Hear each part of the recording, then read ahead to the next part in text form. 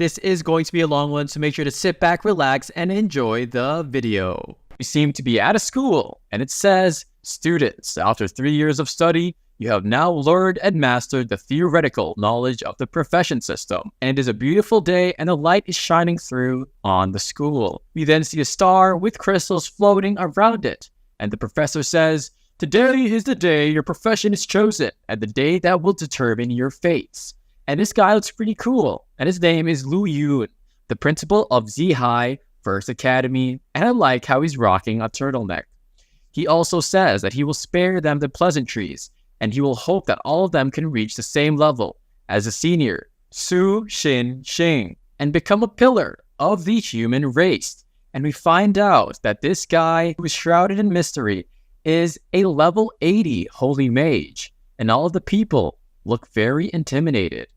But of course, there is a guy with his hand in his pockets, and he says that that is a transmutation circle. His name is Lin Mo Yu, and he is a student of Zihai First Academy. His name is Lin Mo Yu, and he has been reborn into this world for so many years, and at long last, he can finally get his profession. We then find out that this world is unlike any other RPG game, and there are not only many dungeons and secret areas, but also monsters in the wild. So it seems like this is an MMORPG. He also mentions that after the profession selection, these individuals can gain experience by killing monsters and raiding dungeons as well as secret areas, and they can level up and enhance their skills as well as their strength, as we see an example right here.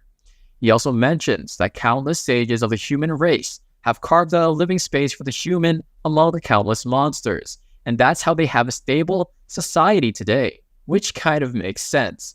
And of course, the most popular professions in this world are naturally the combat classes. The support classes come next, followed by the livelihood professions, and the combat and support classes can be divided into 5 classes, or should I say 5 ranks.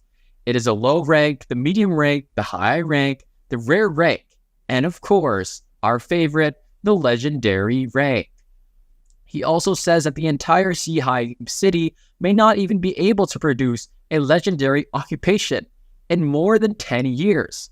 We then see the transmutation circle activate, and a beaming bright yellow light comes out of it. His friend Gao Yang says, "Yo, Mo Yu, bro, what is your most desired profession?" as he puts his hand on his shoulder. He tells him to really say it, because he really wants to be a knight, and he says that he will be a knight for sure so he can protect the girls. Are you kidding me? We already found our next simp. He then says, "Gao Yang, why are you talking to that idiot? He won't answer you." And then he says that maybe today his profession selection will be from the livelihood class. And then the other guy says that's right. It's just that his grades are a little bit better. So what about it? But of course, Gao Yang is pretty cool and is a cool dude, and he says, "Don't say that." In fact, he doesn't talk simply because he does not like to. We then see Lu Yun, the principal, talk to Master Zhang, and he says, "I'm sorry to bother you today." And he is a level 52 formation master. He smiles and says it's no big deal. Our MC then says that old man is actually an arrangement master, and he says that it's a rare supporting profession. The president then says, "Once I announce your name, enter the transmutation circle. The first one is Shu Da." Shu Da then gets his test, and he is in the livelihood class, disappointingly, and he is a farmer. Well, and he says, "I can't believe it, a livelihood class and a farmer at that." And I know that the rest of the class are probably laughing. He says that farming can be good though, because it can be upgraded into a grand farmer and even an holy farmer. But the classmates say that indeed, among the livelihood classes, being a farmer isn't too bad. We see somebody and he becomes a chef, and his father was a chef, and he never thought that he could be a chef as well. This seems pretty wholesome. The president then says, "Yeah, until now there hasn't been a rare profession." And then of course, Zhang Xian, the formation master, says that the students this year are quite average. The principal then says there are only 1 or 2 rare professions in the entire city of Zihai every year, so it's not too much for them to hope for. And then Zhang Xian asks, "How many years has it been since your academy came up with a rare profession? It would be nice to have at least one high-level profession come from the combat class." Next up is Xia Shui. Xia Shui is a student of the Zihai First Academy, and of course I know that the boys are already fiending over her. She says, Lin Mo Yu, I'll show you who the real genius is, and it seems that this is the first waifu of her boy that he has collected. We then see, although we were known as the two geniuses of the academy, our boy Lin Mo Yu was always ahead of her, and she won't admit defeat. The guy then says that this girl has a lot of potential, and then the principal says, Master Zhang, why do you say that? He says that the girl's mental strength is more than twice of an ordinary person, and it's a high possibility that she could actually become a mage, because that is also a high-level profession in the combat class. He says that if it's some special mage, then this is truly a rare profession. And then we see her walk towards the circle. Boom! Some explosion happens, and then we find out that a vision has appeared, and it is indeed a rare profession. Her combat class is an elemental mage. Let's go, guys! I mean, sorry, I should be cheering for our MC and not his wife. But anyways, we then find out that the class says that this is amazing, because it is actually so rare for this to actually occur, and of course, they say it's expected of a genius. Zhang Shan then says, girl, you are very good, and she bows down and says thank you for your compliment. She looks over to her girlfriends, and they say that this is time she is sure to be able to surpass that annoying guy, Lin Mo Yu. And then she says, Lin Mo Yu, because he is next up, and with his hands in his pockets, he dashes past her, and I already know that her boy is probably going to be the most OP in the city. We then see the president or the principal, and he says, Master Shang, what do you think of this little guy? And he says, apart from looking very calm, there really isn't anything special. The principal laughs and says, there are two geniuses in our school. Ji Shui is the second, and Lin Mo Yu is the first. And then he says, you should know that academic performance and class change are not necessarily linked. And the principal says, but if Lin Mo Yu had another rare profession, boom! Holy cow! We see a purple spiral gather around him, and it literally connects the clouds, and it's a Nimbus cloud. There is lightning literally from his aura. The president of the principal looks up, and he's like, what the heck is going on here? Zhang Xian says, it is a vision. This transformation, vision? He says it is such a huge vision, and he wonders if this is going to be a rare profession. And then, of course, Jia Shui is like, there's no way, I won't lose to you, because the vision is much bigger than hers. One of the guys points up and says, look, there's dark movements in the clouds. And we see a lot of eyes that are glowing in the darkness. It seems to be the undead. And one of them falls and says, it's the freaking undead, dude. The dark clouds are full of undead. And they are literally marching down. And they seem to be very furious. Jia Shui then says, I know that this is a vision, but she cannot even fight that kind of stuff. And then we see our boy, and there are souls surrounding him, and he seems to be harnessing the power of the vision. We then find out he is a necromancer, the unique hidden profession. See the green flame in his hands, and he says that he is the only necromancer in the world. And he also says that unless he dies, there will never be another profession like his. And he seems to be holding the world by the palm of his hands. This is not only rarer than a rare profession, but even rarer than a legendary profession. One of the guys says, Lin Mo Yu is so powerful that he transformed into a hidden profession, and it's a unique one. And they are two haters, and they're like, hidden professions aren't always powerful, and there have been many people in history whose hidden professions weren't very good. One guy also says that yes, I agree, and the girls say, just now the visions were scary, right? It was that of a necromancer. So does it have to be dealing with dead people all the time? And because he also doesn't talk, the guy says, isn't it good to deal with dead people because there really is no need to talk?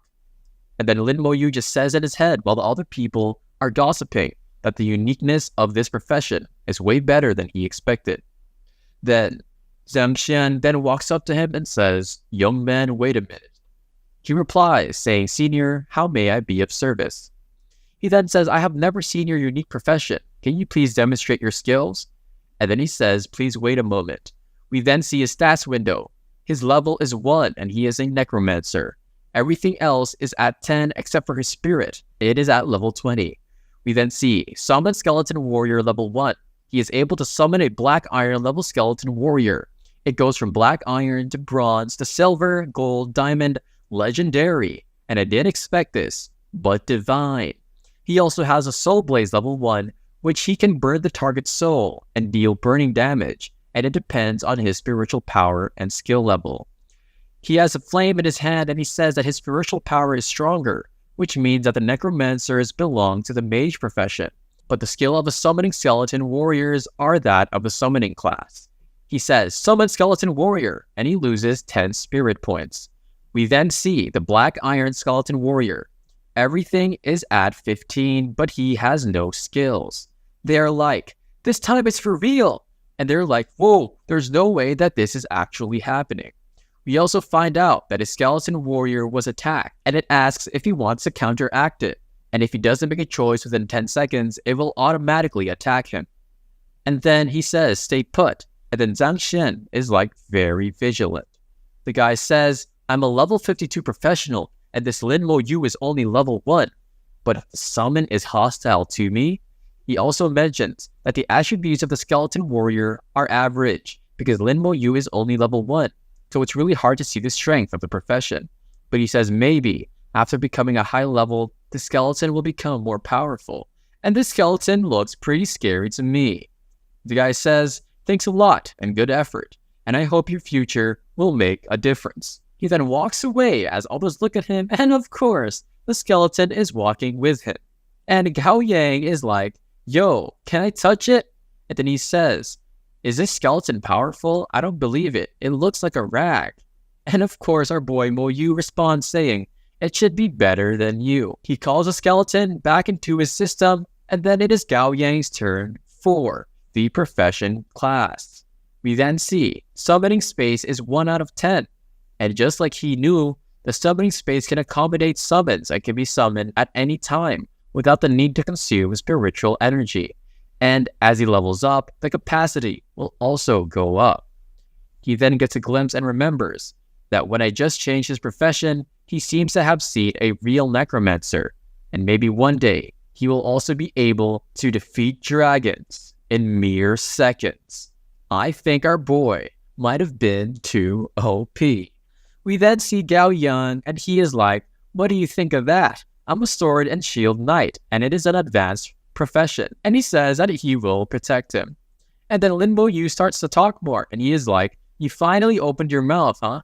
I just said that the opposite on purpose. Didn't you notice? The president then says that the transfer is over, and no matter what profession you have changed to, the academy has arranged a place for you to improve. And tomorrow, the novice leveling dungeon of Shihai City will also be open. And he tells him to get good grades on the big test in a week and get into the institution for the higher learning of their choice. Our boy Lin Mo Yu then starts to think that the monsters in the newbie upgrade dungeons are concentrated in levels 1 to 8, and the number is small and is way safer than the wilderness. And just at that moment, Ashui calls out to him, and she says, Lin Mo Yu, I want to compete with you. Let's compare the results in the exam. Don't you dare to compete. This girl really is a tsundere. And she says, although I lost to you again today, I will not be defeated. We are at Lin Mo Yu's home, and he seems to be looking at a picture. It is a picture of his grandma and his sister, and he says that he has successfully changed his profession to a super rare hidden one. And he also tells his sister that just wait, because he will also be admitted to Shajing Academy. Just at that moment, he sees somebody knock on his door, and it is the president, Lu Yun. He then says, hey Lin Mo Yu, come take these supplies first. And he also mentions that last year in Jihai City, only this kid's older sister, Lin Mo Han, was admitted to Shijing Academy alone. And that's where our boy's sister is at. He also says that he promised his sister to take good care of our boy Lin Mo Yu, and she agreed to go to Xijing. So now he has to keep his promise. He says thank you, and then the principal says, tomorrow you will enter the dungeon for the test, so make sure you get good sleep. It is midnight and our boy is still trying to get the system working. He sees system loading, and then it says, The host has awakened to the necromancer profession, and the profession meets the requirements. The strongest talent system is binding. We then see some more things saying that he has obtained the skill, damage transfer as a passive one, and that it basically is all skill effects are increased by 5 times, and all the damage received by the mage is taken by the summoner. And of course, this is completely goated. He then summons a skeleton warrior, and we see the animation, and it looks as cool as ever. He loses 10 spiritual power, but then that's not really a big deal. We see the black iron skeleton warrior. His strength is 75, and all the other stats are 75 as well. And this means that our boy has literally just got a cheat code, and that with the damage transfer skill, he will be invincible at the same level. What an awesome way to start the first chapter. The next day, we are at the novice leveling dungeon. And of course, our boy Gao Yang says, "Yo, Moyu, you want to team up here?" And then we see the galaxy wallpaper, the rift that looks like a galaxy wallpaper. Of course, he says nothing. And then Gao Yang says, "You prick, why are you looking down on me? I invited you all the way here with my sincerity." And then Moyu is just like, "Teaming up will make it slow, so going solo is faster."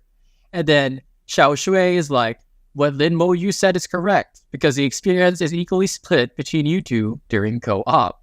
And she also mentions that according to seniors, teaming up after level 10 is probably the best time to team up.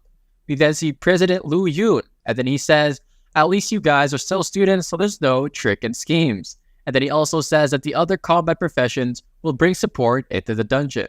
And then they're like, "Why don't they need support?" And then the principal says that Xiao Shui is aiming for Xia Jing Academy, so she needs to level up fast, and besides, she is an elemental mage. And for Lin Mo Yu, Master Shang, and they don't really understand how his ability works, so the supports can just ask them if they want to team up. And then we see the 3 girls, and they're like, "I'm pretty scared of those undead." He then whips out the staff spirit, and he gets a +1. He says that he's also aiming for the Xiajing Academy, so that he can go there faster. He will go solo.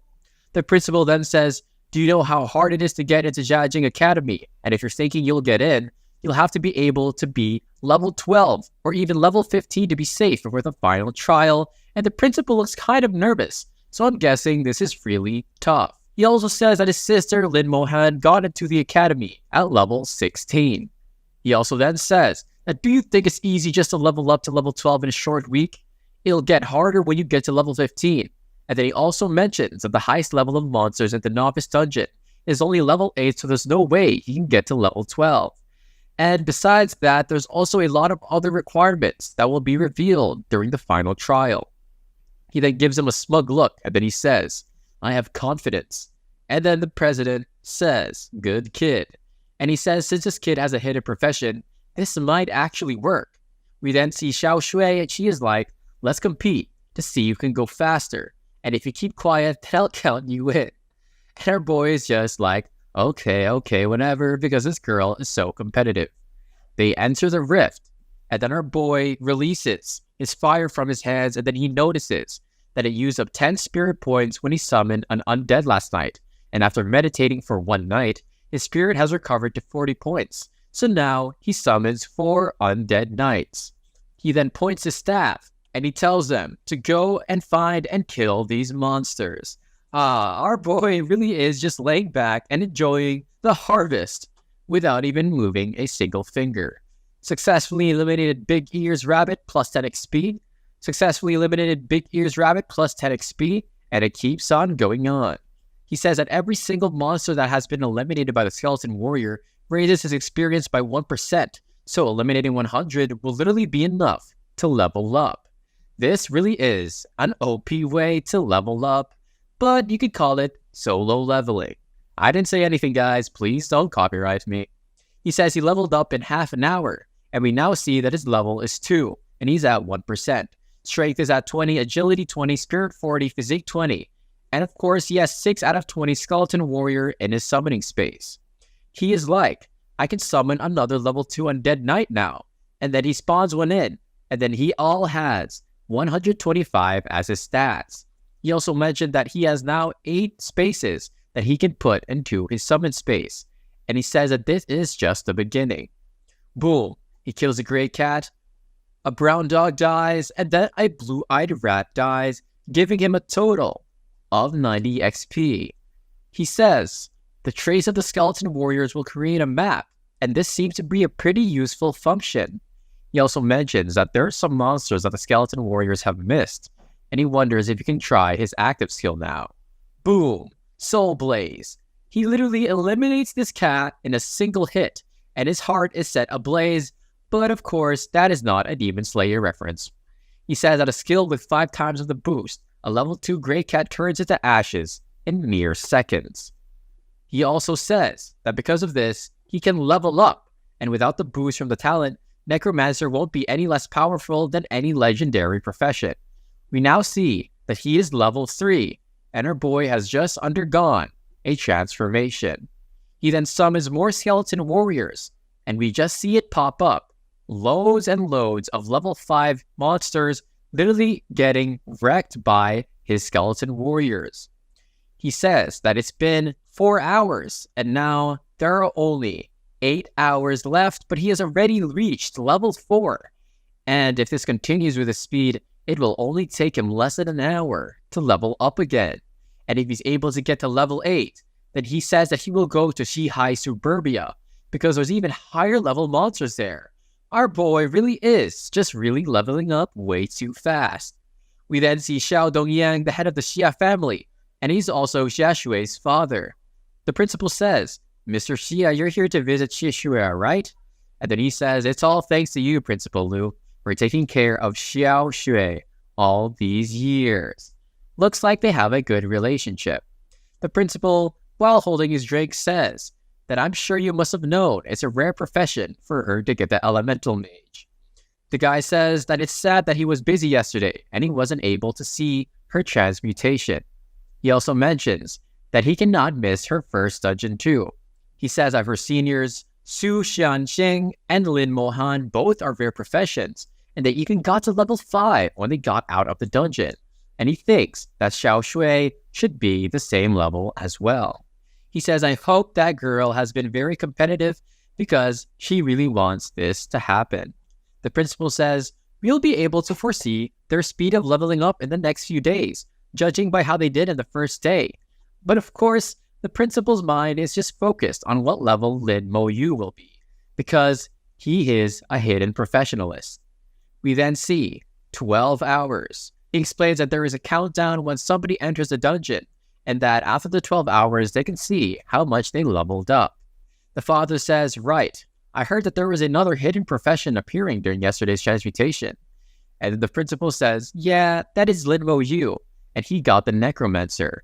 He also mentions that Mo Yu's sister is Lin Mo Han, and if Xiao Shui is able to make it into Jiajing Academy, maybe you can have Lin Mo Han look out for her.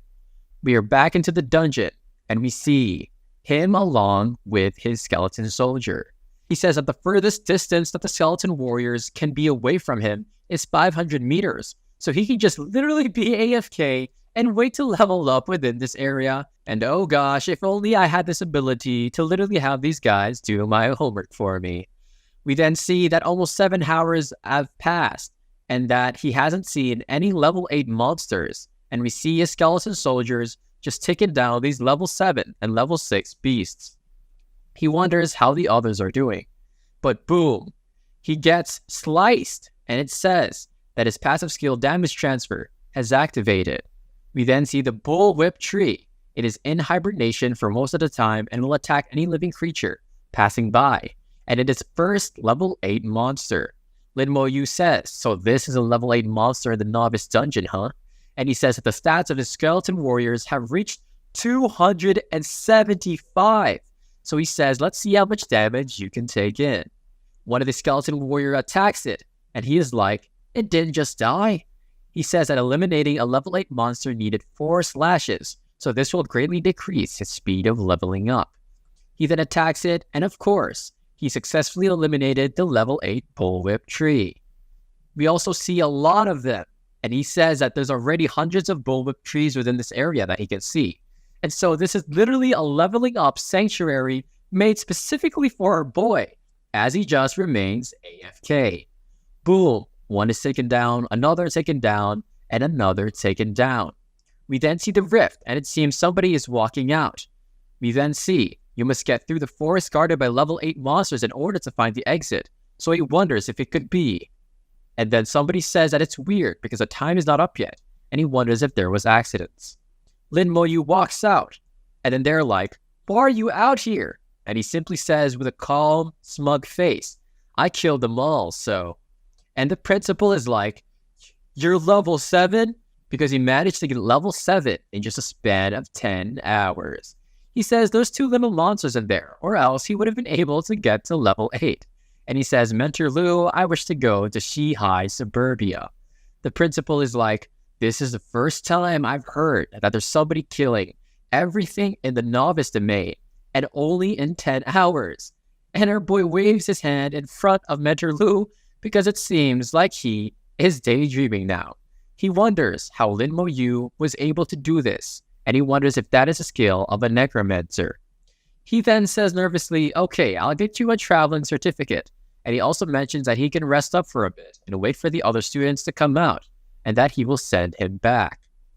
And just at that moment, one of his subordinates says, "Why did that student get out so early?" And then he says, "Lao Lu, are you okay?" He says, "Yeah, is he alright? Why is he alone, and where are his teammates?" The principal says, "He is Lin Mo-yu. He got to the novice dungeon and slaughtered all the level 8 monsters inside." All of them are shocked because they've never seen how powerful legendary professions are, but they know for a fact that there's no way they can have that quick of a speed. And this is the power of the hidden profession. The principal says that this kid will have a bright future, so there's no need to worry, and that if he manages to get into Xiajing Academy, then I guess they'll be having a headache instead of the principal.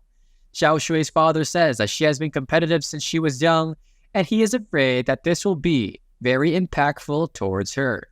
The principal puts his hand on his shoulder and says, "Ah ha ha ha, not just this time. You're not home often, so you don't know, but Lin Mo-yu's results have been on top of Xiao Shui's for all these years, and that girl has been in second place forever now." And the father is like, "That girl didn't even tell me anything like that." We then see Lin Mo-yu, and he says that at this moment, he'll be able to summon 24 skeleton warriors, and that he has 70 spots for his warriors. He says if he were to think of occupying all the spots, then it will need some time, and he just sits there on a rock meditating with his awesome staff. We then see Lin Mo-yu, and she says, "I won't lose this time," because she has already reached level 5, which is basically the standard of the novice dungeons record. And she's like, "Where the heck is Lin Mo-yu?" And it turns out that she doesn't know. She's like, "When did he get out? Wait, he is..." And we see he is level 7, and she is literally shocked. She then sees her father by the car, and he's like, "What's up, Xiao Shui?" And she asks why her dad is here. He is in the car, and then he asks, "Do you need help? And why are you still competing with that kid? This guy really is a menace to his daughter." She says, "He's a total bad guy, and he's been more powerful for me than the last 3 years. This girl really is a competitive spirit." He says, "I'm telling you, this Lin Mo-yu got out of the dungeon in 10 hours, and he killed all of the level 8 monsters." And then she says, "This is the thing, I won't keep losing to that guy." But then after she hears that, she looks back at her father like, "Killed all the level 8 monsters?" And then she mentions that she just got to the area of level 7 monsters, and she didn't even get to see a single level 8. And she also mentions, besides that, he got out 2 hours earlier, and if there's more monsters in there, does that mean he'll be able to reach level 8? And then we see Gao Yang, and I think our boy Gao Yang is literally the simp and the new waifu. And he says, "Mo-yu, how did you get to level 7? And he says, "No, forgive me, I meant Boss Lin. Please bring me with you." And then Lin Mo-yu is like, "Bruh." He tells him that he'll bring him with him next time. And then Gao Yang is like, "Then that settles it. I'll wait for you at the school entrance tomorrow." And he gives a very charming look. The next day, we see him kind of bummed out. And he is like, "Mentor Lu, why isn't Mo-yu here?" And then Principal Lu says he went to Shihai Suburbia. And then he yells and he says, Curse you, Lin Yu! You fooled me! I shall battle you! And then the principal is like, give up, you can't win. We are then at the Xia Empire Exchange, and this looks like a pretty cool and tall building. We then see somebody's hand on a crystal, and it says, initializing identification. Identification, succeed, citizen of Xia Empire, Lin Yu. And he has permission granted to the Xia Empire Exchange. His authority is only level 1. He thinks and wonders if there's any mission suitable for him. We see collected, unlimited amount of green sprout, and the price is 50 gold a portion. We also see another mission, which is raid the level 14 domain of Zhihai Mines and acquire domain's boss, King Goblin's core. He finds this interesting, and then he says that it might be difficult. We then see the normal difficulty, and he mentions that it goes from normal, nightmare, and hell. The nightmare difficulty is many times harder than the normal one, and it will be impossible to pass without a strong team.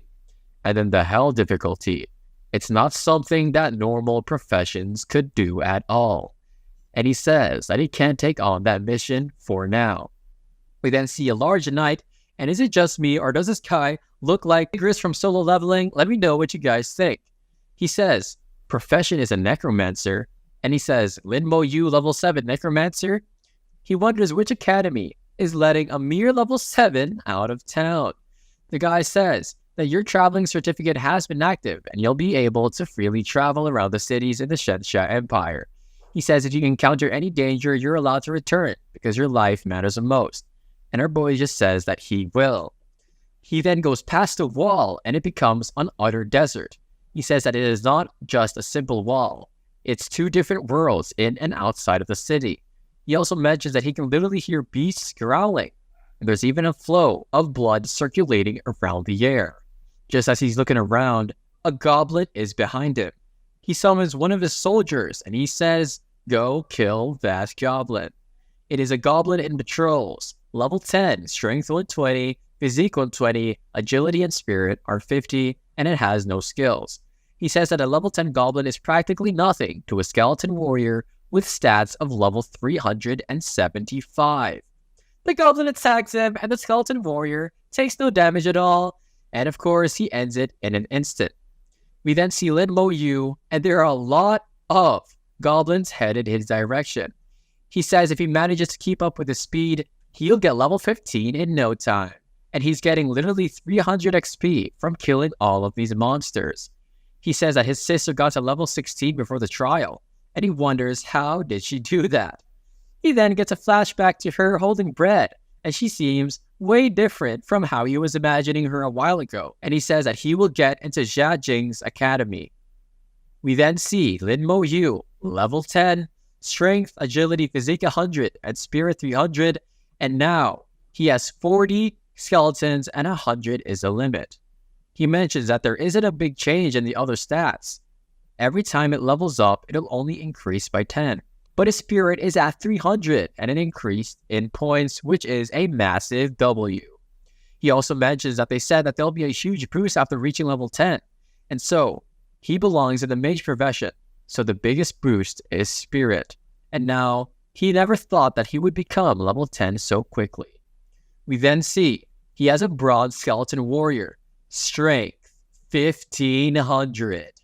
Agility, spirit, and physique are all the same. He also has a rage shot, which is to create 200% of the damage based on own strength on target, and the cooldown is 10 minutes. This has become quite out of hand, and I think our boy might just solo the verse.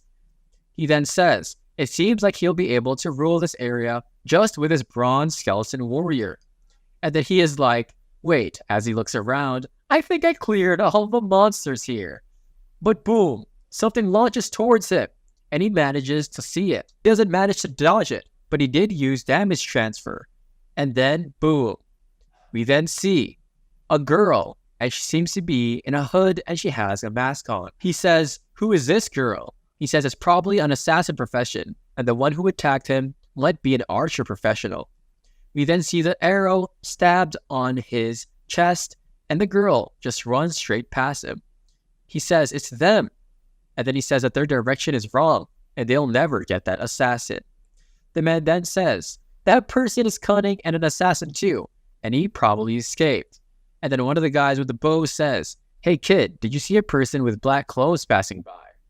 He says, your arrow hit me, and apologize, as he gives them a menacing look, and of course a side eye. I'm pretty sure they know better not to mess with the MC of a manhwa. Surprisingly, the man with the bow says, sorry for that, and the guy is like, this kid got hit by my arrow, but somehow he's fine? Lin Mo Yu is just like, just don't do it again. And then he says, this kid, doesn't he know that I'm not in a good mood? And then he realizes, and he thinks, is that a skeleton warrior? And it seems that he has some knowledge about this. The guy with the staff grunts and says, only the ones who are hidden criminals with dark mentality would be able to awaken such disgusting professions of summoning the undead. And he says that he's definitely not some good guy. The archer says, stop it. And then he says, I know. We then walk past him, and he says, consider yourselves fortunate. And then he also says if they did something, they'll get it back 100 times worse. And you see the aura on his hand start to fade away. We then see level 10 Goblin Patrol eliminated, level 11 Goblin Soldier eliminated, and he has obtained the Goblin's Bones. He is literally just sitting as they fight, and then he says the experience points are decreasing, and that after level 10, the experience needed to level up has increased by a whopping 3 times. And according to our boy's calculations, that means he has to kill 5,000 goblins just to raise in level. And he does mention that he doesn't think that he'll be able to reach level 11 if the skeleton warrior kept on killing without exhaustion. He says there's not much time and he can't go back. He then leaps forward with the skeleton army, and he says if it wants to get into Xiajing Academy, he has to do more than others, because who is going to carry the boats? We see him set up camp, there's fire, and he says that based on the current speed of leveling up, he'll be able to reach level 13 by tomorrow, but it really is still unclear if he can get to level 15 the day after. And he also mentions that after reaching level 15, it'll be way harder to make it to level 16.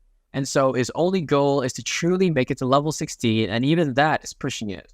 He wonders how his sister managed to level up that time, because he knows he's a sword dancer in the legendary profession, but there really is no way that she could level up so fast and even faster than him.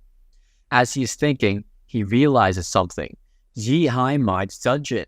He wonders if she had teamed with other people and raided the nightmare difficulty dungeon that has way more XP.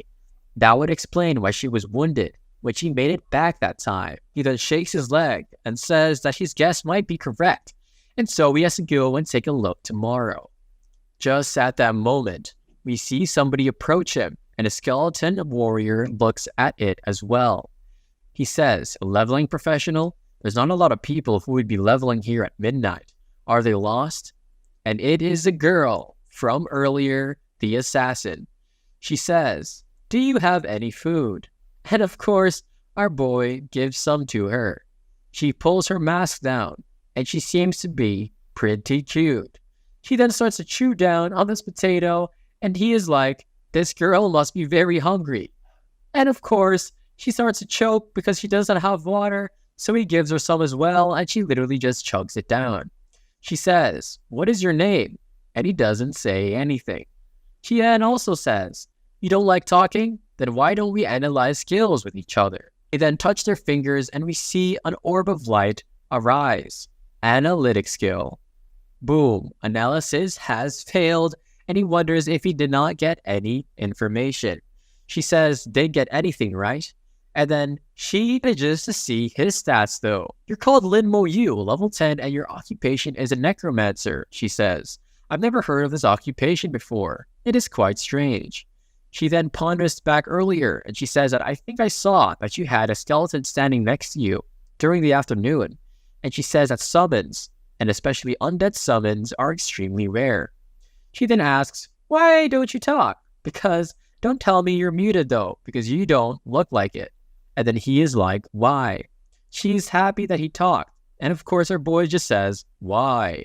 She then says, are you asking why your analytics skill did not work? And she says, it's because of this. It's a blocking badge, and it looks like an X-Men logo. She says, as long as you have it, anyone who's not 10 levels above you won't be able to use analytic skill on you. She then makes it disappear and she says, try using the occupation skill now. We then see her name is Ning Yi Yi. Her occupation is a shadow assassin, and she is a level 19 one at that. As they're thinking, they then look back, and it is the people from earlier. He says a skeleton has already detected them. Are they thinking of surrounding us? She says as she stands up, it's just a mid-rank skill scripture. They've been going for me for days, and they still haven't given up. As she is speaking, an arrow launches at her, and she barely manages to avoid it. But it hits the log, and it isn't a normal arrow. It is a marking arrow, and now it is a problem. Our boy Lin Mo Yu says that Archer has anti-invisibility skills, and this skill will be able to mark the target, which makes them easier to target and unable to enter invisibility. And this was literally specially made to counterpart with assassins and monsters that have invisibility power. He then looks back, and it's the guy from earlier, and he says, there's no way to run this time. And the Archer is on the tree above them. And then the guy says, I knew it, you're a team. A disgusting rat assassin and a malicious dark undying summoner make a good duo, I must say. And then she says, he's not a part of this. I'll give you the skill scripture, and we'll go our separate ways. The Archer then says, it would have been fine if you did it a day before, but now it's safer just killing you. She then tells Lin Mo Yu, I'll buy you some time so you can run.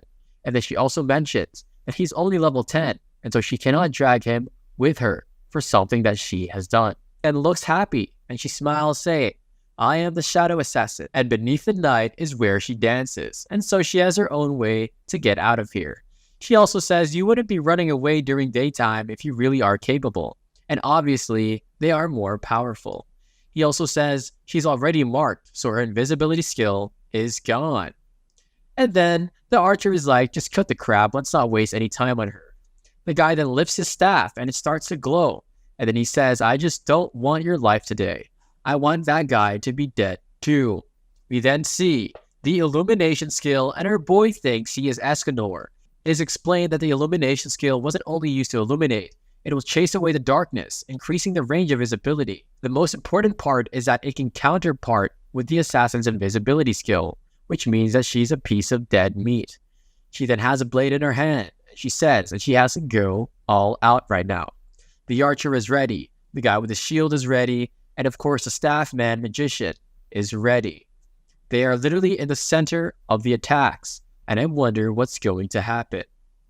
Our boy Lin Mo Yu says come, and one of his soldiers come out of nowhere. The guy says, what a waste of energy. Undying summons, disgusting. He then says that his blazing fireballs are skills of a level 20 mage, and that he'll blow him up to ashes. And then the girl pulls him by his arm and is like, let's run. But unfortunately, we see that her ankle has been caught by spiritual strings, and it is the Archer who set it up. He then loads up 3 arrows and shoots at them, and it is headed towards them. She pushes Lin Mo Yu away, so he won't get hit by the arrows, but he just gets hit by the fireball. And she is like, what have I done? But just at that moment, we then see his skeleton knights block the attack, and they block the arrows as well. It seems like we might have the upper hand. We then see his bronze skeleton, and this boy has 2 axes in his hand, and he's ready to cut down some wood. The mage is like, how could this be? The analytics skill shows that this kid is just a level 10 necromancer, and he tells him not to get closer. We find out that the guy is a level 21 mage, and he's just a level 10. So how the heck could he be alive still? But then we find out that their skills have no effect on the summons, and that the summons have such high stats.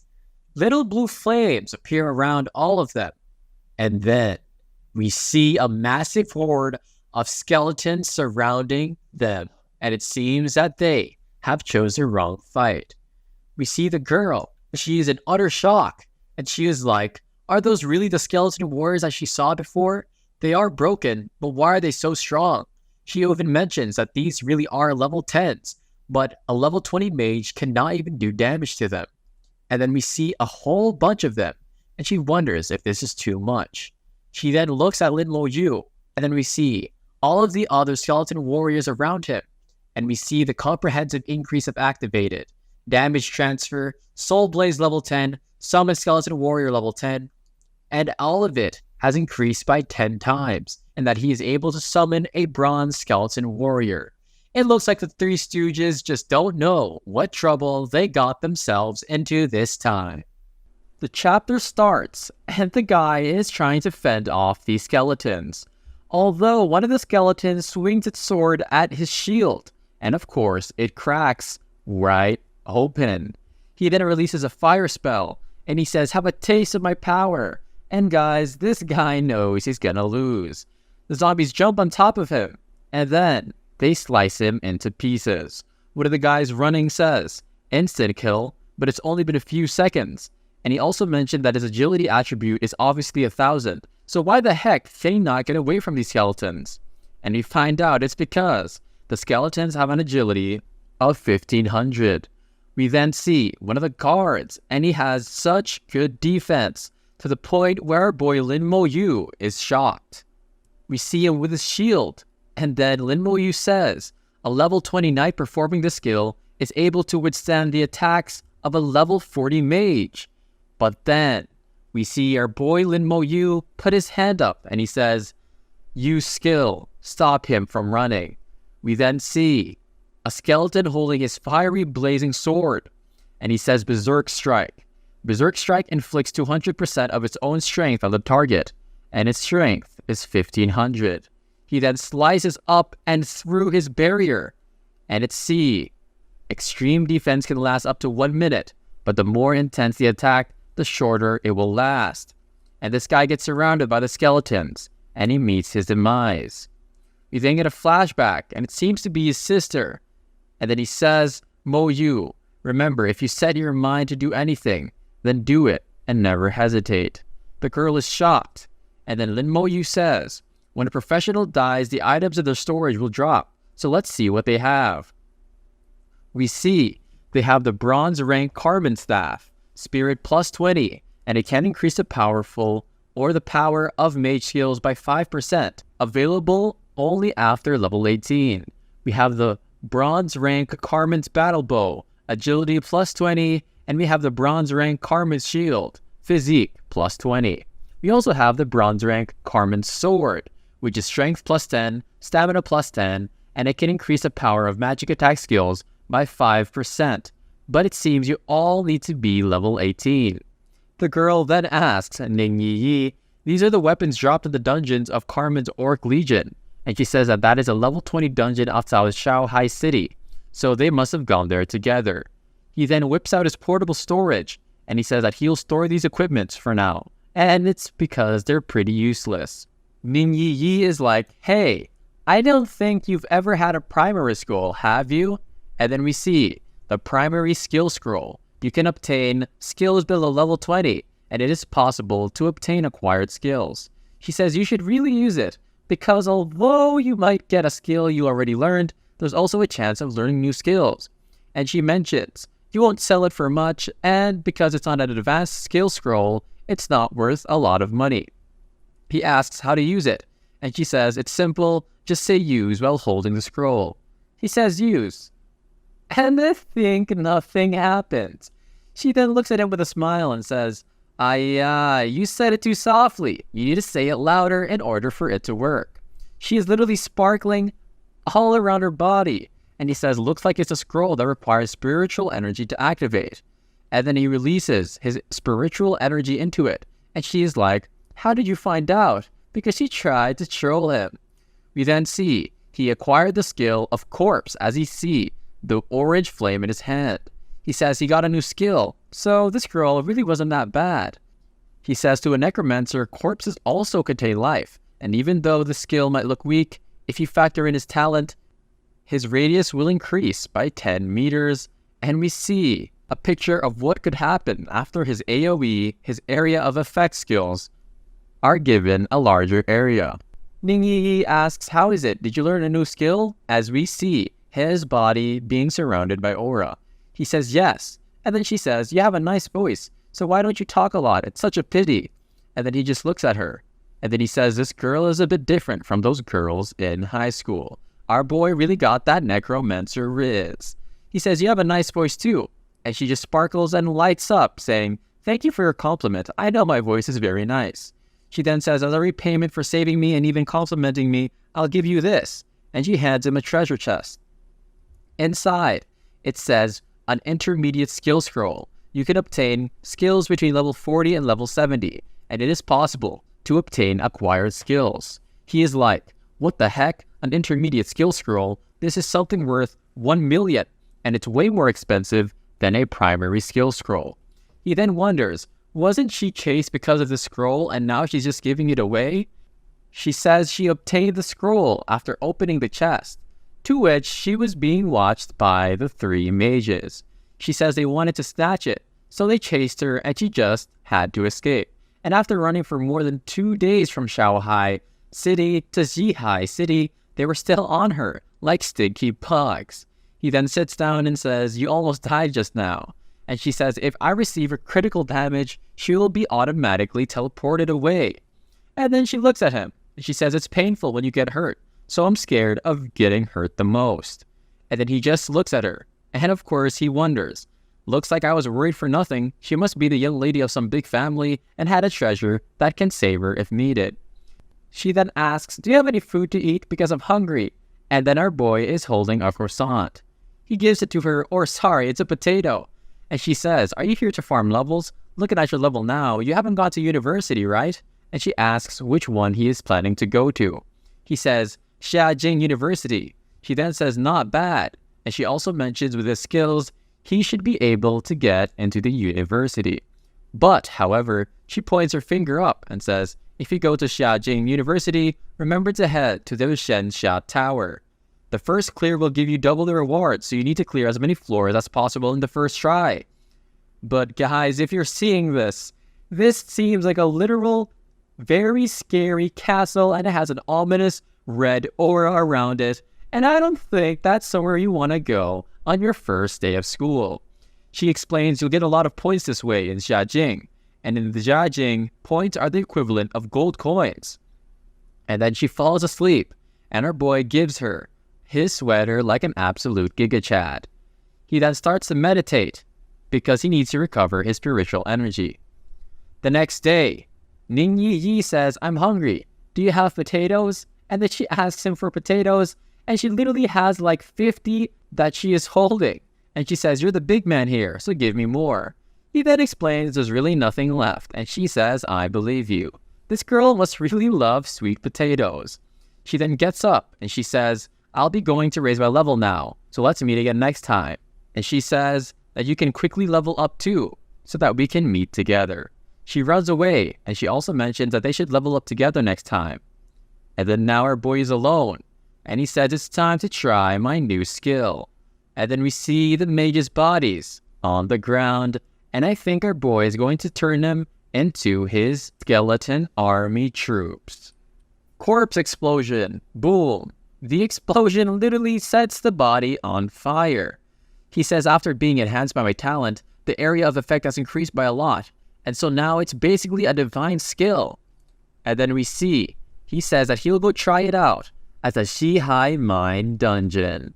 He's walking, and he mentions that after the skeleton warrior transitions from black iron to bronze, it takes 70 spirit points to summon one, and now he only has 300. We then see the summoning space 48 out of 100, and they're all skeleton warriors. He mentions there's no need to rush, and sooner or later, the summoning space will become full. He then is looking towards the mine, and he has a skeleton worker right beside him. He says it's at the entrance to the Zhihai mine, and then we see that normal difficulty, they need a healer for our party of 3, and there are people or hunters around the dungeon seeking for teammates. He walks in with his skeleton buddy behind him. It says, choose your difficulty, normal or nightmare. He says there isn't a hell difficulty, and there are elite monsters present in the normal difficulty already, and so it will be very much harder. He also mentions the elite monsters are enhanced, and it's a lot more difficult if he chooses to do so. We then see someone ask, hey, are you a summoner? and he uses his dowsing ability. But then the skeleton guard gives him a bombastic side-eye, and it says due to having a shielding badge, the detection technique has failed. Everyone around him is like, "You're a summoner, right? They deal quite high damage, so why not we support you?" And they are really just trying to join our boy Lin Moyu's team. He says, "No thanks." And then he's wondering, as the system says, "Please confirm that you've selected Nightmare difficulty." He clicks confirm, and all of them are shocked after he disappears, and they say, "He's trying to clear this all by himself? What the heck?" And they all say, maybe he just wanted to show off and will come running like a coward. We are inside the Shihai mining dungeon, and there seems to be one goblin orc there and a strong smell of blood.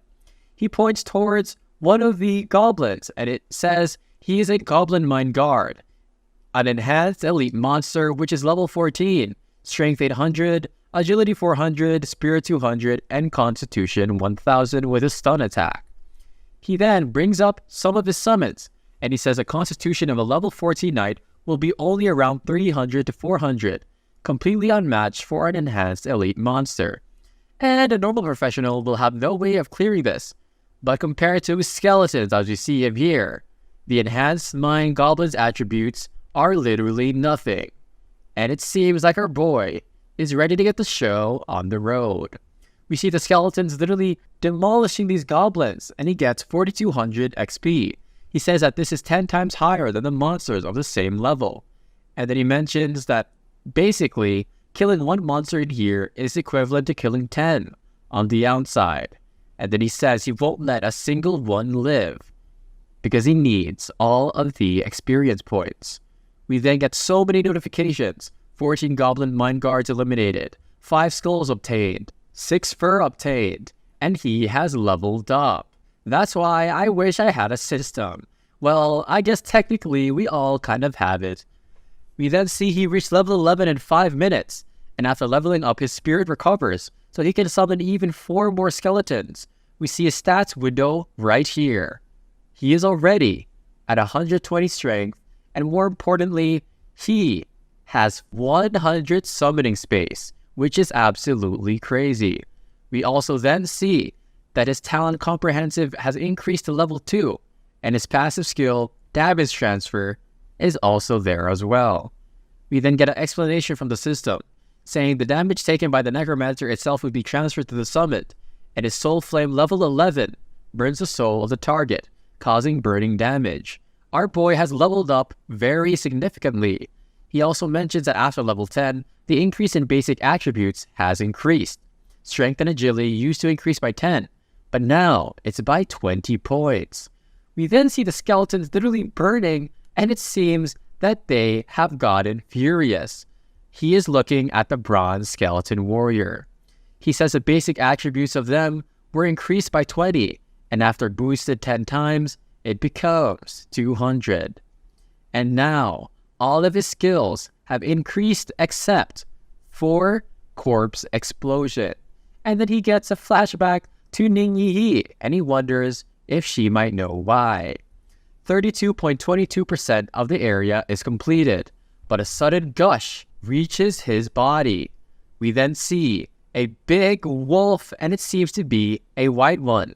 It is a mine wolf king. It is an elite leader, level 15, and his strength and agility and constitution are literally 2000, and his skill is roar.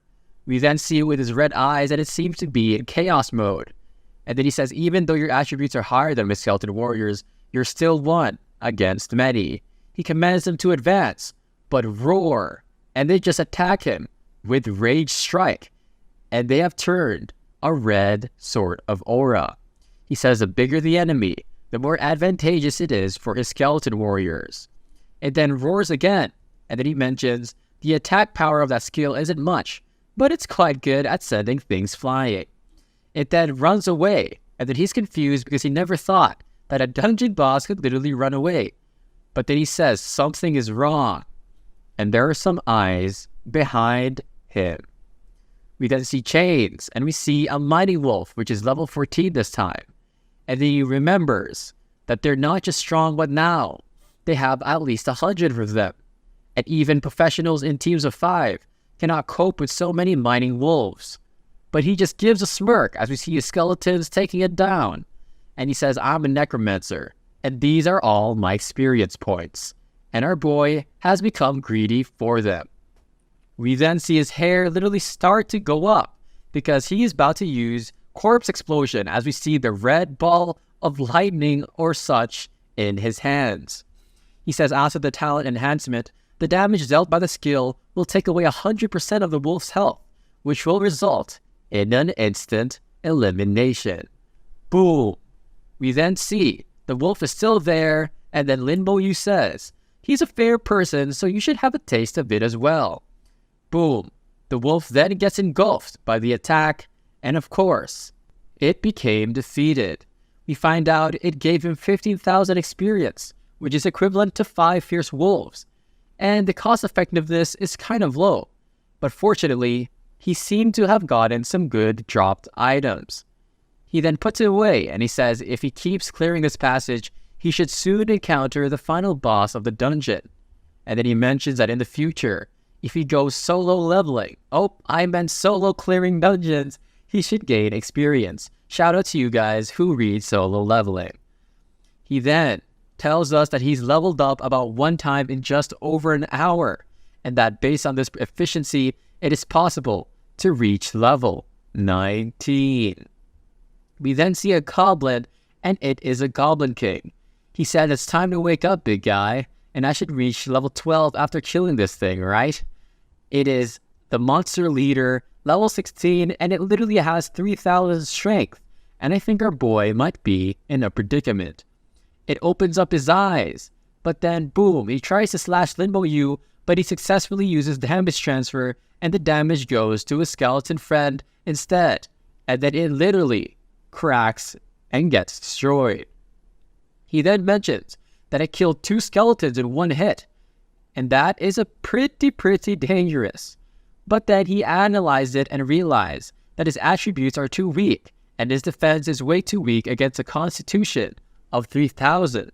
And then he puts his hand on his hair like an anime protagonist or a manhwa protagonist, and he says the weakness is myself. And now he has to increase his own constitution. We then see the Goblin King, and he is literally ready to get the show on the road. He attacks the skeleton, and then our boy, Lin Bo Yu, is in front of him, and he says, don't forget, I have an army of skeletons behind me. The chapter starts, and he says if it goes on like this, it will be crushed by a skeleton army as we see the goblin with the skeletons on top of him. One then jumps up, and he uses shockwave, and it is one of the goblins. He uses fire breath, and his physique is rising, and then he tells the skeletons to return to the summoning space because he needs to interrupt its skill. We then see he uses soul flame on him, and now that he doesn't have enough spirit left, he needs to defeat it now. Rage strike, and finally, the Goblin King is eliminated with a whopping 40,000 experience. Holy cow, guys. And he obtained the bronze level weapon, goblin sword, bronze level equipment, wisdom robe, and of course, one of the most important ones, the Goblin King's core. He has finally reached level 12, and we see the goblin's corpse on the ground. He thanks God and says, my spirit was replenished from the level up because I used it all up just now. And he says it's time to leave the dungeon. He then puts on the robe, and he says even though he's a necromancer, he is a mage, and so his skills are very different from it. And the cooldown shortening of the robe isn't really much use for him. But of course, his spirit and physique increased by 10, so it's not that bad. He then has a core in his hand, and then he says, this core is about 10,000, and that's about the price of 2 equipment, and the rewards of the dungeon were quite well.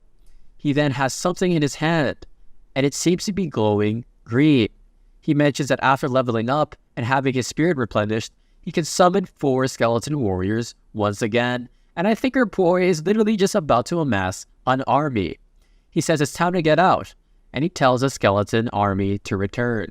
He comes out, and everybody is like, wait, no way he's alive, and he even has a wisdom robe. And so they all look, and they're all in shock. He then sits by his lovely tree like he usually does, and he says from the recent dungeon he figured out his biggest weakness and understood how his skills work. He gets a flashback and he says if he can utilize a corpse explosion properly, it's pretty much an invincible skill.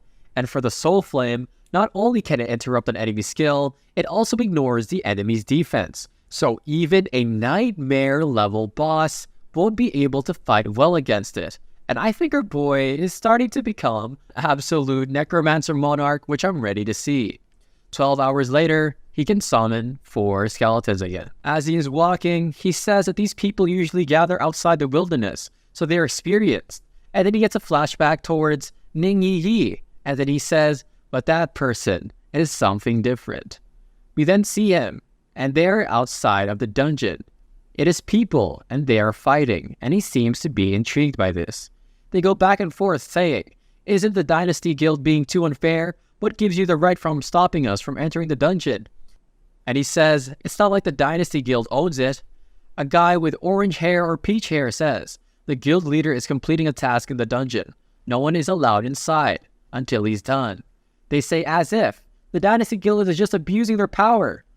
And then it seems like he uses an attack. He pushes a person back, and then he literally just died. And I don't know if this is right. This is definitely wrong. They are looking at him, and they are like, how could you just kill him? The guy with peach hair and his comrades, they just give a smirk and they say, if you have the guts, then come take revenge on us. We'll welcome you with open arms. Lin Mo Yu says, what's going on? And the guy's like, hey, that's the guy that's literally solo cleared the dungeon. And then he explains, it's like this. The Dynasty Guild needs the Goblin King's core, but the drop rate of that is super low, and it will only drop at the Nightmare level, and will only appear once in 100 days. And because today is the 100th day since the last drop, they're making a move, but I don't think they know our boy Lin Mo Yu already has it. The guy then explains that the task to get the Goblin King's core was actually made by the Dynasty Guild, but until now nobody really has it. And then he says, what a joke. The Goblin King's core is worth at least 30,000 gold, and putting 10,000 gold as a price is literally just a scam, and they really are trying to finesse our boy Lin Mo Yu.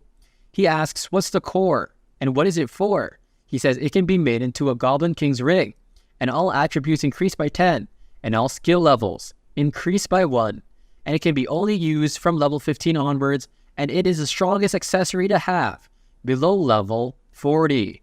We then see the ring here, and it looks pretty aesthetic and cool. And the guy explains that they say that the guild leader of the Dynasty Guild is aiming for Jiajing Academy, and that's why he wants it. And then our boy Lin Mo Yu just says in his head, to a beginner, it would seem like an overpowered accessory to have. And then Lin Mo Yu literally just walks past him, and the guy's like, what are you doing? Quickly come back. We don't stand up to the Dynasty Guild because you'll die. And then we see them literally trampling over somebody. And then they say, a guildless person dares to attack us? Don't even think about appearing in front of us next time, you understand? And then they ask if he is there to die too. He then gives the Necromancer light-skinned stare of Riz, and he says, you're blocking my way. And then he says, you little crap, did you knock your head on the wall? Do you know who you're talking to? He says, get lost, because he's a level 12 Necromancer. And then he says, the guy, the enemy with peach hair, you're only a level 12 rookie who can't understand words. You can't just kill monsters outside. Why do you need to enter the dungeon? And then the people around him are like, quickly come back. The Dynasty Guild doesn't listen to reason, and they won't even hesitate to kill you. And then he says, why does that brat's gaze make me feel so nervous? Why isn't he scared? He then is about to attack him, but I don't think they know that our boy is ready. He then commands the other people and officers behind him to eliminate our boy. And one of them is even a level 25 mage. And he says, a level 12 nobody like you won't even be able to break my shield if I stand still and let you hit it. But then the skeleton attacks it, and it instantly starts to crack. Rage strike. And then he says, no, if this attack hits, I won't just break my shield, I'll die. And then he uses his fire repulsion ring. And then the guy is like, what are you doing? Quickly attack, as the skeleton is going head to head. We then see he is literally getting pushed back by the summoner. And then the peach-haired guy is like, you have to eliminate the summoner. A lady and a man with 3 arrows say, since you dare challenge the Dynasty Guild, You should be prepared to die. And they launch these not so safe looking arrows at him. He then brings out 2 more summons and he says, come out of there. And it seems that they literally just block the arrows with their swords with ease, and both of them are shocked. He is like, how can he summon more than one? And they say, everyone, buy me some time. He then uses the Fire Serpent Dance on Lin Mo Yu, and that's a level 20 skill. He then says only 1 in 3 mages are able to learn that skill, and that's the strongest attack of a level 20 mage. It is on the way, and it's directed towards Lin Mo Yu, and the guy with peach hair just gives a smirk. But then, of course, we see the skeletons pop up in front of him, and he asks, why are there so many?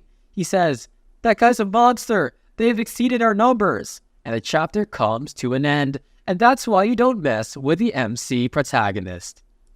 He calls everybody, and he says formation so that they can attack. And we then see strength enhanced, agility enhanced, spirit enhanced, speed enhanced, and speed enhanced. And it seems that they are powering up. He then smiles and he says, support, your blessings, and the supporters, give them some extra boost. He then mentions that his guild is extremely experienced and they know how to work together, and so this should be a piece of cake. Our boy Lin Mo Yu then looks behind him and he says, you guys step back, as he unleashes the soul flame. We then see one of the archers getting ready to attack him, but then, boom, he seems to be lit up on fire. And then one of the guys asks, as expected of the Dynasty Guild, their healers are so good. But then the healer is shocked, and the guy's head literally gets burned off. He then asks, is our guild really going to be wiped out by one person? And he calls them all to attack at the same time. Somebody uses shield, but it seems it can't even hold anymore, because he uses the Rage Strike and all his skeletons have gone berserk. Boom! The shield literally gets shattered, and the sword strikes towards these hunters. The peach hair guy says, that guy isn't even human at all. And Lin Mo Yu just says as he's sitting back, he says there's nowhere to escape. And then he uses corpse explosion. The peach guy tries to run, but then all of them are set ablaze. He says a knight's health is one of the best among the professions, so if the damage is 100 of their health, there should be no one left alive.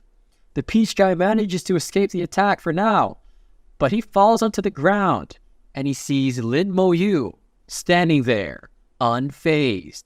He is facing the dungeon, or the entrance of it, and then he uses corpse explosion once again. He says they all died like that. There's nothing really left, even their corpses. And then he says this is complete annihilation. I really can't say anything else. The guy then says, one of the randoms there, with their personality, they'll definitely catch us and defeat us one by one and eliminate us. And he tells them all to leave. We then see half an hour later, somebody comes back and he says, I still couldn't get the goblin's core. We then see somebody says guild leader, and then he wonders why no one's here. He asks, where did Zhaoji and the rest go? What about the other randoms? They all disappeared? He then says, send a message if they're nearby. They will definitely answer. He then starts to sweat and he is nervous, and he says something is definitely wrong. He also thinks in his head that they are the strongest in this area, and is it even a possibility that they've gotten eliminated? He says it could be dangerous here, so let's move. 1 hour later, we see our boy Lin Mo Yu wearing the wisdom robe, and our boy really got the drip.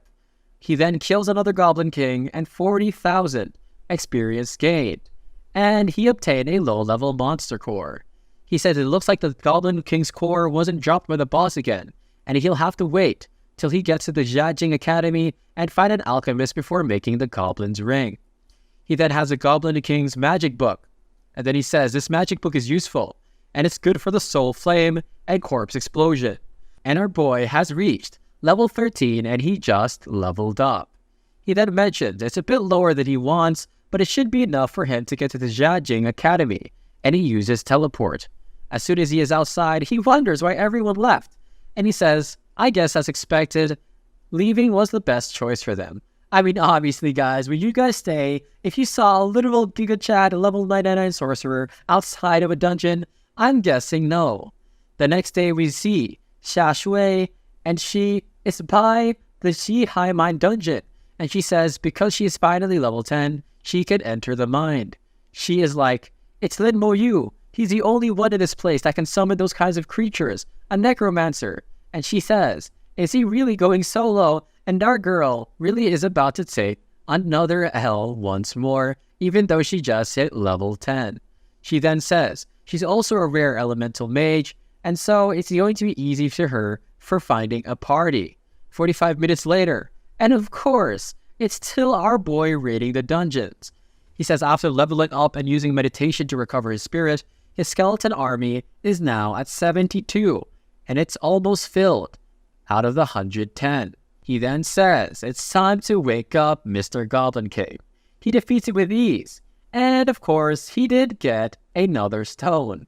He then says to the goblin, you're a monster that's meant to be killed, right? So being killed isn't anything to be surprised, no? And being defeated by me is faster and less torturous for you. And he says, I don't even want to defeat you, but I have no choice since I need to level up. Guys, and 12 hours later, he is back and he says, come on, just 3 more times. He then says, we're acquainted with each other already, aren't we? And he is at level 14 at 60%. We then see him sitting down and sees that he is meditating in the forest. And he mentions that he has 76 skeleton warriors now, and attributes have increased to 2,300 or 2,300. He then says, it is too bad I can't increase the skill of my skeleton warriors. We then hear, Lin Bo Yu, and it is Xiao Shui, and she says, what is your level now?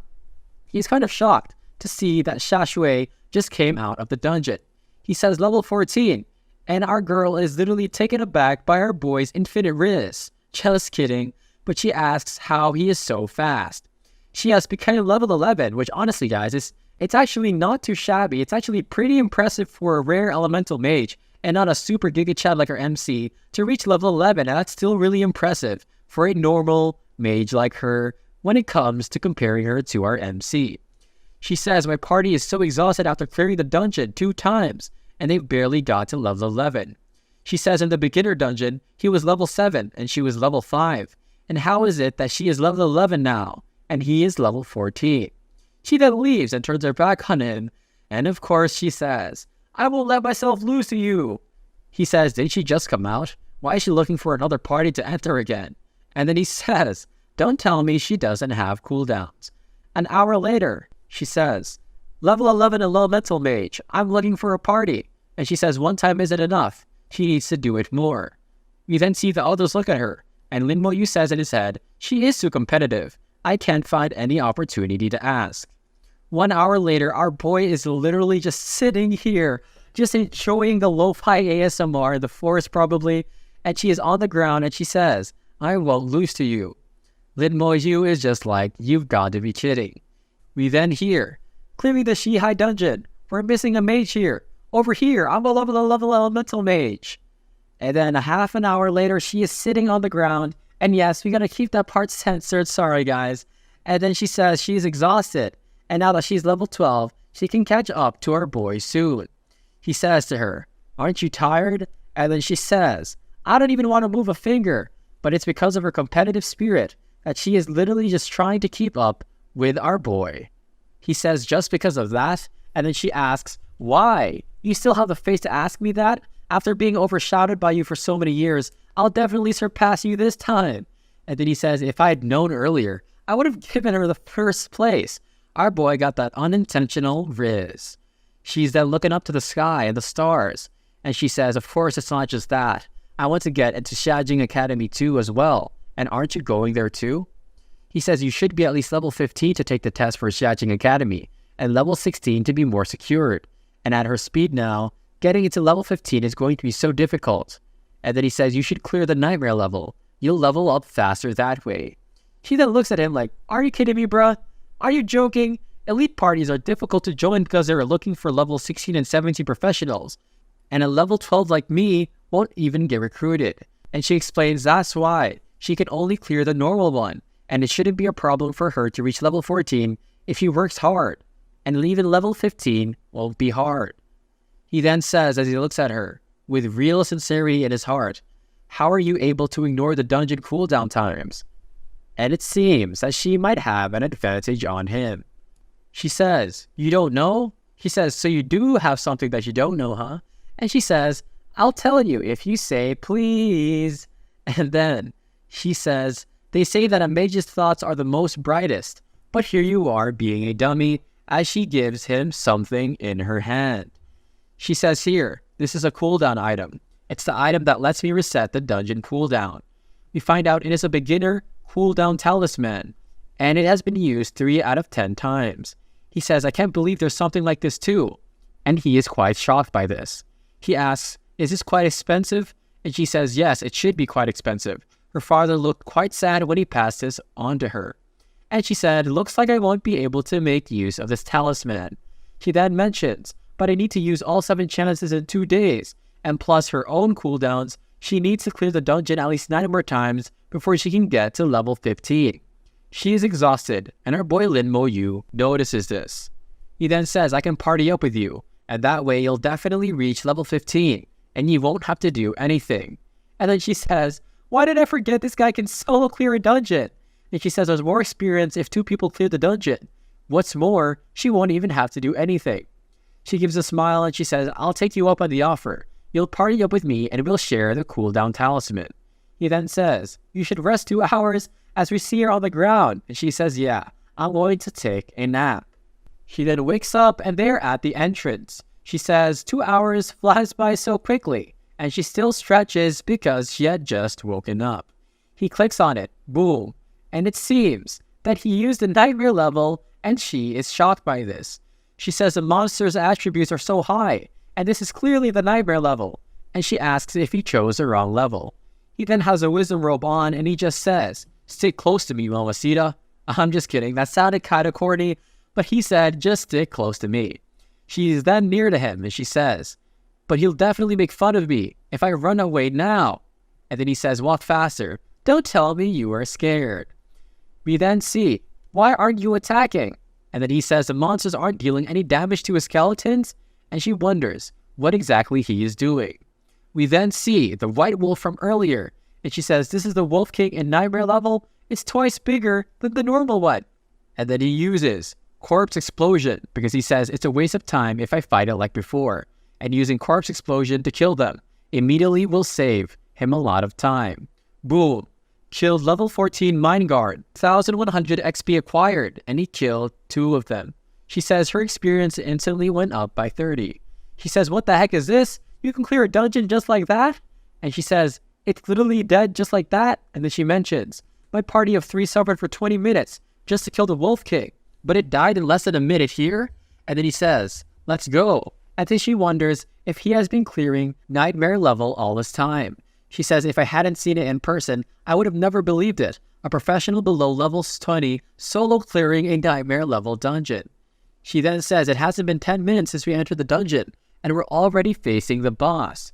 She says her previous parties needed at least an hour so that they can get to the end.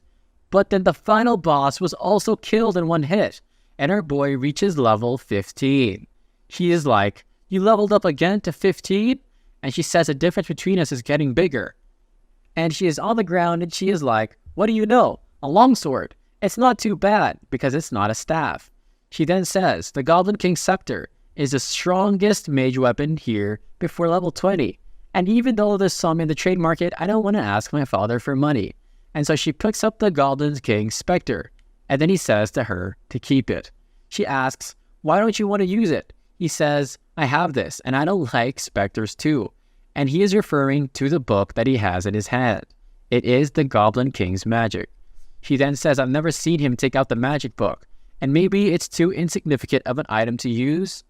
We then see him by the corpse, and he says, as expected, gathering the monsters together and using Corpse Explosion is the faster way, and he uses the equipment Goblin King's magic book, Intelligence Robe.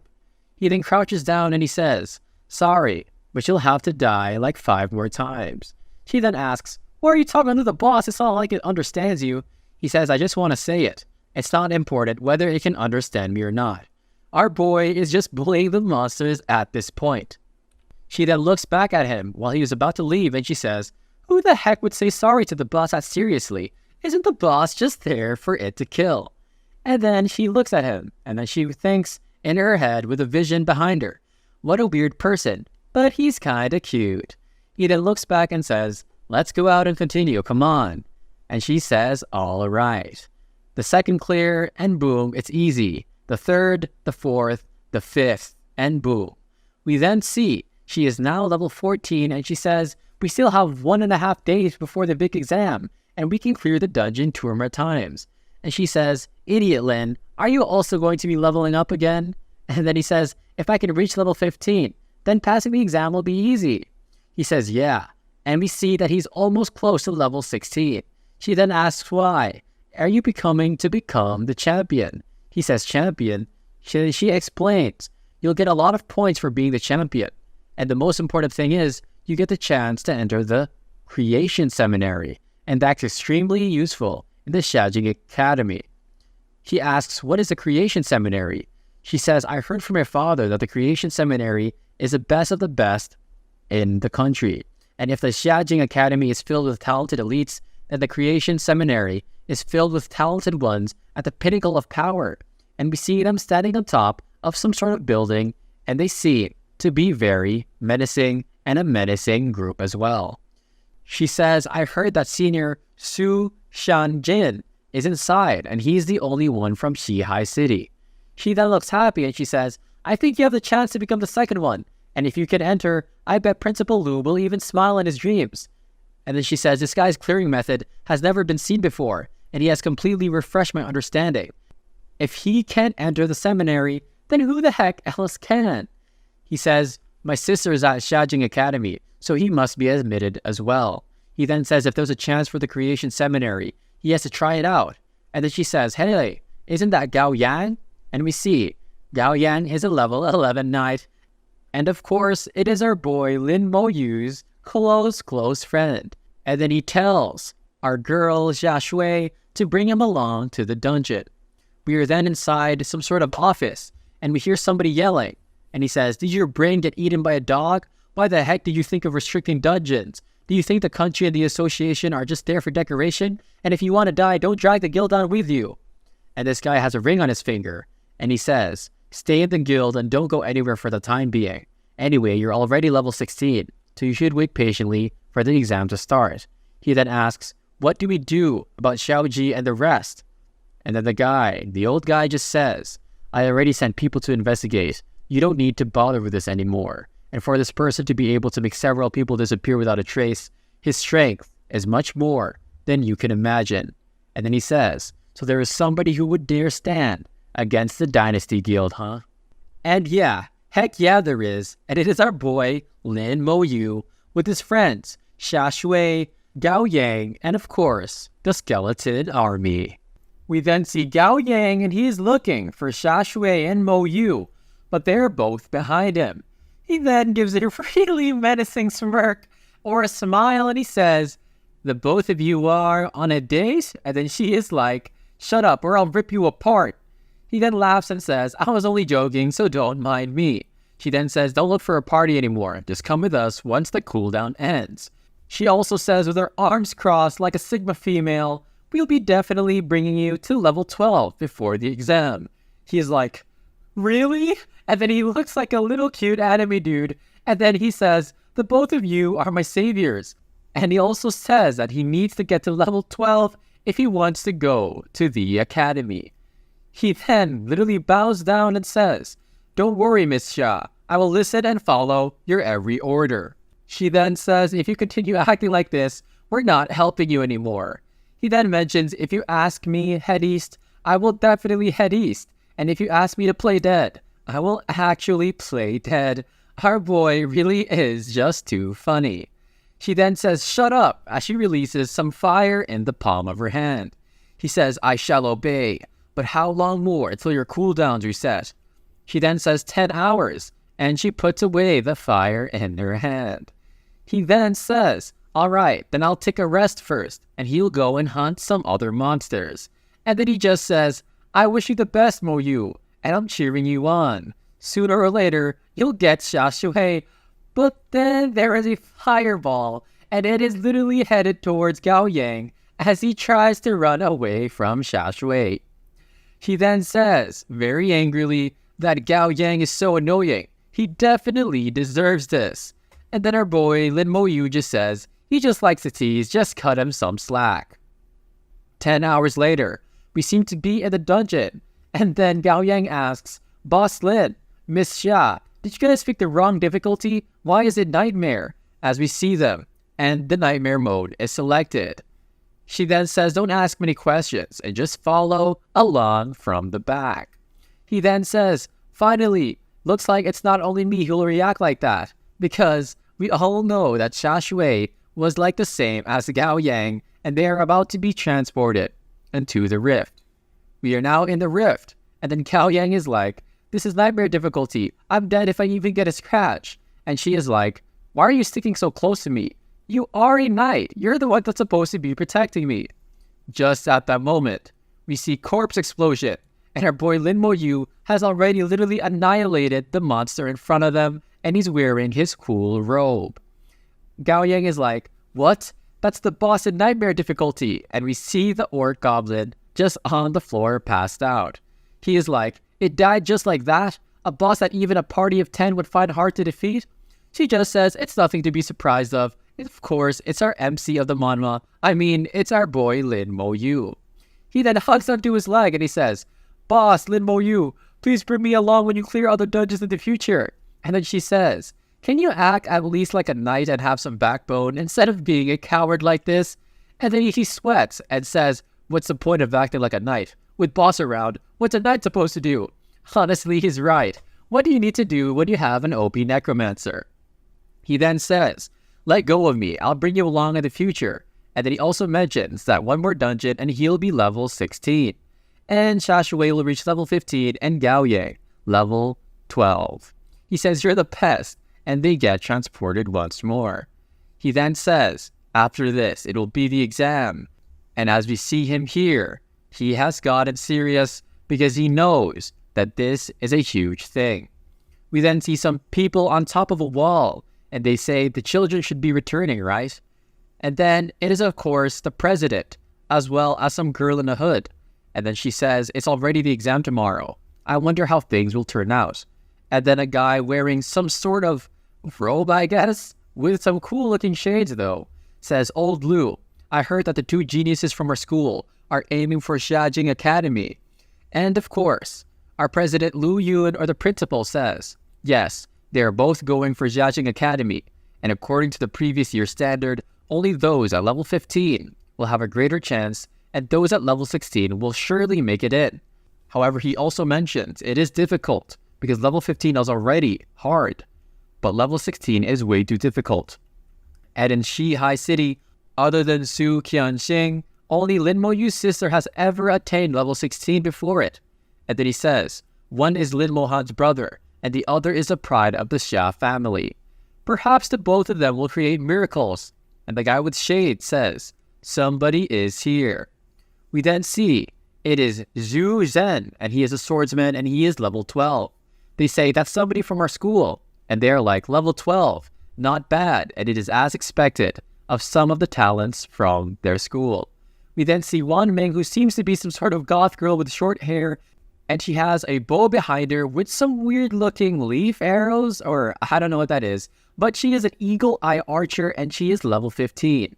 And honestly, guys, I think that this is a pretty cool profession to be an archer. Well, hopefully she doesn't get wrecked like the guy that our boy Lin Mo Yu faced earlier.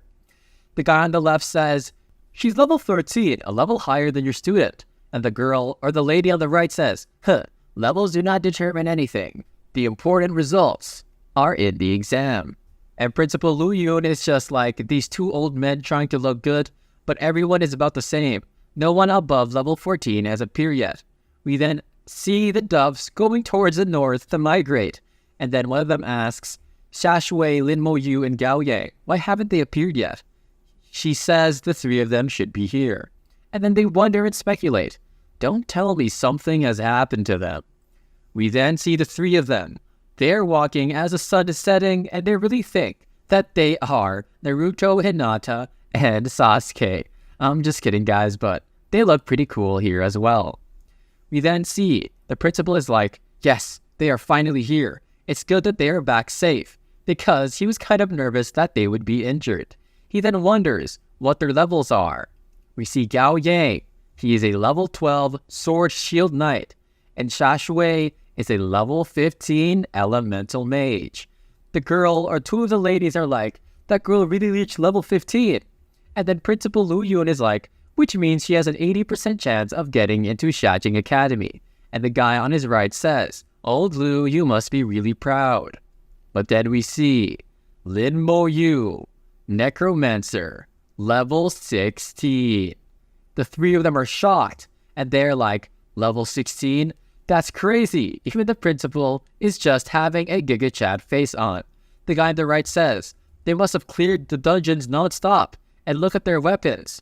He says the Sword Shield in Gao Yang's hand and Shashui's scepter are both weapons from the Goblin King, and the drop rates are extremely low, so it is almost impossible to get the weapons from the same set. They say, it looks like they've been working hard. They are about to head on the bus, and the principal tells Gao Yang, you guys get on the bus first, we'll send you back to school once everyone has gathered, and Gao Yang is like, frick yeah dude, let's go. And then the principal says in his head, it's time to get back at those fools. We then see our boy Lin Mo Yu looking at the glass window and he says, rest well tonight. Tomorrow we will gather in school and head to the examination site together. And it's a flashback from the principal. Lin Mo Yu says since he's level 16, he is confident that he can get accepted into Xiajing Academy. And now that he looks at it, he can definitely try to get first place and aim at the creation seminary, which will be really beneficial for his growth. The next day, we then see our boy Lin Mo Yu, his profession Necromancer, level 16 at 8%, and all of his stats have reached a really good number, and he has 100 skeletons now, and their attributes have reached 2,500 or 2,500, and our boy is in peak condition. We then see the equipment that he has. He has a Goblin King's magic book, and he has 100 out of 160 skeleton warriors. He also has the general blessings, damage transfer, soul blaze, summon skill skeleton warriors, and of course, one of the coolest abilities is corpse explosion. We then see Boss Lin, and of course, it is our boy Gao Yang. The girl Shashui looks behind and she notices that Lin Mo Yu has arrived. She asks, are you confident, to Lin Mo Yu, to which he says, yeah, and her boy just has his hands in his pocket. Our boy really think that he is of course Song Jin Woo. Well, they are kind of the same. We then see Shashui and she says, let's meet at the Jiajing Academy, and she looks very happy and optimistic, and he just says alright. We then see them holding a stone, and it is a teleportation stone, and the principal Lu says, this is a teleportation stone, break it or use spirit on it to get to the exam site. He also mentions, let me reiterate once again, prioritize your safety first during the exam, because your life is more important. And guys, why would their lives be at risk at the exam? Something fishy might be coming. We are then at the Jiangning Provincial Exam Center, and Lin Mo Yu says, looks like there is over 10,000 people there. Holy cow, guys, that is a lot. We are at the trial tower, and it has been activated, and it seems to have vibrated or collapsed or something. We then see the thing shine or open up, and it says, please listen to the rules carefully. No sound allowed. No questions allowed. Failure to comply will be met with immediate disqualification. One of the guys then says, no questions allowed. And then the guy behind him says, then what if you don't understand something? We then hear, rules violated, disqualified, and the two of them are literally just sent away. Gao Yang is like, what the heck? And Lin Mo Yu is like, that guy seems to at least be smart enough. And he's talking to Gao Yang, and come on, don't disrespect Gao Yang, man. We then see 5 figures on a tower, and then we hear the trial tower will give different trials to different professionals, and the main battle types will be given battle tests. We then see a red ogre-looking Hulk monster thing that's a Super Saiyan 1000 with his white hair, and it lets out a roar. We find out the support types will be given various situations, and we see a body sort of being risen up with a red gem on top of him, and we also see After clearing the basic trial, you will be given 3 levels to choose from: normal level, nightmare level, and hell level. Different difficulty levels will give you different results, and ultimately, you guys will get different points. We then see the points changing from the system, and it says the points are your results for the exam, and you can use them inside the various academies that you will enter. And in the academies, points are even more valuable than gold coins. We then see the X-Men badge as well as a book, and then it says, finally, you can use any equipment on hand right now, and you cannot use items, and your storage space will be sealed. And I don't know who this is, but this looks like a literal Loki Giga Chad version, but I don't know what he has to do with any of this. The system says, those who violate the rules will be disqualified, and all students, queue up now to enter the tower. Lin Mo Yu is literally in line, and he says, if the Jiangning province already has this many people taking the exam, then the number of examinees in the whole country right now is probably over 1 million. And then he says, looks like I was right, and the trial tower is the same as a dungeon, and they'll be sent to different places according to their profession. And we see the 2 people beside him, and they are also about to be transported to another place. And they seem to be also legendary classes. Motherboy Lin Mo Yu is there, rocking his Necromancer green. We then see, is that the new profession the Shihai City has reported? Necromancer? From the information they gave, it should be a summoning type mage, and they hope that this new profession won't disappoint them. And it seems like that Loki guy from earlier is besides some other scary looking dudes, and it seems that they are also hunters. These guys look pretty OP, and I wonder how they would be against our boy Lin Mo Yu when he's stronger.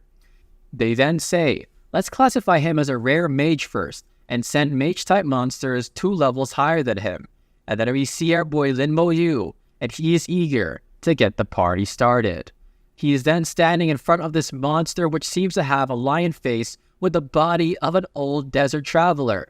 And he says, mage-type monsters. We then see the task in front of him. It is a wolf orc mage. And the countdown.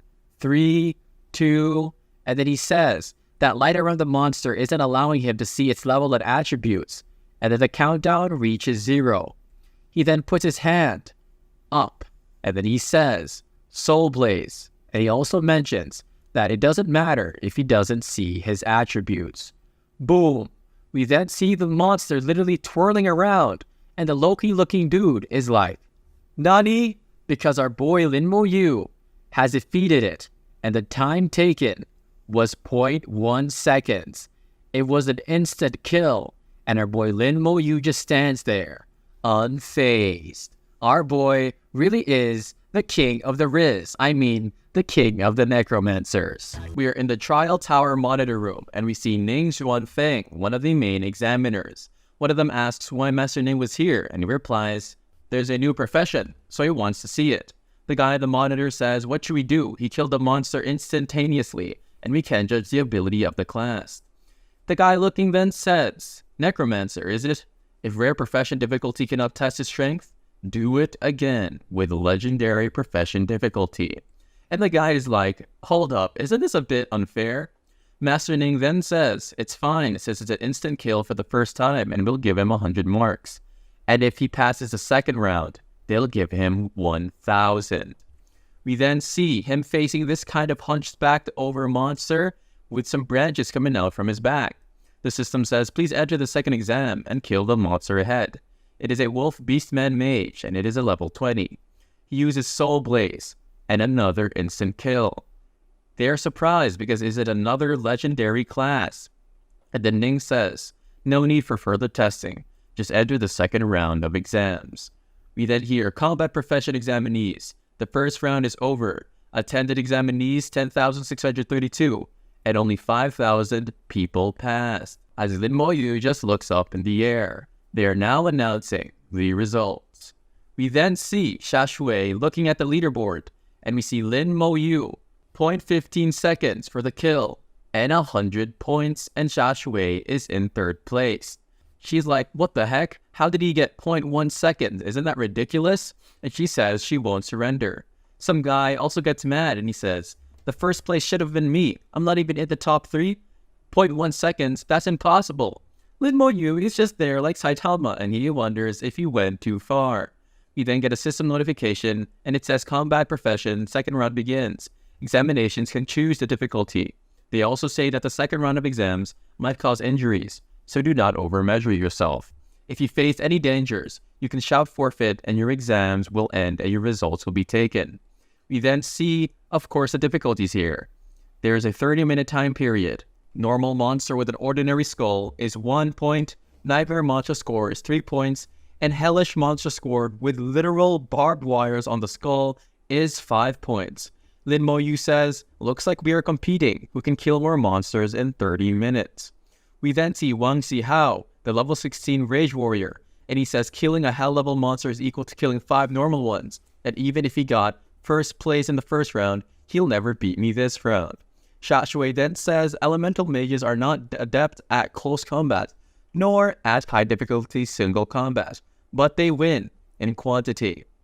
And then we see one of the Goth girls from earlier, and she says that Rage Warrior counts as powerful class even with rare professions. Elemental mages can do excellent burst damage, but of course they aren't good at close combat. So Xia Shui is smart for picking normal difficulty. However, a diver is a rare profession of the assassin class, extremely powerful at close combat. Nightmare or hellish difficulty are good ones. We then see, of course, back in the training room, and the guy in armor says, I wonder what difficulty that Lin Mo Yu will choose. And then somebody's like, hey, get out the way, don't squish me. We then see Lin Mo Yu, and he's ready to pick his option. The round of exams test our sustained combat ability. Persisting for 30 minutes is not a simple task. He chose hellish difficulty, and we see him here, just standing like an alpha male. The lady in the purple cloak next to President Lu Yun then says, oh Lu, you hit the jackpot. 2 of the top 3 are your students. And then the other guy says, if Lin Mo Yu becomes a provincial champion, you're going to go to heaven, which means basically you're going to rise to great places. We see Wolf Beastman Warrior Elite, level 13, and his strength is 500 and the rest are above 100. He then says this element is too weak. He then has his hand glow up with his aura, and he says go, and he's talking to his summons. He says if that makes sense, that the monsters are too strong, it will eliminate most of the examinees. We then see a skeleton warrior, and guys, do you guys see his stats? Literally 2,500 for all of it, and he's only level 16. He says it's too easy as he slaughters them, and then he says a second monster appears 5 seconds after killing the first one, so 2 skeletons are enough. Of course, even Ning, the person from earlier, the master, is like, what the heck? This is stronger than any summon from all the summoner classes they have seen, and he can even summon 2 of them. And he says that this class is stronger than he thought. We see Wang Zihao, and he says, come on, let's go. And then they say that he's giving it everything he has without considering his stamina. But even he is slightly behind Xia Shui. And guys, we see literally Lin Mo Yu on the ground, and he is relaxing, and it seems like he has a potato. They then said, mark him down, let him be remembered forever. And they wonder if the exam is too easy for him. Ning Xuanfeng then rubs his beard and says, this young lad is interesting. And then we hear, it's finally over. Wang Zihao is super happy because he has killed 50 monsters in the hellish difficulty, which isn't simple, which honestly guys, we have to give some respect for, so props to him. He then says this time, first place should be mine. Second round of exams are now over. 5,220 examinees this round and 2,780 wounded and forfeited the exam. We then see Wang Zihao's eyes glow up orange, and he is ready for the scoreboard. The remaining 2,440 examinees can choose to forfeit or enter the next round. We then see Lin Mo Yu, total score 1,605, Zhu Mei 470, Xia Shui 270, and even Wang Zihao is only 265. Our boy is sweating so much, and he is just in shock. He says the monster spawn rate is 1 monster per 5 seconds, so 12 monsters a minute at most, and every monster gives 5 points, so the maximum score in 30 minutes is 1,800. He then analyzes and remembers that he must have killed 301 monsters, and he wonders why he doesn't need time to kill them. We then hear the people around the President Lu. They say, your student is so powerful, and he is He's literally shaking with his left hand, but with his right hand, he says, calm down. Our boy is literally nervous with excitement. Lady below him says, that's amazing. The talented Su Kai-shan from years ago obtained 700 score this round, and Lin Mohan obtained 650. We then see the third trial. Exam time is still half an hour, 30 minutes, and they'll be facing a boss level monster. Normal level 100, Nightmare 300, and Hellish 500. Of course, Lin Mo-yu just clicks Hellish. He then says in his head, this time is a boss level single combat, which is to test the limits of their individual strength. And the boss is Wolf Beastman Captain. Of course, he is level 15, Strength 1000, Agility 800, Spirit 500, Constitution 1000. And his skill, it sounds kind of cool, guys. It's a Wild Wind Slash. And honestly, these stats aren't even as strong as his level 10 skeleton, let alone his level 16. And this guy looks pretty scary, but he still gets soloed. He says it cannot even compare to the elite monsters in Shihai Mines, and he understands that the Empire wouldn't actually release such a hellish level monster. He then tells the skeletons to go, and he says he's still disappointed because there are 5 rounds of exams, and he hopes the final 2 can provide him with some real challenges. Of course, we see Wang Zihao, and he's filled with rage, and he says, kill! We see Xiao Shui in a dress for some reason. I guess there is no dress code for this tournament, and she has a fire in her head, and she is fighting off this boss. We then see the goth girl, and she seems to be invisible, which is from her class, a diver. And then we see Rage Shot, another instant kill, and it used a skill. What kind of summon monster in this? And again, Lin Mo-yu has went too far. Of course, Ning Xuanfeng and the other instructors are like, what the heck? We haven't even measured his real strength. And then he says, wait for the 5th round. If he wants to be the provincial champion, he must pass the 5th round. He then says, I don't even believe the 5th round can measure his true strength. We then see the stat board once again. Lin Mo-yu, total score 2,105. Xiao Shui 770, Wang Zihao 765, Zhu Mei 970, and even Gao Yang is here at 670 with a score of 302. So respect to our holy knight here, guys. Let's go. Let's get some justice for Gao Yang. We then see, next up is the 4th round of the exams. The 4th round will greatly increase the difficulty, and so will the danger. And you can still choose to forfeit. And we see a shadow of some sort of hell boss. Of course, Wang Zihao says, this is my chance. Bring it on. And then we hear with your current results, entering the Empire's top 100 academies is no longer an issue. As nobody chooses to forfeit, we will respect your choices as we see some floating rocks of some sort with all the people standing on them. They then explain the rules of the 4th round. They will face 10 waves of attack monsters, and that there will be 10 monsters in each wave, 100 monsters in total, and the next wave of monsters will appear no matter if you wipe the previous or not, and that the last wave will be led by a boss level monster. You pass by killing them all, and that each one gives you 10 marks. And we see Xia Shui here holding her pretty cool looking scepter with a red ball in the center, and I'm guessing this is of blood or something precious, of course. We then see the boss monsters, and they're all lined up, ready to go. We see, let's see how you handle this. The best way to deal with a summoner is to eliminate the summoner himself. And they wonder if Lin Mo-yu will panic this time. And then Ning Xuanfeng is like, I think this round of tests will still not challenge him. And they just look at him, really confused. He then loads up something in his hand and summons, of course, a summons, saying, stretch your bones, my warriors. And I'm pretty sure that the enemies are screwed. 3 skeletons should be enough, as we look at them already attacking the beasts. Soul Blaze, he uses it on the monsters, and I'm pretty sure their soul will really be set ablaze. No Demon Slayer reference though, guys. We then see him, or the monster, being literally eaten by this fire as he roars out in pain. The 3 examiners are like, what the heck? This man has summoned a 3rd monster. Why didn't he use it before and summon it now?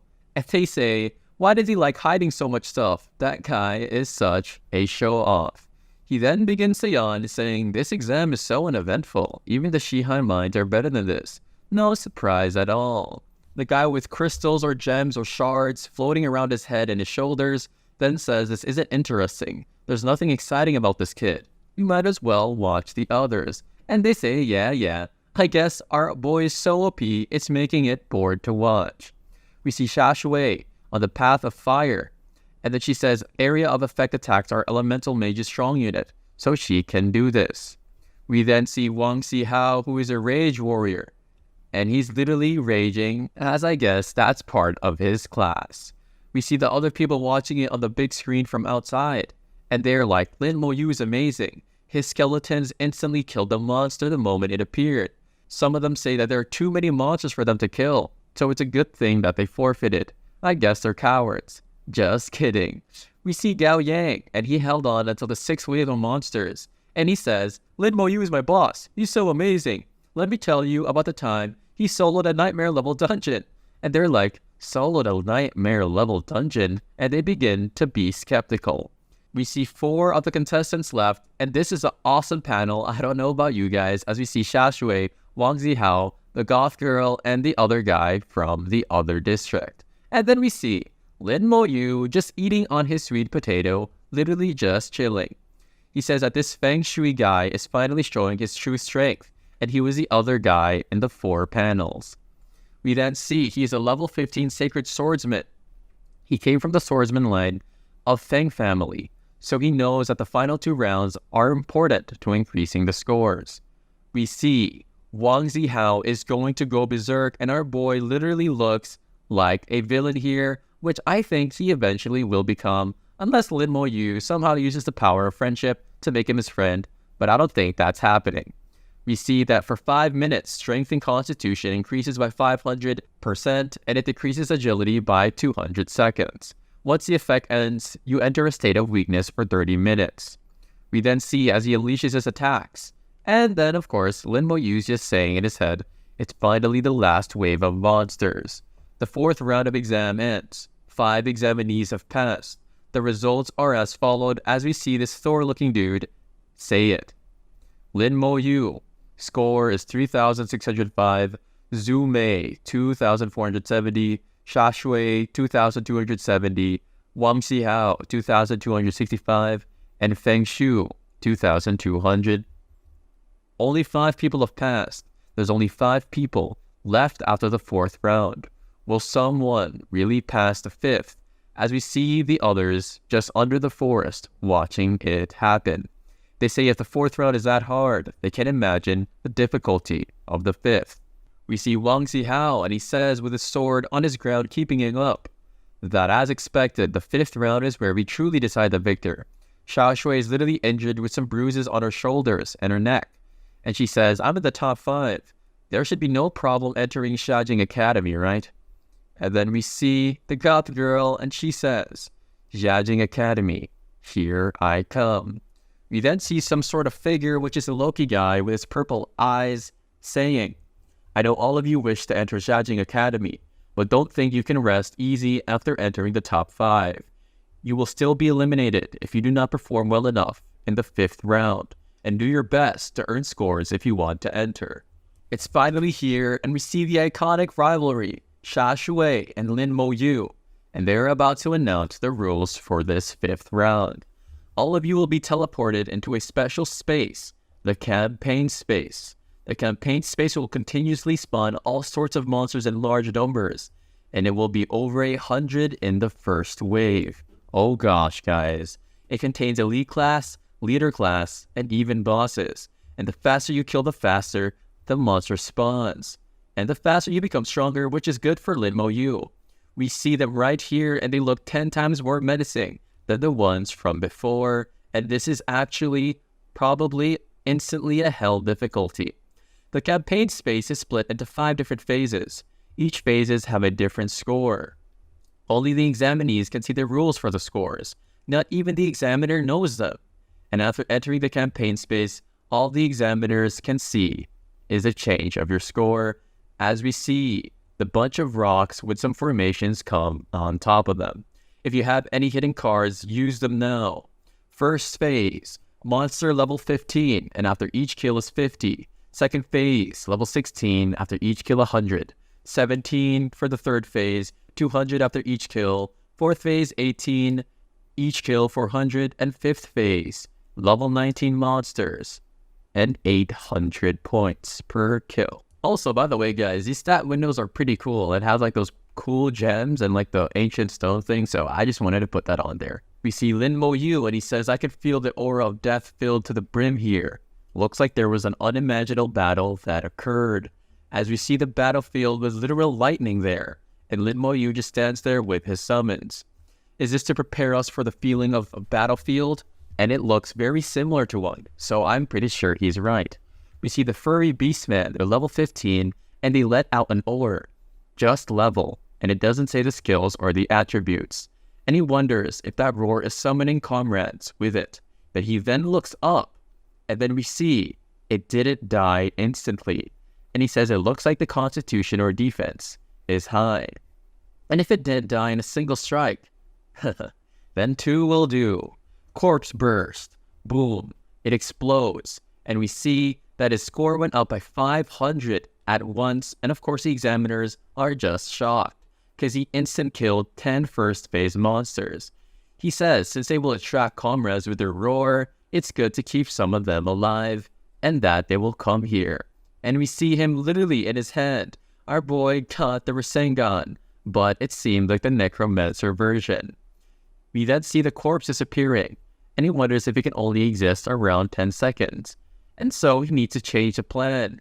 He brings more than 6 summons out, and then he says 9 skeletons attract all the monsters left over together, and they start to run towards them. Slash, slash. He then says, aggressive drawn, and he uses corpse burst once more. We then see, what the heck? What is this dude Lin Mo Yu doing? We can't see anything. His score is at 8,505, and they say that it went up by 4,500 in literally an instant. And they think that he wiped up the first 100 monsters, which is definitely true.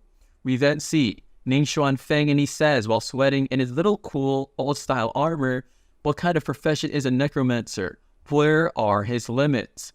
We then see him still wearing his robe of wisdom, saying, do I need to wait a minute for the monster to spawn in again? But then, just at that moment, he looks up, and there are fireballs crashing down. We then see the fireballs going to crash the skeletons who are in front of him or behind him, and he lets them block the attack. And all of them literally pile up and make a mountain of bones, literally. Boom.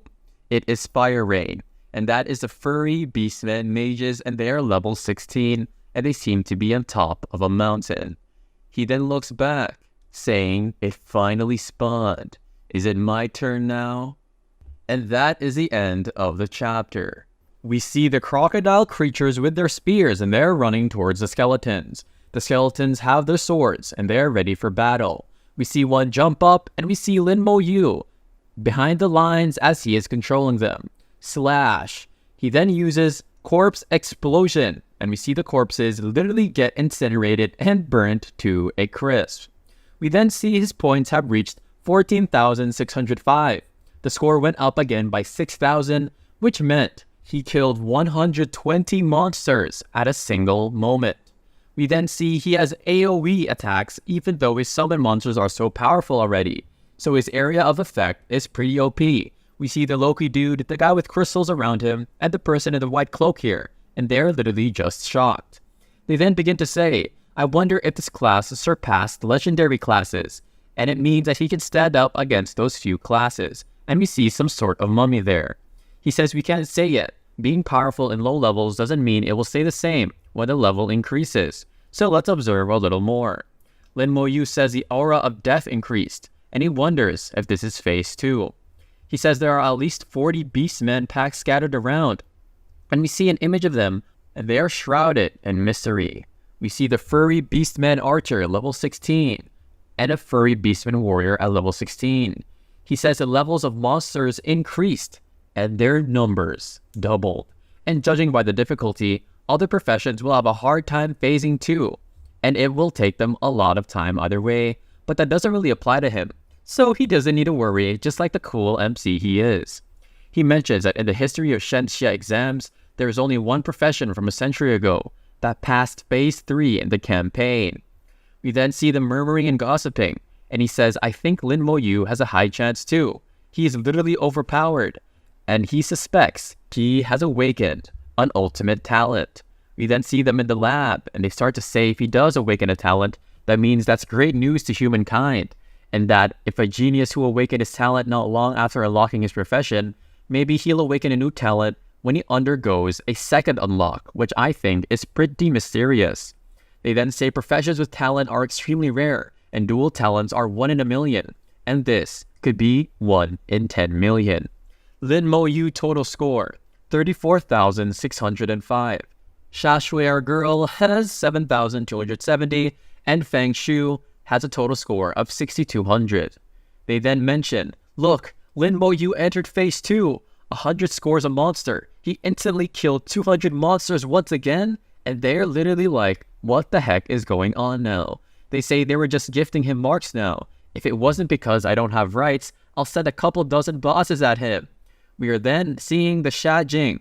It is the Shenxia Empire capital, and there's a floating building here, and this looks like a pretty cool city, but I also think it's like Photoshop. But anyway, we then see it is a trial tower real location, one of the 3 divine towers of the Shenxia Empire, and this looks pretty cool, like a missile, but it's actually a temple. We see a rat looking up at it. This gotta be a funny picture. He says outrageous, as we see somebody's hand begin to form. We hear, Kiki, you can't stop me. And we see a real evil monster that looks like a predator, and it has 2 big red and bulging eyes. We then see an attack, and it seems that the person in the hand is catching it. He says, you seek death, huh? And then the gold hand grabs the monster, and then the monster says, this is just a clone. Kill it all you want. And those children in the trial tower are going to die. He laughs, but then the hand crushes him. And then they say, I never thought that those dudes from the Abyss would dare to commit a sneak attack. That evil light speed is too fast, and it came prepared. And their goal is the children in the campaign space. We then see some shadows with some golden aura around them. And he says, those sneaky brats. They really came from the Abyss and sneaked inside and disturbed the space inside. The power of the Abyss is polluting the rules. And he says the ground within the tower was taken from Abyss soil, so it is advantageous to them. And this guy seems to let out a really cool heavenly looking aura from his hands. And then we see one of them. How long does it take to correct this? And this guy looks pretty freaking cool. His name is Bai Yu Yuan, a Shenxia Empire top level expert. And then the guy under him says, 1 hour. We hear, what's going on? Why did the monsters disappear all of a sudden? And Lin Mo Yu is literally just standing there with his awesome robe, just unfazed. He then sees Xia Shui, and she's like, wood-headed Lin? Oh gosh, she really has time to roast them in a time like this. He says, what happened to the campaign space? Why can the examinees meet each other? She says as she's holding her red scepter, I was killing monsters and it suddenly disappeared. Do you know what happened? He says, I don't know. And then we see Wang Zihao, and then he gets teleported as well. And he is like, what the heck is going on here, dude? We then see children. I am Bai Yi Yuan. And then she is like, or Xia Shui is like, what the heck? Is that really Bai? Is Bai really here, the legendary master? We then see, of course, Ning Xuan Feng, and he's like, why is Bai here? Did something happen in the campaign space?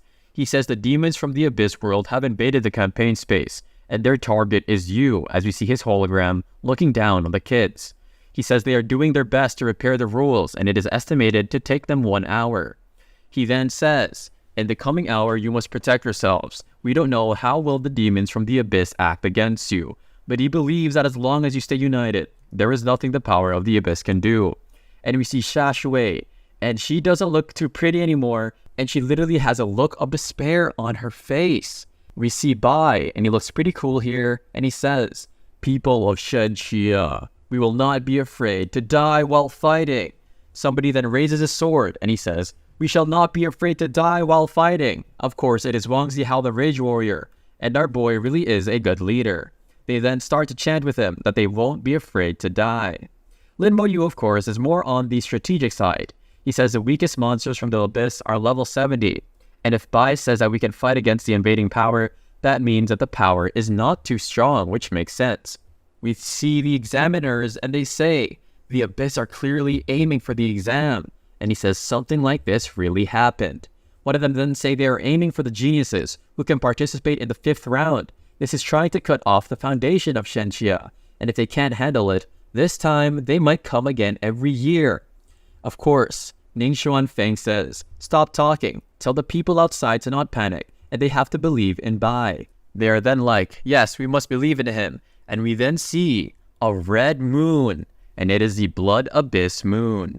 They then point up at it, and even Shashui looks up, really scared.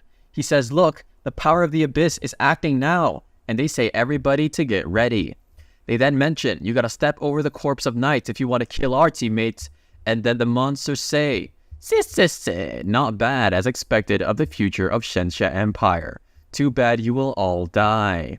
He then mentions, as we see Shashui and Lin Moyu together, with some random extra in the background, 1 hour is enough for me to slaughter all of you. Such a shame I cannot taste your delicious corpses. This guy really is a creep. We then see the moon getting closer and closer, and we see, it's here, the furry beastman warrior, Abyss Polluted, and his level is 19.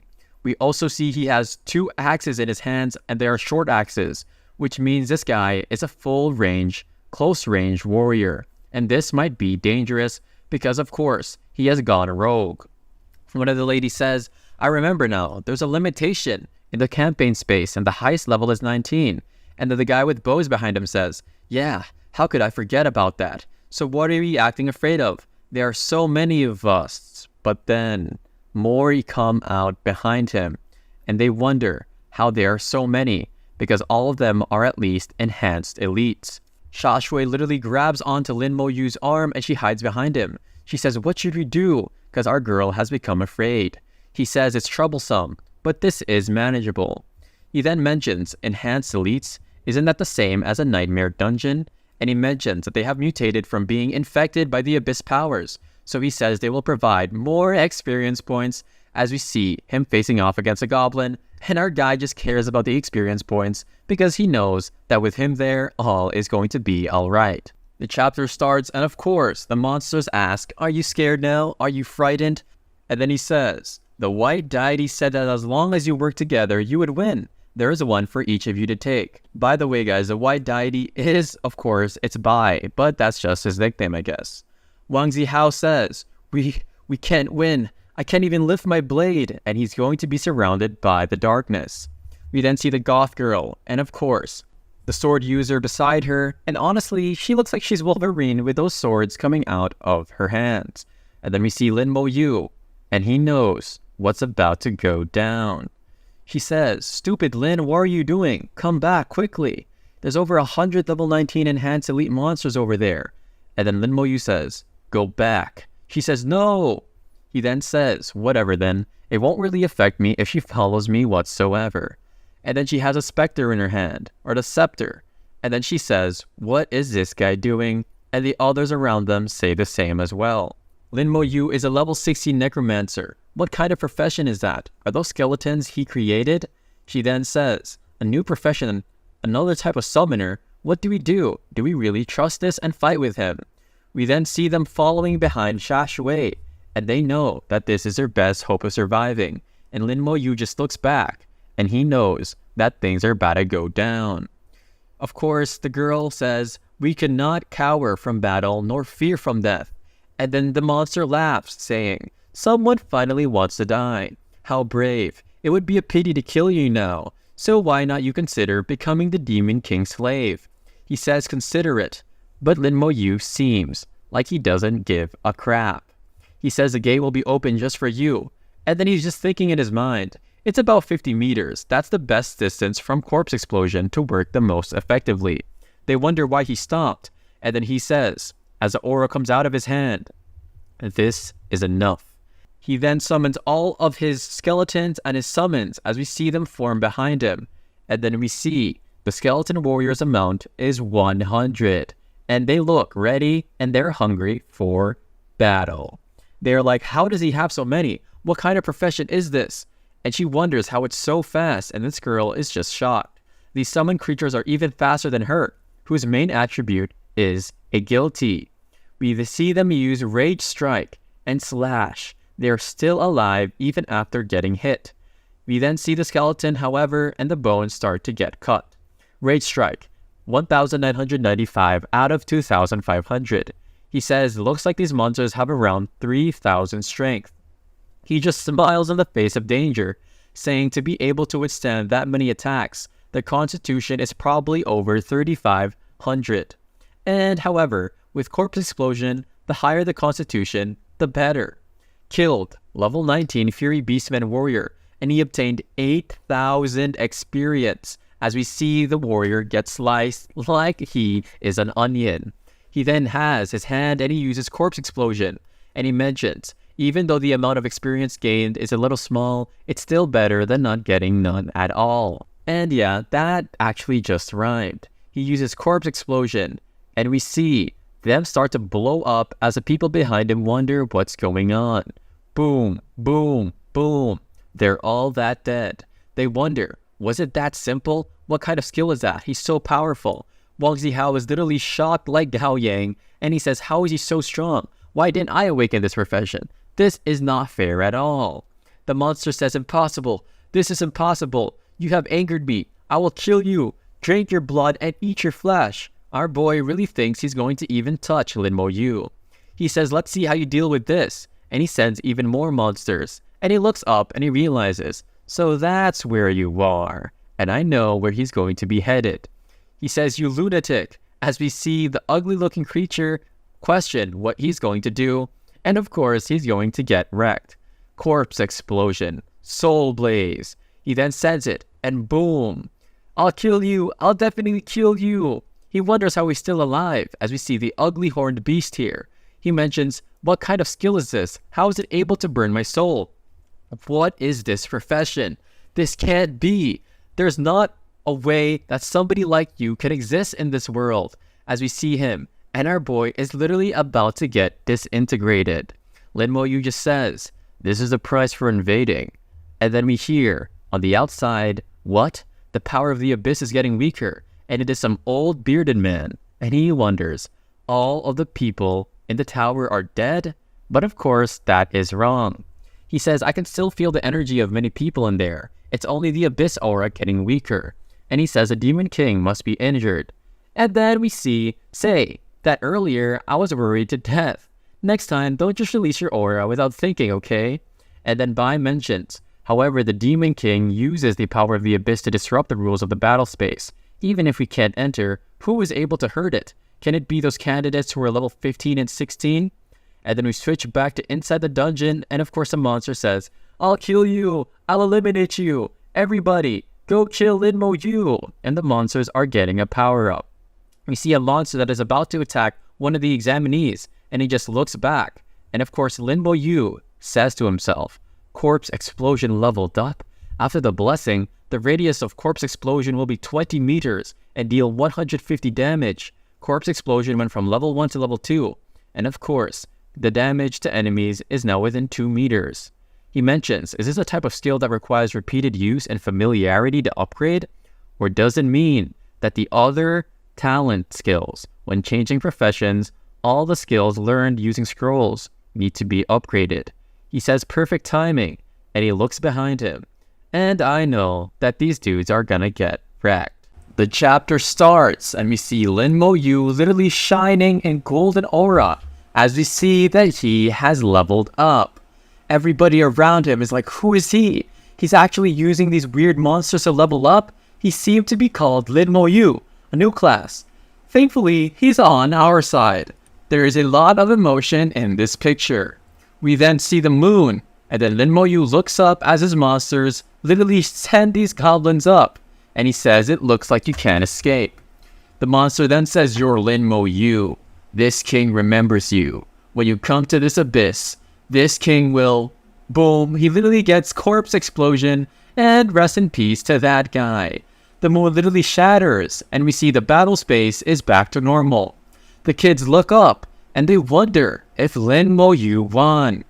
We see the abyss consciousness has been eradicated, as we see literal liquid gold start to flow out of the rock. And we also see the 3 hunters outside. And then the old guy says, the battle space is being restored. How are the kids? Bai Yu Wan asks. The old guy says the kids are safe and sound. No casualties, as he has his hand out, giving off the golden aura. Bai Yu Wan is like, what the heck? Completely different from what I expected. What exactly happened in that battle space? They then are looking at it with a beautiful yellow cold waterfall, and he says, just to be safe, let's teleport the kids back, and let's retrace what happened inside the battle space. Xiaoshui then asks, hey, Dummy Lin, are you alright? He simply says, yeah, I'm fine, like the typical MC protagonist. He then mentions, as we look up to Bai Yu Wan, everyone, the abyssal power has disappeared and the battle space is back to normal. You will be sent back to your original testing site, and the exam results will be announced later. Xiaoshui then says, we could have even contend against these orc warriors. Thankfully, Lin Mo Yu was there. They then get teleported back as we see Wang Zihao, Xiaoshui, and of course, Lin Mo Yu and the goth girl are standing in front of a castle. The system says, the main combat exam is over. All examinees, please wait for the final evaluation. We then see Ning Xuan Feng, and he mentions that the combat result has already concluded and there are a lot of points and evaluations. And their evaluations, unlike other examinees, are given directly by the high-ranking officials of the Shensha Empire. And that top-tier academics aren't just about having high points. The evaluation needs to be excellent as well. He then looks at Lin Mo Yu and he mentions what happened in that battle space. But I'm kind of looking forward to what kind of evaluation Lin Mo Yu will receive. We then see, it seems that Bai Yu Yuan is looking at a replay of what happened, and he sees Lin Mo Yu as he literally is looking pretty cool. He says this person is a Necromancer. I've heard of the class before. It's a brand new class that appeared in the Shihai city of Jiangnan province, but he didn't expect him to turn the tide. And he says it's impressive, as we see some of his cool accomplishments here. He says calm, decisive in battle, and powerful. This kid already has a potential to become a top-tier expert, but not only is his class powerful, he must have also awakened strong talents as well. He then remembers in his mind that what's so difficult about it? Those cowards fled, and they desert the battlefield in the future, and he can't rely on them. After all, they're teenagers, and Lin Mo Yu's evaluation is different. And of course, it is way excellenter than others, if that even is a world. We see number 1, Lin Mo Yu, 34,000 points and 605. Evaluation excellent, as it shows on a big hologram, and all of the students are gathered. Of course, Principal Lu Yun literally shouts out, like, let's go, well done, kid. And of course, the old guy back there, and the girl, and the grandma in the purple robe are like, congratulations. She says, giving old Lu the top score in the province. He'll be bragging for another 20 years. We see Xiaoshui and Lin Mo Yu, and she says, congratulations, Lin Mo Yu, you really got the top score in the province. And he just says, thank you. She says, you're actually smiling. And then the background has changed to flowers, and she says, you look so pretty when you smile. Why don't you ever smile normally? We see number 2 is Xiaoshui, points 7,600, evaluation excellent. The people behind him say old Lu got it. Second place is also his, and that he really envies him. Third is Feng Shu with 6,700. 4 is Zhu Mei with 6,325. And 5 is Wang Zihao, points 6,300. But his evaluation is poor. Dang it. We see Wang Zihao and he says, my evaluation is poor. He says once his evaluation comes out, forget about Shajing Academy. Even the top 20 high-tier academies of the Empire won't expect me. So he's very mad. He says, I won't accept it. Why did they give me a poor evaluation? And he says this isn't fair. He then gets sucked into some sort of portal below him, and it says Wang Zihao violated the rules of exam area. Expulsion. We then see the examiners on top of the wall. They say for combat class professions, this year's top scorer in Jiangning province is Lin Mo Yu. We even see Gao Yang celebrating with the rest of them on the ground, and he yells out, see that? Lin Mo Yu is our leader. Top scorer in the province. He says silence, an imperial order has arrived. Lin Mo Yu has become this year's and they look up on the tower, and they don't know what's happening. They say Lin Mo Yu has become this year's national exam top scorer, and they're all yelling out in shock. We then see President Lu Yun, and he is like, I didn't hear wrong, did I? Lin Mo Yu is a national top scorer? And then our boy literally becomes an angel with angels around him, and he's crying with bliss. And he says, haha, top scorer, national top scorer. The people below them are like, are you okay, old Lu? Don't get too excited, and you might even hurt yourself. And now you can brag for a lifetime. The other students, or the side characters, say, Lin Mo Yu is truly amazing. Our Jiangning province produced a national top scorer. They say in the future, I'll make my child go to the same school. Wow, these guys really just want to be a fan, huh? We then see Feng Shu and Zhu Mei, and they say, Lin Mo Yu, congratulations. Thank you. Without you, we would have been in some trouble this time. He shakes his hand and says it's nothing. And then Feng Shu says you're probably planning to take the exam at Jiajing Academy, right? And then he says, let's meet at Jiajing Academy. I'll treat you to a meal then.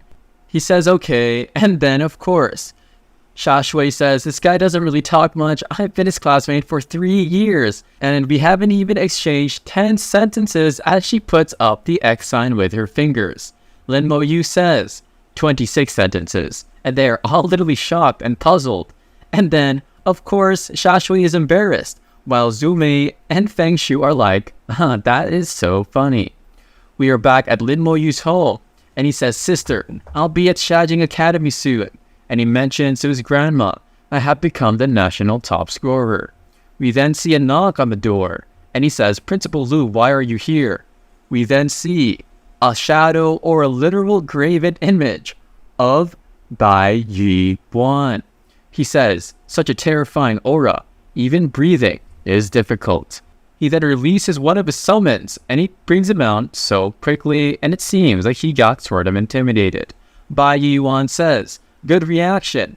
And then he bows down saying, greetings, Lord Bai Shen, as we see Lu Yun just happy to be there. And the chapter comes to an end. Lin Mo Yu bows his head, and surprisingly, even his skeleton summon does so as well. Bai Yuan says, I came here this time to talk to you about the matter of Jiajing Academy. He says, calm, composed, excellent instinctive reactions. You're really a good seedling. As we see the picture of his grandma and the rest of his family on top of a drawer in the corner. President Lu Yun says, please don't mind, but Mo Yu's sister went to Jiajing Academy last year, so he actually has been living here alone. As we see our boy serving him boba, of course, tea, as Bai Yuan is just sitting down. He says with such a family background, both siblings were able to enter Jiajing Academy. This is such a remarkable family. And he mentions how having a genius like him is even rarer, as of course he looks at him, and he's looking really awesome. He sees a skeleton warrior. We see his strength, agility, and energy, and physique are at 250. He says these are all average attributes. But in the battle space, how did you achieve that? And the skeleton looks really scary, and our boy is just giving Bai Yuan the death stare. He says 4 attributes at 250. He says it seems like others cannot see the talent-boosted attributes of the skeleton warrior. Bai then asks, what talent did you awaken? Mo Yu, did you really awaken a talent? He says, my talent is amplification. It amplifies all my skills. And then the legend Bai says, that makes sense then. And then he tells him, with a very, kind of menacing look in his eyes, I have 2 things to discuss this time. First is a reward from Jiajing Academy, and second is to take you to the academy. There will be a trial the day after tomorrow, and Bai is really looking forward to our boy Lin Mo Yu participating. Lin then asks, what kind of trial is it? Are you trying to scam me? Just kidding. He says this is an internal trial with the Jiajing Academy, and that the participants are all our own internal students, and he can't tell him the specifics until he agrees to go. He then begins to ponder, and our bro really is the thinker. He says participation is not compulsory. The decision is up to me. And what do you mean by internal participants? He wonders if it is secretive, and it seems like the trial's content is unusual. He mentions I can reveal the content, but I can't tell you. The opportunity is once in a lifetime. and normally he wouldn't have been able to participate in the trial. And of course, our boy Lin Mo Yu is shocked and he just says, "Heck yeah bro, let's get on this right now." Bai then smiles and laughs, saying, "Since that's the case, let me give you the rewards first." He then brings them out from his inventory, and he says, "As a national top scorer, your rewards are quite substantial, and it is skill scrolls." He says the first reward is 100,000 points in addition to your exam score, and your points are all here, as he hands him a sort of credit card. He mentions that you should have heard that within the academy, points are more useful than gold. And then we see the scrolls as he says, the second reward is one primary skill scroll and one intermediate skill scroll. We then see some sort of dark tower that looks kind of intimidating. And he says the third item is based on your performance in the battle space, an additional reward for you, and a qualification to enter the Divine Summer Tower once. He then says, the qualification to enter this tower is very precious, especially for the first time. Be sure to prepare well before going. And I think this is going to really help him level up. Of course, Lin Mo Yu says, "I understand." And then he says, with Lord Bai Shen stresses this, it surely holds a significant importance. He says, "Tidy up a bit. I'll take you to the Jiajing Academy." And our boy Bai looks very optimistic. We see a very green and blue sky, which is very similar to his ability summons. And then President Lu Yun just says, "Good luck, kid," as they are teleported towards the Jiajing Academy. They then get teleported, and this thing seems like an utter utopia, with huge walls and huge buildings and huge gates and entrances to welcome them in. Jiajing Academy. They see a huge pillar, and it seems that there's golden aura flowing from within as they look at it. Bai says this gate is not only an entrance, but it can be used as a weapon, and even top-tier experts would pay a huge price to forcefully enter it. And he says, "Let's go, dude." He then enters inside the room, and he tells him to get a seat. This is a residential area you'll be staying in today. He will be going now, so get some rest and somebody will come guide you. And then somebody bows down and says, "Lord Bai Shen." The orange-haired guy then starts to sweat, saying, "What is the identity of this kid? Lord Bai Shen personally received him, yet his tone towards Lord Bai Shen is so cold." The orange-haired guy then asks, "Are you Lin Mo Yu?" And Lin Mo Yu just says, "Yeah bro, it's definitely me." He says, "Where would you like to stay?" Either a 4-person room, which is 500 points a month, 2-person room, 1,000 points per month, or a single room, 2,000, and even a villa at 10,000 points per month. He says we have 4 various options: 4-person, 2-person, single room dormitories, standalone villas, villas with practice grounds, and different accommodations have a huge price difference. And the practice villa doesn't seem to have any price on it, and I'm guessing it's a lot of points per month. He says, "Student Lin, I know you just finished the exam and you have a lot of points, but I still advise you to save where you can, and there are many places where points are needed. So just stay in a 4-person room." But then he says, "I want a single room dormitory." And then he says, "Sure, save a bit, go for the single room dormitory. And I think it's really good for some privacy." He then says, "Wait, single room dormitory? Are you sure?" Because our boy was really thinking he got the 4-person. He says it was so extravagant, and not saving now, but you'll regret it when you realize how hard points are to earn later. But Lin Mo Yu just says, "Yeah, let's do this, dude." We are then in Lin Mo Yu's single room dormitory, and he says this will do, and it seems pretty peaceful and pretty awesome. The orange-haired kid says, "Great, Student Lin, give me your ID, and I'll register it right now." Ding, minus 1,000 points from his 133,605, and our boy is just shocked by this. He says, "How the heck do you have this many points?" And Lin Mo Yu just looks at him casually, saying, "This is the reward from becoming the national top scorer." And then the guy in orange hair is like, 130,000? No wonder you want to stay in a single room dormitory. And then he mentioned since he entered the academy, he's only earned 10,000 points in total, and he doesn't even have a fraction of what he has. He then smiles as he leaves, saying, "All right, from now on, this room is your dormitory. Rest well, and please come find me if you need anything. And remember to get a communication device tomorrow, because it'll be very convenient without it." And then Lin Mo Yu just looks outside like an anime protagonist in the school in the corner seat, saying, "Is somebody practicing skills here? Indeed, it's Jiajing Academy, and everybody is working hard."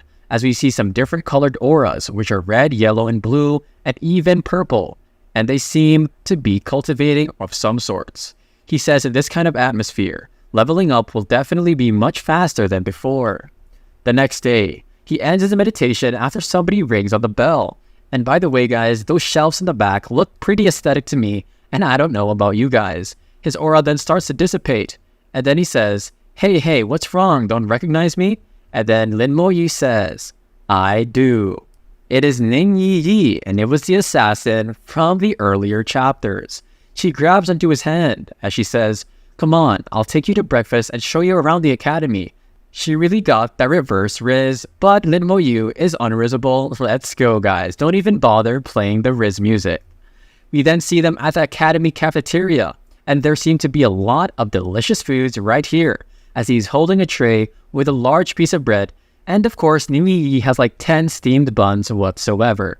It seems relatively empty, but the light hitting the ground looks very beautiful.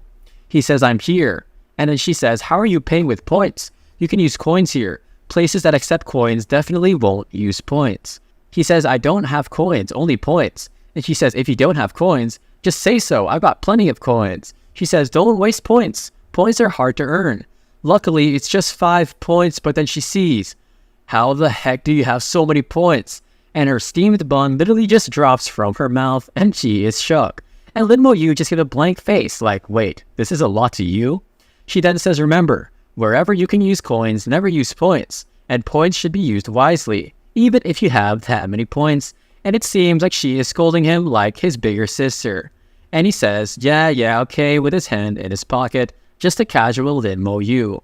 He says, this is for you. So beautiful. Is this a core crystal of the Goblin King? And he says, yeah, and it's a really shiny, red sparkling stone. She says, do you know its value? This is the core 5th tier Goblin King ring. It's a boss accessory, you know. If used for trading, the price would be at least 1 million coins.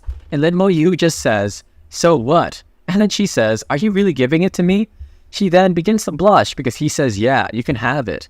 And then he mentions, such a valuable item it appears the Dynasty Guild is truly exploiting. And then she says, thank you, I won't be polite then. We then see her guiding Lin Mo-yu as it travels to the garden, the library, and even some sort of hall, and our boy is really kidding around the ropes. She says, alright, your enrollment procedures have been completed, and we are at the Academic Affairs office. He says, why can't I find any information about my sister Lin Mo-han? And then we see it's blank information. She says it's possible she's on a special confidential mission from the academy, so the information cannot be retrieved. And it's also possible she joined some more specialized college, like the Divine Creation College, and your sister might have joined some specific college. She says, stop worrying, nothing will happen. And then he says, thank you. And she says, as she looks back, come on, let's get to the main point. I brought you here today to familiarize with Academy, but I also have a task on hand. We then see them in the classroom, and she says, Sister Tao Tao, I've brought someone. It's a national top scorer. We then see a lady with a ponytail saying to him, hello, my name is Xiang Tao Tao, level 23, and I am of the Elf Knight class, and she seems to have a pretty cool outfit on. He says, I am Lin Mo-yu. I'm a level 17 Necromancer. Some guy holding some weird looking staff with the crystal floating says, only level 17? Are you kidding me? If you're bringing somebody, you can't just bring along anyone, right? And this guy is a little bit too cocky. He doesn't really know how strong our boy Lin Mo-yu is. Zhang Tao Tao says, Ling Zhen, what do you mean by that? Watch your words, Mo-yu is a national top scorer. And then he says, compared to our hidden dragon team, being the national top scorer means nothing. And this guy thinks he's the MC protagonist, and he says, I've seen all of the previous national top scorers, and every single one of them were just trash. Of course, Ling Zhen then leans in towards Ling Mo-yu and says, you're Lin Mo-yu, right? I know you were introduced by Lord Bai Shen, and you won't think that you can do whatever you want just because you know Lord Bai Shen. Am I right? And then he says, with his eyes starting to literally go on fire, in our hidden dragon team, it's all about strength. And it's alright to bring you along for the trial, but you have to keep your mouth shut and make sure that you don't drag us down. He then says, otherwise I won't be so nice to you.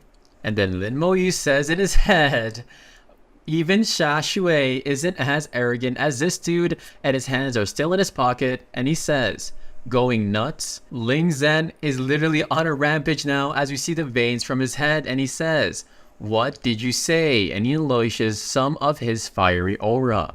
He says, Ling Zhen, you dare to make a move. And of course, even Ning Yi says this. Jiang Tao Tao tells him to stop as she puts up a barrier. And then, of course, Ling Zhen just says, Sister Tao Tao, I'm being very considerate of you, as we see one of his orange crystals go through her blade. And then he leaves and turns his back towards them. Jiang Tao Tao says, we'll meet here at 9 o'clock the next day, and I can only tell you about the trial's content on the day it is, so only tomorrow, as she hopes that he can understand. Lin Mo Yu says, yeah, it's all good. And then Ning Yi says, let's go, we need to buy some things and make preparations. And Jiang Tao Tao says, Ling Zhen, I know you have your grievances, but don't bring your personal grievances into this trial. And she says, besides, Lin Mo Yu was introduced by no one other than Lord Bai Shen. And then Ling Zhen says, I have my boundaries and I just wanted to see what kind of person replaced his brother's position. And I think this is kind of scary. She says with her hands folded, he's a national top scorer, and even though it doesn't mean much, he must have something extraordinary to even just accomplish that. And his class is also a newly introduced one. And Ling Zhen just says, even if you bring somebody along, ensure that they are useful, because every single year, new classes appear, but most of them are trash, and he suspects that this one is trash as well. We then go to the hallways where Ning Yi says, let's go, we'll buy some healing potions, mana potions, and communication devices. And then she says to Lin Mo Yu, don't quarrel, because that guy, he's literally crazy. We then arrive at the store, and then Lin Mo Yu says, please help me with the purchase. She says 10 red and blue potions each, and 1 communication device, as we also see an arrow or a bow and a sword on the table. We then see it is identifying him through his bracelet, which I think is pretty advanced, and it's pretty cool. Ning Yi says, I can bother you anytime now. And then she says as she shows him his bracelet, let's become friends first. And then he says sure, and oh gosh, our girl really got that reverse riz, but if she tries anything else, she's definitely going to get rejected.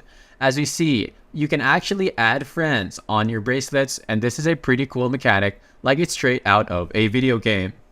He says as she is about to leave, see you at the trial, Lin Mo Yu, and he smiles saying, I'll see you there as well. He then brings out his primary skill scroll, and look at this guys, it's literally shining in all of its glory. We then see he says we need to prepare more for this trial, and he uses the scroll.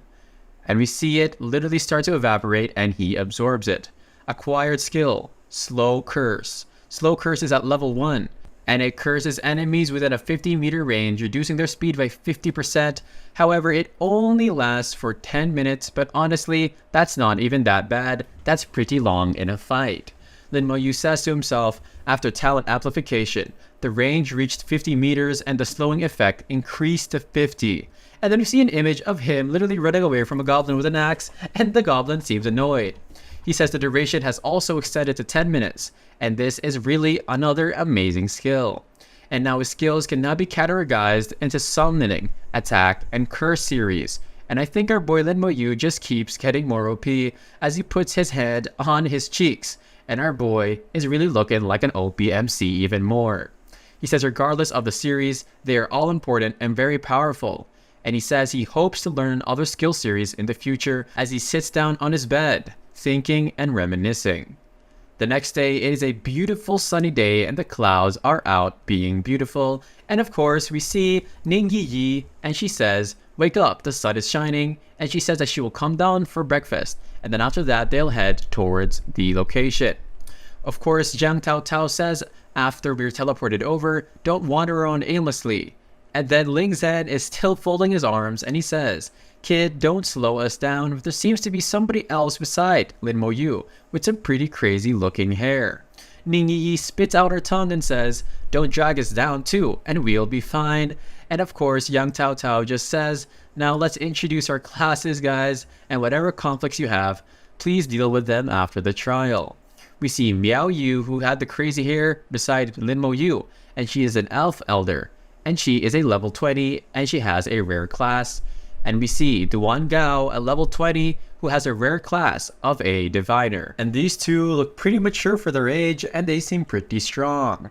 And we see Ling Zhen, and he scratches his head like Lin Zhen, level 21, and I'm a warlock. And it is also a rare class, and our boy, I feel like he's just a tsundere, as we see Jing Tao Tao in the corner, and she's giving him that look that your mom gives you to make sure you do something right. We then see Jiang Tao Tao, level 23 Elf Knight, and then of course Lin Mo Yu, level 17 Necromancer, and Ning Yi Yi, a level 19 Shadow Assassin. And everybody has a rare class except for our boy Lin Mo Yu, who of course has the best class in the world, which is Necromancer. Jiang Tao Tao then says, in this trial, we must unite. She really thinks that this is the Avengers.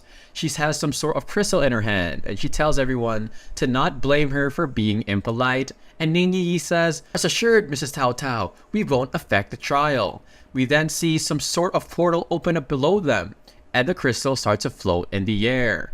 She says, "Jiajing Academy Hidden Dragon Team, let's begin the trial teleportation." We then see them teleport, and this seems like a very different world. We see a huge black and spooky tower surrounded by chains and a very ominous red aura with some sort of light emanating from the top. Even Lin Mo Yu is taken aback with Ning Yi Yi.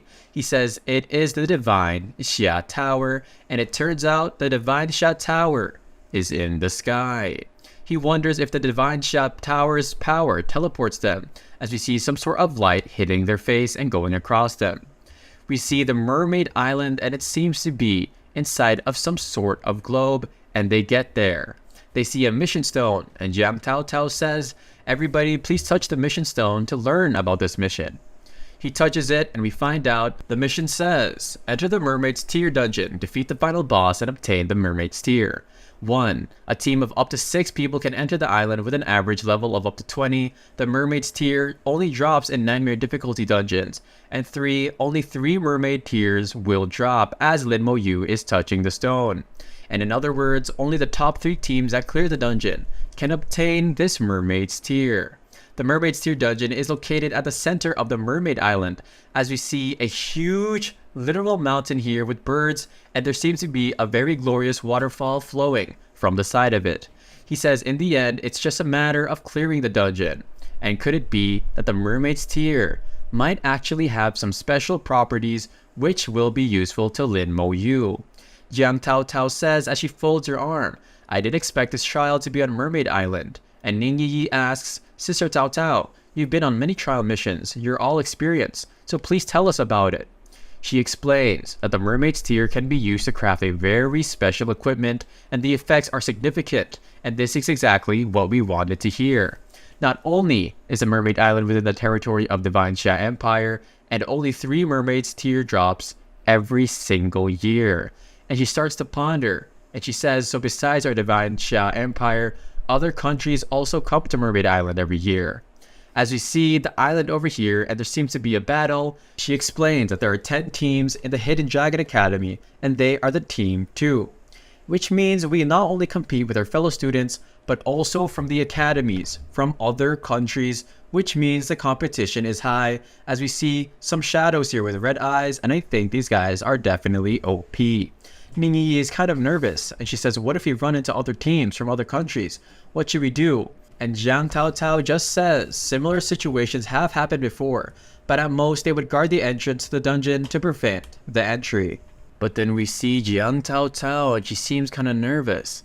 And she says, "Deaths have occurred before, and if a real conflict arises, you have to deal with it as it comes, because your life is the most important." As we get a flashback as Ning Yi Yi looks at Lin Mo Yu when they fought those 3 knights. He says, "Don't worry, we won't encounter that kind of situation."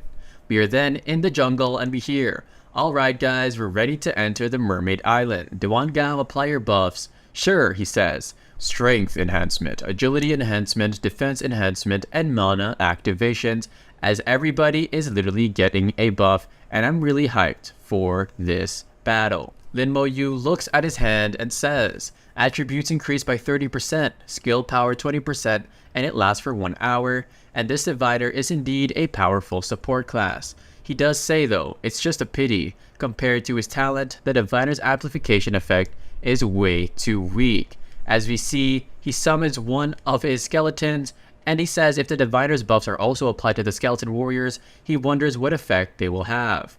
Of course, Miao Yu and the diviner are like, what the heck, undead summon? And Ning Yi says, don't be afraid, this little skeleton warrior is so cute, what the heck is she saying? Lin Mo Yu asks, could you please give it a buff too, thanks? And he says, oh yeah, sure, I guess. He then mentions, his skills cannot be applied to it, and he wonders if his talent is too strong, and Duan Gao's blessing skill is directly overwritten by his talent. And Ling Zhen says, it can't even be buffed. This summon is as useless as his master, as Lin Mo Yu just looks at him along with his undead summon, and I don't think he should have said that. And I hope that they don't get into a fight because, well, I feel sorry for Ling Zhen. Ling Zhen says as he takes on a very menacing stance with his staff in his hand, what, you want to fight? And of course, Jiang Tao Tao blocks him, and he says, you can fight later, let's finish the trial test. And of course, these guys really are going at it, or at least Ling Zhen is. We then see the ghost summon, and then he says, why do I feel like I'm about to die when a summon looks this way? My body gets cold and it gets as stiff as a board. We then see Jiang Tao Tao, and she has her shield in her hand, and she runs past them, and she says, the trial has begun, as they follow her. And we see that this is where it's gonna go down. Miao Yu says, our target is a mermaid dungeon, we need to move fast, avoid fighting the monsters if possible, as she looks at Jiang Tao Tao. We then see them running, as we see some sort of sea monster with orange gills. And then it goes back inside the water, but then after that it comes right back up. It is a merfolk soldier, a mermaid folk. Its level is 19, strength 300, agility 150, vitality 200, physique 320, but it has no skills, as it is above Jiang Tao Tao. We see Jiang Tao Tao goes in for the kill, and of course Ning Yi goes behind it, and of course we see it launch a fireball at her. She then slices his throat, and then we see the notification, killed level 19 merfolk soldier, experience plus 1500. Captain Jiang Tao Tao obtained fish scale +1. We then see, as the fire starts to subside, we see Ling Zhen, and of course Yang Tao and the rest of them. She says now level 21 monsters have appeared, and at this rate, it'll take us more than 3 hours to reach the island center. She says that we're too slow and we can't clear out the monsters anymore. And she tells Miao Yu, you're in charge of control. We're charging through. We then see Windbind as we see a huge blue looking tornado, and Miao Yu says, hurry up, I have it under control. 20 minutes later, and we see some sort of swamp. They say that we're falling behind as Jiang Tao Tao looks, and there seems to be other competitors. She starts to get nervous and she says, if we charge straight ahead, do we have a chance? She says there are too many of them and she can't control them. And Miao Yu says, plus the monsters are level 22, which are higher than her level. We see a picture of the mountain, and then we see charging in directly could put them in danger as they may end up getting surrounded. But if they clear the path along the way, it will take at least a whole hour, and then they'll even fall farther behind. And then Lin Mo Yu says confidently as Yang Tao Tao looks surprised. He says, let me do it, and she is literally sweating like, wait, what the heck did he just say? Ling Zhen says, you, a level 17 newbie? Hahaha, what can you do? He says, you haven't even lifted a finger this whole way. And then Ning Yi says, as she gives him a side eye, shut your mouth up. And then Ling Zhen just says, you should keep hiding behind these women. Jiang Tao Tao says, Lin Mo Yu, what plan do you exactly have?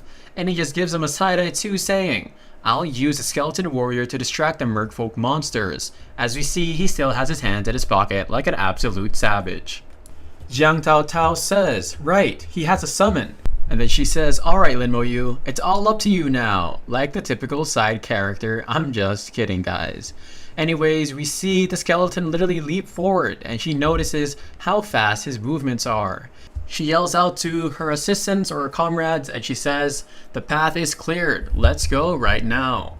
We then see Skeleton Warrior has been recalled to the summoning space as they are in a safe spot in the area. Jiang Tao Tao gives Lin Mo Yu the thumbs up and she says well done, and she also says that she owes him this time. Ling Zhen says, why didn't we do this from the beginning? We could have been up the mountain by now without even falling behind. And then of course Lin Yi says, quit talking nonsense here. If you're so capable, you can go up the mountain all by yourself. And then Lin Mo Yu says one last time, and it seems he's about to get pissed off after Ling Zhen says, it's all thanks to your summon. Maybe you're just trash yourself.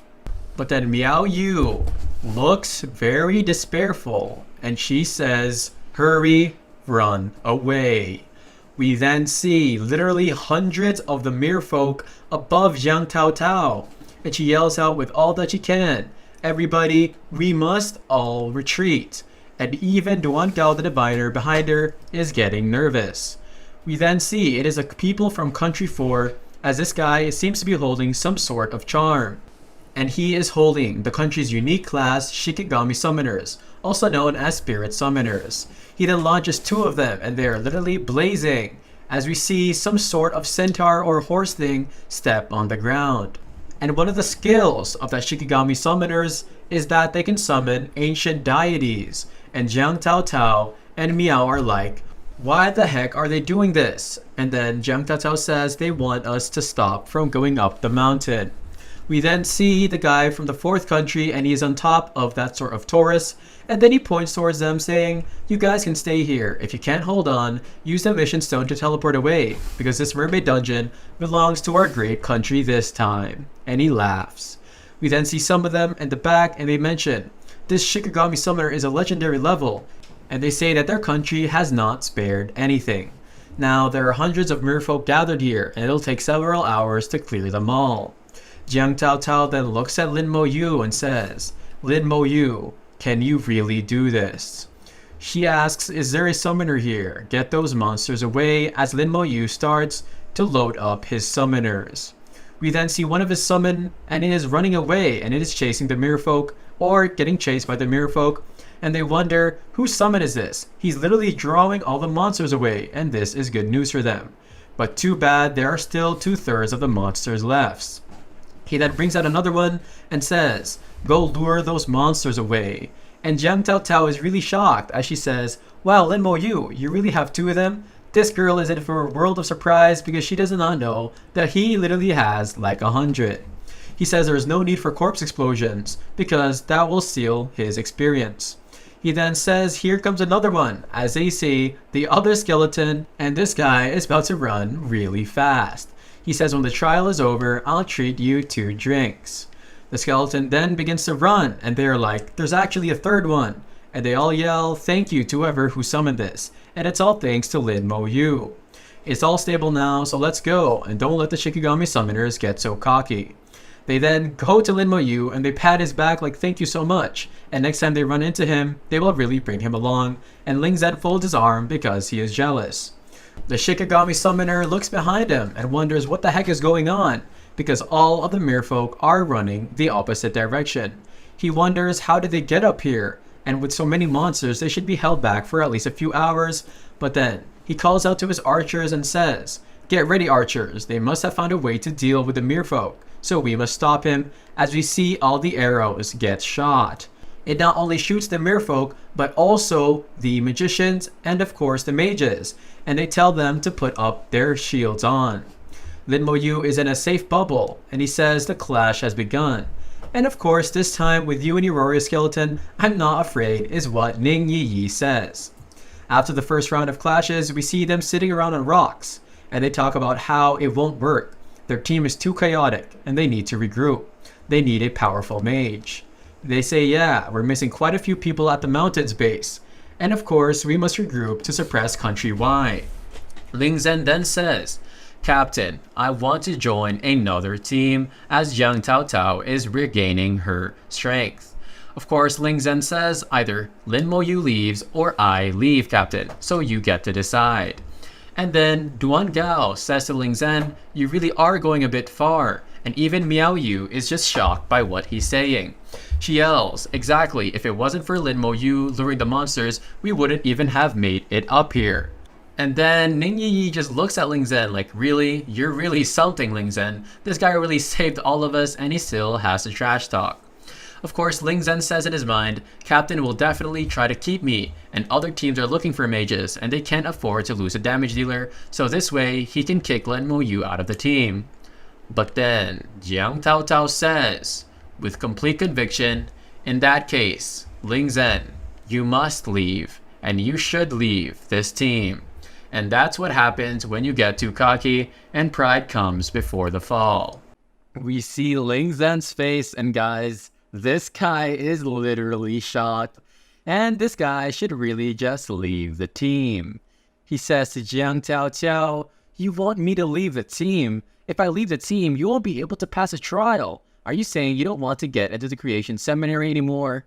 But then of course, Jiang Tao Tao says with a very serious and stern look, have you forgotten what my profession is? As an elven knight, I have my own beliefs and I cannot fulfill your demands. And honestly guys, W down here for Jiang Tao Tao for having some real morals. And she's gonna get carried by, of course, our boy Lin Mo Yu, so she definitely made the right decision. He looks behind him as he leaves and he says, I hope you don't regret this. And Ling Zhen has left the party. Lin Mo Yu says, let's enter the dungeon. And she says, but country Y is. But then of course, Ning Yi, the assassin girl, says, come on sister, let's enter the dungeon. And Jiang Tao Tao is just kind of nervous and she wonders how. And then we see it is Duan Gao and Miao Yu and they're like, what the heck's going on, but let's just follow as well. They then head towards this sort of waterfall and she says at the worst case we can always retreat. And it won't be dangerous with Lin Mo Yu around as even Ning Yi begins to stretch. But I know Jiang Tao Tao is definitely really nervous, but Ning Yi has already seen the powers of her boy Lin Mo Yu. So is her talisman, but they get transported and into the dungeon, and all of them are really furious. We are in the dungeon and there below some big rocks and it seems to be like in some sort of jungle. Lin Mo Yu is looking all happy. But Jiang Tao Tao looks back because Lin Mo Yu literally has his pockets filled with his hands. This guy really is just definitely the MC. Of course, Ning Yi mentions to her, relax sister, his skeletons are powerful. And Jiang Tao Tao says nervously, alright then, I hope their attacks are strong enough and I'll do my best to attack and block the monsters. We then see Miao Yu say nervously, don't worry sister, Miao Yu, heal me accordingly, and I'll leave the crowd control to you, as you see the diviner who says I'll give you my blessings. Killed level 21 elite merfolk, warrior, experience plus 10,000, and obtained 10 fish scales. Of course Miao Yu then says suddenly, wait, what's going on? Why am I receiving experience points now? Elite merfolk warrior enhanced, level 21, strength 2000, 1200 agility, and its skills are shriek. And then it literally just got one-shotted. Lin Mo Yu then says, continue looking for the target. And Jiang Tao Tao says in her head, just now, his skeletons literally just one-shotted nightmare monsters. How the heck is this possible? She says even if we had that perfect party, it would still take at least 1 to 2 minutes. Ning Yi then jumps on behind him and splashes into the ground. But she says, come on, I told you Lin Mo Yu's skeletons were strong, so let's go sister. And then everybody is on the way as well. One of the diviner, Duan Gao, says, we're still trying to digest the situation.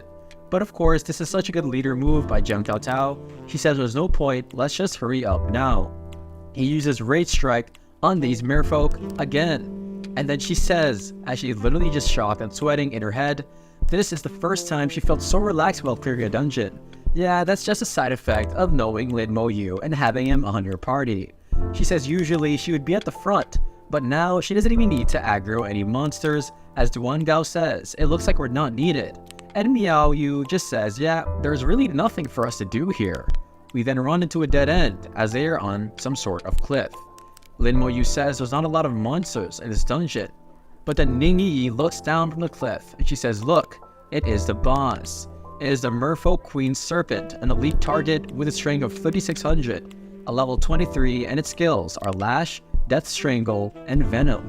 And the attributes are even higher than the previous Goblin King. And we also find out that Lin Mo Yu's Goblin stats are currently at level 2700. Of course, Jiang Tao Tao says she will go and attack the monster, but Lin Mo Yu just says casually, there's no need. As we see the skeletons jump off of the cliff, And oh gosh guys, this is just another day for Lin Mo Yu. The snake uses Lash, and it seems to have managed to, I guess, sort of scathe the skeletons, but then Jiang Tao Tao says it's too agile. What should we do? He then uses Slow Curse as we see the red aura and flame go on top of his hands. We then see it get bound by some chains, and if this guy really thinks he's Kurapika or something, just kidding guys, but it literally just stopped in its trails. We then see the skeletons get on top of the snake, and Jiang Tao Tao says, is that really some type of curse skill? Jiang Tao Tao just looks at Lin Mo Yu, who looks really gloomy. She says he has powerful summons and even a curse type skill. What else can a Necromancer do? They use Death Strangle, but it's no use. And of course, the snake gets literally obliterated. We see the skeleton slice it here. He says that his skeletons are the undead, so venom won't really affect them, because there's no skin to lash onto. We then see the skeleton literally pierce right through the mouth of the snake, and it is GG guys. Jiang Tao Tao says it's really over as we see them go down to collect the loot. The notification is up there. Killed level 23 Merfolk Queen Serpent, experience plus 50,000. That is huge guys. And they obtained silver grade armor, serpent skin armor, and obtained the intermediate level monster core. And I know next chapter is definitely going to be, well, a lot of monsters dead. We see Miao Yu, Ning Yi, and of course Duan Go the Diviner, and they talk about, guys, we need to keep moving, even though we literally just got everything and all these experience points for free. Jiang Tao Tao says, keep moving, we have to keep up with Lin Mo Yu. And it seems this elven girl really is smart, and at least she already is a good leader for them, so I know this squad or this team is going to be really good. They're walking inside of a cave, and Ning Yi always has something to say, and she says it reeks like fish all over this place. We then see it is a White House, it's some sort of palace, and it looks very beautiful here guys, so let's just admire it.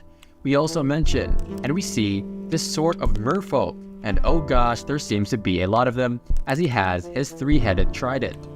Ning Yi and Jiang Tao Tao discuss how there are a total of 60 patrol teams, and a total of 180 monsters. And on top of that, they are all Enhanced Elite and Nightmare level. Lin Mo Yu, guys, just puts his hands up as we see the flame come up and we know what's happening. He says the more monsters the better, as he summons more. Jiang Tao Tao says, Lin Mo Yu, wait. Although his skeletons are very strong, isn't it too rash to just rush out like this? But then we also see the stats of the Mermaid Elite Soldier, which is Enhanced Elite. Strength 2200, Agility 1400, Spirit 1000, and its skill is Dizziness Sweep, as it seems to have been alerted just now. They use Stunt Strike, but then we see the skeletons and they use Rage Strike as they press on. Ning Yi mentions more of them are charging at us now, but then he uses, of course we see the red ball on his hand, and it is a Rasengan, and I'm just kidding guys, but he says to cover your ears, and then we hear, boom. Mermaid Elite Soldier killed, and there are literally like 5 of them that pop up on the screen. And Jiang Tao Tao and the rest of the squad are just in shock. And guys, I don't know, I'll probably have the same reaction as them. We see more and more and more guys. Look how many of these are, guys. It's literally just free kills, as we see all of the explosions here and all of the merfolk are literally wiped away. They say, how is he able to do that?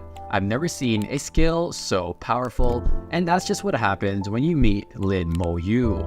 We then see the palace doors start to open very slowly, and we see a very beautiful girl, or lady, oh gosh guys, and this is a monster, my bad. This is a Mermaid Queen boss level monster. Her strength is 5,000, agility 6,000, spirit 5,000, constitution 6,000, and her skills are Scream of Sorrow, which sounds pretty terrifying, Tsunami Waves, and Queen's Lament.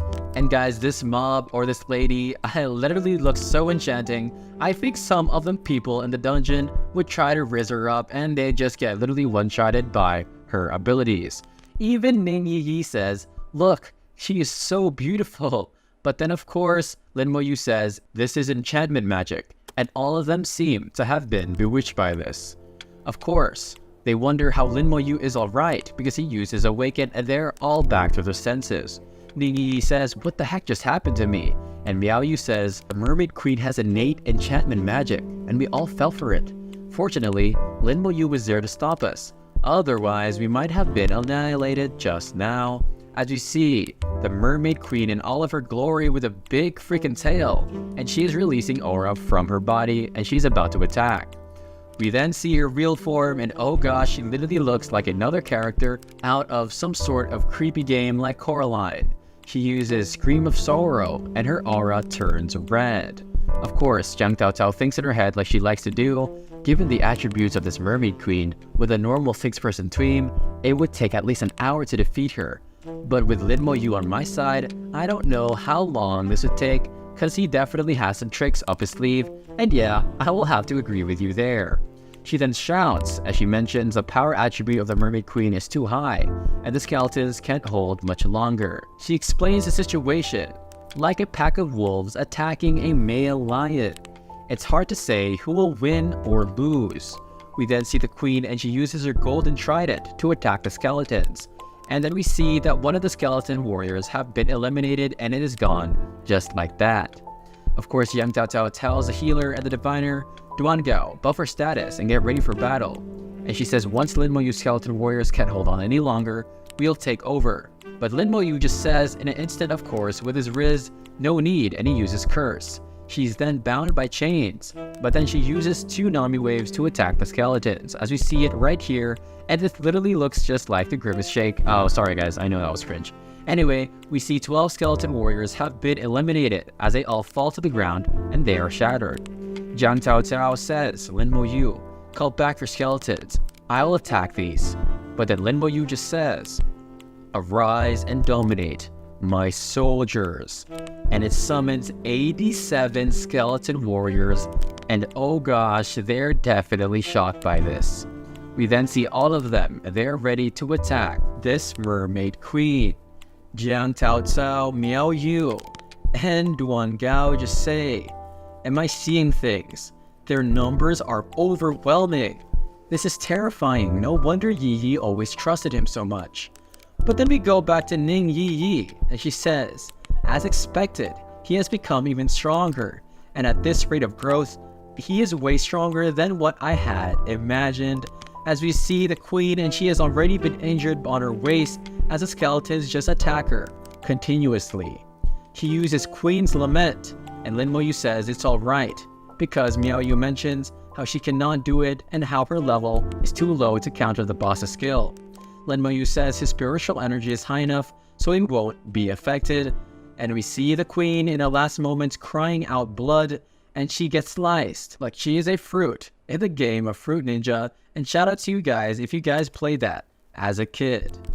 Slayed Mermaid Queen, experience plus 80,000, obtain silver graded weapon, Queen's Longsword, obtain as well Mermaid Queen's Staff, Mermaid Queen's Longsword, silver grade strength plus 50, constitution plus 50, and warrior skills power increased by 10%, usable at level 20, and they also obtained 1 mermaid tear. Ning Yi Yi has it in her hand, and she says, grab the tear of the mermaid. That would mark trial mission as completed, as it floats in her hand. She says with this, we are a step closer to the Trung Shen Academy now. Of course, Jiang Taotao says, yes, if we complete a few more trial missions and level up, we will definitely be able to enter the Shuang Shen Academy. As of course, Ning Yi Yi just says, Mermaid's Tear has been secured, as the rest of them mention. Yes, the worst one was that guy Ling Zhen, for never teaming up with him again. Lin Mo Yu says, Yi Yi, do you have a cooldown charm? And she says yes, and she says, are you planning to do it again? We then see, of course it is the dungeon, as well as a cooldown charm. And Jiang Taotao, Miao Yu, and Duan Gao just look back, and they are utterly shocked. They teleport outside of the rift, and somebody says, wait, they already made it out? It's only been 30 minutes. They gossip and say, I bet they couldn't even beat it, and decided to give up. And then he says, his skeletons aren't that useful after all. And he says it looks like they were just meat shields. Of course, the guild members from, well, on Lin Mo Yu's side say, brothers, it's fine if we fail the dungeon, staying alive is what matters. And they say, yeah, let's just go back. Ling Zhen says, as he thinks he's an MC, still not dead yet? You insisted on bringing your party into the dungeon, and now you guys are just gonna leave. We then see Jiang Tao Tao with Ning Yi Yi, and then Ning Yi Yi says, "Don't worry, Miss Tao, Mu Yu is with us." And of course, she also mentions to her, "Yi Yi, let's proceed as planned," as we see the cooldown timer thing behind them. And Ning Yi Yi says, "Yeah." We then see they teleport inside and they say, "Wait, they're going inside again? For that lady to have a cooldown talisman, she must be very important." And then somebody says, with a very long, paragraph, "If my eyes didn't deceive me, they chose a nightmare difficulty, right? For just 2 of them to enter the nightmare difficulty, isn't that literally just courting your death?" Of course, Jiang Tao Tao looks back and she's kind of nervous and she says, "We can only place our hopes on them now." And then Miao Yu says, "Miss Taozi, we saw how strong Lin Mo Yu is, so everything will be just fine." She says as she gets a flashback, that is true, she can't believe that Lin Mo Yu can clear it on his own, even at nightmare difficulty, and Miao Yu concurs. They teleport inside and Ning Yi says, "But don't make this the last time though," because he says, "Who would have thought that Lin Mo Yu would actually bring me here to grind levels now," as Lin Mo Yu just says okay, with his hands in his pocket. We then see a merfolk look at them, and Ning Yi says, "The amount of times left on my cooldown artifact is enough for them to do it 2 times, and she says we need to take this opportunity and get more mermaid's tears into our hands." We then see the skeleton and Lin Mo Yu says, "The night is still young, let's get this dungeon over with as soon as possible, and sure, they won't be killing them as fast as I do." We then see lots of the stat notifications pop up as Ning Yi just looks down and they are looking at the giant white snake. And they are just standing on the cliff and Lin Mo Yu still has his hands in his pockets, guys. This guy is just too cool for us. We find out you've successfully eliminated the Mermaid Queen's pet snake at level 23. They gained 125,000 XP and they've also obtained a silver rank E equipment, the snake leather light armor. He says, "It took us more than 30 minutes to get here last time, and now it's only been more than 5 minutes. He says that these 5 minutes and they've already killed the mini-boss, which is very impressive. Ning Yi says, "You're much stronger as I thought," and he looks back saying, "Let's go, it's time to proceed to the mermaid's palace, and our boy really got that riz." We arrive there as a skeleton is seen dashing towards them, and slice, these guys are a piece of cake. He says, "We've killed all the soldiers protecting the palace, and the boss is about to appear." As we see the Mermaid Queen boss monster, Strength 5000, Agility 6k, Spiritual Energy 5k, Physique 6k, Skills, Scream of Sorrow, Tsunami Waves, and of course, the Queen's Lament. And our queen here looks even cooler than last time, but unfortunately, she's just gonna get wrecked and one-shotted by Lin Mo Yu skeletons. Ning Yi is literally hiding behind Lin Mo Yu, and she says, "I'm not gonna look at her so I don't get cast into her enchantment magic." And she points as she says, "Move, Lin Mo Yu, go finish her." And our boy Lin Mo Yu is smiling, guys, so I guess Ning Yi really is a cool person. He uses Resistance Curse, and of course she is bound by his red chains like our boy is Kurapika. And then he uses Corpse Explosion, and boom, she literally just dies like that and she's burned to a crisp like some sort of pancake. And yeah, he didn't even use a single skeleton, so our boy is just too overpowered. You've successfully killed the Mermaid Queen and gained 200,000 XP. They got the silver rank weapon, the Dagger of the Mermaid Queen, and they also got the Grimoire of the Mermaid Queen, as well as a Mermaid's Tear. Let's freaking go. We then see it is Ning Yi and she seems to have leveled up. She is super happy with a Mermaid's Tear in her hand, and she says, "Let's do it one more time and get all 3 Mermaid's Tears." And Lin Mo Yu just says, yeah, let's get it over with. Lin Mo Yu, however, mentions when he just met her, she was at level 19, while he was at level 10, and it's been so long, yet she is still at level 19 and has just managed to level up. As she says, "Miss Taozi, or Yang Tao Tao, we are done." He mentions that it seems like this girl doesn't really like to grind levels. They're there and the people around them say, "Did they just get in there like a couple minutes ago? It's only been 10 minutes. They probably didn't even manage to kill a single monster, right?" And it seems that they just wasted the cooldown talisman. But Ning Yi just looks behind her as she's holding the cooldown talisman and gives them the tongue as she mocks them. Jiang Tao Tao says it's only been 10 minutes. No way they managed to come out that fast. And Miao Yu just says, "It seems that Lin Mo Yu is way stronger than we thought." We say they are looking at their wrists for some reason, and it seems that she says, "Let's see how much time we are going to take," and they're literally setting up the timers. Lin Mo Yu says she is almost treating this as a game at this point, and she says, let's go 8 minutes and 58 seconds, and they are 30 seconds in their previous run, as we see the mermaid queen just get disintegrated behind her. And geez, this is really just solo leveling, and of course Ning Yi is just there for fun. Lin Mo Yu says, let's go back now, Ning Yi, and she says, I can't wait to look at these people's faces from the other country, and I 100% agree. They come out again, and they say it really is a waste of a precious item. They definitely use up the cooldown talisman, right?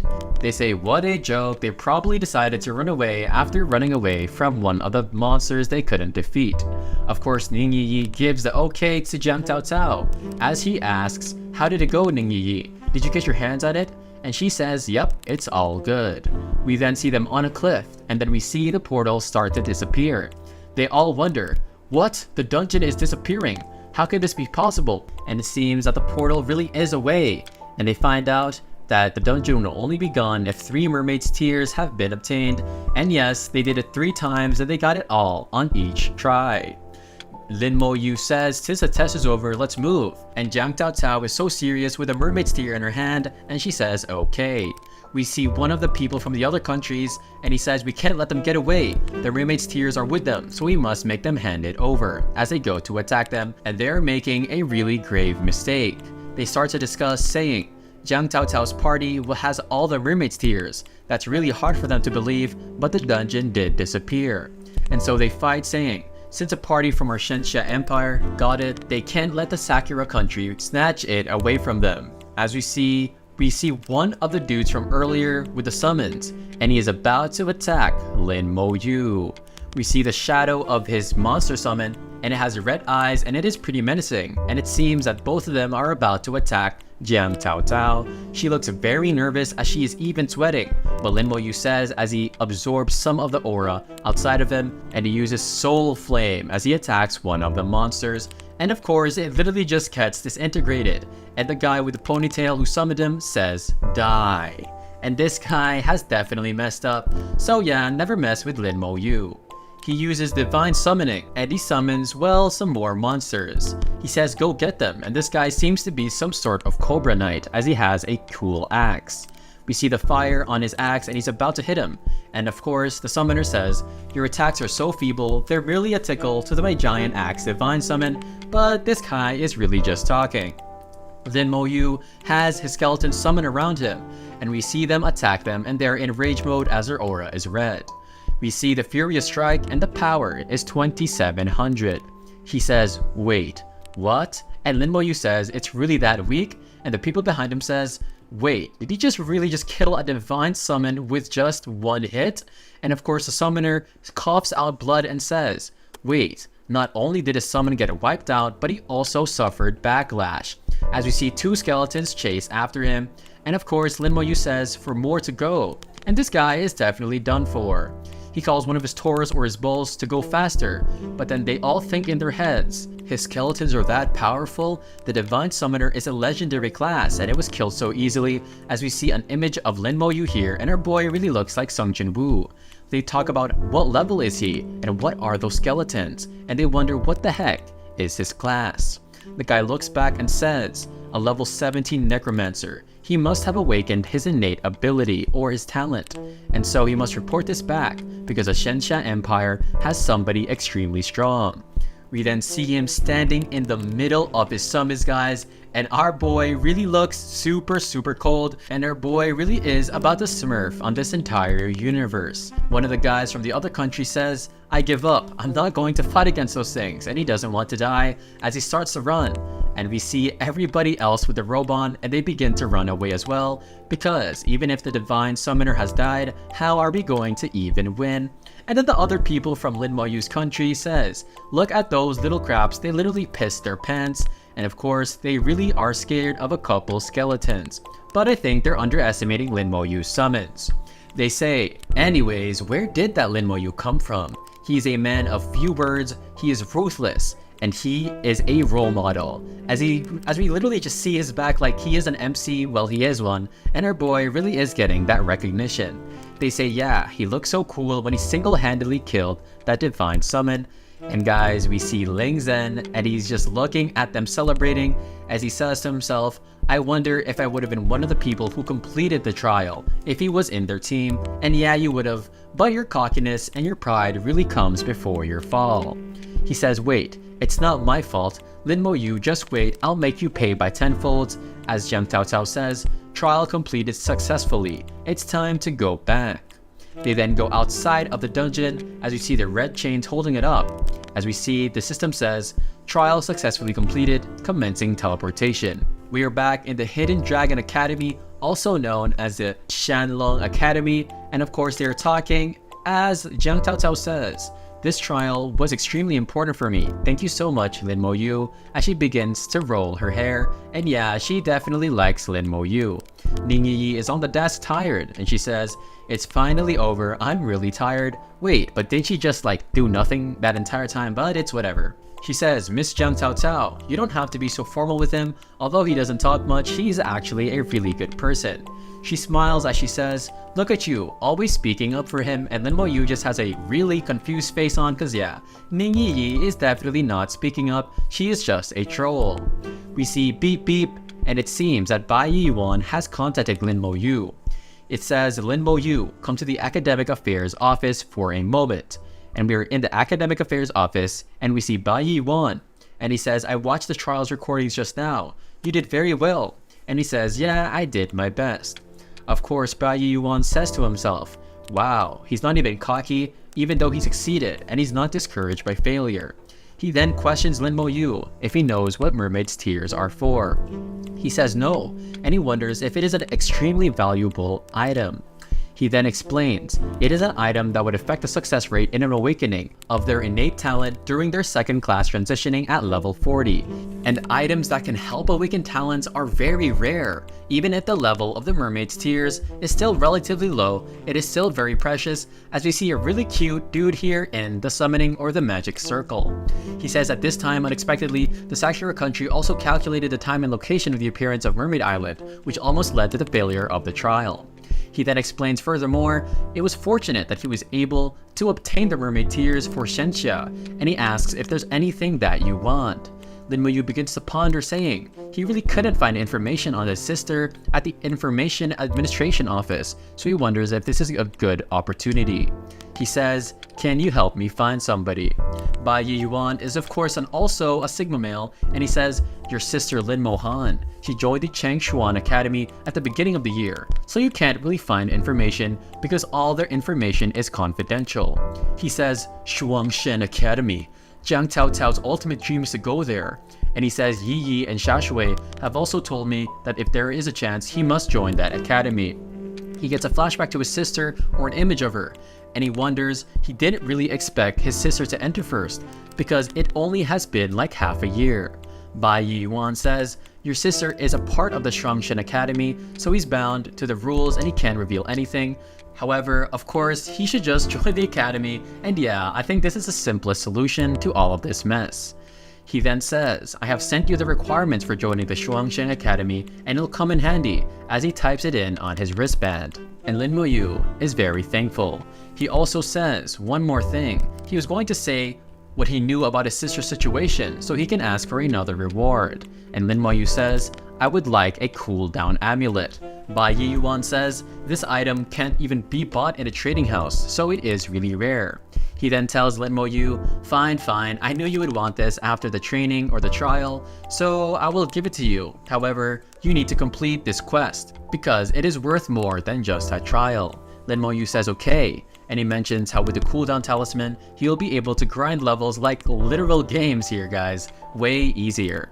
Bai Yuan says, however, you have to wait until level 20 until you take this task. And if you are in a hurry, you can go to the Academy's Instance Dungeon Hall for fast leveling as he has his crystal in his hand. He puts it in his palms and says, this is the teleportation stone of the Instance Dungeon Hall. Not everybody is qualified to get it. He then uses it instantly, and Bai Yuan says, wait, he's going right away? He says his eyes did not really fool him, and he must be a really good lad. He literally just came from a trial, and he wants to go into a dungeon to level up, and this guy doesn't even need rest. And for the first time, guys, Lin Mo Yu is shocked by looking at the incense hall of the Xiajing Academy, as we see some sort of purple balls spinning around on some sort of holders or ceramic. I don't really know what that is. He says Bone Burial Grounds Instant Dungeon, normal difficulty, lacking a mage around level 25, preferably proficient in fire skills. Some other people mention Blood Ballad Orc Legion Instant Dungeon, nightmare difficulty, lacking a healer level 20 to 25, required to be proficient in healing, full set of bronze crate equipment. And it seems that a lot of people are looking for comrades to enter dungeons with, and this seems like a really cool, well, I think it's kind of similar to a dungeon tavern or just a dungeon guild location. And we see Lin Mo Yu as he's looking at his cool Apple Watch, and we see level above 30. It is the entrance requirement for the Shuangshen Academy, and as he looks down, he says, does that mean after my sister arrived in Xiajing Academy, she leveled up to 30 in just 3 or 4 months? We then see notification saying, clear the level 30 dungeon Abyssal Frontline with the difficulty set to Hell mode, and contribution points must reach 1000. And our boy is looking kind of nervous because of this. We then see somebody go up behind him, saying, hey classmate, and she asks if this is the first time he's going into a dungeon hall, and this girl has blonde hair, a ponytail, and a cross in her jacket or her vest, so I'm assuming she's some sort of healer, and yeah guys, we know she's pretty cute. She then looks behind her and says she is Shu Han, and she can introduce him to everything in the dungeon hall and everything he needs to know. And he has his hands in his pocket as he mentions that this seems like another opportunity for students to gain points as well. He then asks her how many points will suffice, and she says 100 will do. He then transfers 100 and she looks super happy, saying thank you, and I wonder if he just got scammed. She then introduces him as we see these balls floating, and she says that inside the dungeon hall there are 2 dungeons below level 20. 18 dungeons for those between 20 and 30, and 20 between level 30 and 40. We then see these 3 different dungeons, and she says that in addition, there are 2 large-scale dungeons that require more than 40 participants, but I'm pretty sure my boy Lin Mo Yu is going to solo them. He then explains that every single dungeon has its corresponding clearance record, and setting a new record will earn you a lot of rewards and will be notified across the entire hall. We see them standing in front of some sort of tree with the orbs floating, and she tells him that this is the dungeon hall's task center, as well as a hub for teaming recruitment. She says there you can complete tasks to earn points, join a team, and recruit comrades. Of course, Lin Mo Yu is kind of skeptical and asks, how do I earn contribution points? And she says that by participating in the Academy's trials and completing tasks assigned by the Academy, that's pretty much how you get them. He then remembers in his head that the highest contribution point task at the task center only offers 10, and with most tasks only giving 2 to 3. And so, to join Shuangshen Academy, you need 1,000, which seems kind of crazy. We then see Shu Han, and she's kind of nervous, saying, well, earning contribution points is kind of hard, because whenever a task is actually opened, it's definitely completed by somebody in a jiffy. He then looks down at his watch, and he gets a notification from Duan Gao, and he says, have you gotten your contribution points? How many did you get? Because he just transferred him 50. He says, I got 20 points, hit the jackpot, and Sister Paozi got 30 points, and she's over the moon. The people around him say that he's bluffing, but our Lin Mo Yu just really got like unlimited contribution points if he levels up even a bit. He then thanks Shu Han for guiding him, and she says you're welcome and you paid after all. She then asks him, are you planning on finding a team for a dungeon? But then he just brings up the menu and it says 1, 58 minutes, and 2, 1 hour and 17 minutes. Because it shows them the dungeon requirement and the cost for entering the point, and he just completely ignored Shu Han as he has his hand on this purple ball. He chooses nightmare mode, and the people around are like, wait, he's just a level 20, what the heck is he doing? And then one of them even mentions, I bet he was the one who got 50 contribution points. We see we are in the mutated forest, and our boy Lin Mo Yu is level 17 with 32.57% in, and he's pretty close, well, almost halfway to level 18. We see him with his hands in his pocket, and he wonders, I wonder how much I'll level up after completing this dungeon. We see notifications of him, or well, his skeletons killing these mutated gray bears, and he says to himself, he can leave the task of clearing minor monsters to the skeleton, and he has to find the boss one as soon as possible. He then looks into a water, and then there's some sort of big hole there, and this is where the boss is located. It comes out, and it is a mutated Geo Turtle, and it looks like a Teenage Mutant Ninja Turtle gone rogue. Its level is 19, strength 4000, agility 500, mentality 500, physique 7000, skills, bite sweep, and super defense, as you see it here, and it looks kind of scary, guys. But while it is suspended in the air, his skeletons gather up on him and gang up on him, but then it uses super defense, so their attacks just get neglected. He then puts more power into them, saying, the Skeleton Warrior's Furious Strike didn't even do much, and he says, sorry, but I need to go pretty soon, and he uses Soul Flame, because he'll use skills that ignore the defense. Of course, you see the turtle here, and GG bro, and of course it just flips over, and yeah, this is the end. He then uses Furious Strike or Rage Strike, and we see his skeletons become bloodlusted and they jump towards the turtle. And yeah, GG to the turtle, he even lost both of his arms. We see defeated mutated Geo Turtle. He gained 150,000 XP, and he also gained a bronze class weapon, the Geo Turtle gauntlets. He gained the turtle heavy armor, and he even gained a low level monster core. He then is absorbing everything that he got, and we see that he gained over 35% on his XP bar, and he wonders what the reward will be for breaking the record. The hall's bell starts to ring, as we hear, somebody has set a new dungeon record, and they wonder which elite team has done it. We then see a really creepy, some sort of status leaderboard that shows a record, and I think this looks pretty cool. And it says, the new record for the mutated forest, number of players 1, level 17 Necromancer Linmo Yu, completion time 35 minutes, and this is a rank 1. Everybody is shocked by this as they're looking up into the air, and by the way, these look like little colorful boba pieces, but I just don't know what they are. I'm guessing they're crystals. They say, what? A solo run? Even if it's just a level 17 low tier dungeon, he's almost twice as fast as a previous record. And he comes back looking at his watch, and he says to himself, that setting a record does give you contribution points. As we see here, he has received 1,000 points normally and 5 contribution points awarded all at once. We then see he is ready to head back in, and the people around are like, what the heck? I'm a level 30, should I go ask him to help so I can get my level up? But then they say that that's really shameless, and yeah, asking help from a level 17 is just pretty embarrassing. We then see he's in the Spider Nest level 20 dungeon, and your requirement is level 18 to 21, so our boy cannot enter it. He then walks and everybody around him is literally rizzed away, and they're shocked and scared to go up to him. An hour later, he reached level 18, and the people are all amazed at how fast he is leveling up. We see a new record for the mutated forest has appeared, and yes, Linmo Yu, a level 18 Necromancer, he cleared it in 24 minutes. They all wonder, who is this guy? That record was set by a near perfect 5-player team and had stood there for 3 years. How the heck is this guy just clearing it? We see Linmo Yu is ready to enter the Spider Nest dungeon, and the dungeon record is 1 hour and 12 minutes. He wonders if the Spider Nest's record was set by them too. He then enters it and selects Nightmare mode, saying, I'm sorry, but I need many contribution points, so it seems I'm going to be taking that record, and our boy is an absolute savage. He has his hand in his pocket as he asks, is this really the Spider Nest? And he mentions that it's super dark. He then puts a fire in his hand and he starts to summon, of course, his skeletons, and I want you guys to guess how many times has he summoned his skeletons so far into this manhwa.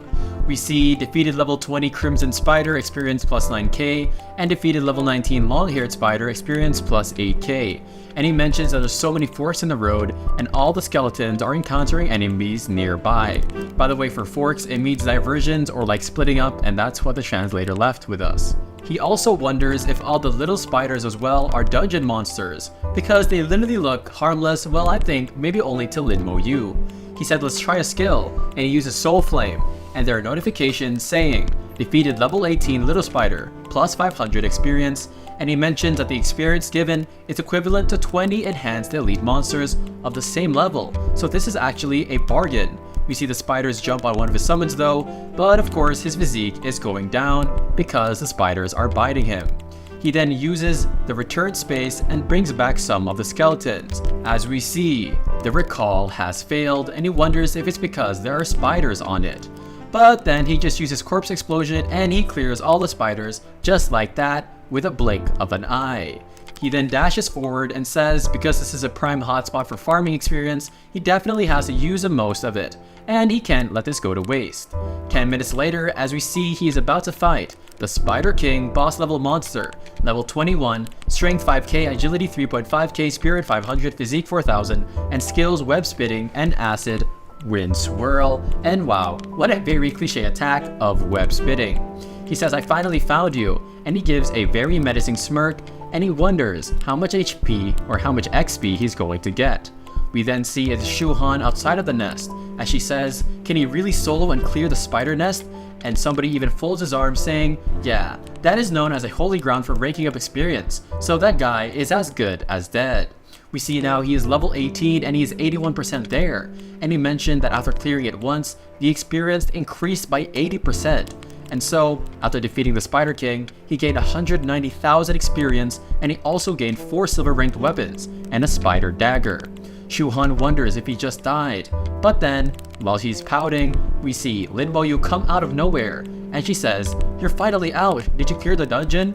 She then says nervously, and she doesn't really know what to say, she said it's okay if you didn't clear it. The monsters are really scary and it's pretty much impossible for one person to clear. But our boy Lin Moyu says, "Yeah, I appreciate your concern, but I literally just soloed it just now." She says, "He actually pulled it off, all by himself? There's no way that he set a new record when it was previously held by a 5-person team." She looks at him, guys, and yep, she is definitely rizzed up and she fell for him. And she says, "He looks so relaxed. It seems that this isn't even his limit."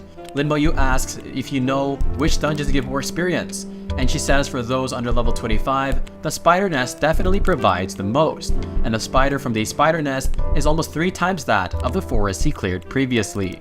We see that he has cooldown removal 40 points, and he mentions but clearing it this way, offsetting the cooldown consumes a lot of points. He then asks Shuhan, "Is there a dungeon that's fast to clear and also offers high experience?" And she says, "Yes, there is one. You can try forming a team with others to challenge the Tyrant Desert, and it is a large dungeon." She explains as we see an image of it behind her and it seems pretty sandy. She mentions that because it is literally gigachad or ginormous, you are allowed to have a 40-person team, and players at level 20 can enter, and many high-level players earn points by carrying newbies through it. And Lin Moyu mentions, "I wonder if it can be soloed, because it is a large dungeon, and our boy Lin Moyu really is just too crazy." He says thank you as he looks away and walks away, and I'm pretty sure he's headed towards that dungeon right now to get level 20, and of course Shuhan is just shocked by this. He smiles, saying, "I'll take your experience." As we see he enters a spider nest again, with all the spiders looking at him, ready to devour him. But yeah, that's not happening. We then see Bai Yuan and they're looking at him along with some other fellow teachers or instructors on the big screen. And then he mentions, "Even though I had met him previously, I was still taken aback after watching this battle." We see an old dude literally rubbing his beard, and his name is Meng An Wen. And he mentioned he soloed the mermaid dungeon and obtained all 3 tiers of the mermaid, huh? He says those expressions from Country Y were extremely fascinating. And beside him is a cool looking dude like he's also a former anime protagonist, and his name is Hong Shan, the dean of the Hidden Dragon Academy. Of course, Bai Yuan says, in reply, "It's an amplification talent. I didn't ask how many times it multiplies though, because that's his personal secret and matter." Bai Yuan then finishes the drink in his cup and mentions he thinks that he has a promising future because his sister has already joined the Chuang Shen Academy. We see the both of them here and they actually look very similar, and his sister looks pretty cool. He says that his sister is also favored by the old man who is nurturing her, and I wonder who could that be. And Bai also says that he might also be taken under that old man's wing.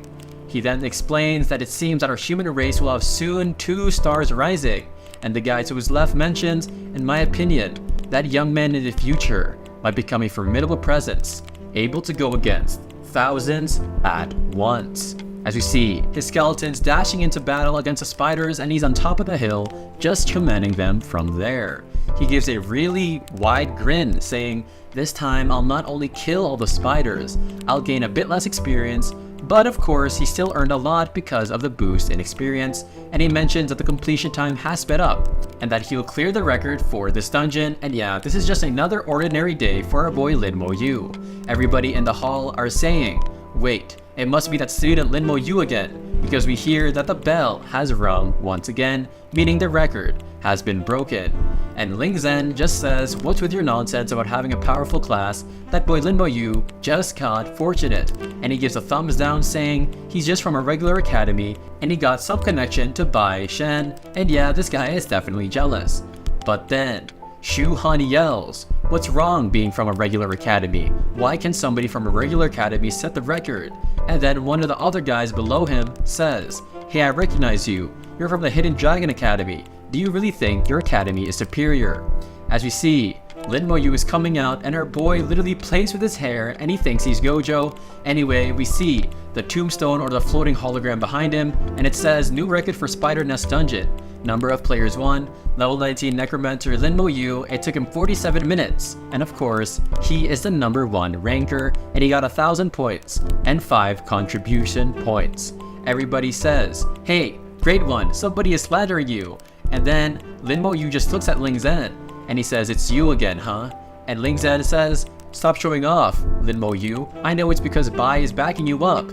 But of course, Linmo Yu gives a very scary look and says, I've tolerated you enough times. And of course, it's not convenient to make a move within the academy. And our boy Ling Zhen is literally shocked to his core. And he says to himself, his eyes, has he killed somebody before? Why the heck do I feel so scared? And he says it must be an illusion. And Linmo Yu has reached level 19 and is at 74%. And he mentions that he needs to level up to level 20 before the day ends.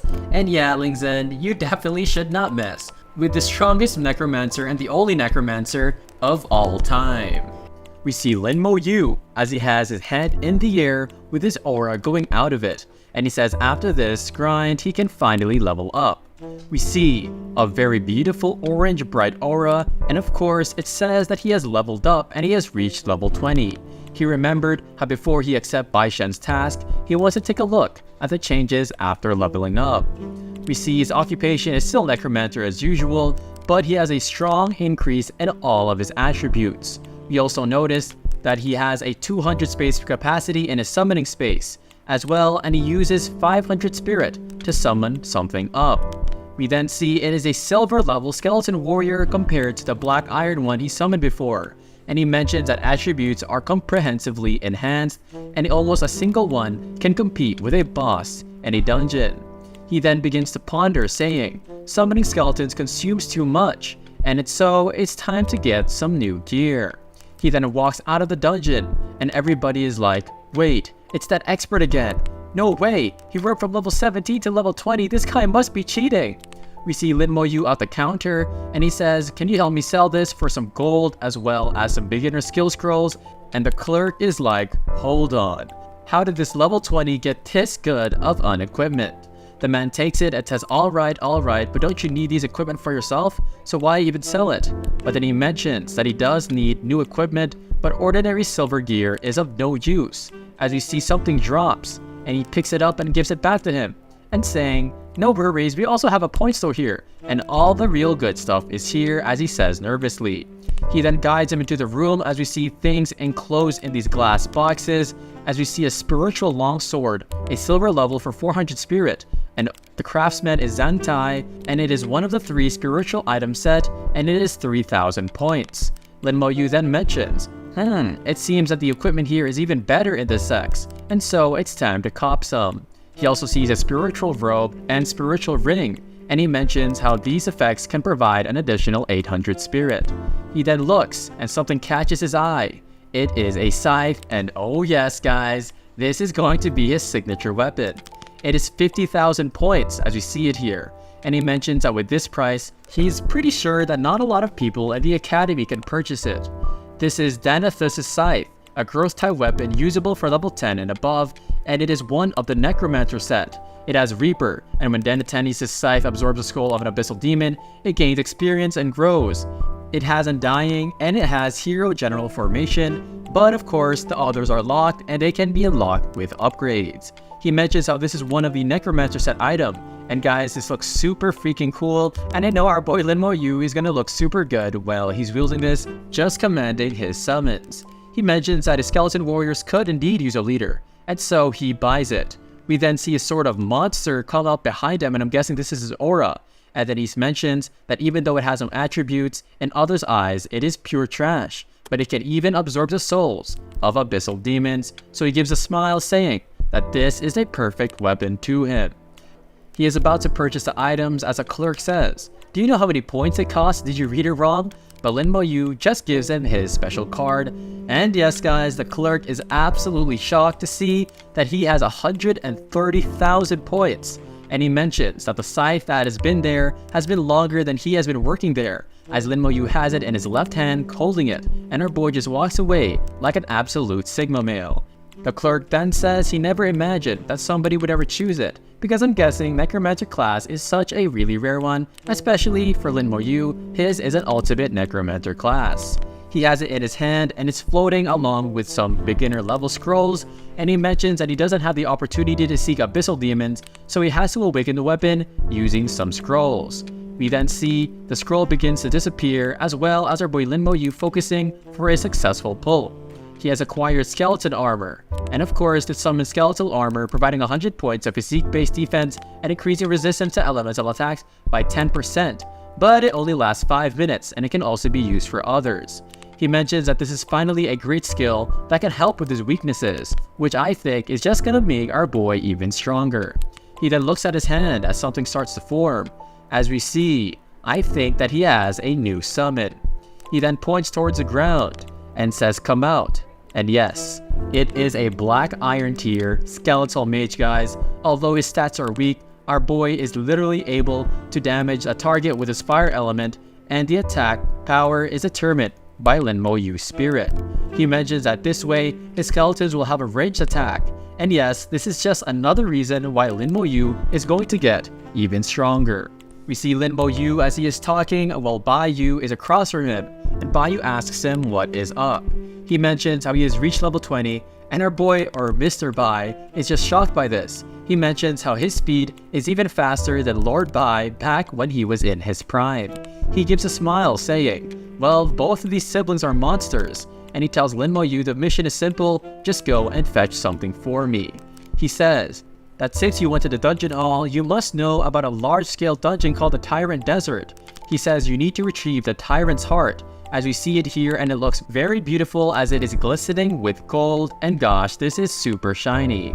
He mentions as a 40-player large-scale dungeon. I won't mention the difficulty, and you should be aware. And Lord Bai mentions 3 days. As long as you bring it back here, I'll get you that cooldown amulet. And of course, he says that the cooldown amulet is way beyond that of what the dungeon hall can compare to. And so it can even go back for the top level dungeons of that month. And Lord Bai tells him, and even if you complete the mission, I'll tell you how to upgrade the cooldown amulet. And Lin Mo Yu is shocked to know that you can actually upgrade these. Of course, Lin Mo Yu says I'll bring this back as soon as possible. And Lord Bai says the reason I only gave you 3 days is because in those 3 days, an opening ceremony will be held. Lin Mo Yu leaves as an old man, of course, enters the room, and this is no one other than Meng Anwen. And he asks, are you really satisfied with Lin Mo Yu?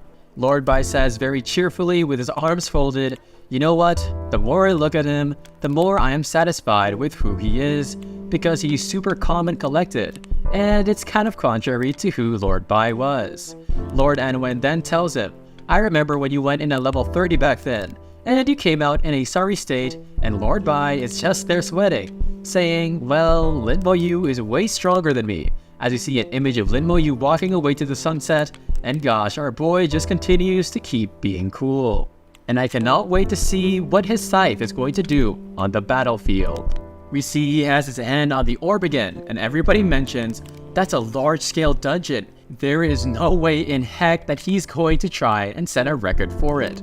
We then see it is the Tyrant Desert, Dragon Soaring Academy, 40 players, 16 hours, 45 minutes, and 18 seconds. And that is the record. Of course, Shu Han is there and she says, Junior Lin Mo Yu, what are you doing here? He greets her, and of course, Shu Han is just shocked by this. And she says, are you looking at the Tyrant Desert? After clearing so many dungeons yesterday, this guy should really go take a break. Is he crazy? But Lin Mo Yu couldn't be bothered in the slightest. He then tells her, well, there's an item in the dungeon that I need, which is the Tyrant's Heart, and I need to acquire it. And she mentions, wait a second, That's what drops when the boss is killed. Do you really expect to get it? She even says, you can craft an incredibly powerful box accessory which is a tyrant necklace, and with that, it only drops once a year as well. And so, the last time the tyrant's heart was appeared was 2 years ago, so this is super rare. As you see the pendant, and yeah, this looks incredibly rare to me. She then mentions, you don't think you're challenging the tyrant desert alone, are you? And she says, this dude really just hit level 20 and he doesn't even have any teammates. She covers her mouth like, no way, you're going to solo it? And yeah, she just figured it out now, and yeah, I'm just as surprised as you are, Shuhan. Anyway, she tells Junior Lin as she looks at him, you are going on a suicide mission. But then somebody walks up behind them, and she says it's them, and they are from the Bailey Academy, and they wanted, for a long time, to break the Tyrant Desert record. We see this guy with white hair, and we see something covering his mouth with 4 horns on it. And this looks pretty scary, guys, but this dude looks absolutely huge, and his type of armor is a gold level equipment. Of course, he looks back towards his soldiers or his comrades, and mentions that this time, their academy shall set the record. He mentions if this messes up, he's going to get pissed, and he wonders if the 2 people, which is Lin Mo-yu and Shuhan beside them, are also planning to clear it as well. Lin Mo-yu goes up the steps slowly, and then they're all wondering, wait, has anybody even soloed a large-scale dungeon before? This guy is on a suicide mission. But the old man from Bailey Academy, or I think this guy's pretty young, but he just looks old because of his white hair, he just says, he's going into the Tyrant Desert by himself, huh? Where did this rookie come from? Did nobody tell him it's a large-scale dungeon? The people around say, don't mind that fool because we got this. We are in the Tyrant level dungeon or the Tyrant Desert dungeon, and oh gosh, I got blinded by this by reading it at like 3 AM. He launches out his zombies, and he mentions that it seems like he'll have to explore the dungeon map on his own. He begins to ponder as he thinks of the directions that his skeletons should be scattered up, and he mentions how looking at it, his remaining 80,000 points won't last long. And finally, he encountered a monster. We see the Desert Ghost Tree is a super enhanced elite monster, level 25, strength 5000, agility 1k, spirit 2k, physique 6k, and it has a deathbind skill. One of his soldiers falls on it, and he mentions that even just an ordinary small monster has stats comparable to a level 24 in the Mermaid Dungeon, so this is going to be quite hard. But Slash, one of his skeletons, just kills a level 25 Desert Ghost Tree, and he gets 3000 experience. And he mentions that the experience that he gained is at the same as the boss level. He then uses skeletal armor, and mentions that because dungeon lurks in the dunes, it's better to stay safe. As we see, it is a huge vast land, and he has 3 of his goons or his summons just there beside him. He then stumbles upon an oasis, and he mentions how because of this, he is sure that nearby monsters will gather around. And as we expected, we see it is an oasis giant scorpion which is purple and kind of cool looking, and it jumps towards him, and he mentions that this is not a good thing to just approach recklessly. We see one of the skeletons uses Rampage Strike, and even the translator mentioned that they keep changing it from Rampage to Rage Strike, and it's just a fun thing to do, which I kind of appreciate. We see a skeleton slash up the Oasis Giant Scorpion, and yeah, GG to those scorpions, and I was gonna say they're gonna turn into food, but I don't think we eat scorpions here. Anyways, he mentions that there's a fruit on a tree, and he wonders if it is produced by the dungeon. He then has a fire in his hand, and says go pick that fruit for me, and he wonders if that can help him collect these fruits. One of those skeletons then puts one on his head and offers it to Lin Mo-yu, and he wonders what these fruits have. It is a desert oasis fruit. It can rapidly restore a large amount of spiritual power, but it must be consumed within 5 minutes, and it can't be saved into your inventory. And so Lin Mo-yu just chomps at it, and it looks like a little mini watermelon, and we see that his spiritual power is just rapidly recovering. More skeletons come as we see the watermelons or whatever the spiritual fruit is on top of these palm trees. He gives a smile, saying, "Come forth, skeleton mage," and he mentions how this is good for practicing skills and leveling them up. He says that he was just wondering how to level up these mage summoning skills, and it seems that this is the perfect chance as we see the mage here in all of its coolness. He mentions that as long as his skill reaches level 20, the mage can even become a silver tier, which will be a huge addition. And guess what? Our boy is just here eating those fruits, guys, and he's just watching from afar like he's watching a movie. We see his summoned skeleton mage has reached level 20 that quickly. As we see, it is now a silver tier, and gosh guys, it looks way cooler. I mean, just look at this. There's even like floating crystals or diamonds on his robe and armor. It has explosive flames, thunderstorm, and tornado skills. And he smiles with it beside him, saying, "You had fun killing my skeletons, but now it's time for me to return this favor." And guys, let's just say rest in peace to the scorpions. Yeah, goodbye. We see one of his skeletons with fire around him and one of his skeletons with ice. One has a tornado and one has a lightning. And I am so hyped to see what our boy Linmo Yu is going to do with these mages. We see there are 4 of his mages using a tornado skill and 1 using a fire skill. And somehow they just get electrocuted, and Linmo Yu just has a fruit in his hand. This guy must love this fruit. And he mentions that this is how a dungeon, a large dungeon, should be. He's surprised because there's no more of them.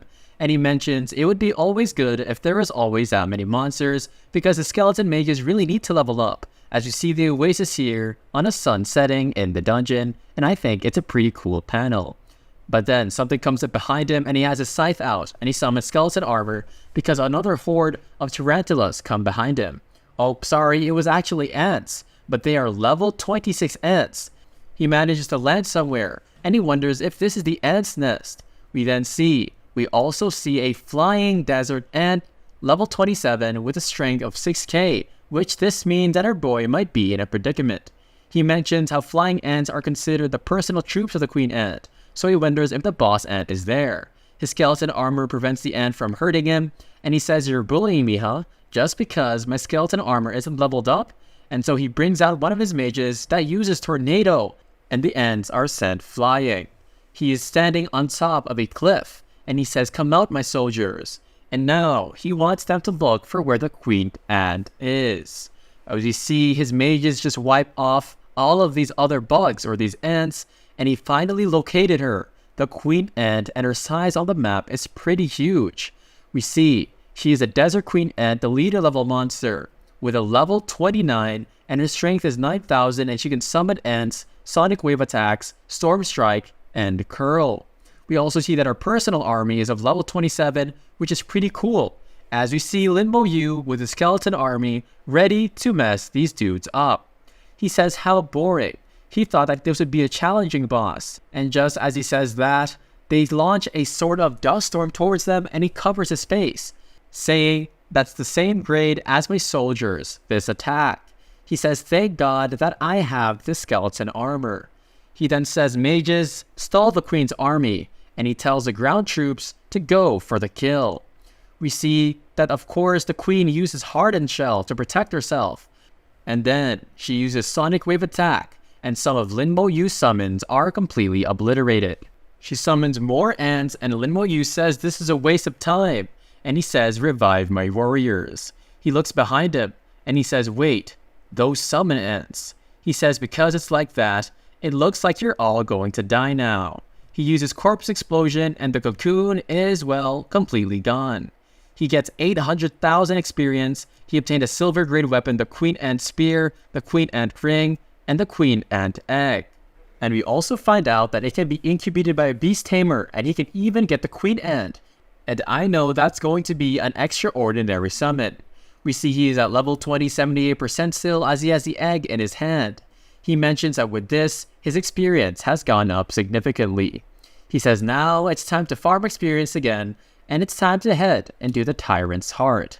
We see the skeleton slash away as well, and it kills some centipedes too. As we see, he is ready to confront these villains. We see it is the lion tyrant, the world level leader. He is a beautiful white color with a majestic mane, and he has some sort of halo on top of him. He is sitting on his gold throne with his head on his hand, kneeling on one of the armrests, while the rest of the lions are bowing down to him, and I think this is going to be a fight for us to remember. The chapter starts as we see Linmo Yu has arrived to the fortress. We see a sort of lion dude, and he's a lion archer, and he has a bow on his back, and this guy is a desert lion archer, and yeah, it's just funny seeing a lion really just standing up like this. We see another lion swing some of his spears or a sword, and he is a desert lion warrior, and he is a level 28 monster, and he's also classified as an extremely strong elite monster. We see 3 of them, and oh gosh, this is just a dangerous trio, the 3 Stooges, and Lin Mo Yu mentions how they're moving information, so it seems he won't be able to use a tactic that he did with the Oasis monsters. And yes guys, we see Lin Mo Yu holding his awesome scythe from last chapter, and our boy is just chilling, and yeah, he literally has his hands in his pocket, guys. Like, I don't think Lin Mo Yu has even tried one bit. He says, summon Hero General. And guys, this monster right here reminds me of Icarus from Solo Leveling. Let me know if you guys agree. And he has a skill, Military Influence, and this guy is super scary. He summons more of his soldiers, and of course his Hero General tells them, go and attack, and they will be led by the General. He points his scythe towards the battlefield. And gosh, Lin Mo Yu just really is just so cool, guys. Oh my gosh. We see the rest of the skeletons, and they seem to be in rage mode, and the lions are ready to attack. They launch 100 arrows, and it is headed towards Lin Mo Yu skeletons. But to no effect, because of course, our boys are literally skeletons. The lions are super afraid, and Lin Mo Yu mentions how it really is a pity that their bodies are inside the castle, so he can't use corpse explosion, because if he does, then he won't be able to get in. He says, I had fun with you guys, and Lin Mo Yu is just here casually looking so cool.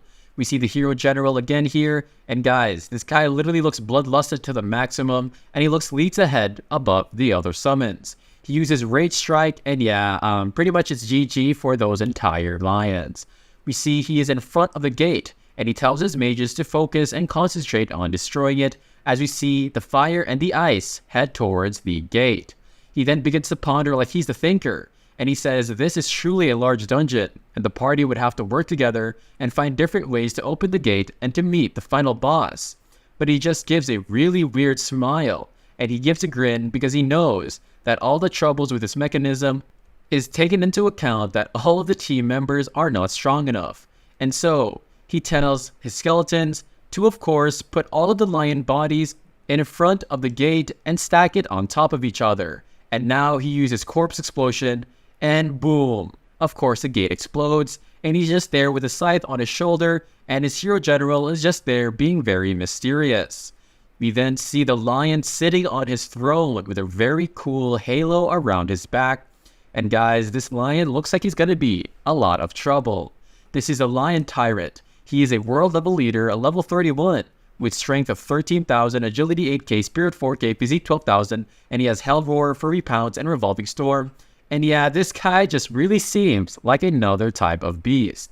Lin Mo Yu stares at him and wonders, so this is a world level boss, huh? He mentions alone that his aura is way different from the other bosses he has faced. We see the lion stand up, and he gives a very menacing look, and it's not the one of Riz, but rather of death. Guys, Lin Mo Yu is standing right below this guy, and Lin Mo Yu is literally just an ant. I thought the lion was way smaller than he would be, but still, for Lin Mo Yu to be like literally an ant against this guy, it just is really crazy. The lion tyrant just jumps up to the air and uses Fury Pounce. As we see, it is going up against his Silver Grey Skeleton Warriors, and all their attributes such as Strength, Agility, Spirit, Physique are only at 4,000, and yeah, as you expected, they literally get swept away, as we see that 2 of his Skeleton Warriors have died. We see the lion put some sort of red flame on his hand, and of course, the lion uses Thunderbolt to stop their efforts, and they even try to use Paralyze, but it is of no use, as of course, he just throws it all away. The lion looks way more furious as he has his weapon in his hand. He uses Revolving Storm, and it seems like some sort of tornado. And yeah, all of Lin Mo Yu's summons are literally put into a McFlurry from McDonald's, and they're just sent flying.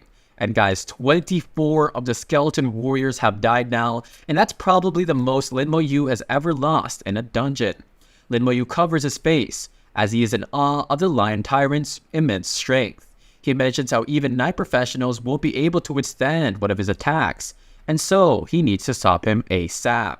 He launches his red chains towards him, but then, as a lion is covered in these red shackles, it just uses Hell Roar, and using Hell Roar kills 14 of his skeletons. And wow, this lion, I don't know guys, it's not looking good for Lin Mo Yu.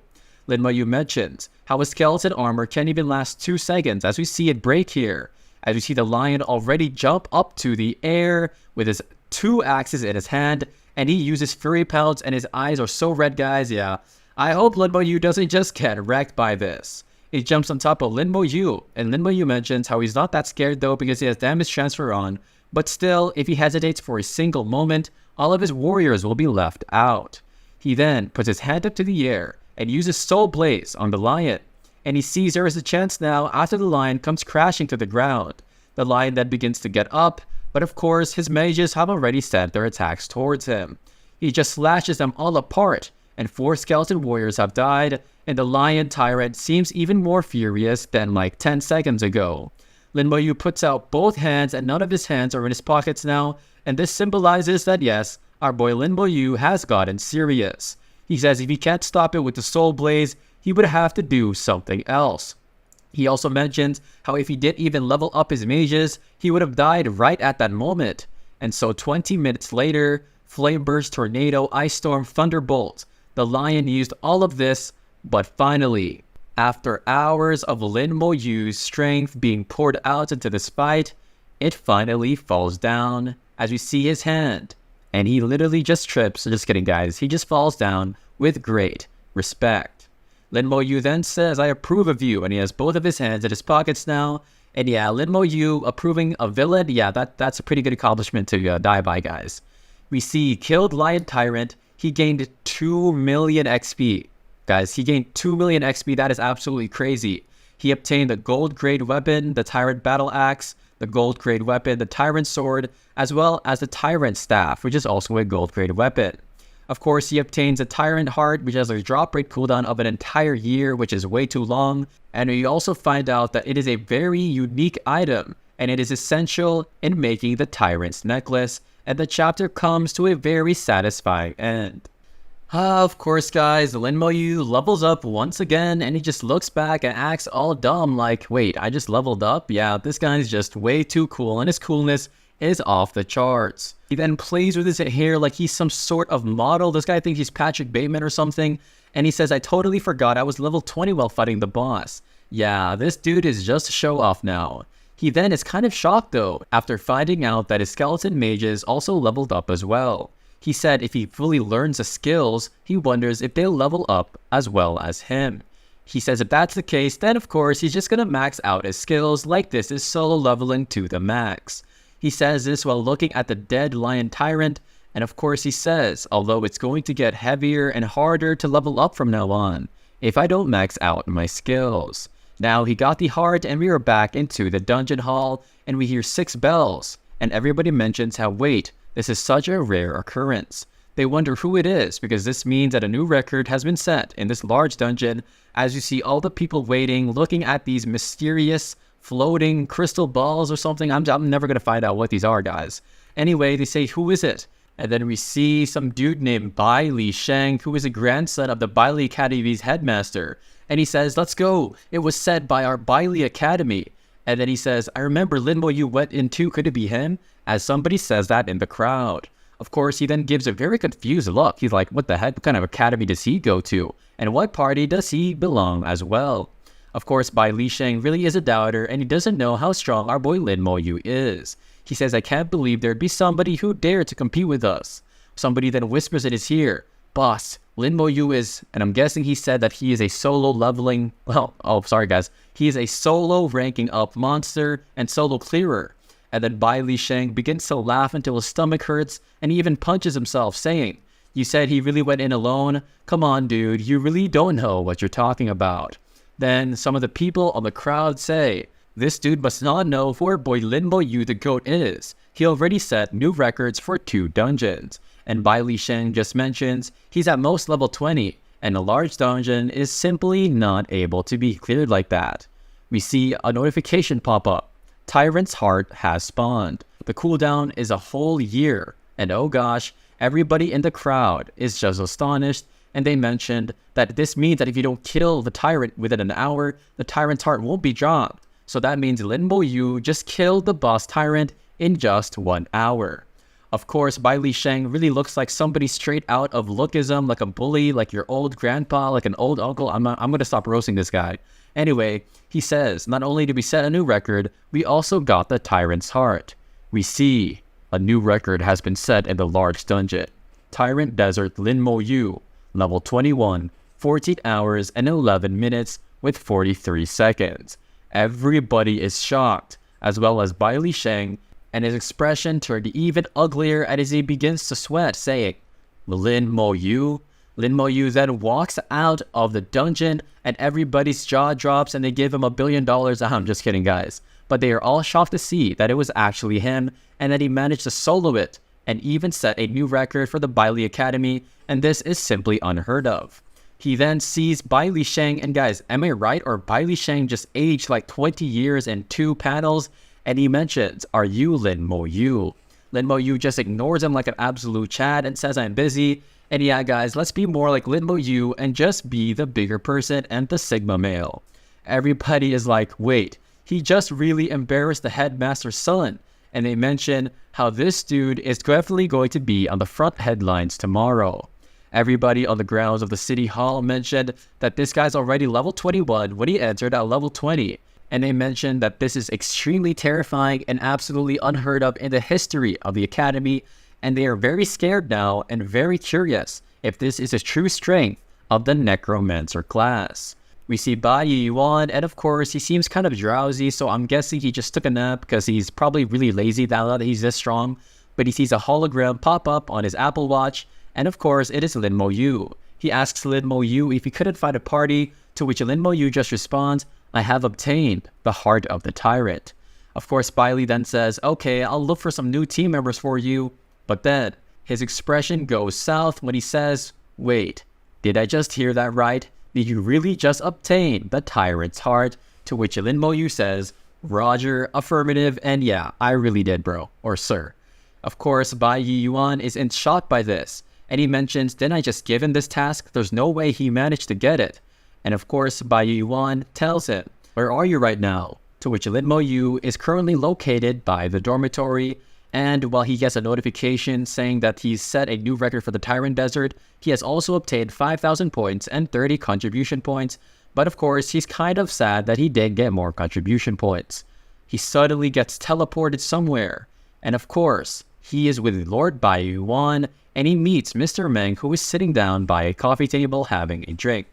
He bows down to Lord Meng Anwen, who is the Divine Level Formation Master, and Bai Yuan says there's no need for formalities because, of course, this guy, Meng Anwen, is a very easygoing person. And assuming he's probably one of the strongest in the series, I'm sure I know why he would be very easygoing. Bai Yuan then tells Lin Mo Yu to bring out the Tyrant's Heart as they are gathered around the table having a drink.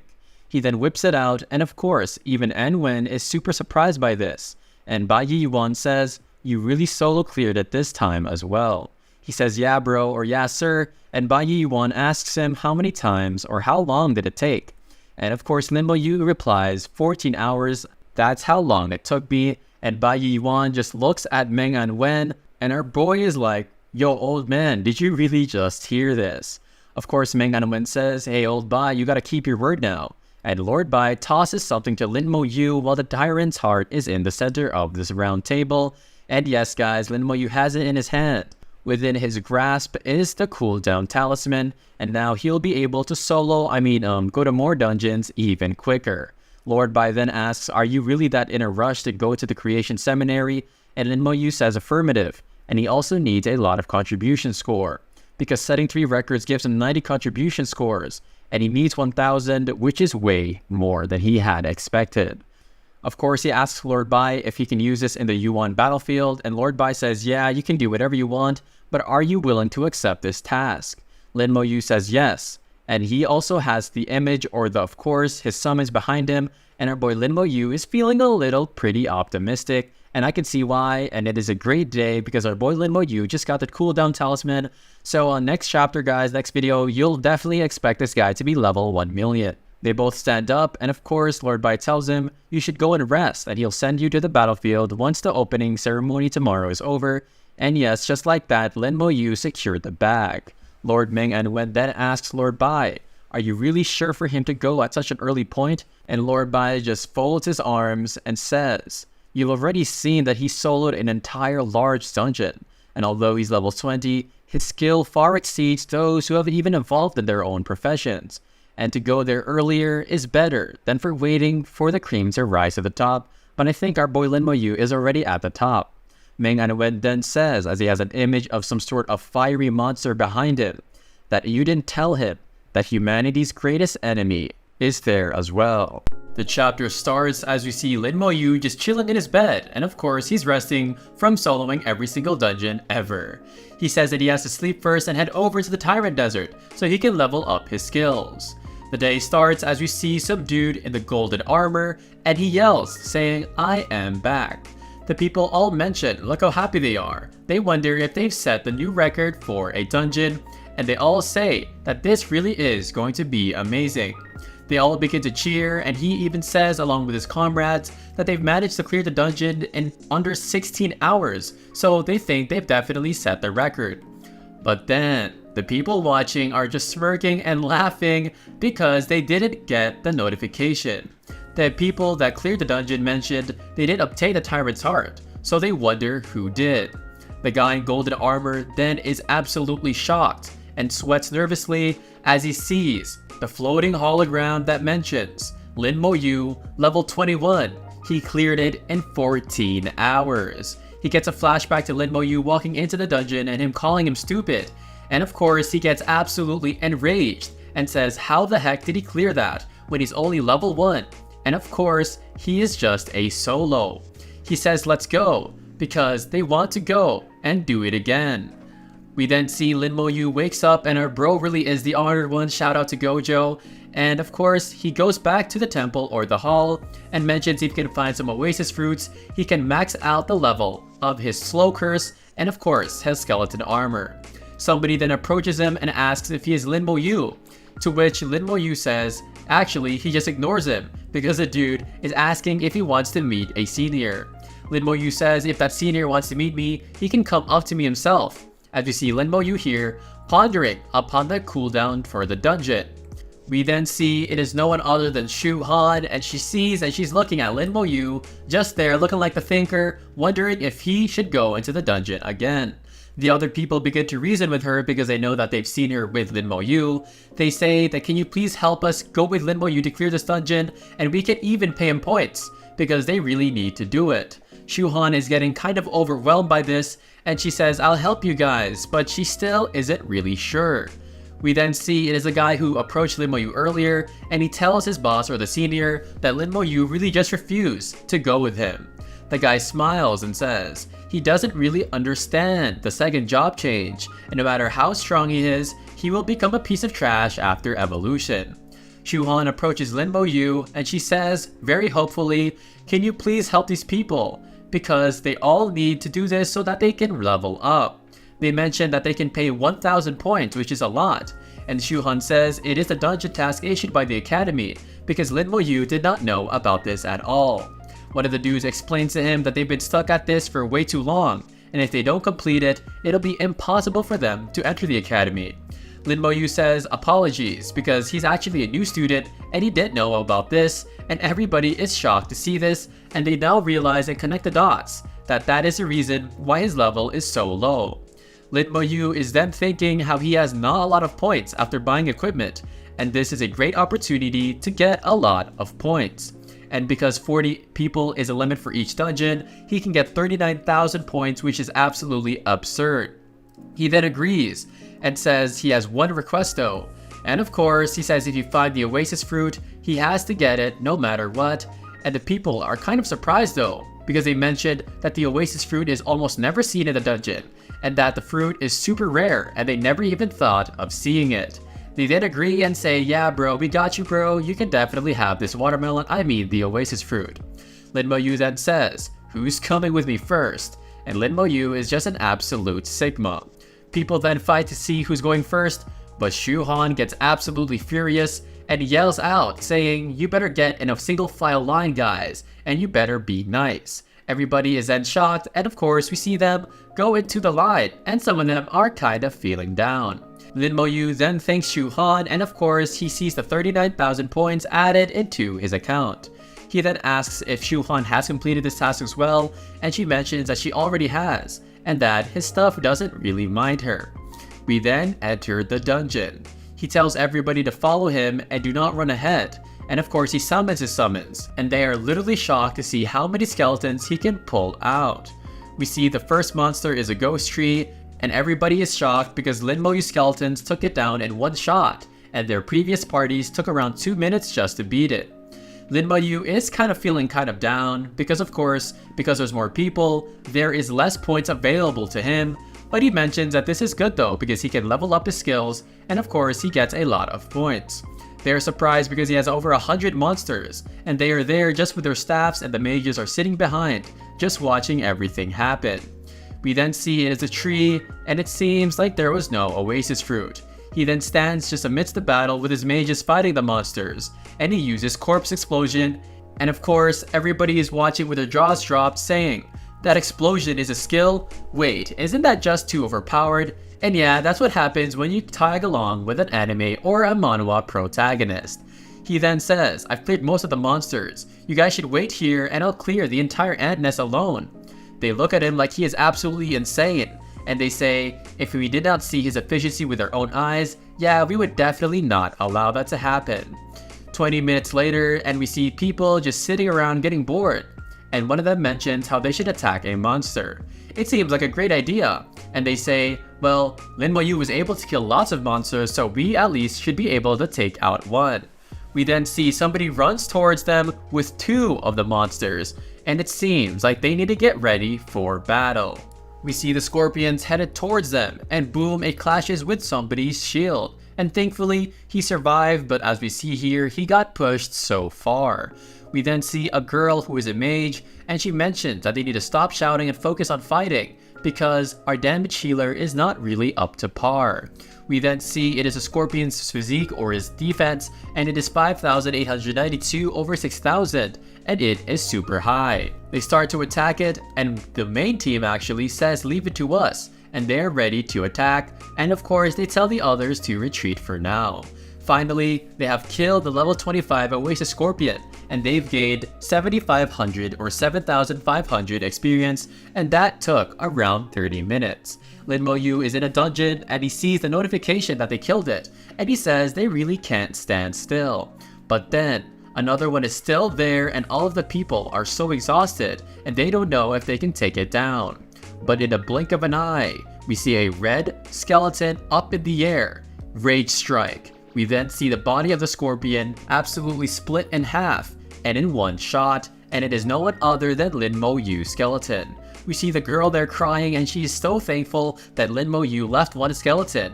And yeah guys, just listen to the MC protagonist, trust me, it'll be in your best favor. They start to get some crazy notifications, and they are gaining tons of XP, 8,000 in each one, and there are like 50 of them. They then begin to mention that if they don't deal enough damage, the queen can heal herself, and they are referring to the queen ant that Lin Mo-yu is fighting. Corpse explosion. And just like that, the queen is dead, and he gets 20,000 experience, and everybody is shocked, and they mention how this is absolutely way too fast, and our boy is literally just speedrunning. He then arrives back to the team, or the teams, and he says, "Let's go, we're headed straight to the Tyrant Castle."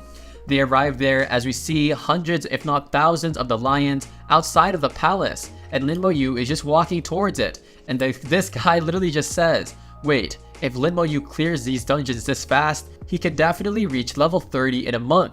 He uses corpse explosion, and just like that, the palace doors open up, and yeah, rest in peace to those lions. They are shocked because they mentioned if your attack power is high enough, you can just force your way into the castle, and they did know of this exploit. But just at that moment, we then see everybody is going to kneel because they cannot stand up with this pressure. It is the Lion Tyrant, as we see him right here looking absolutely scary. And is it just me, or this guy literally looks like Gojo if he was a lion with his blue eyes and his white mane? Of course, Lin Mo Yu just has his hands in his pocket and just tells him, I'm in a rush, bro. I really just gotta kill you in like 5 seconds. As we see his skeletons start to attack it. The people watching and spectating mentioned, he looks so relaxed fighting the boss. And he mentions, it looks like I can fight that boss as well. And of course, he was just kidding, as we see that the Lion Tyrant has finally died and they have gained 50,000 XP. We even see some of them even crying because they have finally completed the task and they can enter the academy. And let's go, Lin Mo Yu saving the day once again. He uses teleport and everybody throws up their armor and they are jumping very excitedly. And now they thank him. And Lin Mo Yu, I don't know if he's a suitor or whatever, but he has no reaction. They arrive back and Shu Han says, thank you so much for helping them, Lin Mo Yu. And then the guy who approached them earlier calls the boss or the senior and says, boss, Lin Mo Yu is finally out. And then the boss says, go follow him and figure out how he cleared that dungeon. Shu Han then says, please can you help these other batches again? And of course Lin Mo Yu says, why the heck are there so many? You guys should just get better. But anyway, he decides to let them in. The guy who was called by the senior is in the line, and he seems pretty nervous. They then enter the enormous and vast desert, and of course Lin Mo Yu is just praying that there will be an oasis fruit. He arrives by the trees, and yes, let's go, there is the oasis fruit, and he mentions that now he can finally level up some of his skills. Of course, he just solos all the other scorpions and he just keeps on attacking, and the people are absolutely flabbergasted. He even takes out the tiger or the lion right there, and it took him 7 hours, and that is absolutely a record. The guy sent by the senior says, he's way too terrifying. I really need to tell the boss, as the people around him are just crying tears of joy as usual. He then mentions and whispers to the boss, and the boss laughs, saying, so, I see, it's because of his skeleton summons. He mentions that if he doesn't have a skeleton summon, then he should be pretty weak alone. The boss then thinks he's super smart and mentions, I'll definitely make you pay for snatching away the boss accessory from Bailey Academy and for embarrassing this ugly senior. And I think he's going to team up with somebody very suspicious. The chapter starts and we see it is a little condo or dormitory and in the Jiajing Academy or the dormitory. We see no one other than Shashui, guys. Can we get a warm round of applause for Shashui? We haven't seen her in a long amount of chapters. She gets a flashback to her dad, and which he says to make sure she needs to save up points. She mentions that she really envies Lin Mo Yu because he has she thinks he only has 30,000 points. She then mentions though that Lin Mo Yu reached the academy a few days ago, and Shashui really wonders how he's doing. And guys, Lin Mo Yu just has that watermelon or oasis fruit in his mouth as he is commanding his skeleton summit. And let's go, Shashui and Lin Mo Yu are going to have their long-awaited reunion. The chapter starts as we see 3 men or old men having, well, a cup of tea. We then see it's Lord Bai, and he sees and he confronts this other old man who smashes his fist on the table. And of course he says what's wrong. Bai Li then says Lin Mo Yu has a calm personality, so how can he be acting so overboard? And this man is Ning Tai-rin, which is actually the dean of Jiajing Academy, and guys, he is Ning Yi-Yi's grandfather. We then are seeing Lin Mo Yu at, of course, the dungeon hall, and he's collecting the points to clear the dungeon for other people. And of course, Ning Tai-ran then says, that guy is straight up collecting money to carry out their students. This pro really is an entrepreneur. Of course, Lord Bai says he's carrying 39 people, and of course, this is not an easy task. Ning Tai-rin then says all the people who got stuck during the Tyrant Desert task in the recent years are now clearing it, and President Bai just says with a smile on his face, well, he's really good because he did not even expect him to carry 39 people, and of course, it's still expensive to have him clear it. The old man then says, you don't understand, this is not good because the sorcerers, or of course the people at the academy, are not clearing it by themselves, and so there's no growth. But Lord Bai says as he sips on his tea, well, there's nothing we can do. Lin Mo Yu has not broken a single rule. Of course, Lord Bai also mentions that over the course of a lot of years, a lot of talents have not been able to go to the academy simply because they weren't good at socializing, and so they weren't able to go to the academy. We then see it is the other guy sipping on his tea and he says, the academy system is way too old school. And the guy gets up and Lord Bai is just smiling as the old man, which is Ning Yi's grandfather, gets super pissed and just walks out. Lord Bai tells the other subordinate there's only one person in this world who can really handle him. And of course, I'm thinking it is Ning Yi, his granddaughter. We then see we are in the Tyrant Desert Oasis, and guys, I love this artwork. I don't know about you guys, but this one looks pretty clean. Lin Mo-yu just has a skeleton armor over him as he is eating up his watermelons. We then see scorpions try to attack him, but he uses slow curse, which is already level 21. And so of course the debuff has reached an even greater stage. We go back to the opening ceremony where it is 1 hour before it. As we see, it is no one other than Shashui along with the goth girl, Zhu Mei.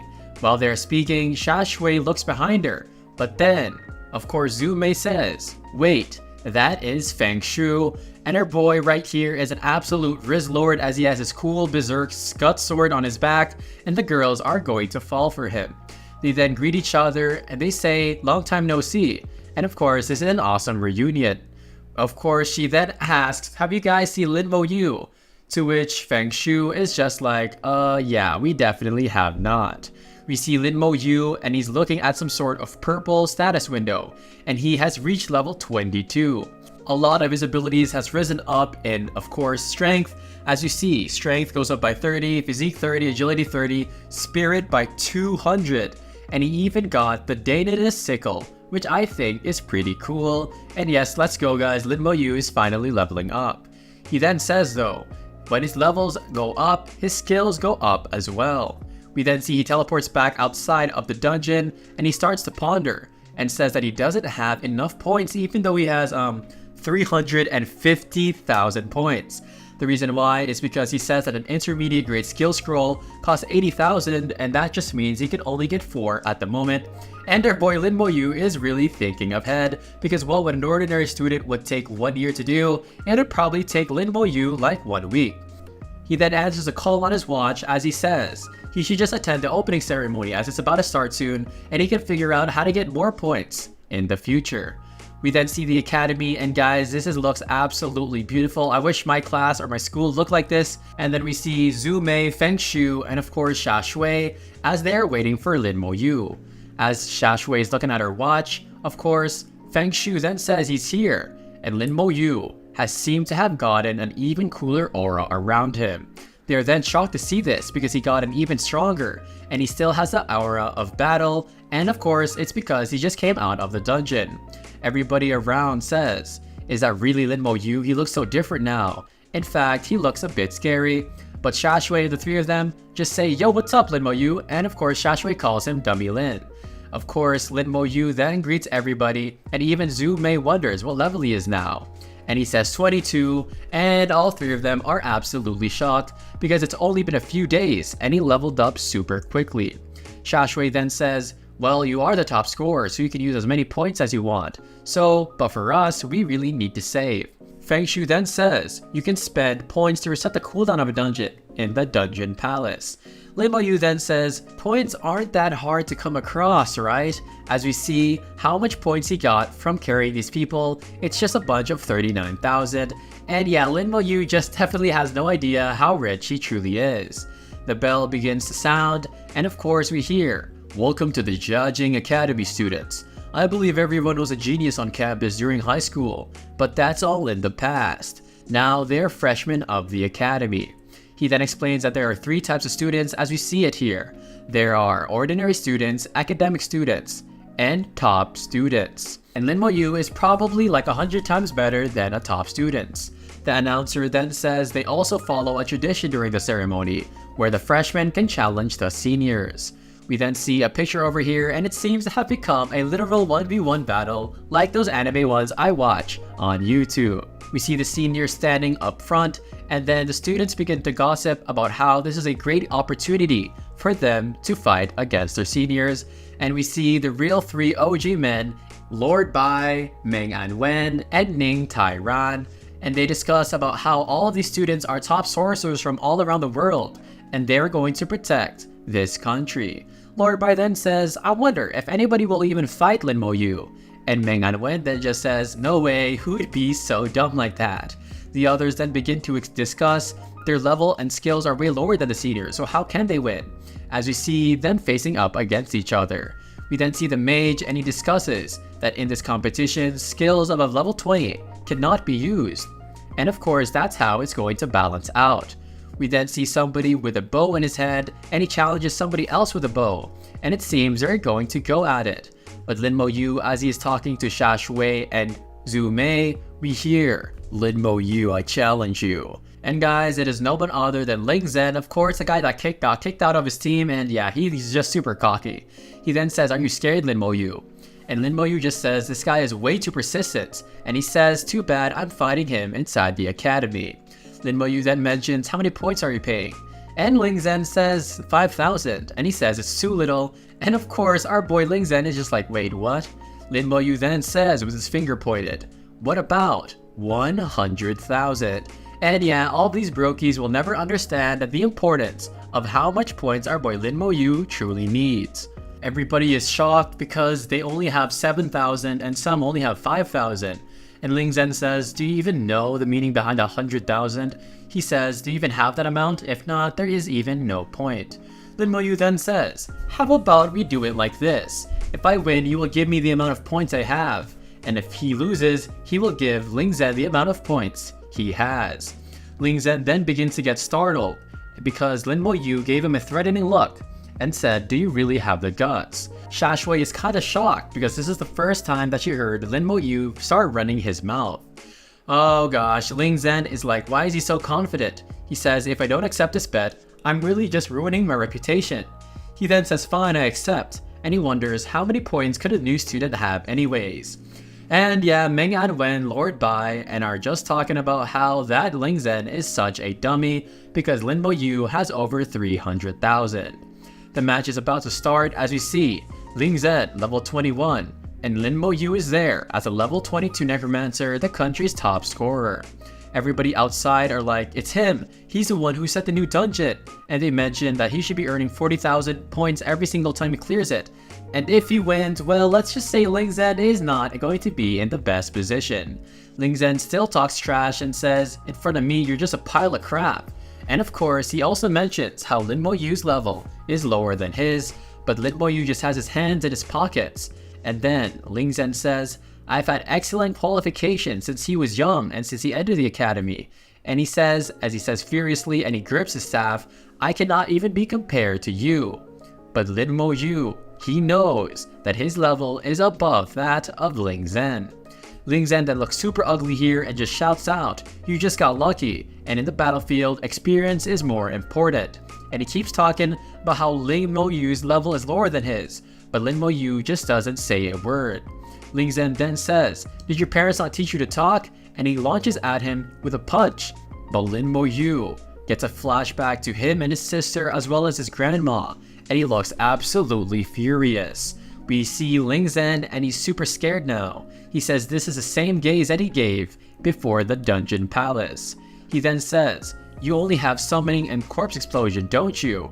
And of course, Lin Mo Yu then just launches up in one of his summons, and before it's about to attack Ling Zhen crushes a crystal, and Lin Mo Yu's summon just turns into dust. He looks at his hand and says that now he can't summon any more skeletons. And Ling Zhen becomes a funny looking character and says, "Hehehe, look at that, you cannot even summon any more summons." And of course, he puts his staff in the air and is about to use a rain of fire, and he says, "Let's see how you fare up against this."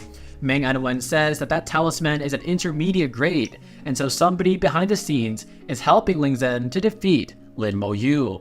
We then see he try to attack Lin Mo Yu, but he uses skeleton armor, and we see Lin Mo Yu in front or inside of the flames, and Ling Zhen thinks that it's over as he laughs hysterically. He says, "How does it feel to be burnt alive?" Of course, Lin Mo Yu is not affected at all, and Ling Zhen says that this is absolutely impossible, and so he launches even more attacks even with ice and fire together. Boom, boom, boom, we see the effects and it's just clashing along with Lin Mo Yu. And Lin Mo Yu just asks, "Are you done? Your skill is just so weak." And then it's Lin Mo Yu's time for the counterattack. Soul Blaze. He then lights up our boy, or not our boy, we don't claim this guy.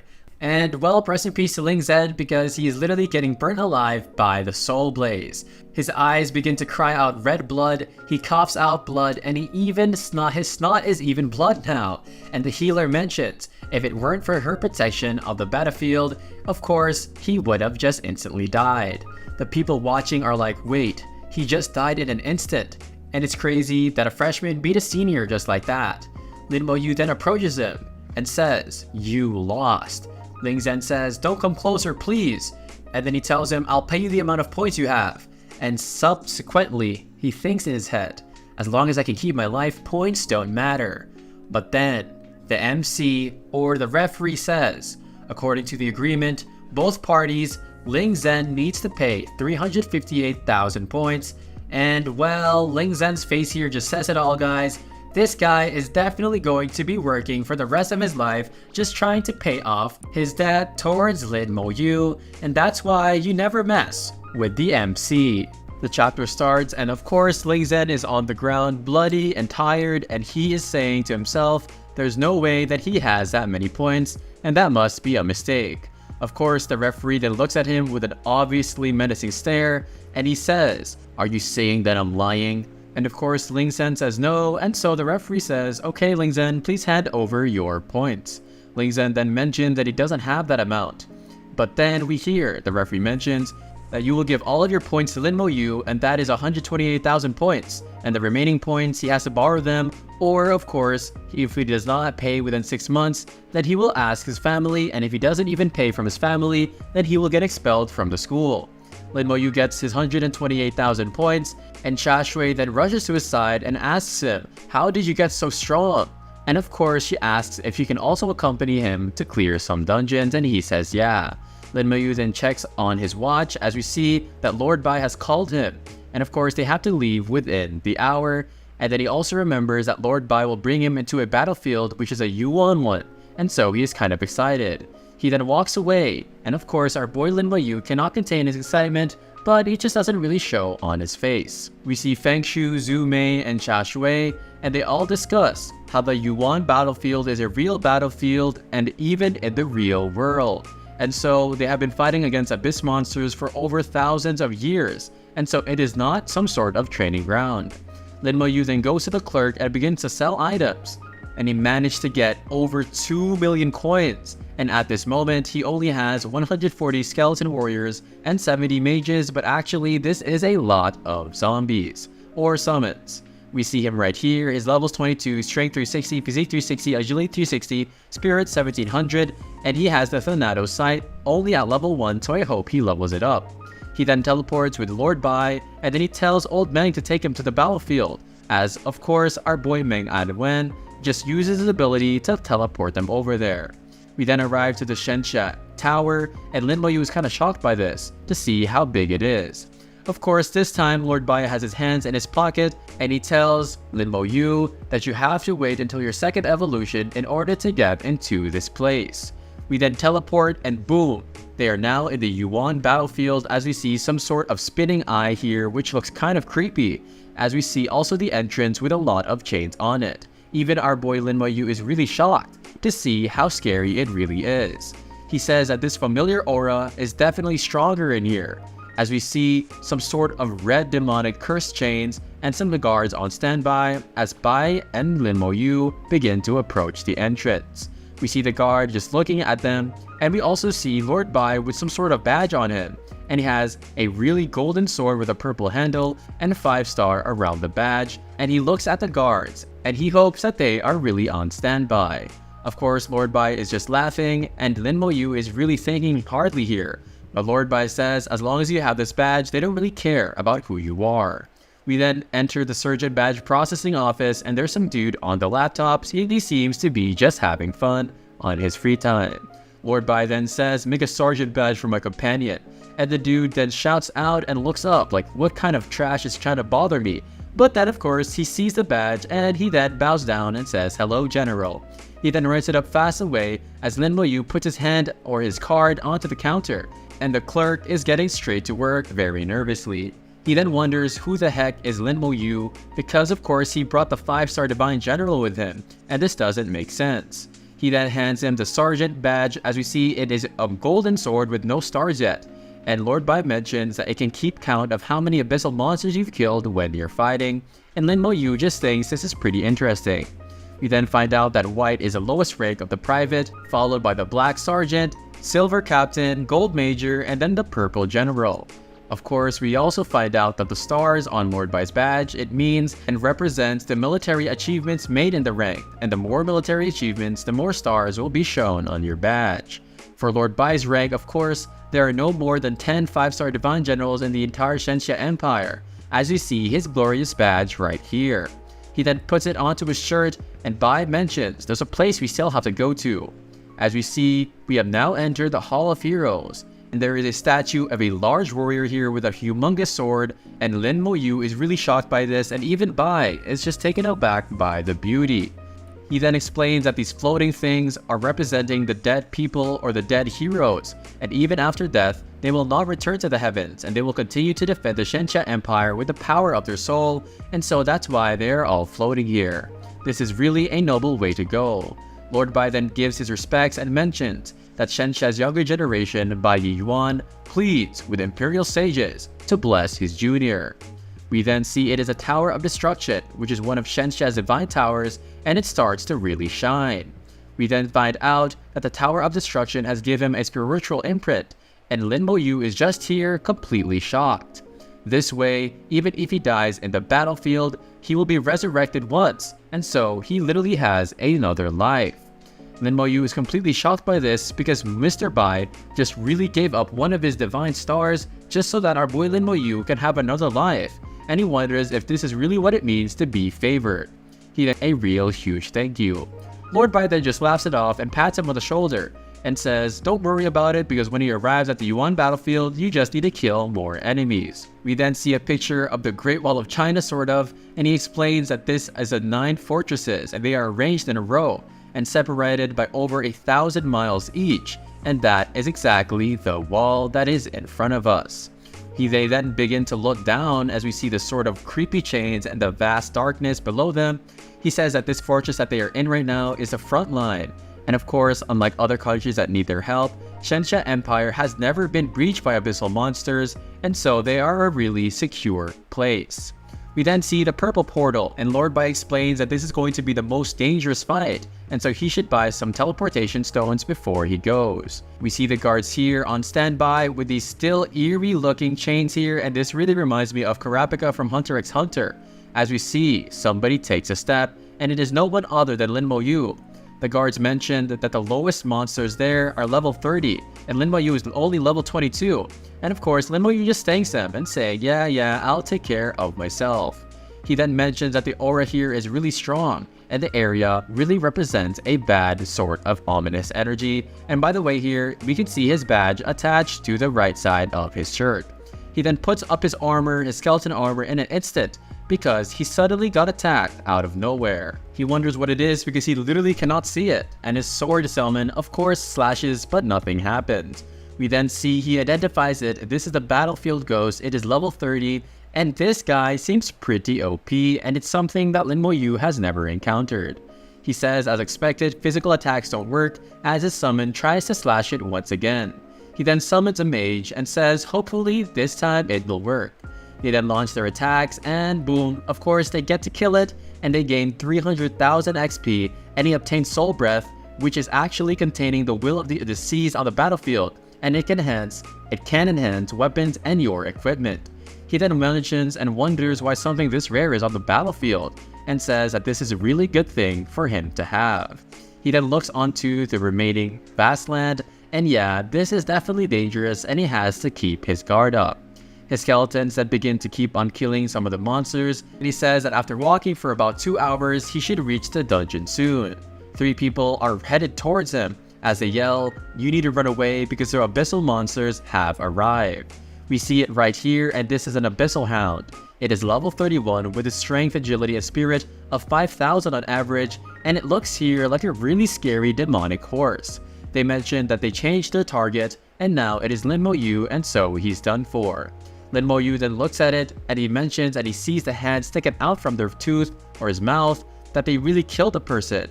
and he gives them a really menacing stare and says, "Dogs like you should die," as he brings out his scythe and all of his summons. They then rush towards them as we see that his skeletons are now level 22 and they all have strength, agility, spirit, and physique of 5,000, and so his skeletons have really leveled up. They then charge towards these demonic hounds and boom, the skeletons, well, let's just say they came out on top.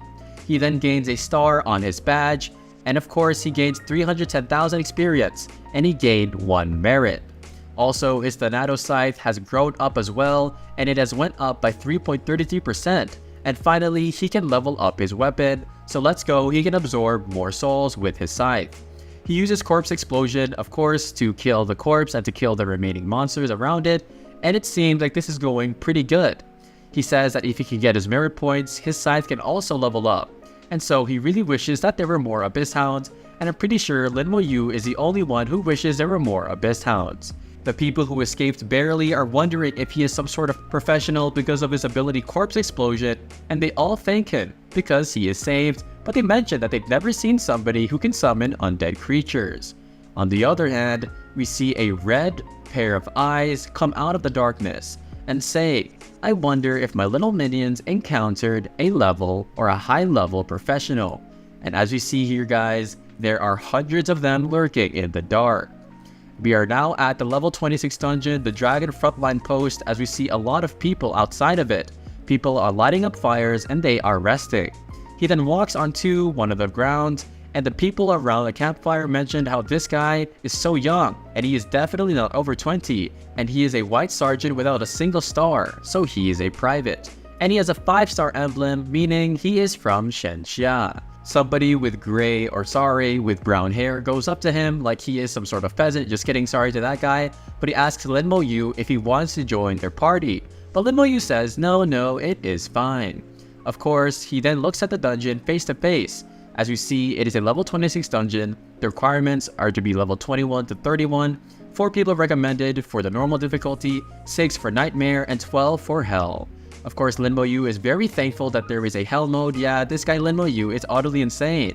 And of course, he enters the dungeon without even having a party, and the people around him are absolutely shocked. And this guy who asked him actually has 7 stars on his badge, and he is also of the white rank.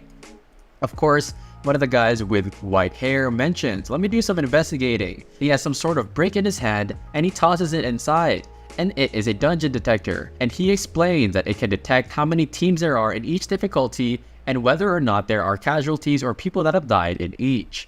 We then see the pop-up. As we see normal difficulty, it has 1 party with 4 survivors, nightmare difficulty, 2 parties with 12 survivors, and hell difficulty, 1 party with 1 survivor. And yeah, everybody is shocked, and of course it has to be Lin Mo Yu. The guy in the back wonders, that guy's so stupid, he must be from Shenxia, huh? And he wonders and asks the others, how long do you think he will survive? The guy then points his sword at him because, are you looking for trouble? Because this guy with white hair really just dissed somebody from the same empire as him. But the guy just mentions that you need to keep your mouth shut and don't ever provoke Shenxia. He then gives him a side eye and mentions, he could have been the future of Shenxia. What a pity. But yeah, these guys don't know how strong Lin Mo Yu is. We then arrive at the Dragon Frontline Post, and there seems to be some sort of temple here as well.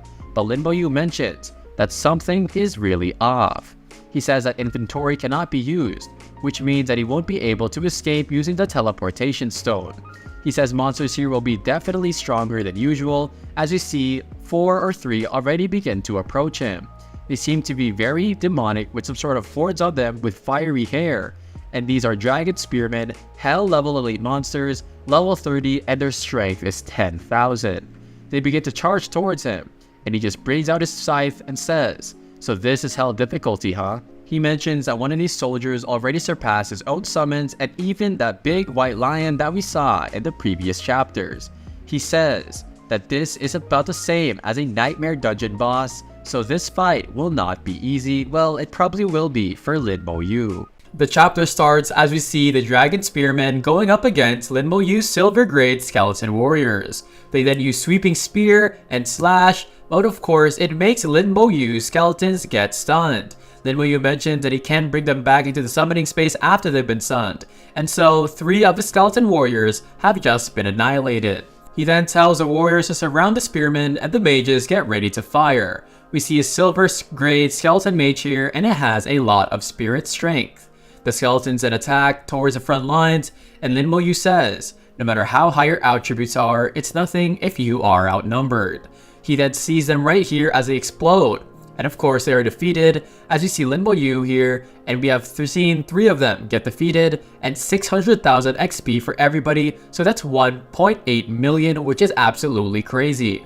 He then looks back and mentions that the skeletons don't have a way to defend against a stun, so he has to be way more cautious. And if you guys did notice, we then see, of course, it is his badge right on his shirt.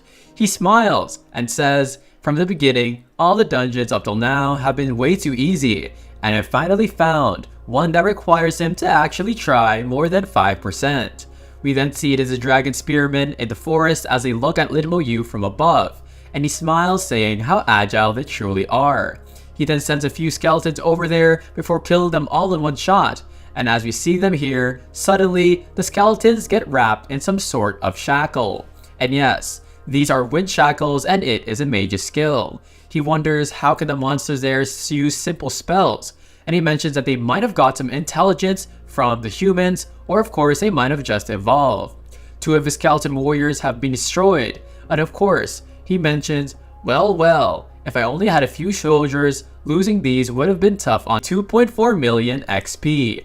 We then see the Dragon Mage Hell level elite monster, level 31, strength 5k, agility 3k, spirit 2k, physique 8k, and it has wind shackles and fire rain. It then launches, and he gets dragon skin and 620,000 experience points. He is absolutely shocked that he dropped a dragon horn, because of course this is one of the 4 materials that Mr. Bai had requested. He says that the drop rate is super low, but nonetheless, he has to take and clear the dungeon a few more times, as we see him here just walking over the dead corpses of his enemies. He then arrives towards a checkpoint and he sees more of them, and he also mentions that he'll use corpse explosion, because if he does not, his skeleton warriors will really just get exterminated without getting more of them.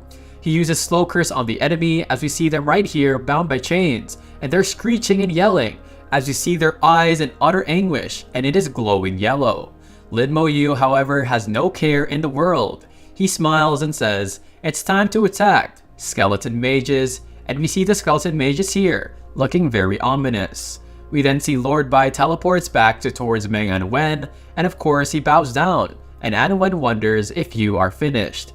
He says yes, and then of course he notices that there are only 4 stars on his badge now, and Anwen says, it looks like you're really serious about taking Lin Yu as your disciple now. He mentions that you even gave him the spiritual imprint and the Hall of Heroes, and so now from a 5-star general, Bai has become a 4-star general. But Lord Bai just says his life is way more important than that, and a lot of geniuses have died in the human race, and so if he can make sure that another one doesn't die, it will be beneficial in the hope of humanity.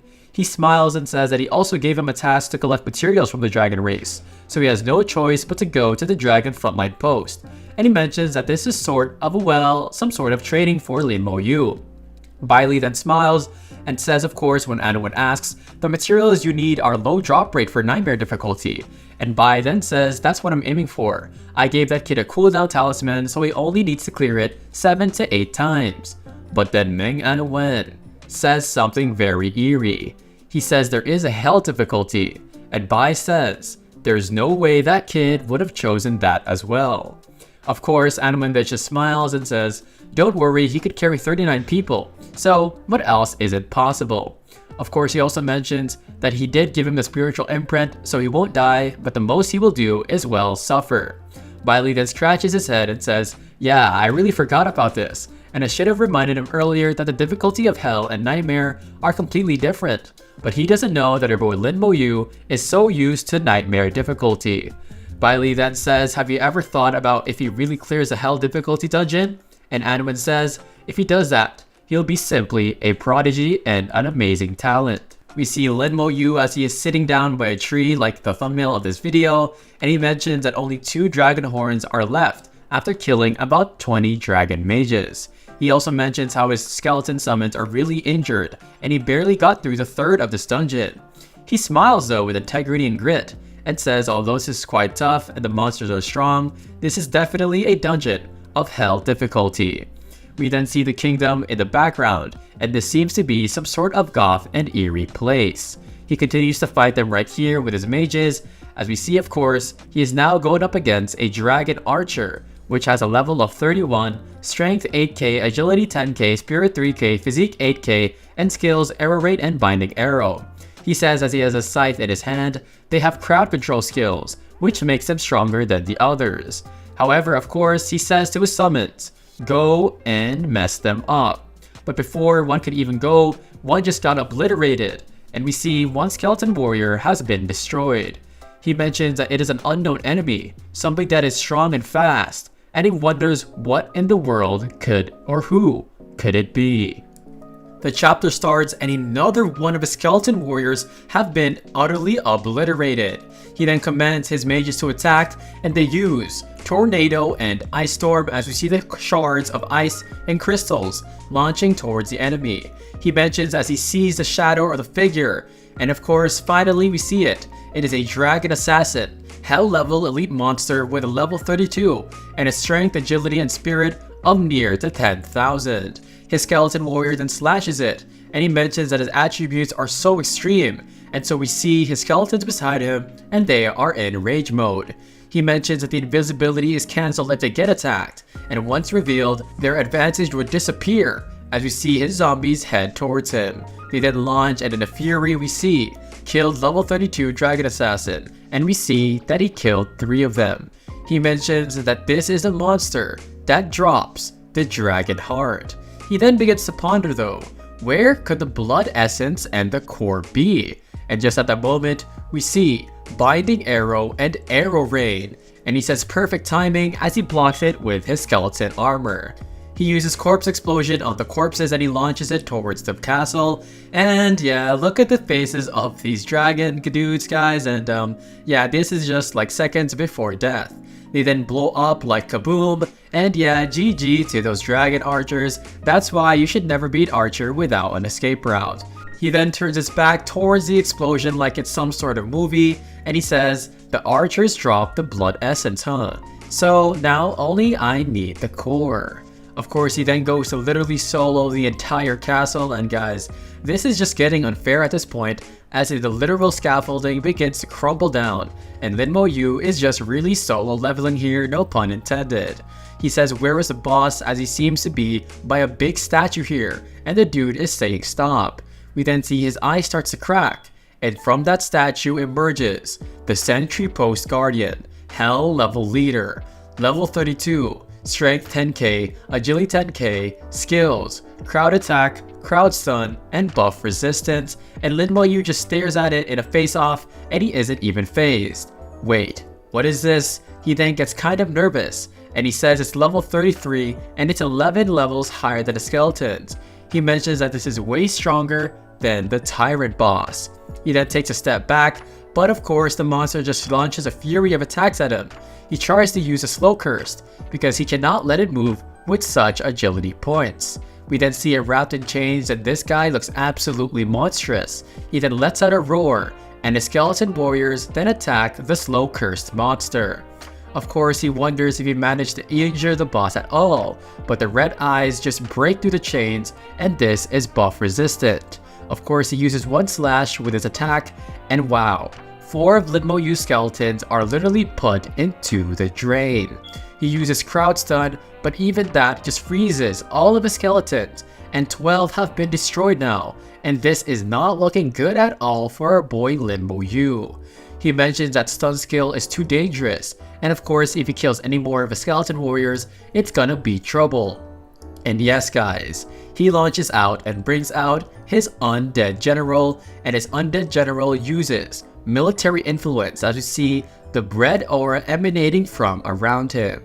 He then mentions that this is a military influence that we all needed, and it was able to remove the stun effect caused by that boss. He then smiles with a scythe and he is really happy here, and he says my skeletons have nothing to fear. if your stun skill is utterly useless. They then begin to approach him. As we see, his 15,000 health becomes 8,500, and it's almost close to half.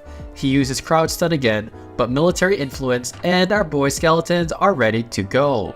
He then smiles because he thinks that he got this in the bag, but just at that second, his eyes dilate to a really huge number, and it starts to fly towards him, and it seems like he isn't ready. He brings out Soul Blaze to try and stop it, but his attack is too strong, and he wonders how, of course, the skeleton armor blocked that attack, and how did he not get stunned. He says die to it, and kaboom! Yes guys, his blood is seeping out from the explosion in his body. Killed Sentry Post Guardian, experience plus 3.3 million, and he obtained the gold weapon Hell Sentry Post Blade, obtained gold weapon Hell Sentry Post Shield, Hell Sentry Post Bracelet, and 2 Dragon Core, which is probably because he did the Hell difficulty. Obtained Job Transfer Certificate, obtained unique title, the Dragon War King. He then says, what the heck, he really got the Dragon War King? He mentions that he didn't think that he could get the necessary transfer certificate for the second job so early, and our boy finally has such a cool title. He then mentions, and isn't this unique title of Dragon War King just way too overpowered? And yes, Linmo Yu, I guarantee you that it is. The chapter starts and Linmo Yu has already reached level 23. He mentions that the boss is the one that drops the core, and now that he's collected more than a quarter of the materials he needed, it's time to go back.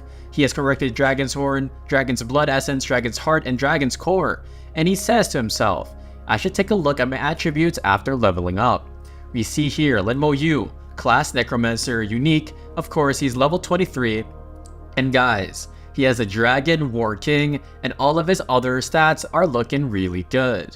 We see that he has now 210 out of 230 skeletons, he has 140 skeleton warriors, and 70 skeleton mages, which is absolutely crazy.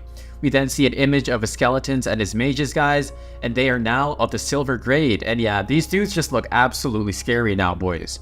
He then has a scythe in his hand while he's in the dystopia or in the ruin he created, and he mentions even though it's quite difficult in hell difficulty, there's a lot of experience here, and one of the best things why is because there's really good items and item drops.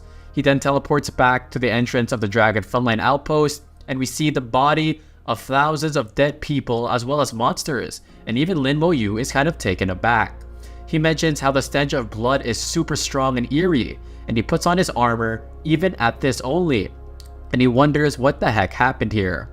At the exact moment, monsters jump towards him, and these are the Abyss Hounds as they bite on his skeleton armor. He uses Rage Strike, and just like that, of course, the skeletons come in clutch and save the day. But Linmo Yu doesn't seem too happy about this. More come at him, and of course they just get exploded easily, as we hear, young man, come here quickly, quick. He mentions that this place has been overtaken by these Abyss Hounds, and he needs to stick with them so that they can survive. Or he can survive. Well, I don't think Linmo Yu needs you. The girl then wonders if he's injured, and he says, no, I'm not. He mentions that they'll block the hounds, so quickly use a transportation stone and get the heck out of there. Linmo Yu wonders what happened, and the guy mentions that they released a great number of these dogs and surrounded us. And of course, he mentions to himself, Linmo Yu, that with their strength they should be able to escape. But he wonders why they wanted to help those like me, who come out of the dungeon and understand and won't understand what happened outside, as we see a really scary image of these bloodthirsty demon hounds right here. We see them feasting on a person on the literal ground, and he mentions that their side has also suffered casualties. The lady with the stone and whatever those are mentions, we see that there's nobody else left in the dungeon, so it's time to break through and leave. They then wonder why he's still here, and he gives a smirk, and he summons all of his Necromancer abilities as well as his summons, and he says, I still want to clear the dungeon, as he lifts up his scythe in the air, proud and loud. We see, guys, his mages are right here in front of us, and I am the only one that's gonna say this, but dudes, look how scary these things look, and he even has a really mysterious one at the back. We see a fiery tornado light up the sky as all of these demon hounds are set up flying, and his skeletons take a stab at the monsters, just slashing them in a single blow. The two people earlier, and of course the people that were currently, or they thought they were defending Lin Mo Yu, are absolutely shocked by this, and they mentioned, where the heck did all these skeletons come from? We see all the hounds gathering toward Lin Mo Yu's skeletons, and yeah, they're all going to die. The guy then asks, are these all his summons? How are they so strong? He mentions that the Abyss Hounds are like nothing in front of his skeletons, as he just has his scythe out. He says, retreat behind me, and it seems that the table have turned. And now that they are behind him, they wonder, why did I instinctively obey his words? And Lin Mo Yu has his Rage Strike or his Corpse Explosion right in his hands, and he mentions, I'm going to use a crowd attack skill, and if you get caught up, well, it might not be so well for you. Corpse Explosion. And he uses it, and kaboom, all of the Hellhounds are sent to the grave. He has his scythe in his hand as the others begin to tremble by seeing what they just saw, and they mention that that is way too terrifying. We then see Military Merit has reached 100 and he's been promoted to the 1-star private, and he obtained 1,000 points but only 5 contribution points. He's so happy that he contributed up, or he got contribution points, and he mentions that no wonder Mr. Bai said that I should go to this field. But not only that, guys, his legendary Thanatos Scythe has reached level 3 with a spirit of 300, and he smiles as he knows that the future is very bright. Of course, the people behind him then wonder, this guy must be a top student at a distinguished academy, no wonder he was able to solo this dungeon. But then they wait and ponder, wait, isn't this the dude who entered the hell difficulty alone? He actually came back alive? And even the people, the girl and the staff guy say, no way, there's no way he cleared a hell difficulty dragon frontline. He then obtained another star on his badge, as we see his Thanatos Scythe also leveled up, and there's no stopping Lin Mo Yu. He wonders if a new skill would be added, because of course he's about to reach the big level 5. And then he says, sadly with a look on his face, guys, he's the only one who will say this, by the way. He says, if only more monsters would appear. Of course, they're absolutely confused, and the people in the party sit down and are so relieved that they were saved. They mention that the Yuan battlefield is too dangerous, and the leader of the party introduces himself as Shi Jingqian. He's a level 31 paladin, and he goes to shake Lin Mo Yu's hand. And he says, let me introduce myself. I am Shi Jingqian, and I'm a paladin from Xiajing Academy, as we see his badge right here, which is the same as Lin Mo Yu, but he has 6 stars on it. Lin Mo Yu shakes his hand and he mentions, I am Lin Mo Yu, a level 23. I'm a Necromancer from the Xiajing Academy. And he smiles, saying, so you're a fellow junior, huh? Which batch are you from? And he mentions, well, I'm just part of this year's batch. I just attended the open ceremony. And then of course, Lin Mo Yu also mentioned, day and night don't exist in the Yuan battlefield, so he can't really tell the time. And he wonders if he should go back home to eat. And then we hear a shield hit the ground. Of course, it is Shi Jingqian's shield, as he looks absolutely distraught, as well as his comrade, and they mention, how the heck? There's no way you're a new student. They then say, if you look at those facts, I am indeed a new student, and oh gosh, Lin Mo Yu just continues to shock the world. The other party members then look at each other and say, are all the new students like this? I can guarantee they are not. She then mentions, as she gets an image of a student getting scolded by a senior, she says, shouldn't a new student be level 15 or 16 and in the academy? And then of course, the leader Shi Jingqian approaches him and says, you just entered the academy, but you have this kind of strength. I'm super impressed. But Lin Mo Yu just says very humbly, it's nothing dude, trust me. And then he smiles and says, or actually he asks him, your party isn't weak, so why are you not entering the dungeon? Then the other comrades walk up and explain, we've tried nightmare difficulty and almost got wiped out, and that's because this guy can't take the monsters well enough. And then of course, Shi Jingqian then says, am I to blame? I was only level 29 and I didn't even have any good equipment. He then reasons with him and says, I'm only left with a shield now. Too bad it isn't sold anywhere, but once it drops to the dungeon and we finish my set, I can try nightmare difficulty. He then smiles very optimistically, and this guy's an absolute Chad as well, and Real recognizes Real. He says it'll definitely drop soon enough. If it doesn't, I can buy another gold grade shield and use it. The guy in the cloak then says, hey, Lin Mo Yu Jr., do you need any equipment? They mentioned how they can sell a lot of good ones for him, since they are under the impression that Lin Mo Yu doesn't have the best stuff already. Of course, Shi Jingqian then says, the Sentry Post set is really good. It can be considered the best and the top tier amongst the gold grade equipment. And he says, although you're level 23 now, you can prepare early and use it. Once you hit level 30, as you see, it has a shield, a sword, and some sort of belt like it's Batman. Lin Mo-yu then brings something out and says, Senior, is this the sentry post shield that you wanted? And this looks like a really awesome object. The people are shocked, absolutely, and this is the Hell Sentry Post Shield. It is a gold grade defensive equipment, all attributes plus 300, resistance to control type skills plus 50, and it shortens control duration by 50, and of course, this is such an OP ability. The dude then says, Shi Jing-chan says, how the heck did you get it? And Lin Mo-yu says, I got it from the Sentry Post Guardian not too long ago. Shi Jing-chan then wonders, are you saying that the Hell difficulty boss dropped this? And Lin Mo-yu just says with a blank face, yeah, I think it did, dude, I forgot.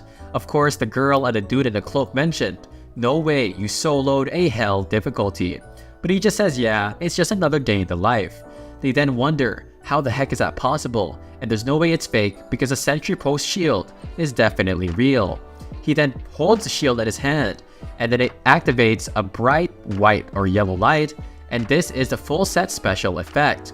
We then see a very bright gold beam of light array like a beacon in Minecraft, and the people watching this from afar mentioned, somebody has finally collected the Sentry Post set. That's a set even better than some platinum grave equipment, and they're so surprised that somebody obtained it. Of course, our boy Shi Jing-chan then tells our boy Lin Mo-yu, can you please sell the shield to me? I'll give you 10 million gold coins. Of course, Lin Mo-yu is like, wait, that's only gold grade equipment and it's not worth that much money, and he says 5 million is more than enough, and of course, he is absolutely stoked. Him and his comrades look absolutely grateful, and they mentioned now we can attack the nightmare difficulty, and they say thank you so much as of course the sun begins to set, and they say we're going to head back first. There must be a lot of talk around now after I equip the full set. And it seems like Lin Mo-yu agrees, and he wants to go and recover some spirit as well. We then hear a stone get crushed, and of course, we then see a lighting fire in front of us. Two eyes then appear like it's the Sharingan, and we hear a very deep voice that says, many of my dogs have died. Go and see what's going on. And it seems like we see a monster right here with wings or some sort of, I don't even know what this is, like legs on its back like a spider. And it says, yes, Lord. And I wonder, what could this be? We then see Lin Mo-yu guys, and of course he has a smile on. And Shi Jing-chan then says, thanks Junior Lin, I really didn't expect to gather the full set today. He says we're going to prepare for our next dungeon attack now, and we've been waiting for this day for a long time, and they yell out, Aura, that's a Holy Knight. They then say, oh my gosh, it's a legendary class, a Holy Knight. And even Ning Yi is right in front of him, and they begin to start having a conversation. Of course, Lin Mo-yu just smiles as Ning Yi seems kind of hesitant for some reason, and it seems like she notices Lin Mo-yu, and he says, what a coincidence. He then mentions, I came here to finish a task, and Ning Yi says, oh what the heck, me too, and she seems very happy in this moment. We then see the legendary Holy Knight or whatever give a look of disgust as we see the two people in front of them, which is of course Shi Jing-chan, but he spots them, Lin Mo-yu and Ning Yi, right behind them like he got a sniper vision. Ning Yi then asks, let me guess, is your task something about collecting materials from the dragon race, like a dragon horn or something like that? And Ning Yi says, no, that would be too simple for you. And then she gives a very weird look here, guys. And she says, let me take a guess. Your task is to get the dragon's core that only the boss drops, am I right? And of course he says, you guessed it. And then he mentions, and it actually wasn't just a core. And she puts her fist up and she says, hooray, I also need to gather the dragon's core. We then see the Holy Knight steps in, and his name is Zhu Lesheng. He's a level 30 Holy Knight, and he seems kind of disappointed that they're having a conversation. Of course, they then introduce each other. Lin Mo-yu says, level 23 Necromancer, Zhou Lesheng, level 30 Holy Knight. And of course, Ning Yi just has her arms folded back while they are talking. Ning Yi then mentions, you're already level 23 so fast, I'm only level 21. And Lin Mo-yu says, we can do it like before. Come here and I'll carry you to some dungeons, and Pro really got that dungeon riz.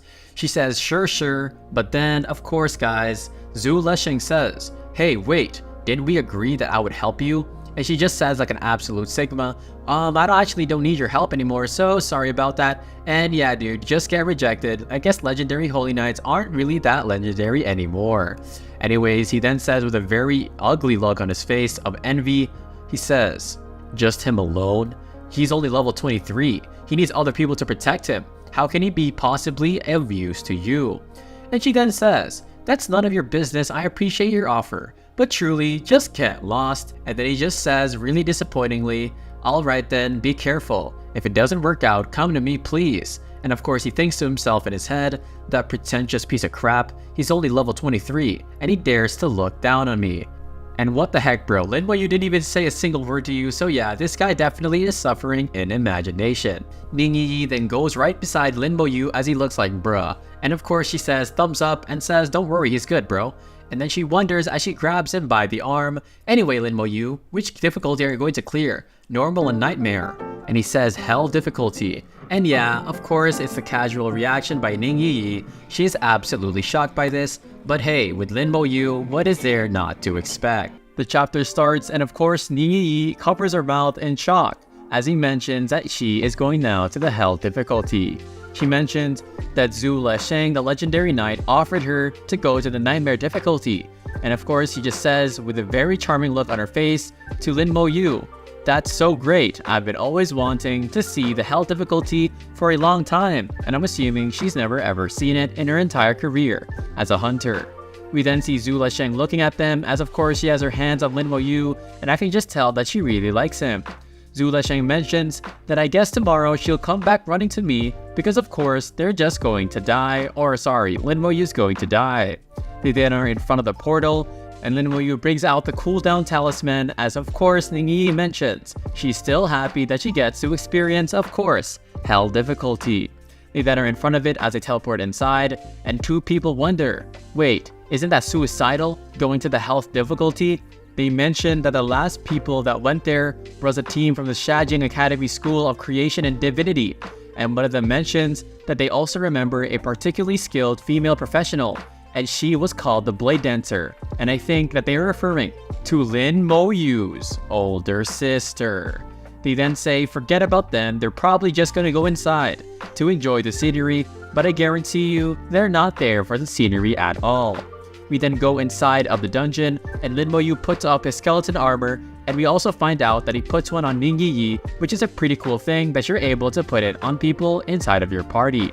He says it's for safety to her, and then he then begins to call out his summons, and she just says, it really feels like I'm secure.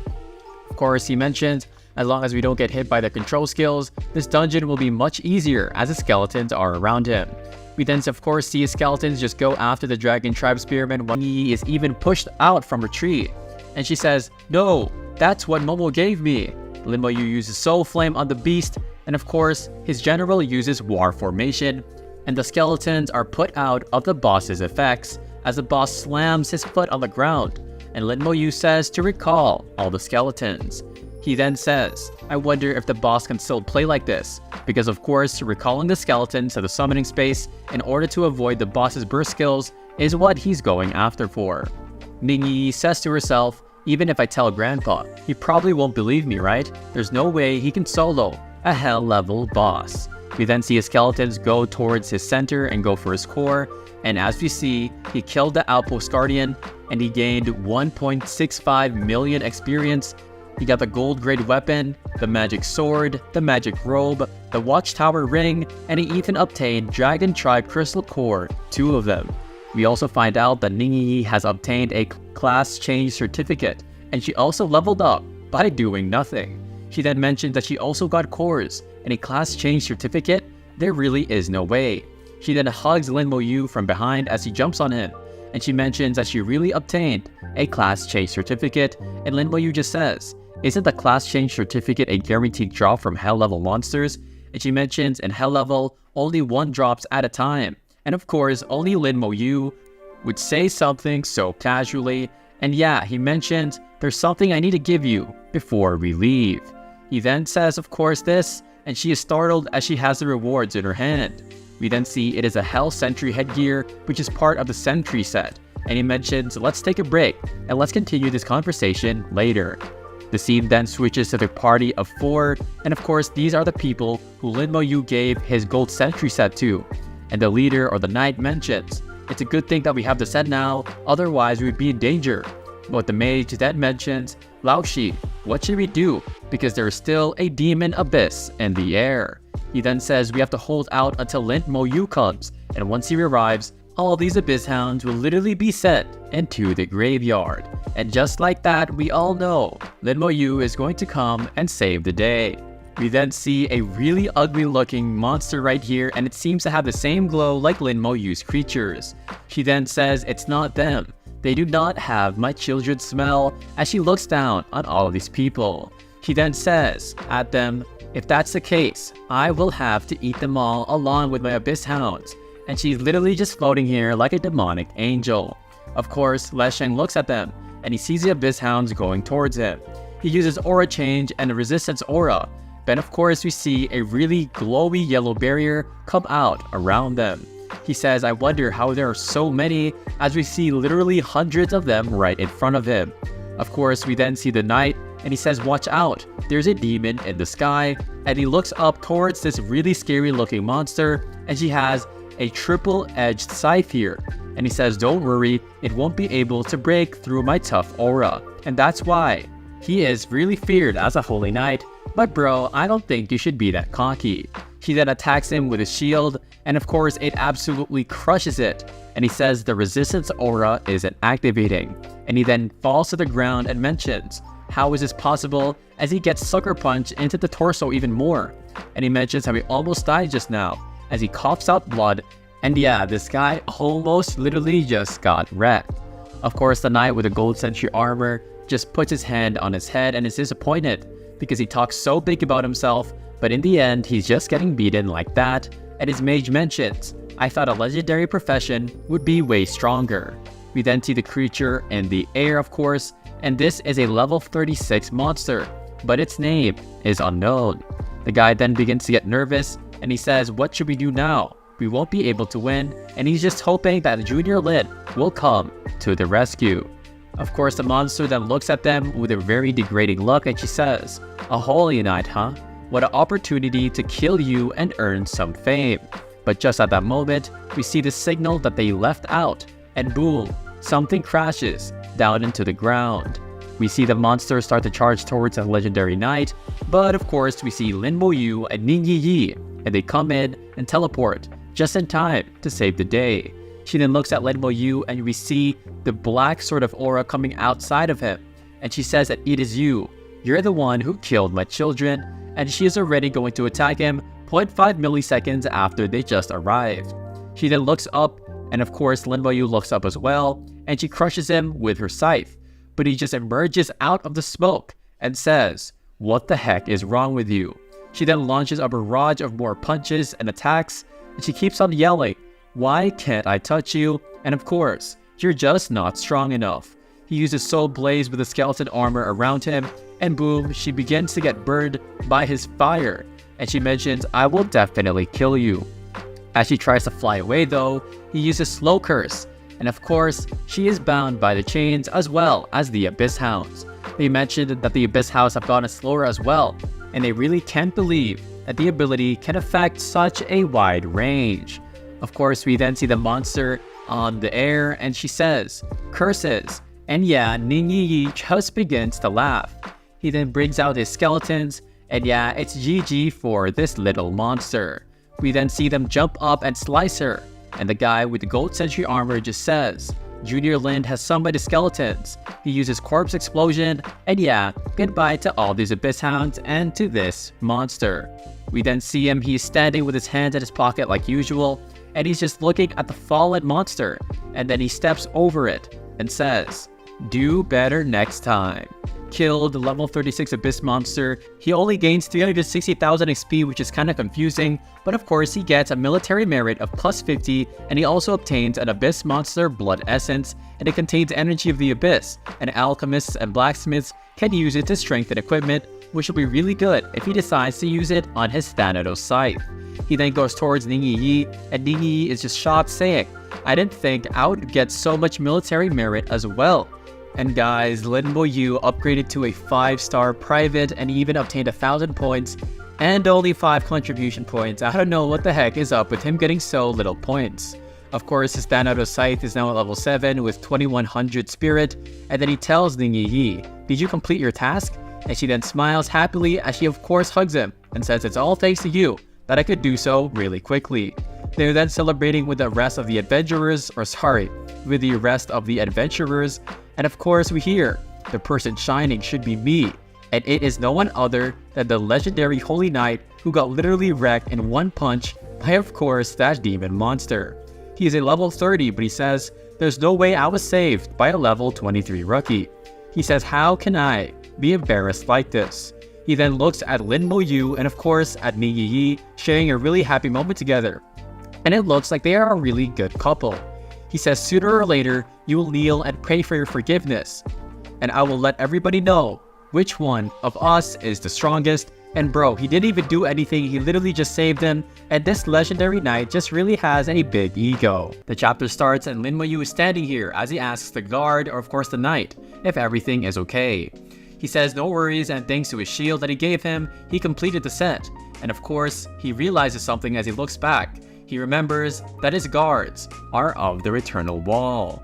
Of course, he then mentions that they probably received a distress signal and rushed here, and they seem to be running here as he mentioned. There seems to be at least 100 of the Abyss Hound corpses right here. One of the knights then asks, "Who sent the distress signal?" And the Holy Knight, our boy, that Big L, says, "It was me." The knight then looks at Lin Mo Yu and the three of them, and he says according to the Holy Knight, he's the one who eliminated so many Abyss Hounds. He mentions that those are indeed the corpses of these Abyss Hounds, and he wonders how a level 23 professional like this really did do it. He then goes up to Lin Mo Yu and realizes that he is a 5-star private, and of course the badge doesn't lie, and so he killed a lot of Abyss Hounds. He then says, "Well done, young man," because he mentions that many professionals, even at 3-star private, even at level 30 as well, could not even do so. He then says killing Abyss monsters is our responsibility, and the old man just chuckles like he gets a flashback to his old past with some dumb naive kids, and he says, yeah, very, very good. At that same moment though, we see some mysterious figures in the shadows come up. One of them is of course Mo Yun, who is a divine summoner, and she is on a real, very white pony or Pegasus, and she looks very breathtaking. The guard then says, "Wait, she is legendary professional, a divine summoner." And she says, "I saw the distress signal. What in here happened?" We see everybody is getting rizzed up by her looks, of course, and she says, "Well, let's not stay here if it's already over." She then glances back behind her, and she sees Lin Mo Yu, and she senses his green ominous aura, that of a necromancer. And she mentions, "That person, that aura is something I really hate," as she gives him a really smug look. Of course, Ning Yi then mentions that she is a 4-star lieutenant, and the guard says it seems like she's searching for something, and she's in the depths of the Yuan battlefield, and he did not expect her to be here today. And Ning Yi mentions that she's looking for the Nirvana crystals. Of course, the guy gets super shocked, and he mentions, "So she's actually searching for Nirvana crystals, huh? No wonder. It is a highly rare material that can increase the probability of class evolutions." And he explains that when professionals reach the second job change, their class direction becomes clearer, and they also have a really, really small chance of class evolution. He says for his profession, he is a paladin, and of course there is a very slim chance that he can become a holy knight, and with the help of Nirvana crystals, the probability can be greatly increased. He then says that in the depths of the Yuan battlefield, there is a monster called Battlefield Wraith. I see an image of it here, and it looks really just filled with shadows, guys. I don't know if you guys are scared by it. Of course, Lin Mo Yu isn't, and Ning Yi explains, "I also know about a Battlefield Ghost King that is guaranteed to drop Nirvana crystals." And so the guy just sighs, saying, "The Battlefield Ghost rarely appears, and it is also a world-class boss, which is very impossible to defeat." And Ning Yi just says as she looks at Lin Mo Yu, "Yeah, it's very difficult to defeat, dude." Of course, Lin Mo Yu is thinking about the girl Mo Yun from earlier. He mentions that she's already a legendary profession. Why would she want to change her class? He says at level 40 for the second job change, and it's level 70 for the next one. He wonders if there are even higher levels beyond the legendary profession. Ning Yi then says, "I am a rare profession, a shadow assassin," and she mentioned that she also needs to find Nirvana crystals when the time will come. And Lin Mo Yu just smiles with his hand in his pockets, and he of course just agrees. We then see an image of 2 red eyes that looks like it's straight out of the Sharingan, and it says with a really scary voice, The Abyss Hounds are dead again? They were instantly killed. Even the Abyss's dog demon sent out, and it died. He then says, dang humans, the situation really is a bit strange. And so he says, let's do it one more time. We then see 4 shadow figures, I'm guessing that these are heroes, and they say, what happened to the Flame Demon King? Did it throw a tantrum or something? And they say, I already reported what just happened, and somebody higher up will have to hurry and deal with this because I don't want to get soloed. We then go back to Bai Yi Wan and of course Meng An Wen. And Meng An Wen says, go pour some tea. Bai Yi Wan then says what happened, and he's referring to Lin Mo Yu because Bai Yi Wan was kind of busy. Meng An Wen then mentions, he is fine and he also killed a lot of Abyss Hounds. In fact, he's already a 5-star private. Bai Yi Wan is shocked by this. He says in only 2 days already, and Meng An Wen mentions the Flame Demon King guards the entrance of the Abyss Hounds, and so of course he even sent way more Abyss Hounds into the battlefield. Bai Yi Wan mentions he actually killed even the Abyssal Dog Demon, and Meng An Wen says, yup, this dude really is just the ultimate ranker or the Rizzer, it depends on you guys. He then mentions and Bai Yi Wan smiles, with this kid around, this tournament should be interesting, because of course, this tournament is going to be one that displays the powers of the different schools. He then gets an image of Ning Yi as well as Lin Mo Yu, and he mentions I didn't expect them to be together. And of course, it is just another one of her traits of being the ultimate Rizzler and the strongest Necromancer MC isekai'd anyway guys. Of course, Meng An Wen then mentions, I saw the nemesis of Old Ning. He says, I guess Old Ning will be a bit furious of course, because our boy Lin Mo Yu is hanging out with his grandson. Bai Yi Wan then says, I never expected it to turn out like this. He says that I really want to see Old Ning fuming with his mustache, twitching, and of course he is in helplessness. We then watch a really huge monster get defeated. This is the Watchtower Guard Demon, and 1.65 million XP has been acquired. They also obtained the Hell Sentry Longsword, the Hell Sentry Leather Armor, the Gold Grade Accessory, Hell Sentry's Ring, and they also obtained 2 Dragon Core. Lin Mo Yu leveled up just like that, and Ning Yi is surprised, and she mentions that after teaming up with him, I'll almost have a complete set of my sentry equipment, and dang, this pro really is just too OP. He then puts up some armor on Ning Yi and she wonders, are you afraid of being attacked again outside? And he says this already happened twice in a row, so it's better to be cautious, and W, I really like that from Lin Mo Yu. I guess you're never too strong to be really cautious. Ning Yi just smiles saying, who encounters ambushes every time? Well, cautious is not a big mistake, and I'll accept your offer. Lin Mo Yu then mentions if we farm a few more times with some luck, we might be able to complete the entire sentry set, and our bro really is just carrying this Ning Yi. We then teleport outside or back into the dungeon, close to it, where the other people are, and they're yelling, a Shikigami, it's a Shikigami, and we see a really big buff Giga Chad bull on his legs literally, and he has arms, and he's just pulling some sort of it seems to be a carriage. We see on the carriage seems to be some really esteemed people, and it seems like these people are going for the hell difficulty, and there are 11 of them. It is a Shikigami summoner from Country Y, and that's why they're going after it. Lin Mo Yu then mentions that it's called the Dragon War King. They're going after those titles. And we see after the people get off of the carriage, the main dude hops off and says, these 2 people look familiar. And he sees Lin Mo Yu, and he is instantly intrigued. He introduces himself, Y Country, level 30, Onmyoji Gakko, and Lin Mo Yu says, Shenxia Empire, level 24, Necromancer, Lin Mo Yu, and it seems like there might be a really cool confrontation. We see the people around that was in the Y Country squad, they begin to chuckle and say, level 24, what a freaking weakling. And they even mention, coming to the Yuan battlefield with that kind of level, this dude is just on a suicide mission. Onmyoji Gakko, on the other hand, mentions, it's only been a few days, yet he has risen from level 17 to 24. He says that I can't believe this guy is solo leveling up so quickly. He mentions that the skeletons have also become stronger, and he says if you don't get rid of him now, it'll be impossible for us to kill him in the future. But that his comrade says, don't act rashly, we're in Shenxia's grounds currently. He then says as he looks behind him with a really evil look, I know that, but in the future I won't let him escape. He then says, let's meet again in the competition. And he says, of course, before they enter the dungeon, I hope you won't disappoint me when that time comes.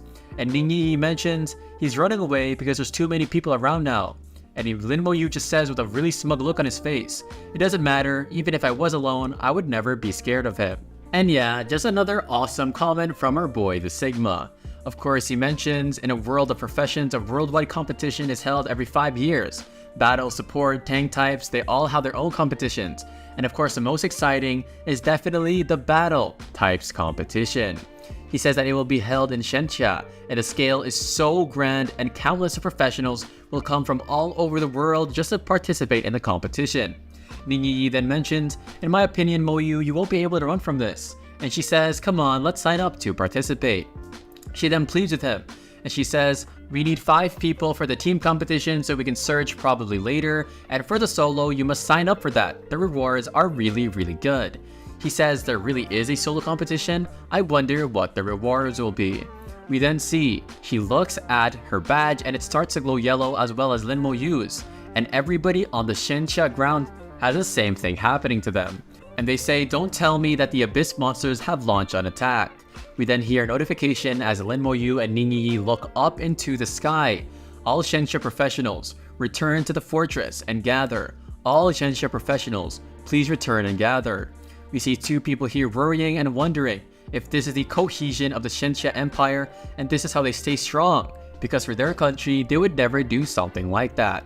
They then teleport in front of some big temple and stairs, and Lin Mo-yu asks the knight, "Hey, what is happening?" He says, "Well, look at this. Look at the Demon Watcher. It is looking at the direction where the monsters are attacking from." He says this means that a large number are coming, as you see it here, and it is literally illuminating. We then see them in front of that big wall, and Lin Mo-yu mentions, "The Demon Watcher is more powerful than we imagine, and it is said that every large-scale battle is commanded by it." He says even many strong individuals have to accept its deployment. As you see it right here, if you guys play Valorant, it looks like the Immortal Buddy or the Immortal rank. We hear, all professionals below level 30 ascend the fortress walls, and of course Lin Mo-yu and Ningyi are being teleported so. We hear, make sure to form your own teams, and with immediate effect, no one below level 30 is allowed to exit the fortress. And Ningyi says, with Lin Mo-yu around, we probably don't need other teammates. We then see a guy standing atop of a wall. It is Ni Xiong. He is a level 60 Legion Overlord. Everybody says, "Guys, look, it is Ni. It is the one and only Ni Xiong of the Ni family, and he is the most important presence in the Legion." He then raises up his sword and says, "My commands you must follow. It is time to form your Legion." He has black hair with of course a beard, and he has awesome armor on. He yells out that the Legion has formed. "I am the commander of the army. The Legion has formed. You are all teammates, and your skills will not accidentally hurt your companions, and you can unleash it to your heart's content." He then puts his sword on top of the ground and smashes it inside. And we hear overall blessings plus 50, and a large ray of yellow light comes across everybody within the walls. We see one guy and he says, "I feel like my strength has increased at least 5 times. And he also has element of resistance plus 50, magic strengthening, spell damage plus 30, and also his physical attack can absorb opponent's life and be used to heal yourself." Lin Mo-yu mentions, "Too bad all these effects are overshadowed by his talent, because if his skeletons were able to have these effects, then, well, you'll just be way too overpowered, and the translators agree with me here." Ningyi then says, "Lin Mo-yu, look up." It is of course Mo-yu, the level 39 Divine Summoner, and she has her floating Pegasus in the air. She is ready to attack here as she looks at the hundreds of Abyss Hounds right over the horizon. A lady then says the monsters are here, and this is her skill morale boost to decrease fear and boost morale, and that is a pretty OP ability. We then see Mo-yu launches her attack, and kaboom, Abyss Hounds get sent flying, and the Demon Abyss Hound says, "Wow, what an amazing attack, now it's time to die," and they are about to come into a confrontation. Her Pegasus kicks it, and we see a lot of the corpses literally getting wrecked over here. But guys, we see Lin Mo-yu skeletons jumping down from the walls, and of course they are heading towards the Abyss Hounds. They then mentioned, "Hey, isn't this Lin Mo-yu skeletons? This is too much." these skeleton mages are actually really reducing the pressure put on us. And it seems like since Lin Muyu can't go down, he just sent over his skeletons. We see them fighting these demons hound one by one and they're taking it down. And the flying demon Abyss Drog, whatever this is, says, "You dang humans." And of course, the one from earlier with the morale boost ability mentions, "I can't heal him because he's too far away. What do we do? He's going to get eaten by these Abyss Hounds." Lin Muyu is looking from on top of the walls. He says a level 39 professional acting as a vanguard shows that beside Nixiong, there may not be another single level 40 above professional here. And he says there will be too many casualties if this continues to go on. Mi then looks up at Lin Muyu and she gives a look that says, "Yes, you need to go and fight." Lin Muyu then goes up to Nixiong and says, "I am requesting to leave the fortress and participate in the battle." And with a really smug look on his face, the guy says approved. And it's time for Lin Muyu to show these guys who is the absolute boss. The chapter starts and Ningyi tells Lin Muyu to be careful. And as he has the scythe in his hand, of course he says, "I really can't waste this time to gain more merit and experience." We see the knight fighting and he wonders why the heck Lin Muyu is here. And Lin Muyu says, of course with all of his summons out, "I'm here to clean this up like an absolute Chad." We then hear, he's the one that killed my children, and it seems that the flying demon has found her prey. Of course there's so many of them and she orders them to kill him. But just at the moment where she leaves the flying Pegasus and the girl Mo Yun to fight Lin Muyu, we then see the girl, and she says it's really him. He then uses slow curse of course, and we see that she is now bound by chains, as well as her Abyss Hounds. The knight then mentions, as well as his other comrade, as expected from Lin Muyu. And wait, what kind of skill is that? This clearly is a curse type skill.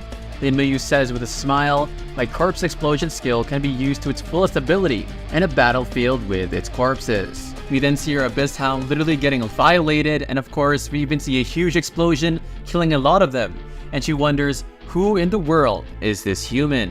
But just at that moment as she looks, and kaboom, we see more Abyss Hounds as we see all of the notifications here. And I don't really speak Chinese guys, but let's just say that that's a lot of Abyss Hounds.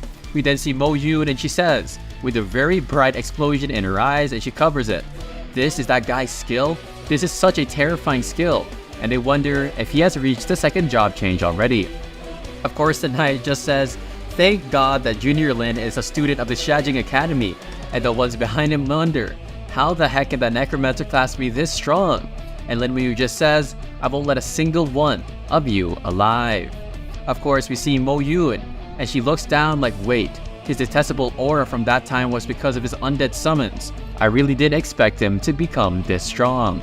We then see one of his skeletons just slice an Abyss Hound in half, and this should be the last one. But then, a real ominous aura comes up behind the skeleton. Lin Muyu mentions that he lost connection to it. We then see a pair of evil eyes, as it says, "You're the one who killed the previous dog 2 times. I remember you, Lin Muyu, of the Shenxia Empire. I'll definitely kill you." Lin Muyu then says with a really calm, smug face, yeah, you'll remember me in your dreams or in your nightmares if you're really that scared of me." Everybody says, wait, he's not thinking of attacking it now, is he? We're not at that level to fight the Abyss King. But they say look at his skeletons as we see a bunch of them charging towards Lin Muyu. They continue to take down the Abyss Hound, and yes guys, corpse explosion once again. And yeah, let's just say that that battlefield is definitely filled with the blood and the bodies of those Abyss Hounds. Lin Muyu mentions he's not injured.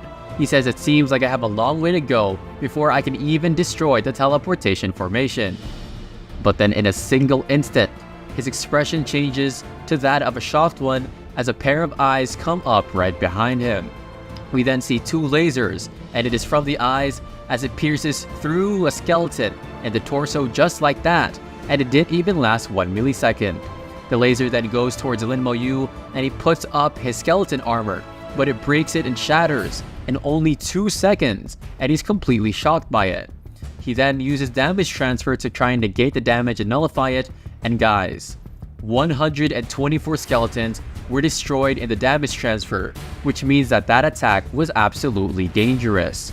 We then see the attack try to get through the barrier, but we see the Demon Eye Navigator and it shines very brightly and it attacks it back. And we hear, "Lin Muyu, you'll die by my hands." But Lin Mo-yu is on the ground with Ning Yi as she asks if he is okay. He definitely isn't, but he mentions, "I didn't expect the Abyss King to be so strong and destroy his formation." And the fact that the armor only lasted for 2 seconds just shows how fortunate and blessed he is to even escape. We see the eyes right here, and he says in his head, "Just you wait, Abyss King." And our boy became Eren Yeager, and he says, "You'll wait until I come back and absolutely destroy you." It is a victory, guys, and we hear victory from, of course, the general, and he mentions the distribution of military merit will begin now, and it seems like they have finally won this short battle. The general screams out, "In this battle, 10,000 Abyss Hounds and Dog Demons were killed, which amounts to 20,000 military merit." He says 3,000 merit for protecting the fortress, and 2,000 merit for no deserters. He mentions that a total of 25,000 will be handed out, and he also explains that they have 1,052 professionals and everybody will get 20 merit points, except for Lin Mo-yu and Mo-yoon. Mo-yoon will receive 500 merit, which is absolutely crazy, but Lin Mo-yu will deserve 3,500, and that's absolutely absurd. Mo-yoon looks back at him, and yeah, she definitely got rizzed up, and she mentions, "I'm really envious of those points, but of course if it wasn't for him, they might have not been able to defend against their attacks." Guys, it is nobody else than the Royal Holy Knight, and he says to himself, "I'm a legendary Holy Knight class. How the heck? I'm never close to his level." And yeah bro, that's a reality check, never mess with the MC. He then has his scythe in his hand, and Ning Yi is looking at it as well, and it seems to be changing in some sort of way. Ning Yi has become a 2-star private as well as the others behind her, but Lin Mo-yu's star has something else happening to him. We see that his badge has 10 stars on it now, and yes guys, he is ranked up to a silver captain badge. And everybody looks back like, wait, is he really a silver captain? Ning Yi then says playfully, "Hello sir," as she bows down her head. She says, "Wow, you're really a captain of Shenxia Empire. You're possibly the youngest captain as well," and Lin Mo-yu just really has his hands in his pocket.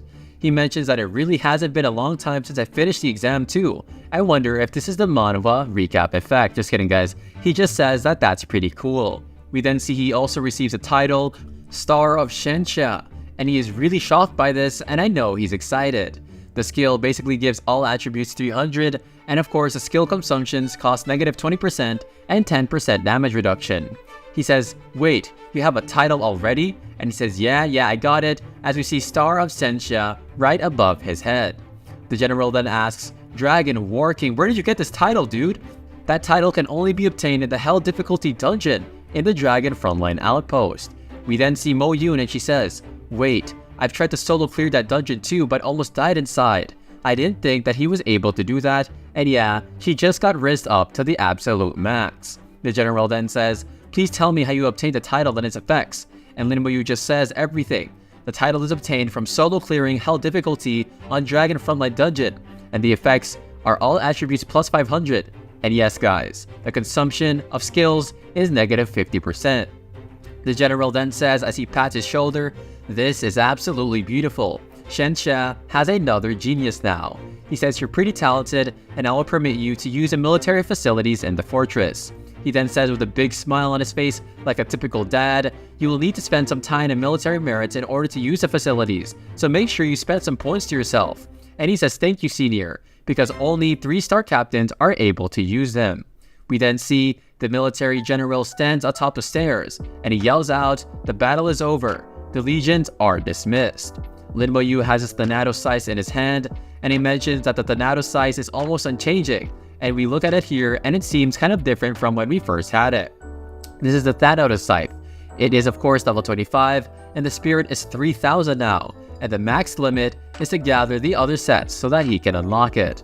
He mentions that he needs to get more information about this equipment, so he can become even more overpowered. He also obtained a new skill called Evocation.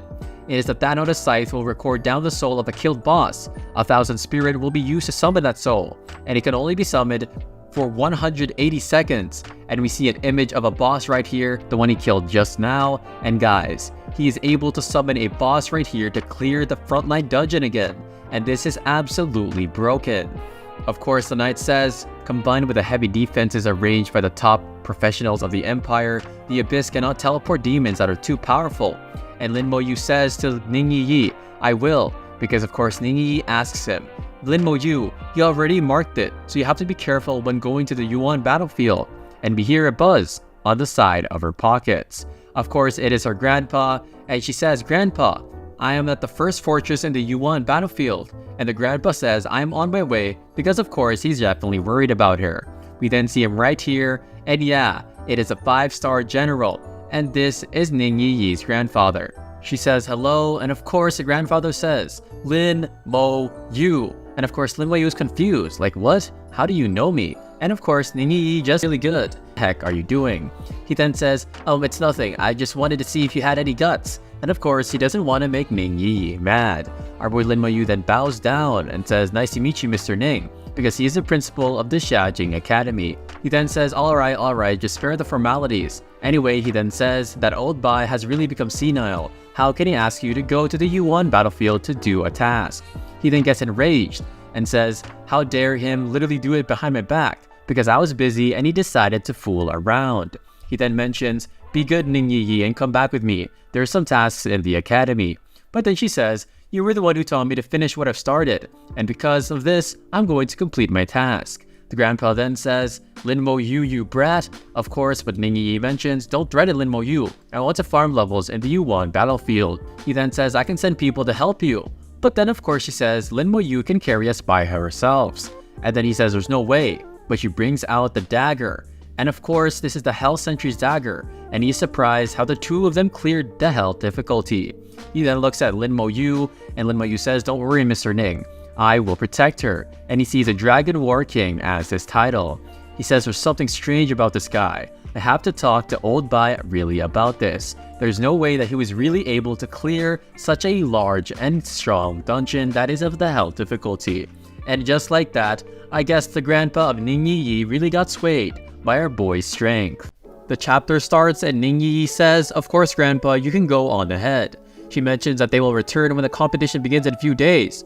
And of course, her grandpa just says there's something different about this boy.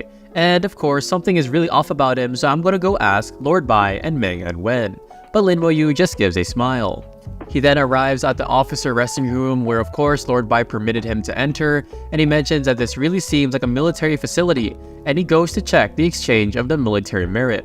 We see the entire environment around him change like some sort of grid, and we see here 3 of them: Anti-Curse Potion, Dungeon Escape Talisman, and Elementary Recovery Potion. He mentions that 2 should be good for emergencies, and he says that the talisman seems pretty cool. He then has it in his hand and wonders. It seems like this purpose of the military merit is similar to the points in Xiajing Academy, but if you spend too much, you will lose your rank, so it's better to save a lot.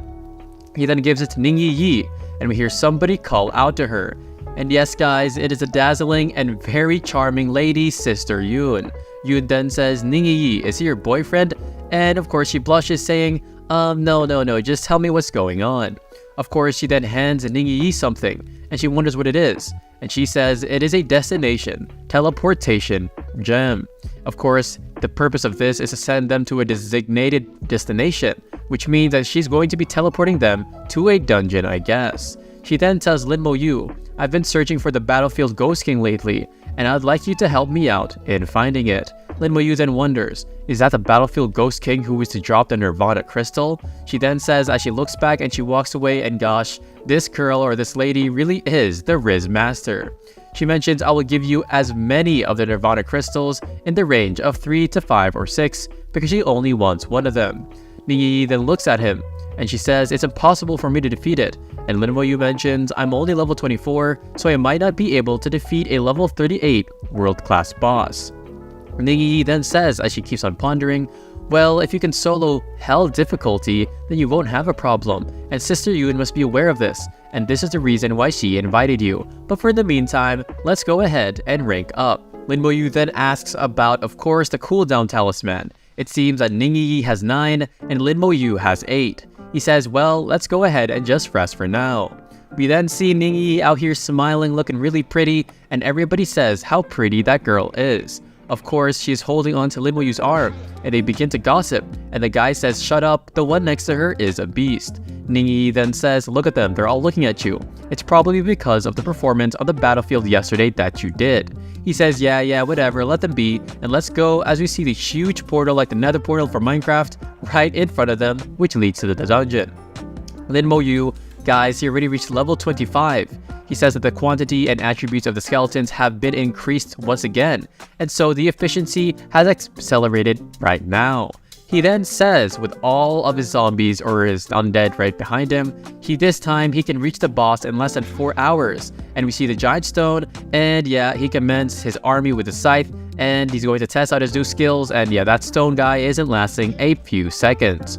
He then uses summon, and of course, we then see the general summon once again, and it absolutely destroys that monster, and we see Ningyi here outside again, and she says, another hell difficulty dagger, can you give me this one too? I have a use in mind for it. He says, yeah, your invisibility skill did help me, so you can have it. He then puts on the armor for her once again, and they begin to walk towards the dungeon, but then we see some dude wearing a cape and royal armor with his subordinates and flaming chariots right behind him. He says, halt. He says, move away and don't block the road, as he points toward moving.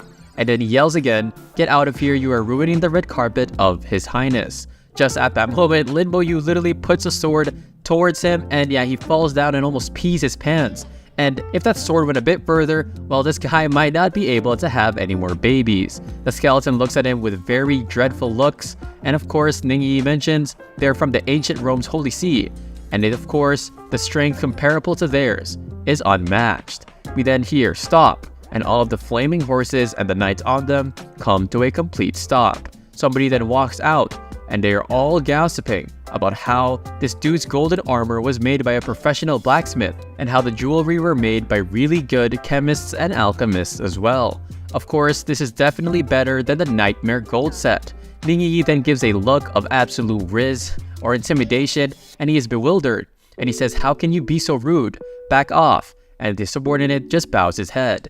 He then introduces himself. He says, I would like to apologize for my Everybody then says, wait, it's said to be that ancient Rome's Holy See is religious, and they claim to have inherited the power of God. And so this warrior inherited the power of Vulcan.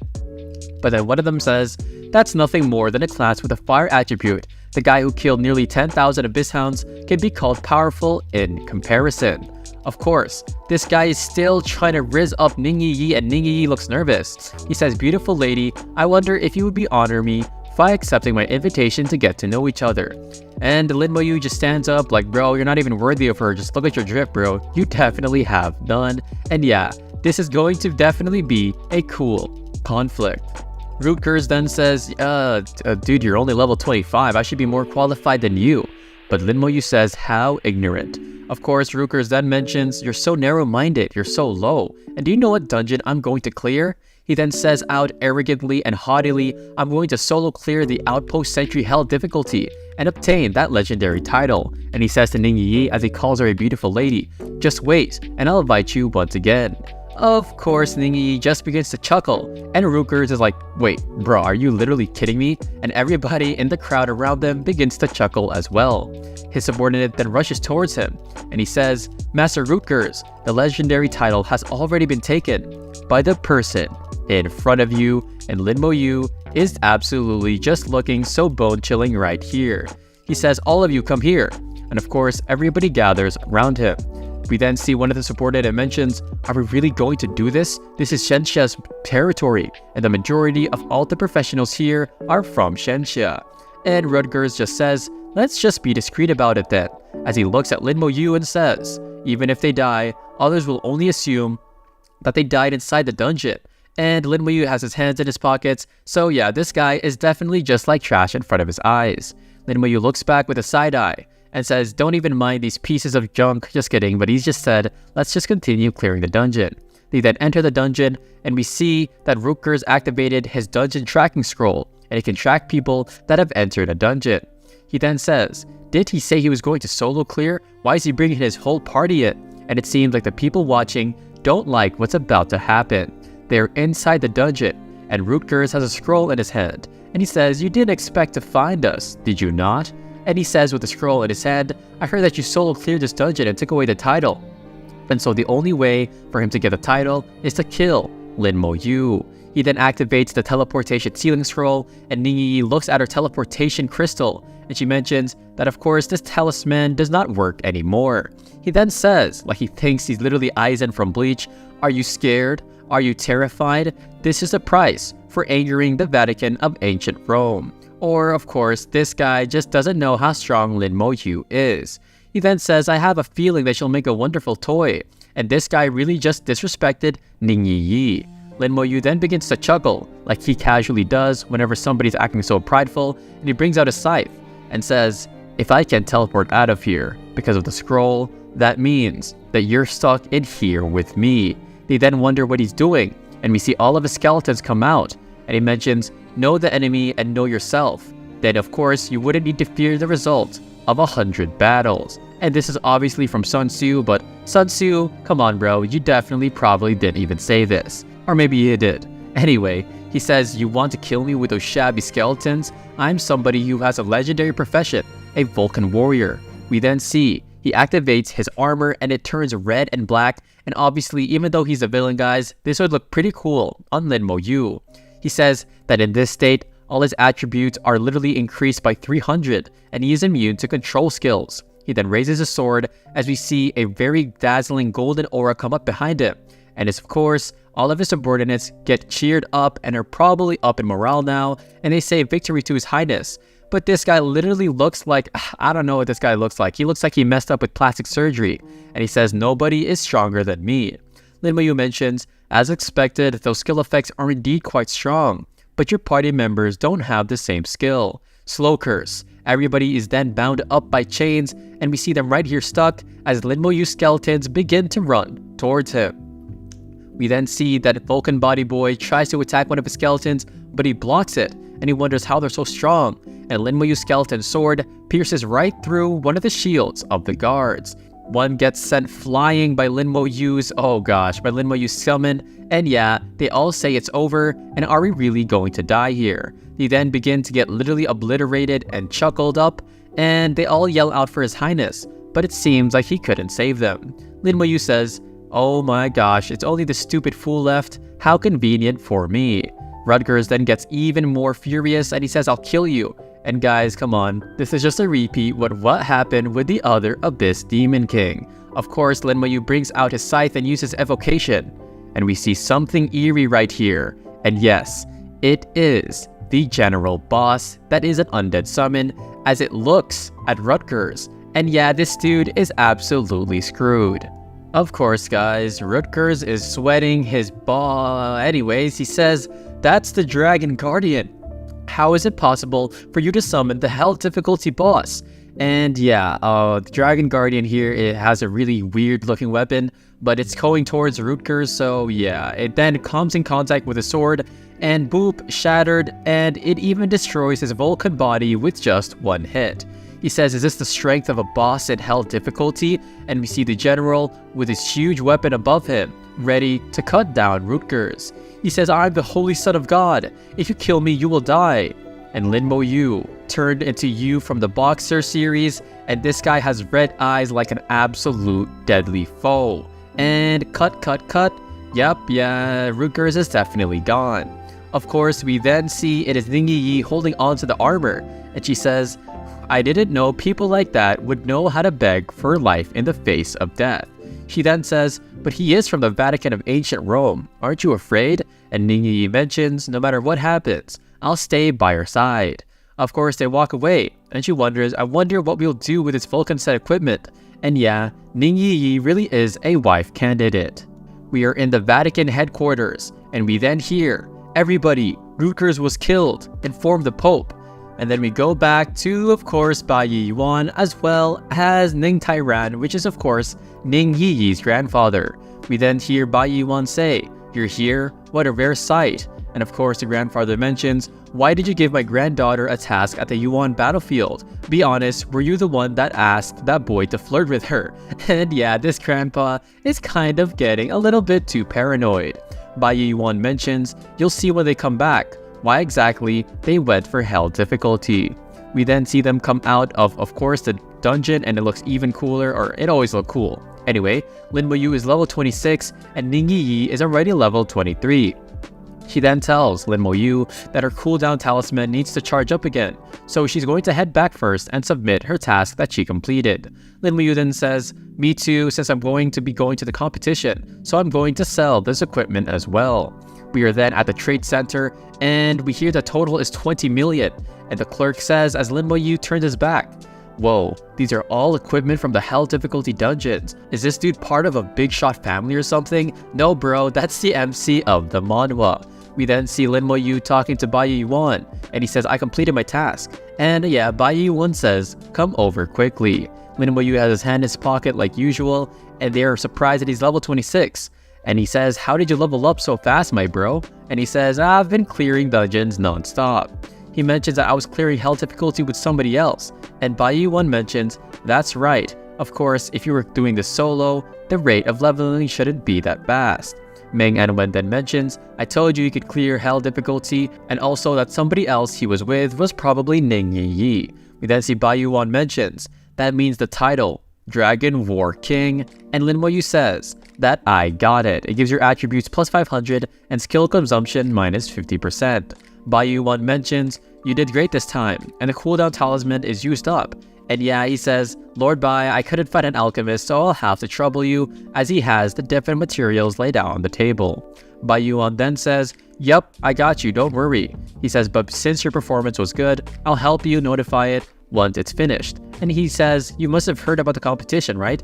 Bai Yuan tells him, "It's held once in every 5 years, and this time their Shenxia Empire will be hosting it, and it will actually be in 10 days. And Lin Moyu says, "Got it." Bai Yuan then tells him, "Lin Moyu, I don't only want you to participate, but I want you to take it all, and I want you to become the ultimate champion and take home the victory royale." He then says, "Wait, why do you have ancient Rome's Vulcan set equipment?" And then Meng Anwen says, "Wait, this was the set equipment that was given to the Vulcan Knight last year. Don't tell me you." And then of course Lin Moyu just tells him the truth. They were the ones who tried to kill us in the dungeon first. And then Meng Anwen gets absolutely furious as his eyes turn blue and his aura and everything else turns black like he's Gojo. He says, "The Vatican, huh? How interesting, they try to touch one of our students in the Shenxia territory. The entire atmosphere and the gravity changes so drastically." And he says, "I heard that the Vatican has ways to resurrect their own people, so that brat might still be alive." Of course, Lord Bai then says as he coughs, "Hold it, old Meng, you shouldn't be so hasty." And of course, Lord Bai then says, "Leave this matter to me," and after so many years of inactivity, it seems that they forgot his title. And we see Lord Bai here in his prime, guys, and he is known as Shenxia Slaughterer Deity. Lin Moyu is absolutely in shock, and he mentions that he heard that he once invaded Country H alone and killed 2 of the top 3 strongest players, and he almost managed to defeat the country by himself. Yeah, this is way too OP. Of course, Lin Moyu then takes his leave, and Bai Yuan says, "Old Meng, I'll have to trouble you with the Tyrant Necklace and the charging of the cooldown talisman." And he says, "No problem." The moment they tried to even attack Old Ning's granddaughter, yep, they were definitely finished. We are in ancient Rome, and we see one of the workers there, and he looks up like, what the heck, as we see a huge red fireball up in the heavens. He then says, "What type of terrifying magic is that? Is that divine mage magic? Could it be the descent of the Vulcan, the deity of fire?" But nope, it's just our boy, Lord Bai and Ning Tairan. They say, "Look, there's people over there." And we then see Ning Tairan say, "Gubat, come out. Come the heck out right now. I said come out right now." And yeah, it's so good that our MC has these type of people to support him. We then see Ning Tairan here, and we hear, "It's over. Where the heck is the Pope?" The Pope finally arrives, and they mentions the elders here too. Nothing else will happen, right? Of course, Pope yells out, "Who the heck is looking for me? How dare you mess with the Vatican?" And this guy's about to get wrecked. Of course, he sees the face of Ning Tairan, and he says, "Oh gosh, that's a divine level professional from the Shenxia Empire." And he says, "And also Shenxia Slaughterer Deity. Why the heck is he here?" As well, did they come to destroy the Vatican? Yeah, dude, they probably did. He then becomes all friendly and says, "To what do we owe the presents? If the Vatican has offended you in any way, we will surely compensate for it." They then wonder, why is the Pope talking like this? Don't tell me we are all really going to die right here. Of course, Ning Tairan then says, "Tell that Rutger's guy to come out right now." And he tells his subordinates to go fetch him. And he says with sweat on his face, "May I ask what Rutgers has done to offend you?" And yes, Ning Tairan says, "He didn't offend me." And Lord Bai says, "He didn't offend me either." Then they both here in tandem give him a look of absolute death. And he says, "It was my precious granddaughter that he offended." And Lord Bai says, "He offended my precious disciple." Of course, oh gosh, the Pope is absolutely shooken, and he mentions that's even worse than offending the two people in front of them. And he wonders, why did Rutgers do this? We then see Rutgers right here, and it seems like he had just been revived. And he looks up, like, wait, is that the descent of Vulcan? He then gets literally teleported like it's an alien ship, and he's beside the Pope. And he says Rutgers is here. He accidentally died 2 days ago, and has just been resurrected. Ning Tairan then uses his spiritual pressure, and he says it was you who used the dungeon tracking scroll to chase Lin Mo Yu, right? And he says, why did you also call my granddaughter a toy? Our boy is literally sunken cheeks in, like, look at this guy. He looks as good as dead, and he yells out, "How dare that dude? I'll kill him no matter what, and until that woman belongs to me." Oh gosh, the Pope gives him a bombastic side eye because he knows he absolutely messed up. And yeah, Lord Bai just looks at the Pope, and the Pope says, "My lords, please." But then Ning Tairan mentions he has a stigma in the Vatican's divine statue if he can resurrect after death, right? He says, "Let's see if you can revive without that statue." We then hear "save me," as of course he burns those people in the air. He says, "Everyone run away," the Pope says. But then, oh gosh, Rutgers is absolutely schizophrenic and delusional, of course in the Manhwa, and he says, "You can't kill me. I can just revive again. I will." And he gets burned up to a crisp, guys, and yeah, they then launch the castle or towards the tower, and boom, it's completely gone. We then see the Pope looking down at it with despair, and Tairan says, "If this happens again, I will destroy ancient Rome myself." The Pope gives a sigh in relief, and he says, "Look, we should be happy to be alive. It's already a mercy they didn't kill us all. Think about what happened to Country H. How many people died on that day?" He says, as we see the survivors looking up, living is already a blessing in misfortune. They then teleport down to the really peaceful, well, inhabitants that they were at earlier, and Lord Bai says, "Old Ning, since when did you become so good-tempered?" And Ning Tairan then says, "You're the same. If it was before, you'd have burned down the entire Vatican." Yeah, these dudes are literally joking and talking about burning down entire colonies, and they're just too strong. Lord Bai then says the culprit has been executed, and there's not much difference between killing and not killing the remaining people. Meng Anwen also says, "Don't you just want to keep them alive so more abyss monsters can be killed?" He then tosses him something, and of course it is a cool down talisman. We then hear, "Old Meng, help me charge it too." And then he says, "You could have just given it to me as well." Yeah, because of course he forgot to give the other one to him.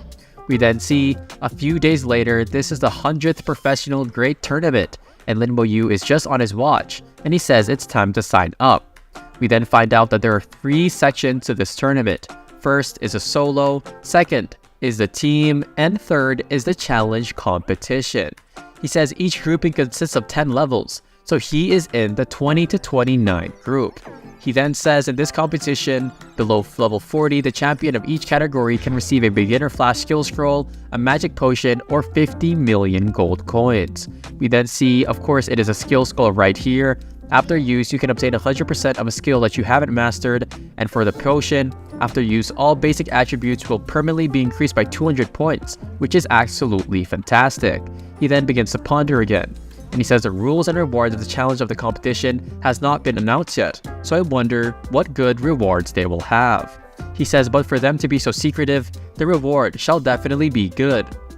Lin Mo Yu, of course, we then see he's already a level 26, and our boy gets plus 500 on all of his attributes. He is way too OP now. We see a skeleton warrior and his mage, and they just keep on getting stronger.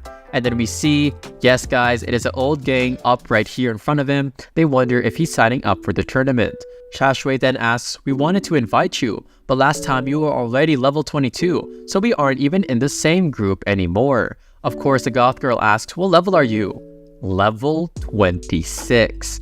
We then see all three of them get absolutely hit with a hammer of level 26, turned to stone by it, and even pierced in the heart for Shashui. And yeah, Lin Mo Yu just really is just solo leveling at this point. Shashui is absolutely shook, but goth girl and of course silver hair boy says, a guy shouldn't be so quick. And he says, wait, what do you mean by that? Hold up. And of course, Ningyi then comes, hold up, and yeah, she just arrives and she says hello. And Shashui looks behind her because she's really familiar, I guess. But of course, Ningyi is respectful and she says, I am Lin Mo Yu's friend, and I am level 25 assassin Ning Yi. She says, you're level 25? I didn't think there'll be somebody else who leveled up as fast as Lin Mo Yu. But Ning Yi knows the truth and she says, it's thanks to Lin Mo Yu who carried me. And yeah, Shashui is like, yeah, that really figures. They then introduce themselves, Zume level 17 Lurker, level 17 Elemental Mage, and of course, this is Feng Shu, level 17 Holy Swordsman. And by the way, Holy Swordsman would be a really cool class. They then begin to chatter, and Shashui then says, goodbye Lin Mo Yu, we're going to be looking for a team now, so I'll see you next time. Lin Mo Yu then says, you can contact me if you want to clear the Tyrant Desert. And Ning Yi says, high school friends, huh? She then says to him, you're pretty close to Shashui, aren't you?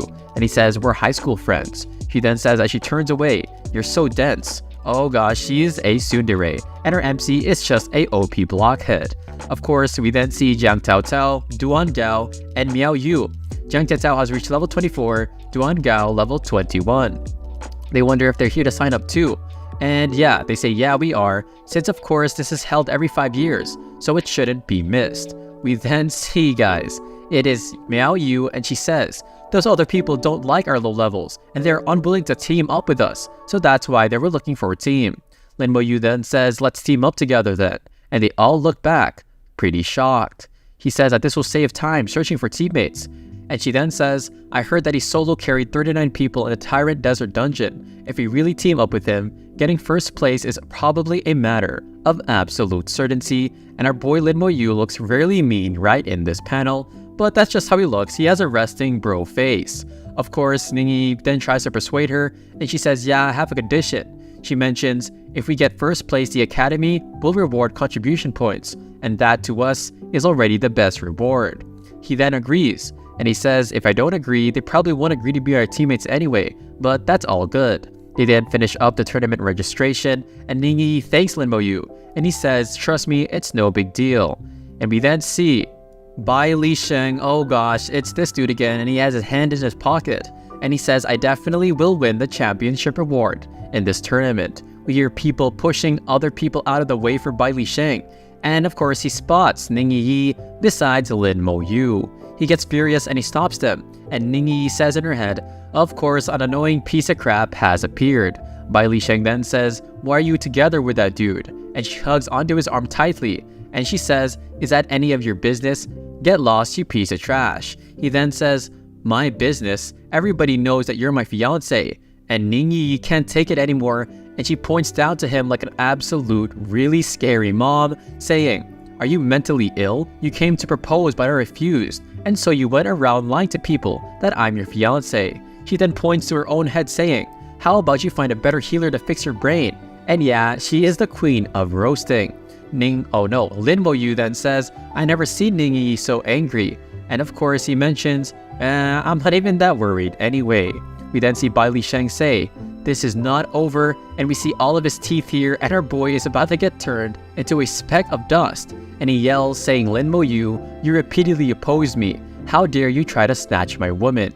Guys, well, I don't even get it. Lin Mo Yu just does his own thing, and this guy suffers in his imagination. But thankfully, Lin Mo Yu just calls him a stupid clown, and our boy ages by 40 years and he becomes a really ugly dude, saying, you're doomed and I'll eliminate you sooner or later. Ningyi then says, if you want to die, just say it.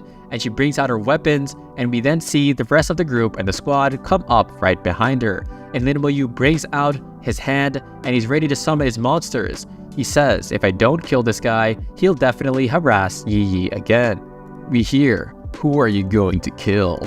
And just like that, Bai Li Sheng is stuck and struck in absolute fear. We see a red floating figure behind him. It is Bai Yi Wan, and he says, "You want to kill him, huh?" And yeah guys, it seems like Bai Li Sheng is already courting somebody, and yeah, he is courting death itself. The chapter starts, and yes, Bai Li Sheng just looks behind him like, wait, is this really Lord Bai Yi Wan? And Ning Yi Yi seems to be very happy. Bai Yi Wan then gives him a death stare and says, "Bai Li Sheng, I'm asking you a question. Who did you say that you wanted to kill?" He then falls to the ground like, oh crap, and he mentions that he didn't say anything as Lord Bai Yi Wan is just looking at him like he's an ant on the ground. He then says, "Get lost, and if this happens again, I will personally present your head to Bai Li Hao. And yeah, don't ever mess with somebody who knows Lord Bai." He then lands down, and she says, or Ning Yi Yi says, "Grandpa Bai." Of course, Bai Yi Wan then tells Lin Mo Yu, were you planning to attack him if he hadn't appeared? And of course, Lin Mo Yu says, of course, since he was going to kill me first. Bai Yi Wan then asks him, are you not afraid, of course, of the repercussions that they are going to do against you? And he says his grandmaster or his grandfather is Bai Li Hao. He reached level 81 and is part of the Bai Li Academy as the headmaster. Lin Mo Yu then mentions, if I can't beat him, I'll just run to the Yuan battlefield, since of course he knows he can run away and survive there at least. Bai Yi Wan then pats him on the back and says, you're really just like me when I was younger. And oh gosh, I really want to see what Bai Yi Wan was like when he was younger.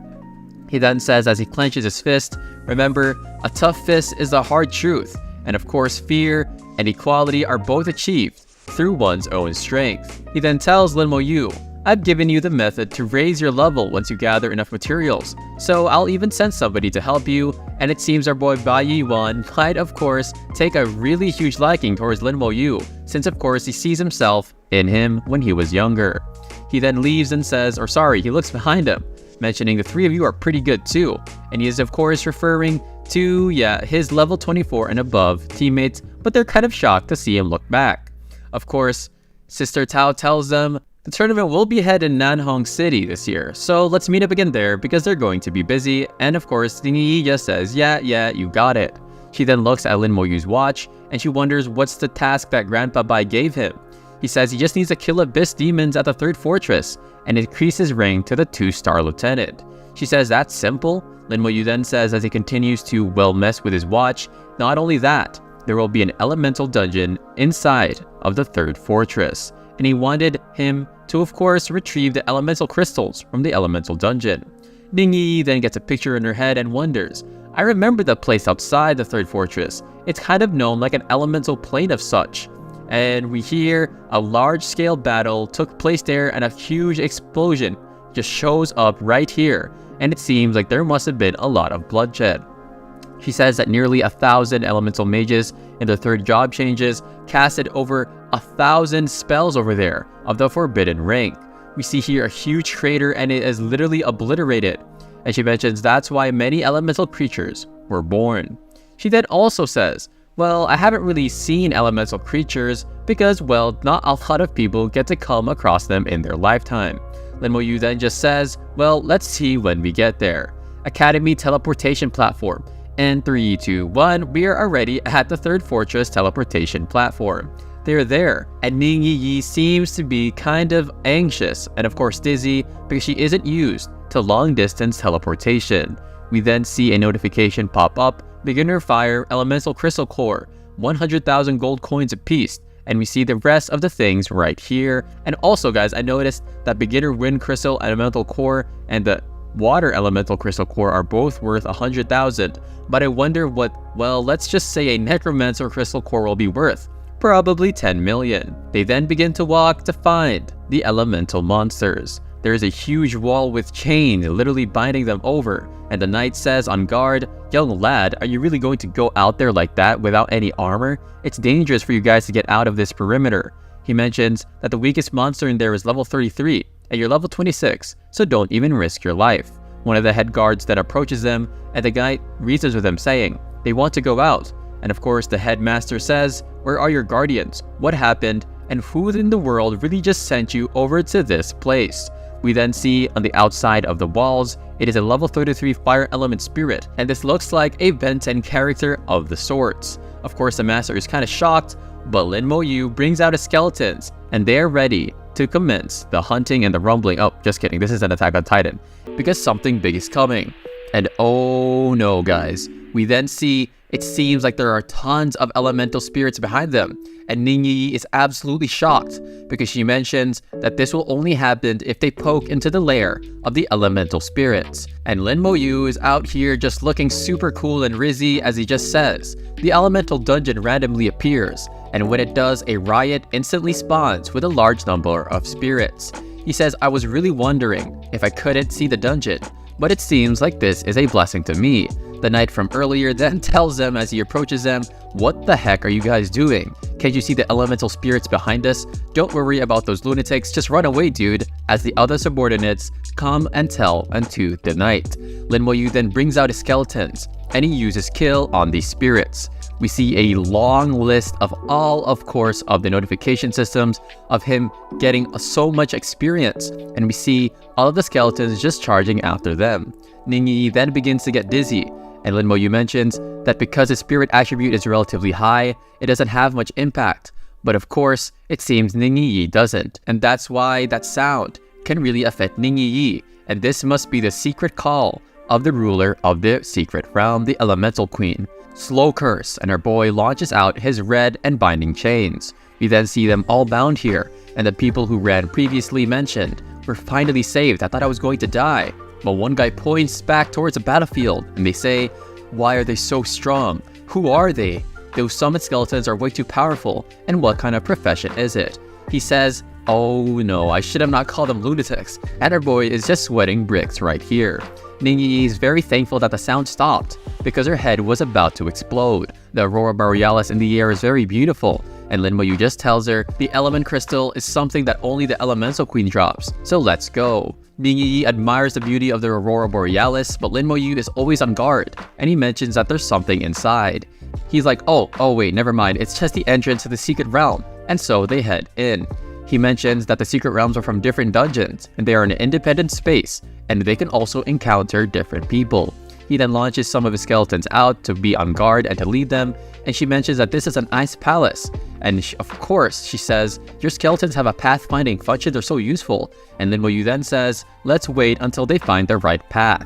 Of course, they finally found the exit, and Ning Yi just praises the skeletons. And dang, Lin Mo Yu's skeletons are really just too cool.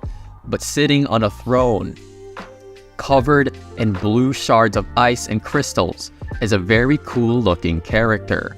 This is a water elemental general. He is the chief in the secret realm. His strength is 13,000, his agility is 0, but he has a spirit of 13k and a physique of 16,000. He then launches an attack, and they barely manages to dodge it. He's come out, and they have to take cover behind a rock. We see, of course, the arrows pierce across them, and he suddenly has a look of despair, because he says, "I can't believe this." He says no wonder its agility is 0. That's the price to obtain a regenerative ability, as we see it healing right here, and this too looks absolutely menacing. He then brings out his scythe and says, wouldn't that become useless as long as the damage exceeds the recovery speed? And right behind him is, of course, it is one of his outpost guardians. We see the stats here, it's level 33 and the strength is 15,000, which is almost as high as the generals. And Lin Mo Yu then says with a smile, "Oh yeah, this is definitely a dungeon boss of the hell difficulty because its stats are even higher than the level 37 elemental general." He then brings out some of his skeletons to help. And guys, this might be one of my favorite summons from Lin Mo Yu, as it's right here and it's ready to go into war. We then see the frozen monster use Ice Whirlwind, and of course our boy summon, the general rank, literally blocks it all with his wings. And our MC says, "The same skill won't work on me, you piece of trash." He didn't say that, but I'm gonna call him a piece of trash. Anyway, we then see Lin Mo Yu summons going to attack the Frost King. However, he uses Sky Flood and all of them are literally washed away like it is a tsunami. And we literally see how large this attack is. The water just keeps on flowing like a river. However, our general rank beast priest has, oh my gosh, he has the red eyes. It seems like he has gone berserk mode, and everybody else is in berserk mode as well. We then see a ray of red light come to the sky, and wow, guys, this dude just one-shotted the water elemental general and got 1.48 million XP, and of course he summons him back in. Our MC uses evocation, and it seems like he did manage to get the corpse or the soul. He then begins to pick up the crystals, as of course he wonders to himself that it only takes 3 minutes, and he wonders if it is still enough time for him to kill ordinary bosses. Ningyi scratches her head, saying the level of chaos in the elements seem to have been eased a bit, and yep, it's gonna be way easier to breathe right now, but I think our Lin Mo Yu is probably the one that is causing that type of atmosphere. We then see them in the snow plane right here, and it seems like they're headed towards a large volcano site, and Ningyi thanks Lin Mo Yu for his skeleton armor because of course you would have been taking continuous damage, like obviously because you're gonna get burned by the lava. Anyway, our MC mentions what type of wind or lightning world will there be as we continue walking, and he then spots a volcano. However, Ningyi says that is not a volcano, bro, that's a concentration of fire, and oh my gosh, we see eyes come out of it, and this is a fire elemental general, which is of the secret realm. But what the heck, it's level 37, but it has 0 strength and agility and 20,000 spirit only. Wait, this guy is pretty weak. But our MC mentions that he can't use physical attacks because this monster cannot move. He then brings out his summons as he says, I know what to do now. And we see the volcano begins to erupt of some sort, and our MC mentions it is similar to the flood attack from earlier. We see a skeleton's literally getting burnt. However, our MC uses Ice Storm. Oh my gosh. He launches the attack, however, it seems like this volcano dude makes the volcano or the ground literally shake, and he uses Hell Explosion. And our MC mentions this is probably its last attack out of desperation. We then see all of these things going around as well as the Ice Storm. This is absolute chaos. And he tells Ningyi, I want to let you see these fireworks, and oh my gosh, he kills the fire elemental, and our bro just got the maximum riz of all time, and he also obtains 1.48 million XP. She then says, I didn't think you'd know how to flirt, and oh crap, she's getting succumbed under our boy's riz effect, but our MC says, that's not what I wanted to do. Anyway, outside of the portal is a country H party, and they say, boss, I can't believe it, we found it. He says, after years for searching for the secret realm, we have finally found it. However, the guy on the left mentions, they said it was full of elemental spirits, why isn't there anything here? The guy mentions, I can't believe somebody beat us to it, and yeah, don't try to go against our MC. This guy then pulls down his mask and he has a red eye. Our bro really thinks he got the Sharingan or something. He says, this is good, it'll be easier for them to lead the way and we can take all of their stuff, and yeah, you're not taking their stuff, bro, you're gonna get wrecked. And even have the audacity to even give our boy and girl a warning. Anyway, they then enter the dungeon and we hear, boss, all we have to do is just kill the last boss. And the dude says that's a good idea. And they begin to walk and they see the footprints and they're literally golden. I don't know if it's melted snow, but they sense the aura, I'm guessing. And this dude with the mask says, come on, I've found them. Well, our boy Lin Mo Yu is walking with the skeletons behind him and Ningyi beside him, and we see a huge explosion, and yes, it is a lightning wind general. This is actually pretty cool because it's a lightning and wind. I thought lightning and wind would be separate, but anyway, we then see its strength is 0 again, like oh my gosh, they're just hiding their strength. But Lin Mo Yu begins to sweat, saying he has 2 elements and this might be a problem.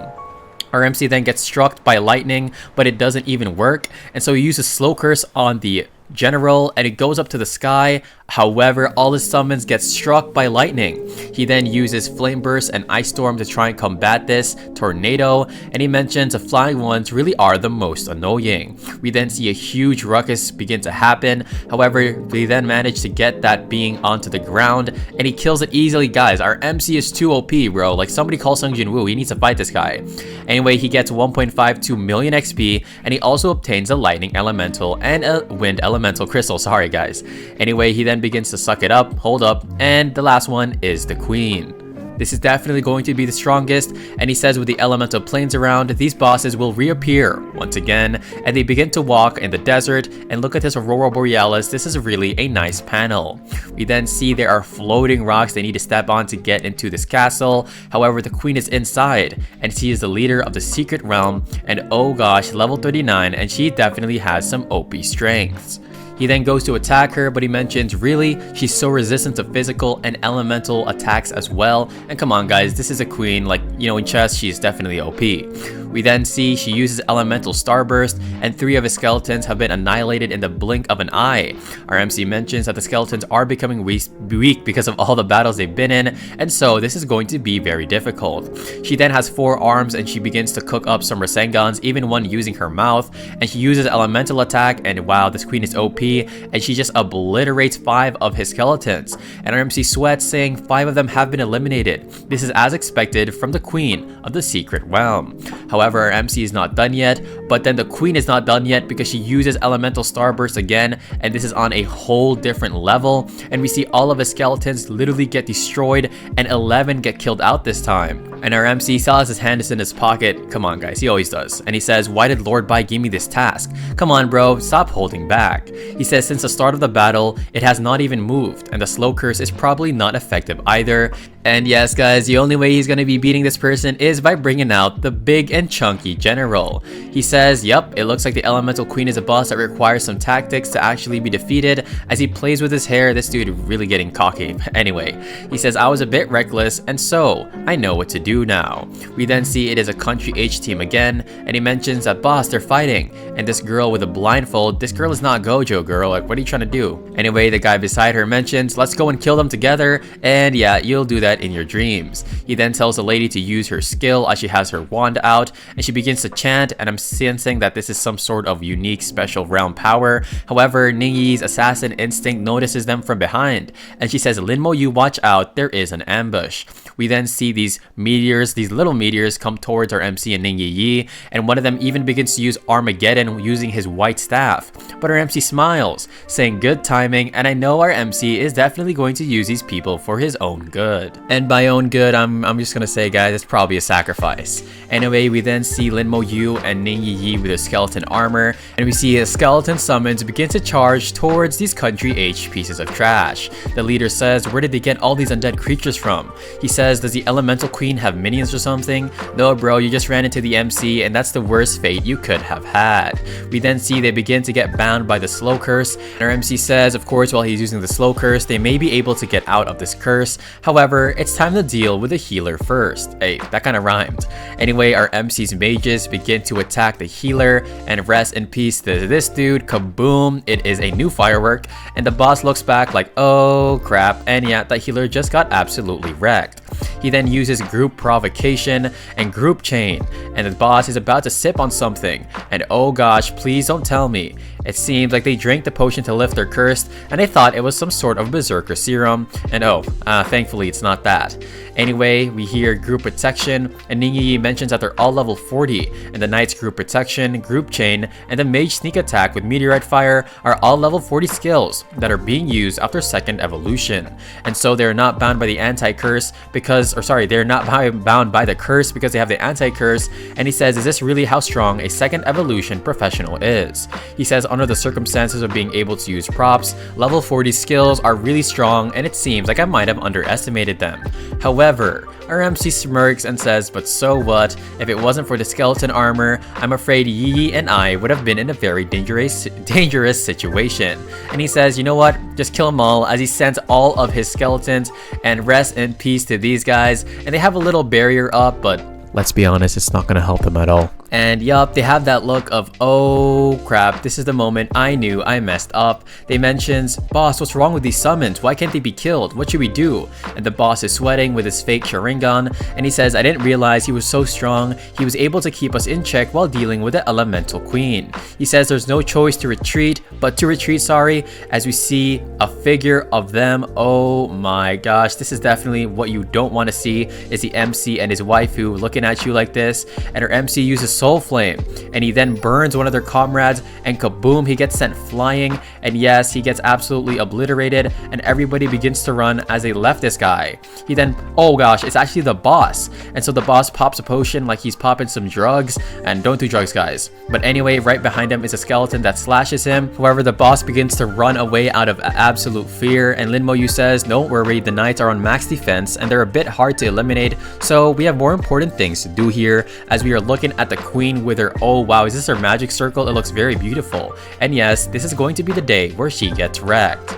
We then see she uses Elemental Blast once more. Can you think of a more unique name? Like Elemental Blast, come on, name it like the 13 Heavens of the Lucius Augustus Dragon Force, the third attack, or something like that. Anyway, he then throws one of the corpses of the knights at her, and he uses Corpse Explosion, and he does it a bit more, and we see huge fire flames just circling around her. And yes, he says the damage is really good, and the level 40 corpses have done their part. And yes, it seems like she has turned to stone, sadly or happily. I mean, honestly, this is kind of sad, guys. You know, the queen didn't... I mean, I'm guessing the queen was evil, but let's just think of Lin Mo Yu. And yep, Lin Mo Yu has a weird face on. Who would have expected it? He says, let's go, and let's finally eliminate it. However, the queen wakes up yelling, and she absolutely wrecks his skeletons as they're being destroyed here. But it is no use, as we see things get pierced right through her, and he has gained 2.34 million XP. He gains 5 elemental crystals, and yes, one of the materials that he got is able to, of course, make a cooldown talisman.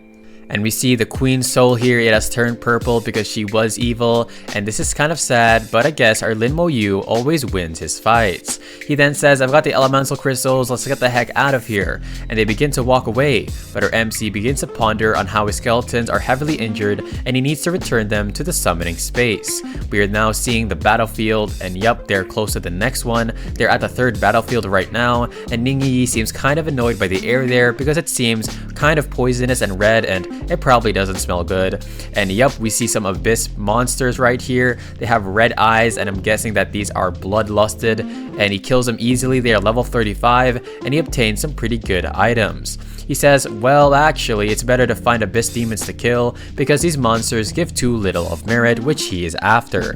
Ningyi begins to fight them as well, mentioning these guys hide even deeper than mice. However, we find a distress signal blow up in the sky, and so they dash towards it, and Lin Mo Yu says, come on, let's go, because it's not too far away.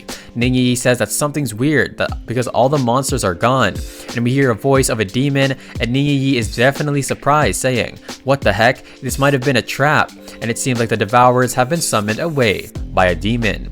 We then see Ningyi absolutely furious and angry, and our boy Lin Mo Yu just has a straight face, but anyway, they begin to charge towards the location.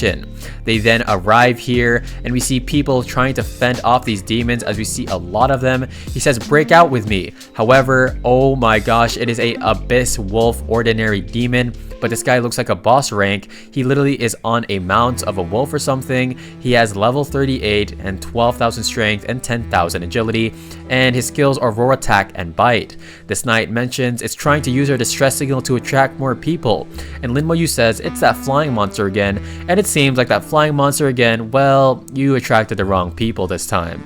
The monster looks back and he says, finally more humans, but then he says, only level 26, and yeah bro, underestimating Lin Mo Yu is going to be your worst downfall. He says a level 25 girl? What the heck are these? These are like lollipops. Anyway, we then see the other knights mentioning, how did a level 26 person come over here?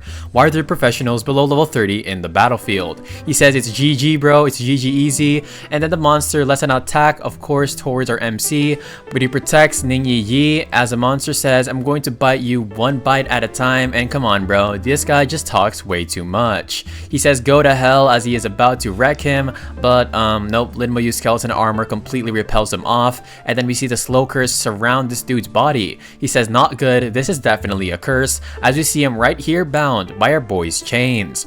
We then see an image of a skeleton surrounding it, and yep, it's absolutely GG. The knights are so happy now. Look at that, they did a 180-degree turn after they found out that our boy is so strong. They say it's the power of curses, this is our chance to break through.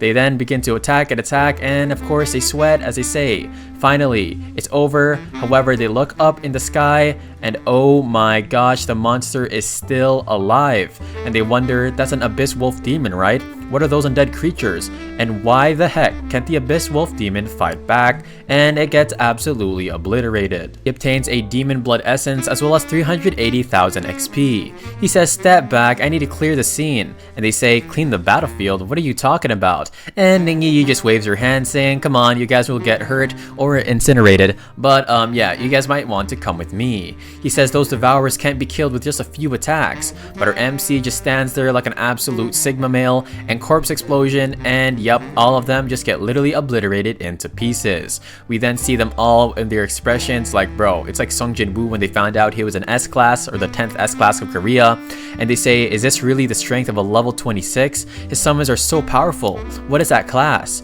But Ning Yi says with a smile on her face, I'm already a 6-star private, and oh my gosh, this girl's literally just getting carried by our MC. We hear, if I want to improve my military rank, I need abyss monsters of higher rarity and level. And yeah, Lin Mo Yu definitely needs to go to the ultimate hell dungeon for level 50s or something. We then hear brother, and it is the knight from earlier, and he says, thank you so much for your help. Because of you, we were able to get out of this mess. He says this was embarrassing because we are the demon hunting team. And then to the right, the dude says this is a tsundere. We don't know there would be a demon sneaking in. He says and explains that the abyss is divided into regions. We see the deep region, the middle region, as well as a surface region. Battlefields 1 to 3 correspond to the surface region, and of course below that, well, those are the more powerful people, as you see a literal wall here like a wall of China, and we see them walking on it. The dude explains that only some weaker demons can sneak in easily, but no matter how weak that demon is, it's not something a normal fighter can deal with, and abyssal demons are the same as them, which are level 40, being their dividing line, as we see a scary shadow right here, but that's exactly what our MC wants. He scratches his head and he says, now we see the dangers, we can't go and wander around. But our MC says, wait, he begins to think. More demons? Stronger demons? Well, where the heck is it? He then says, are you really going there? And he says, yup. And the dude says, as our boy Lin Mo Yu and Ning Yi begin to walk further in, is this what a true genius is like? And absolutely, bro, that's exactly what an MC protagonist is with a level up system, and oh gosh, I just wish I had my own system. Anyway, Ning Yi mentions that it looks like they aren't far away from the target, and they say, so this is the abyss. We then see a pair of Sharingans looking down on them from, but even our MC looks kind of nervous. And of course, we see something jump up right above them as they look up into this purple forbidden sky, and wow, it is another abyssal demon. However, it doesn't seem to go and attack them, it just comes crashing to the ground, and they begin to wonder if it is dead. They then say, it's a silver level, and this looks like an assassin of some sorts because he's wearing a cloak, and he's even wearing a mask. He says that this is an assassin that is already over level 40, and he says it looks like they come to the right place, because he was able to instantly kill a level 38 abyssal demon. Our MC says to Ning Yi as she nods, we can't let them beat us, and so the race begins. Our MC begins to fight these monsters as well as Ning Yi, and she says that these monsters have been killed by them for an hour and not even one demon has showed up, and she distanced and they both turned their heads saying, what is it this time? And we see something in the air that looks very ominous and purple, and we see a hand coming here, and we see Sung Jin-woo's dagger come to the ground. Just kidding, guys, but he mentions that this is the assassin's dagger, and that assassin just pretty much died to this monster. We then see this purple monster right here, looks like an unevolved dragon, and he says how high leveled is this monster for him or for the assassin to die so easily. This is a shadow demon, which is a level 40, and look at this dude's strats, it's absolutely scary, and his ability as well, he's able to see through invisibility, and he only receives half of your damage. Our MC mentions that this dude is way too strong. He says this is not much worse than the elemental queen, and so this guy mentions as he yells out, a little brat dares to challenge a level 26. Come here, you're an extra meal. Come on, bro, you're about to get eaten. Anyway, they then begin to rush towards our MC, and I noticed that the one mistake that you could make in this manhwa is to rush towards the MC who was like 10 times stronger than you. But anyway, our MC puts up his armor, and oh my gosh, it is GG. Look at our MC's face. He says, you want to fight together? That won't happen. And yeah, you definitely challenged the wrong person to a dogfight because, yo, he has like 100,000 summons. But anyway, they then mentioned, dang you boy, and he uses shadow to run away. However, our MC uses his slow curse, and yeah, this monster should, well, it's not gonna matter if he learns his lessons because he's gonna be dead. Anyway, we then see the skeletons in berserk mode slashing up these people, and he has already received, or he already has silver level skeleton warriors, and look at their strength, guys, it's 7k, all of it is pretty much 7k, and these dudes are getting way stronger. Our MC mentions that the physical damage gets halved, so the skeleton warrior cannot kill it as quickly, and so he says, alright then, it's time to summon up my mages. He then has his lightning mage, his ice mage, as well as his fire mage. These are the terrific trio, and he smiles, saying, let's use spells to deal deal with you. And of course, the monster thinks that he has a chance and he yells out die, and he uses entanglement and he tries to take over our MC skeletons, and he says this curse won't affect me at all. However, we then see an explosion, kaboom, and this dude gets literally struck, and it seems like he left our skeleton corpse. He mentions that actually worked on me. Children, come help. Our MC says, are you looking for your children? And we literally see the bodies of their demon, of his demon kind. And yeah, they had to censor this out. Thank you so much. And Ningyi mentions those little demons were so hard to kill, and it seems like she was being useful and she isn't just like Sakura. No offense to Sakura. Or maybe I did. Anyway, we then see the demon begin to disappear, and of course, he says, let me give them back to you, as he sends them flying towards this dude. And oh my gosh, corpse explosion, and he kills a level 40 abyss demon, and he receives 800,000 XP as well as 500 military merit, guys. 500 is quite a lot. We also see Ningyi has been promoted to a second lieutenant, and she's so happy, but our MC mentions you need 10,000 military merits to earn 1 star. And oh my gosh, this Ningyi better give our boy like a lot of gemstones, or just give him like an OP weapon now. She then mentions you haven't been promoted yet, and she says don't worry, I heard there is a dungeon nearby, and should we take a look? We then see them walking, and then we switch back to Lord Bai as well as Meng and Wen, and Meng and Wen says, why did you send him to the elemental secret realm? And Lord Bai says, what do you mean? I just wanted to see how far he can go. He says that 10,000s of hellhounds will be destroyed instantly because he can even clear the hell difficulty on his own. And he says, come to think of it, that secret realm won't stop him either. Meng Anwen says, what do you mean? What level is that elemental spirit realm or secret realm, and what about those dungeons? He says the skills of the elemental queen could be compared to a level 40 higher demon. It's not like you know how strong he is. And yeah, guys, let me know, this dude's just like Sung Jin Woo, so don't ever try to put a limit on him. He then says the boy has a lot of skeletons, but the queen is not afraid of group fights. And Lord Bai says it's fine, if he can't escape, he can still win. Or sorry, he can still escape if he can't win, but that won't be necessary. Lord Bai mentions there is still the brand of Heroes Temple, so he won't die. And only in that secret realm, he also asked him to go to the 3rd battlefield's abyss boundary and kill demons and rise in rank. But then Meng and Wen gets absolutely shocked by this as he stands up and gets out of his seat. And he says, did you forget something? And Lord Bai says, what do you mean, bro? He says the old man Ning's precious granddaughter is there with him, and she doesn't have the brand. So if she dies, that old man will come for you, as we see the silhouette of, oh my gosh, it's Ning Yi's grandfather right behind him. And then he says, as he puts his hand on Lord Bai's shoulder, who died? What are you guys talking about? And then, oh my gosh, he asks, Lord Bai, did you send Lin Mo Yu to do his mission? And he says, oh yeah, I did. I sent him to the elemental battlefield. And he mentions, don't worry, with Lin Mo Yu there, your granddaughter will be safe. He then says, if something happens to my granddaughter, I will be coming to settle you with this. And oh yeah, don't worry bro, Lin Mo Yu's got him. And Meng Anwen mentions, you survived for today, Meng Anwen. And of course, you survived for today, Lord Bai. And he chuckles. And this dude seems pretty chill. Like, come on, all the old dudes in manhwa or anime are definitely chill and OP. Anyway, they arrive at the boundary of the 3rd battlefield, and we see a lot of ominous eyes looking down from them from the sky. And he says, did these demons sneak into the battlefield from before? And oh my gosh, we see a lot of rats, we see lizards, serpents, and a flying abyssal demon just in the sky. And they yell, look at these delicious humans, let's go and have our feast. However, our boy uses his mage elemental spells and they all get wiped out in an instant. They say, shameless human, who the heck has tricked us? And yeah, the only one that's been tricked here is Lin Mo Yu, because you guys are way too weak. He then uses his slow curse on them, and they wonder what the heck this is. And they're also confused why the undead summons are there, and they all pierce them in the body, corpse explosion, and he kills a lot of these level 37 abyss snake demons and such, and he gets 50 merit and 370,000 XP. And our MC mentions a temporary access road between demons and the human realm. What a great place for me to just farm XP. And we see more demons coming out of this gate, and he just throws the corpses inside, and yeah, corpse explosion, and before they can even load into the manhwa, they just get exploded exploded, and I'm guessing they're tired, so you know, they just wanted to not draw those demons. Anyway, he then begins to collect the power, and he says, I was trying it out, but it didn't seem to be so effective, and he got 3,000 military merit. He says that this means there's a huge amount of demons trying to come from the entrance, as we see an image of them, and these look much scarier than the ones that went in previously. They are then keeping an eye on them, and our girl Ningyi mentions so much military merit, and our MC says, wait a while for the demons to gather, then I'll use my explosion skill.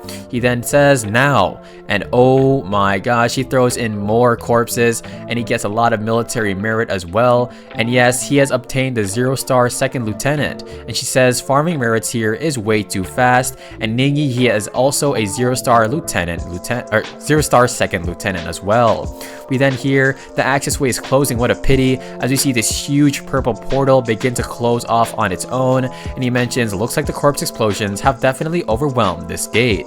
However, it is stabilized now, and he mentions looks like we can raise our level to 1-star second lieutenant. However, he gets absolutely shocked, and he brings Ningyi out of the way, and we hear a voice saying, Lin Mo Yu, I finally caught you, and it seems to attack their mind and their fortitude of their mental health or something, and they begin to stress out. He says, I'll kill you now, Lin Mo Yu, and we see these red Kamehamehas going towards our MC, and he gets really nervous, saying that he can't dodge it. He then gets pierced. Oh no, our MC finally took damage. However, he uses damage transfer, which was such a close call, and he starts to lose the skeletons in a flash. He says that they're dropping like crazy, and he goes from 240 all the way to 186. He says, I know what to do. We then see that it continues to decrease. However, he uses corpse explosion a bunch of times, and this eye is still yelling out for Lin Mo Yu. He says this is the right choice. This time the pathway won't be able to remain open, and this eye is absolutely pissed, saying, I will never let you live. I will definitely take your body. And I don't know what that means, but let's just think of it like he wants to devour Lin Mo Yu. Lin Mo Yu is just sitting down on the ground because, you know, MCs just find a way to look the best even though they're in the middle of battle. And he says, goodbye. Next time I'll definitely make sure you explode into pieces. And yep, the monster then disappears into thin air, and our boy stands up saying, I lost a few skeleton warriors, but that's pretty much all there is to it, and he says let's leave now. And of course, it's time to level up even more. He says Flame Demon King, which I'm guessing was a person who attacked him, he said we will meet in the abyss one day.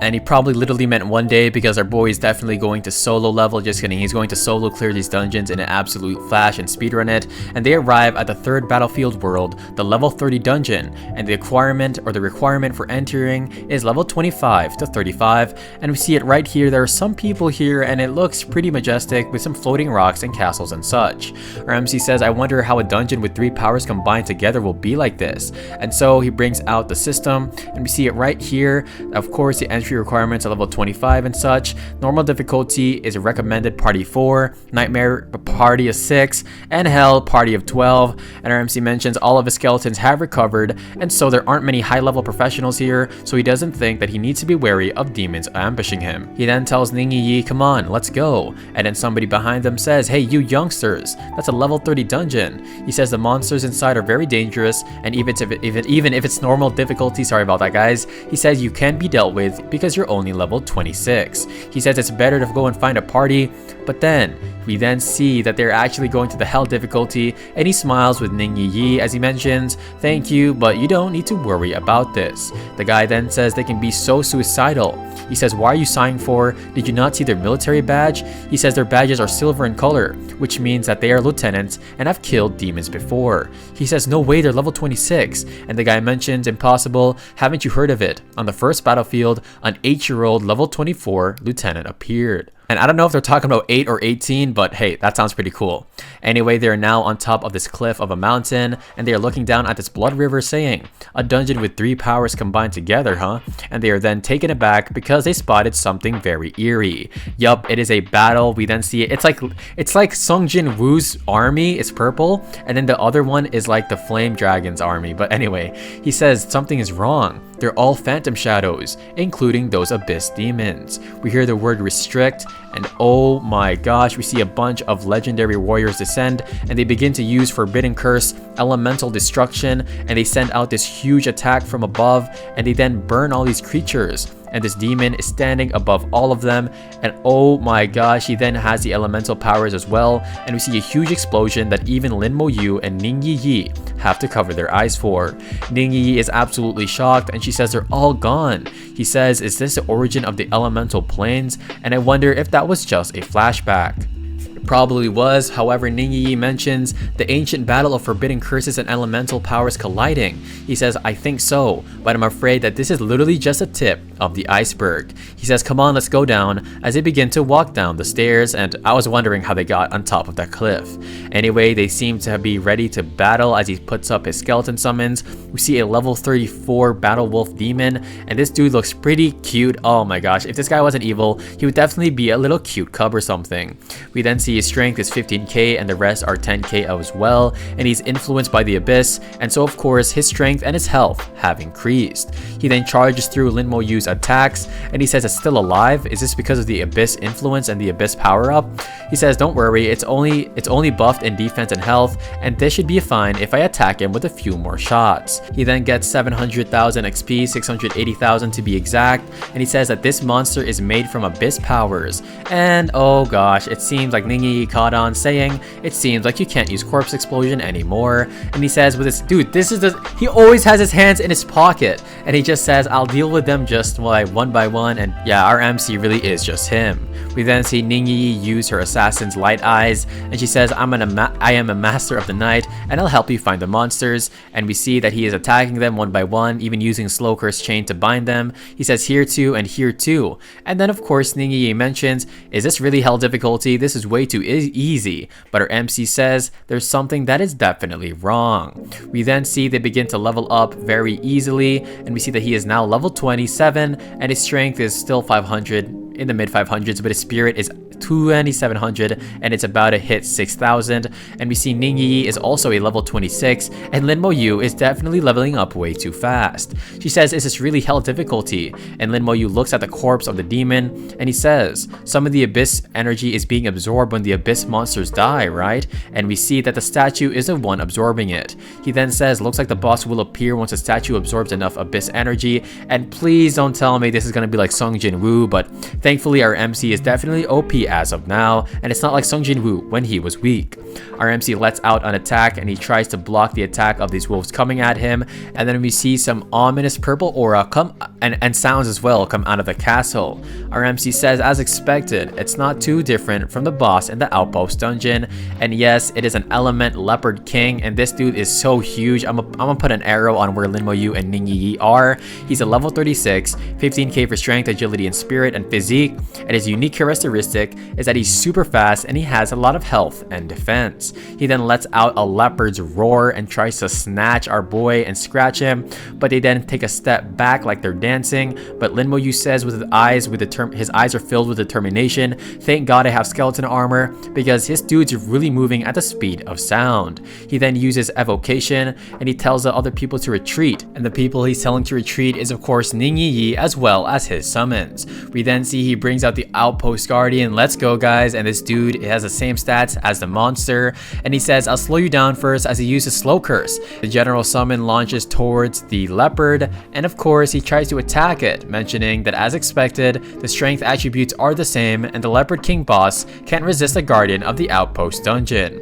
We then see a slice on the leopard's arm, or its leg technically, and it lets out some purple blood, and he says so that's how it is, huh? And so he tells all his soldiers to attack ASAP, and they then begin to charge at him, but the leopard begins to fight back as well. We then see a lot of them, and they are ready to use Rage Strike, and kaboom! He says I didn't expect that this time the outpost guardian would be used to stun while my skeletons deal the damage. We then hear the leopard uses elemental explosion, and oh my gosh, the leopard shrinks, and he says so the elemental leopard king is not an abyss monster. He says it is a monster with a body that's made from pure energetic energy, and as long as its energy can be depleted, it can be eliminated. We then see it uses elemental wipe as it lets out a meteor to combat our MC's attack, and skadoosh, oh yes, it gets sliced on its body, and he kills it, getting 2.16 million XP, and he also obtains an Elemental Spectre, which is kind of cool. It gives him Spirit plus 600, Physique 200 or 400, and it also gives his Mage skills plus 22 enhancement, which is going to be very useful. He wonders if it's over, and he says, "Something's wrong. Is this really hell difficulty? It's even more easier." Wait, is that even right grammar? It's even easier than the Outpost dungeon, but Ningyi at that exact second points up to the sky saying, "Linmo, you look," and there's somebody right there, and this dude looks like a mime or a mage, a combination of it, and he says, "Come to me," and we find out that this dude is speaking right into Linmoyu's mind. He then tells Ningyi to stay back and wait there, and he goes up the stairs, and this guy says to kill him, and I wonder what exactly this dude's problem is, or I wonder what's his backstory. This dude is a great elemental mage, which is a hell dungeon leader. He is almost level 40 at 39. He has 10k strength, agility, physique, as well as 40,000 spirit, and we see his abilities here. He has meteorite, flame burst, wind shackles, and magic shield, and these seem pretty OP. And look at this guy, he looks very ominous. Anyway, he then launches an attack at our MC, but our MC manages to block it, and he says that this is a boss of hell difficulty dungeon, I see. But why is it like a human or some sort? We then see his skeleton get right in front of him to take the blow, and it gets instantly incinerated as our MC dashes away. He says this dude is definitely at the pinnacle of strength among those I have fought so far, and he commends him for having 40,000 spirit power, and that's why his attack had so much power right behind it. He says, "I have no choice," as we see his skeletons begin to attack him. We hear that it uses its magic shield, and look at this dude, he looks very ominous with his eyes literally glowing yellow, and we see water begin to flow out, and it seems like they're actually trying to attack his magic water shield. He says that it's so tough and it has a defense that is even higher than a knight's, and so he decides to use Soul Blaze, and he sends the attack towards a water shield. The dude seems kind of shocked, however it seems like he was actually prepared, and he yells out, "Kill me and you'll get an answer," and I don't know what the heck this guy is on about. We see a bunch of, oh my gosh, our Linmo Yu is going crazy at this guy. He sent ice, fire, and lightning, even thunderbolt, or I guess that's lightning anyway. But anyway, it begins to become distorted, but it seems like the shield is parrying it all. And so his skeletons begin to come right at him. We then see they are right on him, literally covering him from head to toe.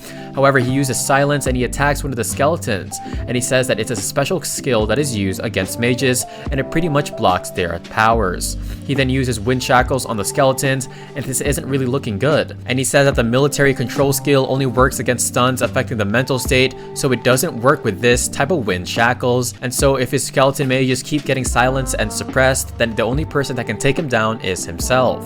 He says, "It's my first time having to fight a boss solely on my own, but our MC is definitely ready." He then uses Soul Blaze once more, and it seems like this guy begins to cough out sweat, or no, saliva I mean, because he's super exhausted, I'm supposing. And so he begins to get furious, and he launches up meteor fire, and we see all the meteors coming down towards our MC, and this is definitely gonna sting. Our MC says that this is way stronger than the second job transfer mage, and so he won't even decide to dodge it, and he brings out a lot of artifacts mentioning that he'll strengthen his skeleton armor. We then see he brings it up right here, and it seems like he is safe, but then the guy uses silence once more, and our MC begins to drink potions to recover his spirit, and he says, "You really try to silence me? My skeleton armor is immune to all control and negative effects," and so our boy really is just chilling now. He says that this will become a battle of attrition, and let's see who can stand the longest. And we see the mage guy, and he begins to disappear of some sorts. We find out that he begins to get his soul ablazed, and that kind of reminds me like Demon Slayer or something. And he says, "Looks like I'm the one still standing," and oh my gosh, our MC just really has a smile on his face.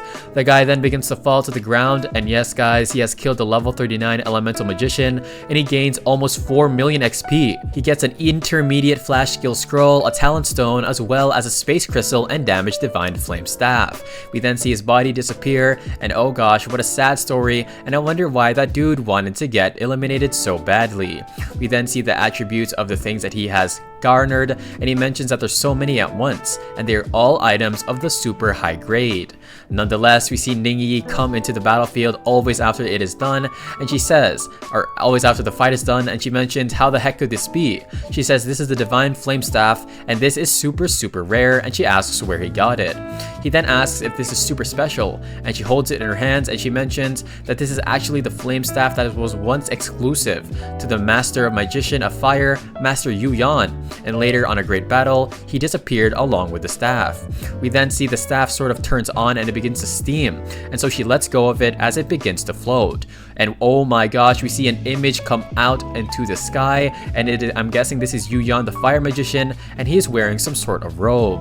Our MC puts on his skeleton armor just for safe measure, and yes, this is Yu Yan, the remnant soul of him. He says, "Don't be afraid, children." And she says, "Are you really Master Yu Yan?" He says, "Oh, little miss, you must know me, I see." He then says, "Junior Linmo Yu greets Master Yu Yan," and it seems like they're definitely showing respect, and as they bow, of course.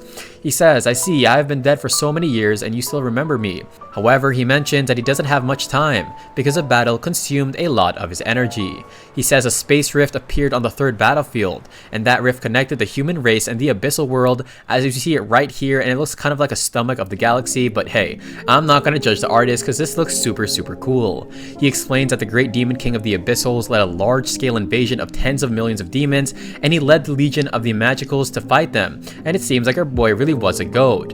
We find out that here it is, guys, a flashback from earlier. The army of magicians launched a forbidden spell, and they defeated the great demon king as well as his army, and in that battle he got this space crystal, and he mentions that in this crystal is recorded a place in the abyssal world, and they need to find for a goated alchemist, and oh my gosh, I'm definitely looking forward to this. He says you need to go to the abyss, and our boy Lin Mo-yu is kind of shocked, but he asks, "In return, I will hand over the space crystal to the senior officers of the Empire," and he says only you can use them, so it's a waste to give them to anyone else. Yu Yan then asks if he has awakened his talent, and Lin Mo-yu says yes. We find out right here that, of course, congratulations to the host for awakening the only deity level talent, complete increase 1 level, and oh my gosh, it seems like our boy is definitely going to become a stronger necromancer. Yu Yan then says, "At your second awakening, you must awaken another talent, and even though it is going to be so hard, I know you can achieve it, and you're going to be way more OP than Sung Jinwoo." Oh, sorry guys, that's actually not there, but who knows, let's see how strong he gets. He then says, "With your third talent, your strength will reach an unbelievable level, and there has only been one powerhouse with 3 talents in history, so you must be the second." And I'm wondering if that's if the first one was Sung Jinwoo, but it's probably not. He says he will do his best, and the guy mentions, "I don't like talentless people, and giving it to another person would be a waste," and it seems like this dude is pretty smart. He says, however, that Miss, who was quite good, she came a long time ago as well, and he was also moved. However, it seems like she came in a team, and that team was sort of lacking. We see an image of her, and he says that having said that, that Miss seems to be somewhat familiar to you, and oh my gosh, this is actually Lin Mo-yu's sister. Let's go. He says that her talent was pretty good, but she was a little bit off. Our boy Lin Mo-yu is obviously shocked, and he says when he met her several months ago, she was already at level 35, but he's not sure now. And our MC says she has already improved so quickly. He says that level is not that important because, of course, Lin Mo-yu's level 27, and he's just wrecking everyone. Like, trust me guys, would you rather be a low level with high power or a high level with low power? Obviously you'd be the first one. Anyway, he explains that your summons all have good combat power, but it seems like his talents could be amplifying them as well. However, there are still weaknesses, and they can easily be manipulated. However, if he gets a talent for anti-control, then his skills and his potential and his sky limit will be definitely limitless. And our boy has his hands in his pockets like usual, and that guy explains that that's pretty much why I chose you. He then says that his soul will be integrated into the staff, making it stronger after repair, so find somebody worthy of it. And he says, "Senior, don't worry, I will definitely not let your divine flame staff go to waste." We then see they are ready to get out of the place, and he says it's because of the blood of such people that our human race can survive the threat of the abyss, and that's why they need to continue to get stronger. They then teleport away, and we see outside of the dungeon they are all cheering, saying, "Oh my gosh, no way, they cleared the dungeon, that's awesome. The only ones who cleared the first battlefield dungeon in hell difficulty, they are way too strong." We then see Shi Xingnan, and he says, "That's junior brother Lin, no way," and it seems like they're going to have a heartfelt reunion. He then tells Ning Yi, I have a bad feeling because no good will come out of this dungeon, and we then see something beginning to come towards them or away from them, I'm not sure, and they seem to be like meteors. He says that there is a demon coming and they need to get ready to fight. We then see a whole horde of demons in the sky, and he says, finally, this ugly creature, finally I can taste the delicious human flesh. And come on bro, you're probably gonna become an undead summon to our boy Lin Mo Yu, because yeah, you definitely picked the wrong character to mess with. We then see he ascends to the ground and he begins to attack these skeletons, saying, what the heck? Why are these undead things over here? However, one of our boys Lin Mo Yu summons actually slices it easily, and they kill a lot, as we see right here, level 37 dead, level 38 dead, Abyssal Wolf Demon, and as well as an Abyss Snake Demon. Ning Yi and Lin Mo Yu are just there, and Ning Yi mentions how she definitely will encounter the space tunnel again, and a lot of people are attacking these hunters or these warriors. This guy mentions that direction, and they are all super nervous for what's to come, and she then says, let's hope for the best case. We then see a space tunnel right here, which is 2 times larger than the previous one, and yeah, I definitely would not want to see this in real life. Just kidding guys, bring them over to me and I'll handle them. Anyway, we then see a lot of these ugly rats coming out of there, and our MC mentions that he can't throw corpses into the tunnel or the Flame Demon King will notice, and yup, that's definitely not what you want. He then uses Corpse Explosion on the outside, and he says these guys are really way too stupid for trying to fight me. Corpse Explosion, kaboom, and yep, he gets 1800 merit and they all just get incinerated. However, more of course begin to come, and I wonder how many demons are in this manhwa. I wonder if it's as much as the other Necromancer animes, but hey, honestly, if that just means our boy Lin Mo Yu can get more summons, that's even way better. They then begin to keep on getting obliterated, and we find out that he's even got promoted. A normal hunting team that spends a year and a half in the 3rd battlefield might not even get 10,000 merits. However, they have now become a 1st star 2nd lieutenant. Of course, Ning Yi is just happy and smiling, but Lin Mo Yu knows that stronger demons are coming, as we see 2 of them begin to emerge.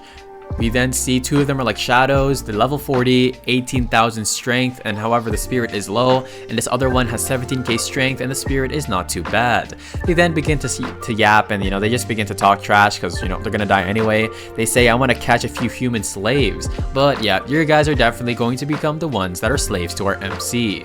He says, why are they all corpses? What happened? And they are discussing about their comrades, and he says, don't tell me there's a human with a 3rd evolved profession camping us in here, right? And well, he hasn't even reached a 2nd awakening, so you guys are definitely in for a treat. Our MC uses Corpse Explosion, and one of the ants says, oh, look how ugly this guy is. Anyway, he says it's just a little level 27 guy. I've decided to let you become my slave. However, well, kaboom, and he gets exploded, and Ning Yi even says, are these guys all idiots? But then it seems like she actually retracted her statement, and she mentions, actually, if I were a demon or any other being, if I saw a level 27 wipe out so many higher demons, I would definitely think that that wasn't possible.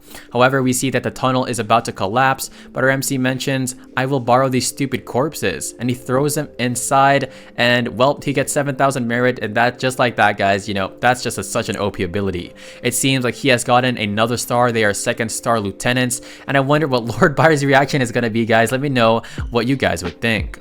We then see they're literally just chilling now, and she mentions that one explosion, and of course they were instantly promoted to level 2 star lieutenant, and yeah, they're definitely going to be like a 5-star general in the next 10 chapters or probably. But MC mentions, oh, this is the destination teleportation stone that senior sister Moyun gave last time, and it seems like she is in need of our boy's assistance. He then gets a flashback, and we hear this is the teleportation stone given to when Moyun invited me and Yi to the battlefield, because of course they need to defeat the Ghost King. He says, I wonder if she finally found that Ghost King, and Ning Yi gets nervous because of course she's definitely not enough to fight that beast on her own. They then teleport away, and we then see Shi, and he says, where are the monsters? One of his knight subordinates says very happily, boss, can you just look there? Yup, it's a mountain of the demon corpses. And he says, who the heck did this? Abyssal Knife Demon? This is a higher demon, how did it die so easily? And oh gosh, they look at each other like, oh, it's definitely Junior Lin, right? And he says, why does this feel so familiar? And yeah bro, it's probably because you read Solo Leveling. Just kidding, it's obviously because this has happened in the past when Junior Lin saved these guys in the passed, and I just said passed twice, but hey, who cares? He says to think that we were worried for him, it looks like it was nothing, and Lin Mo-yu definitely has become way stronger. We are now in the second battlefield as we see a beautiful white Pegasus and somebody with black hair, and she says, why aren't they here? And yup, it is Sister Mo-yoon, and it seems like she is in desperate need of her boy's assistance, as well as Ning Yi. This is the battlefield Ghost King at level 39 with 25,000 strength, 20,000 agility and spirit, and of course it takes negative 50 holy damage as well as physical damage. And this guy just looks like an Oni, just your typical anime demon. Anyway, we then look up above, and of course we see Wang Zihao, and wow, this dude's really trying to fight Sister Mo-yoon just because she wants to get the Nirvana crystal.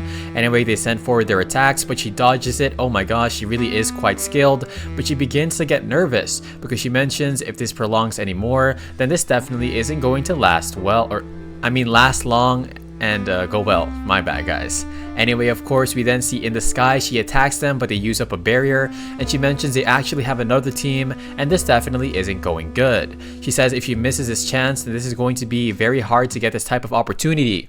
And so she then uses her attack, and she says, I can't shake away these annoying people from the Wang Chao Guild at all, and she wonders why Ning Yi as well as Lin Mo-yu are not there yet. Just at that second, we see Zihao, and yes guys, it seems like Lin Mo-yu has come to the rescue using his orb of protection, and of course we then see their arrows begin to go at them again, even flame arrows. Wow, these guys are really desperate, and it cracks through the defense. However, he uses skeleton armor, and yep, this is way too OP. Even, oh my gosh, even Sister Mo-yoon is like, oh crap, this dude really is a Rizzler. And she says Lin Mo-yu's skill actually blocked all these attacks, so that's why Yi has been enjoying this type of protection. Zihao looks up, and he gets a flashback of Lin Mo-yu saying, oh, it's you again, I see. And yup, he's definitely infuriated because her MC is way stronger than this piece of trash. Sorry dude, but you had to get roasted. Anyway, she asks Sister Mo-yoon what happened, and she pretty much explains that she discovered the battlefield Ghost King, but coincidentally, the Wang Chao Guild was nearby, so they came in to try and swoop in the crystal, and as well as a loot. He says that these pieces of trash are literally just bullying the weak when they are strong, and she then asks if he has seen them before. He says we had a minor conflict, and yeah, pretty much every conflict is minor to her boy Lin Mo-yu because he's definitely just that OP, and we hear a voice saying Lin Mo-yu as he yells up into the air as they are literally floating. Yup, it is Zihao, and he has veins on his forehead. This dude's he really looks like 50 years old, and he's probably only 20, and he says why is he here?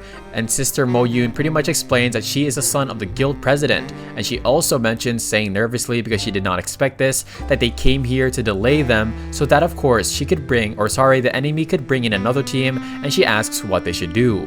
Lin Mo-yu then says you go and delay the other team and don't let them defeat the boss, the battlefield Ghost King, and he has his hands in his pockets saying, I'll deal with the people here and I will meet you guys later. And yup, they begin to run away, and Lin Mo-yu and Ning Yi begin to descend. We then hear voices taunting them saying, Lin Mo-yu, I didn't expect to meet you here. It is Wang Zihao, and this guy looks very zesty. He says, do you know, you went to Jiajing Academy, but I have no academy to go to, and it's all because of our boy. He then uses berserk form, and it seems like this guy won't get off the hook easily. He says, everything's because of you, and now you shall bear the attacks of my hatred. Okay, so why is Wang Zihao speaking like he is a main antagonist? Like this dude is literally a side villain. Our MC will literally kick him once, and then he'll be kicked out of the manhwa, never to be drawn again. Anyway, Ning Yi mentions that this guy's brain isn't normal, and of course, it's because he is envious. He then yells out for everybody to go and eliminate Lin Mo-yu, and this guy is a level 38 knight with some pretty good stats, but it definitely isn't enough.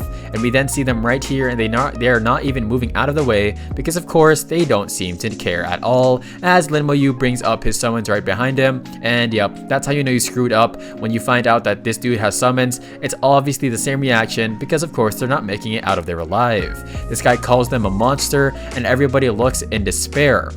He says, what's going on? And Zihao sweating. And yup, that is what you get for challenging the MC. He then tells the archers and the mages to attack him as well, but our MC then brings out his own archers and mages, and yup, they use their Thunderbolt, Blizzard Storm, Flame Burst, Explosive Flames, and they're definitely way stronger than those third-rate magicians. And yup, they get swept up like I'm using a broom to clean them up, or Lin Mo-yu is, and they all begin to run away. And of course, Zihao is shocked at all of them running, and he says I didn't see him summon undead mages during the exams. And yeah bro, you know that people get stronger, right? But I guess closed-minded people like that won't get it, as we see a dude literally get incinerated, and one of the guy mentions that we can't win this at all. Even if there are 10 or 20 more healers, they won't catch up to the speed at which the skeletons are attacking, and at least this guy has some brains. As they are running, Wang Zihao, guys, why does Wang Zihao still have the audacity to ask why they are running? Like, this dude literally just got wrecked, and he's about to get wrecked twice now, and he says, I want Lin Mo Yu killed, and come on bro, do it yourself if you want it. But yep, he's just a side character, so he'll never be that strong. He says, I can't allow him to steal away the glory. Like, come on bro, you could have at least came out of here with your life. And just kidding guys, because Lin Mo Yu already has corpse explosion ready, and oh, this is not going to end well. He says, it's that skill. A big explosion then appears, and he looks up saying, no. And yup, this is definitely not going to end well for him, as we see the shadow of Lin Mo Yu. He then walks towards Wang Zihao, and Wang Zihao has that face of, oh, I definitely effed up. F stands for fridged. Alright, no cussing here. But anyway, he says, how many demons did this guy kill? He then comes to the ground and he begs for his life, saying, please, you can't kill me. What are you planning to do? Don't you know who my father is? And of course, it's another spoiled brat, but the look on our MC's face is definitely that of somebody who doesn't care about your status. He then says, I'll never let you go, and yep, you're definitely not leaving. We then see it is the Ghost Field Battlefield Ghost King right here. It looks very scary. It looks like some sort of former ancient martial artist that turned evil, like Sukuna. But anyway, they are fighting valiantly, and one of them even mentions, hehehe, what an annoying chick, because of course he's talking about Mo Yun, but look at this old dude, he is twice evolved, but they're pretty much still weak. And uh-oh, they then see two bodies coming towards them, and let me just say, if you're in this manhwa right now, the last thing that you want to see are two bodies coming towards you, because, well, corpse explosion, kaboom, Sakura. But hey guys, I don't know why I always just diss Sakura. Anyway, we then see the guy and his shield breaks. He says, get the support team. They then use group defense, and they all say, oh, we are alive. However, oh my gosh, we see Lin Mo Yu's army, and this is not good. And look at their face, they are in turmoil. And Lin Mo Yu then tells Mo Yun, that's about it, let's deal with a battlefield Ghost King. And she says, alright. And yeah, she didn't expect their boy to be this powerful, because yeah, the more powerful you are guys, the more riz you have, so keep that in mind. Anyway, this is the battlefield Ghost King. We already mentioned his stats earlier, and we then see that of course he is the world boss, and it seems like he grew a pair of wings, or is that wings, or is that just his tattered clothes? Anyway, I must get tired because, you know, I read like 1,000 manhwas a day. Just kidding. Anyway, he then summons out his Thanato Scythe, the upgraded version. Let's go guys, this dude is gonna wreck this dude. And also, he summons out his General Corpse, and yup, we then see Sister Mo Yun. She says, how many cards does he have up his sleeve? And Ning Yi just smiles because, well, this is a common occurrence once you're around the MC. He says that I'm not proficient at holy damage, so I'll leave that to you. And of course, it seems like she is definitely competent as well. She then loads up an attack, but come on guys, can we have another shout out to Lin Mo Yu for just being ultimately that guy? And yeah, he's way too cool. She then launches an attack on the being, and this dude seems to have gotten injured quite a bit. He then uses lifesteal. However, she then gets out of the way, and her MC uses his slow curse to disrupt his skills because they are actually pretty good. We then see his general flying over towards the world boss, and he says, go and restrain the movements. And yup, he begins to attack the world boss. And she says, this Lin Mo Yu, how many tricks has he not used yet? Don't worry, that's none of your business. Anyway, it seems like the monster got infuriated, and he punches the general summon, and he says, like, it seems like my post guardian is slowly unable to handle the current battle, and he needs to find a new summon. And oh my gosh guys, I am so hyped. It seems like this world boss of hell difficulty is going to become our MC's new summon. Sister Mo Yun is on her Pegasus, and she begins to attack the world boss once again, and she says, dang it, doesn't the Ghost King receive negative 50% more holy damage? Why did my attacks not work? He then uses the Bewitch skill, and I honestly thought Bewitch skill could only be used by good looking people, but I wonder how this ogre got it. Anyway, we see Sister Mo Yun here, and she seems to be drastically affected, so he then says, of course she's not immune to mental controls, so he orders a skeleton to go and fetch her, and she begins to fall to the ground, and yup, we got the skeleton Riz right here as he catches her while she's falling. And no, this isn't a Disney movie. He then tells Ning Yi to take care of of Mo Yoon while he takes care of the big guy. He says that this guy definitely is quite powerful, and he gives a smile as he says, how about I choose you as the next soul? And yup, we've finally been waiting for this. It's like Igris and Beru Beru. Anyway, he puts away his general class, but the guy tries to use Nihility, but our MC has skeleton armor as he negates the attack, and he says, time to work, my soldiers. He says, have a taste of fried soul, and he begins to use his soul blade on this dude, and this guy yells out in pain. And however, oh, it's too late, because as he is giving off his yelling noises from the pain, our boys skeletons are already attacking him, and yeah, it's not gonna be good for this guy. We then see Sister Mo Yoon is taking some healing potions from Ning Yi Yi, and she wonders what's happening, and she looks back because of course she remembers that she was struck by a bewitching skill, and she looks back towards the world boss. She then sees the world boss, and he's gotten even more furious, as well as Lin Mo Yu attacking it on his own. And she says, oh my gosh, he's attacking it by himself? This dude is the ultimate Rizzler. No, I'm just kidding, guys. But she says the Ghost King didn't even receive damage from holy damage, but even after it amplified, it's actually getting wrecked by our boy. And so he tries to use lifesteal on our MC skeletons, but he says all of them are undead. And of course, she looks back at Ning Yi Yi, and she mentions Mo Yu is Grandpa Bai's half disciple, so he doesn't even need her anymore. And yup, we then see Mo Yoon is absolutely shocked, because of course she knows that Bai Shen never accepts disciples, but of course after seeing Lin Mo Yu's abilities, she can understand why he is his disciple. However, she then realizes that he killed members of the Wang Chao Guild, especially their young president this time, and so the president will definitely not let this go. She says that their guild president is a thrice evolved top professional, and with Lord Bai Shen guarding you, they won't be able to do anything. However, it's hard to say that, but Lin Mo Yu says, don't worry, I'm mentally prepared, and look at this dude, he looks absolutely ready, and he mentions, I need to make sure nobody sees this then, and as long as nobody alive, nobody will see it, and his eyes begin to turn purple, and I wonder if this is Sung Jin Woo's relative or something, but probably not. Anyway, we are on the third battlefield, and we get a notification saying Battlefield Ghost King has been eliminated. The Ghost King heart has been dropped, and everybody around says, my goodness, that monster of a beast was actually killed? Who did it? He says, wow, which team is this powerful? We are back at the Wang Chao Guild, and he sees the president. He sees that of course the Ghost King heart has been defeated, or the Ghost King heart has dropped, and the king has been defeated. He smiles, and he says all the humiliation my son received will all be paid back one day. And he tells one of his subordinate that after Zihao experienced real battle in the battlefield, he will definitely be a changed person, so go and find an alchemist. He says this because he wants to forge a new accessory using the ghost heart, and it's going to be the ghost necklace. And well, we see Lin Mo Yu, and he is literally just exploding all the corpses, and he says, well, all the remains will be destroyed. And yeah, of course, Ning Yi says as long as we don't divulge with the truth, nobody will be able to find out what actually happened here. And oh my gosh, guys, Lin Mo Yu really is a walking powerhouse, or probably a power country or power universe. We then see Mo Yoon, they all smash the crystal and they teleport out of that dungeon, and we switch back to Lord Bai Shen as well as Lord Meng and Wen. And these guys always seem to be chilling. Like, I guess if you want to be chill like this, guys, you just have to be, you know, the strongest ever in your country. And they're then discussing on whether or not Lin Mo Yu was successful in his mission, and Lord Bai blushes and he says, yeah, don't worry. Of course, Meng and Wen says, do you think that kid right now is the one who defeated the Battle Ghost King? And Bai Shen doesn't seem to say anything. We then see Lin Mo Yu teleports back, and he bows his head out of respect. This guy's a goat. And he says, Lord Bai Shen and Lord Meng, I have arrived. He asks if the mission is done, and he brings out the crystals, and Bai Shen says not bad. However, he notices that he is a 2-star second lieutenant, and Lin Mo Yu just gives a face of Riz and lock in, and man, play some music or something for this dude because he is way too cool. Anyway, Bai Shen then begins to think, saying one would need over 20,000 military merit, and of course this dude was also carrying Ning's precious daughter, so that means he would have to have killed 400 demons. But MC says, I killed some high-ranking demons.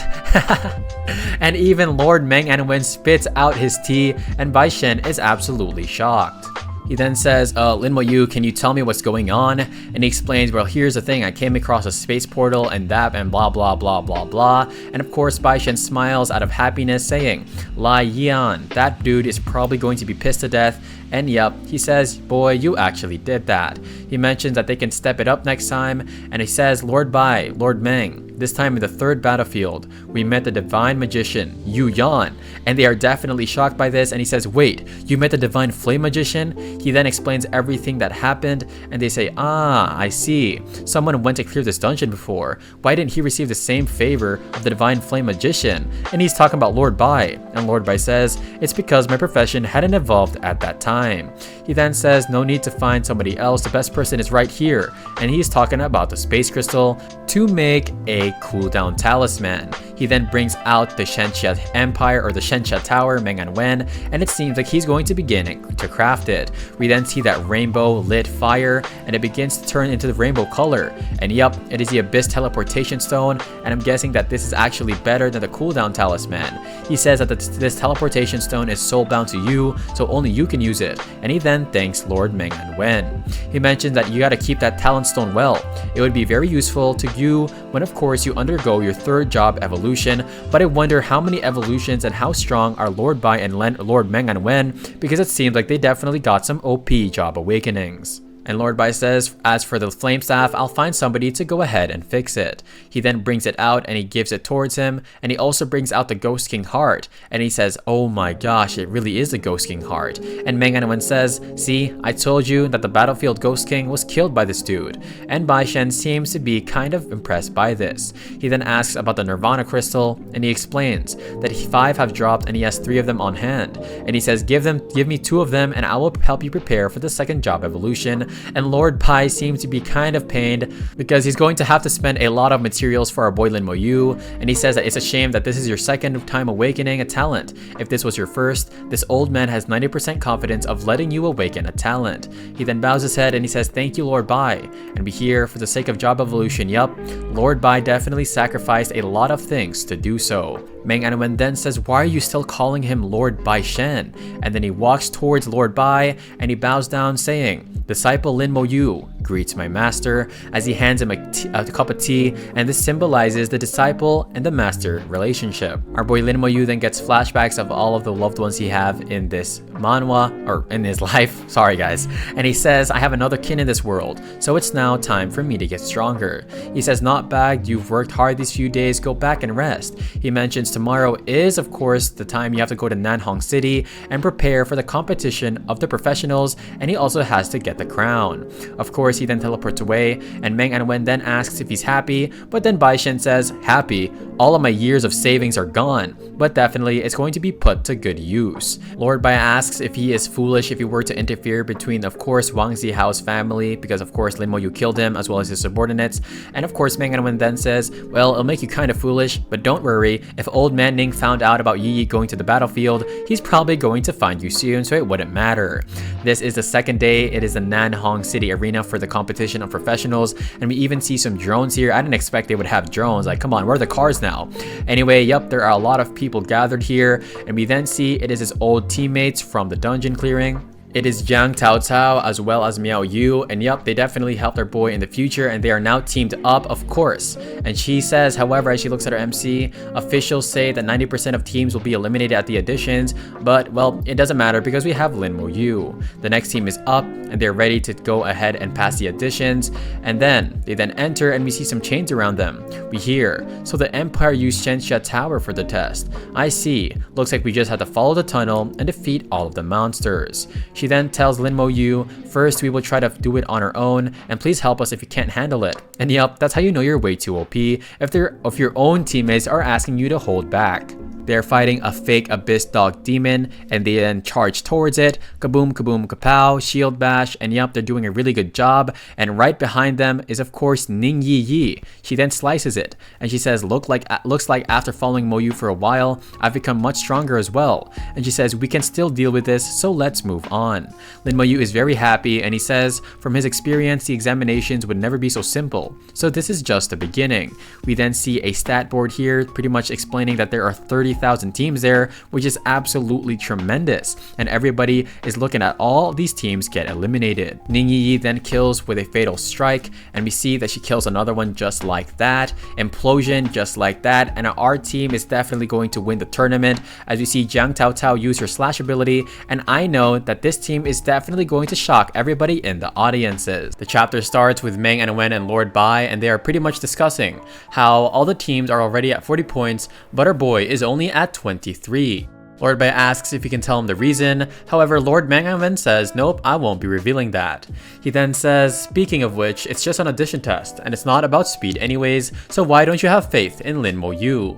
Lord Bai then says, nonsense, if he didn't win back the crown, you will see how I will deal with him, and yeah, once you're the disciple of some overpowered sword deity who likes to do things with his fists, well, you're definitely going to have a higher standard. We then switch back to, of course, the team. We see Miao Yu, Jiang Tao Tao, and of course our girl Ning Yi, and they are fighting an Abyss Dog Demon, which is obviously fake, and it looks kind of menacing here.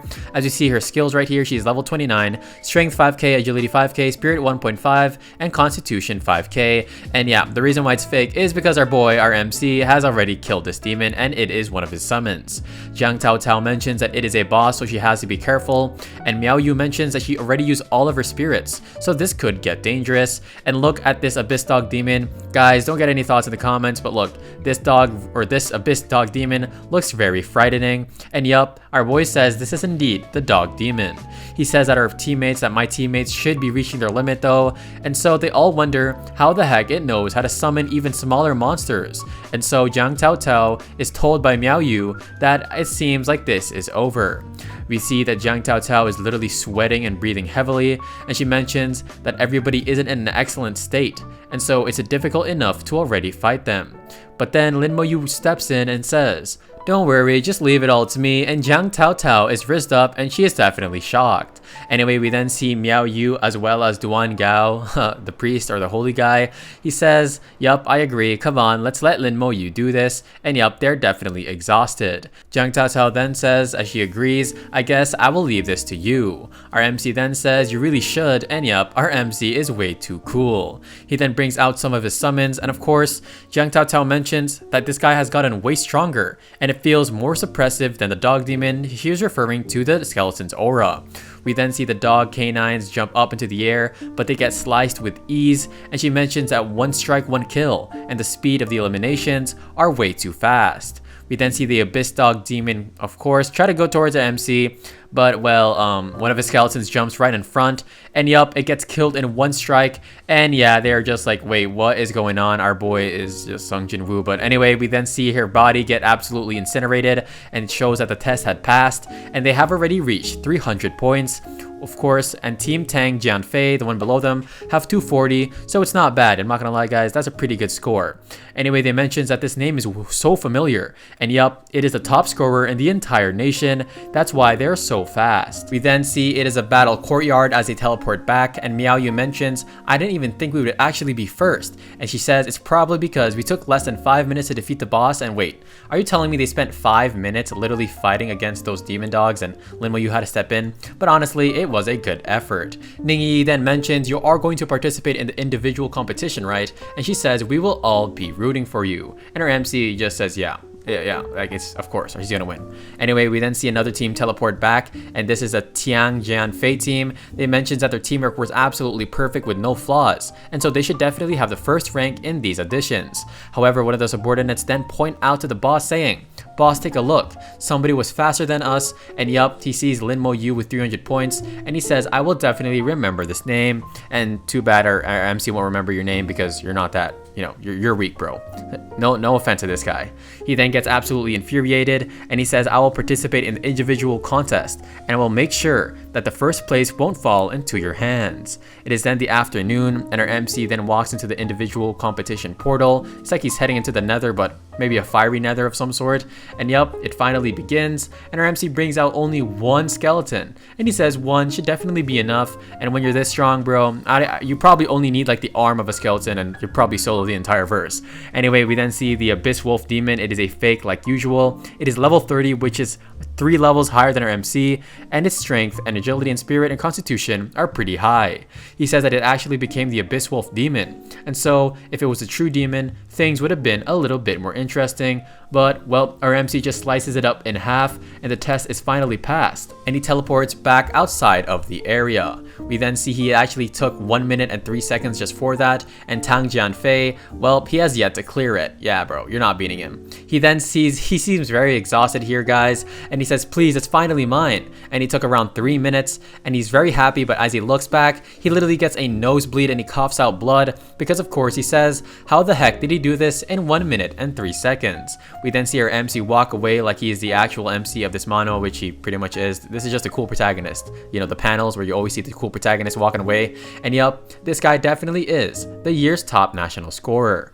Our MC then wonders why he didn't see his sister's name, because the competition of professionals is this one, so he really wonders why. But then somebody says little you, and of course it stops him right in his tracks, and he says with a very surprised look on his face, this voice, it's my sister. Oh my gosh. And she says long time no see, and yes, it is a long awaited reunion of Lin Mo Yu and his sister Lin Mo Han. We see her right here, and she's very gorgeous, and she says little you, and it's cool that she calls her boy little because our MC is like kind of OP, but still, that is his older sister. He then is very shocked as he runs towards her, and yup, he then hugs her, and this is the first time we see our boy showing like emotion guys. He's literally crying. And this is definitely a heartfelt reunion. She even mentions that we haven't met in a year, and this dude is already taller than her, and yeah, our boy just got way too OP over that the last couple months or years, like you said. Anyway, they then begin to sit down and discuss about what's happened, and they then begin to catch up and such. And she mentions, you're really as taciturn as always, and of course you really are a blockhead. And yeah, our boy definitely is. He doesn't know what's going on when it comes to the girls. Anyway, she mentions that I am your sister and do you not understand, because he wonders how she found out he was there. She mentions that she has been keeping up with everything that's been happening, and including him becoming the top scorer and even getting into the Shajing Academy, which is awesome. And she says, or he says, wait then, why the heck did you come and find me earlier, Sister Mohan? And she says, well, I actually had no choice. She mentions that her teacher is very demanding, and that's why she didn't have the time to go find him. He then asks what level she is at right now, but she says, nope, I'm not gonna tell you. But we find out that Lin Mohan is a holy blade dancer, and it seems like this is an OP profession. Our MC thinks in his head, wait a second, I remember that my sister changed her profession. It was once the legendary profession blade dancer. And could it be? Yup, it seems like she got her second job change, and yeah, he says how the heck could that be possible? And she says I was just fortunate, and he says how did you level up so quickly? She mentions, little you must have awakened your talent as well, right? She mentions that her talent is actually one that lets her level up multiple times faster than others, and oh my gosh, our boy is absolutely shocked like me because wow, that's a pretty OP skill, and that's definitely like a cheat system, kind of like our boy. Anyway, she mentions not to tell anyone, and of course he understands because well, he has his own secrets of his own. And just at that second, we then see somebody begin to walk towards them, and it seems like it is a group. This guy says, Lin Mohan, can you care to introduce me? Who is this person you are talking with? And she stands up and introduces our boy and says, this is my junior brother Lin Mo Yu. He then goes to shake his hand and he says, so it is your brother, huh? Very nice to meet you. And he notices that our MC is a 2-star second lieutenant, and he then says, I'll leave you to catch up, as he shakes his hand, and he tells Lin Mohan to come back earlier because they have to discuss tomorrow's battle strategy. And we find out that that dude was actually a 1-star second lieutenant, and of course he was 1 star below our MC. We then see them walk away, and he says, are they sisters teammates in this competition? And it really seems so. She mentions that they are all top geniuses from her academy, the Chuangshen Academy, and they are all super OP. However, of course, our MC says they don't really feel that strong compared to you, sister, and she then pats his head and rubs his hair, saying, you really are too sweet. And she mentions that she's going to go back now, because after the competition, she has to train somewhere else because of her teacher, and I wonder who the heck her teacher is. She says, I won't be able to see you in a long time, so hopefully next time you'll have a girlfriend. And you know, by our MC, I'm pretty sure he doesn't even know what a girlfriend is at this point. But anyway, he says, sister, I will one day join you at that academy to look for you. And she then says with a smile and a hope, a look of hope in her face. Alright, big sister Lin Mo-han will be waiting for you. And what an awesome reunion, and at the same time, it is a kind of sad goodbye, but they'll see each other at the competition, I'm sure.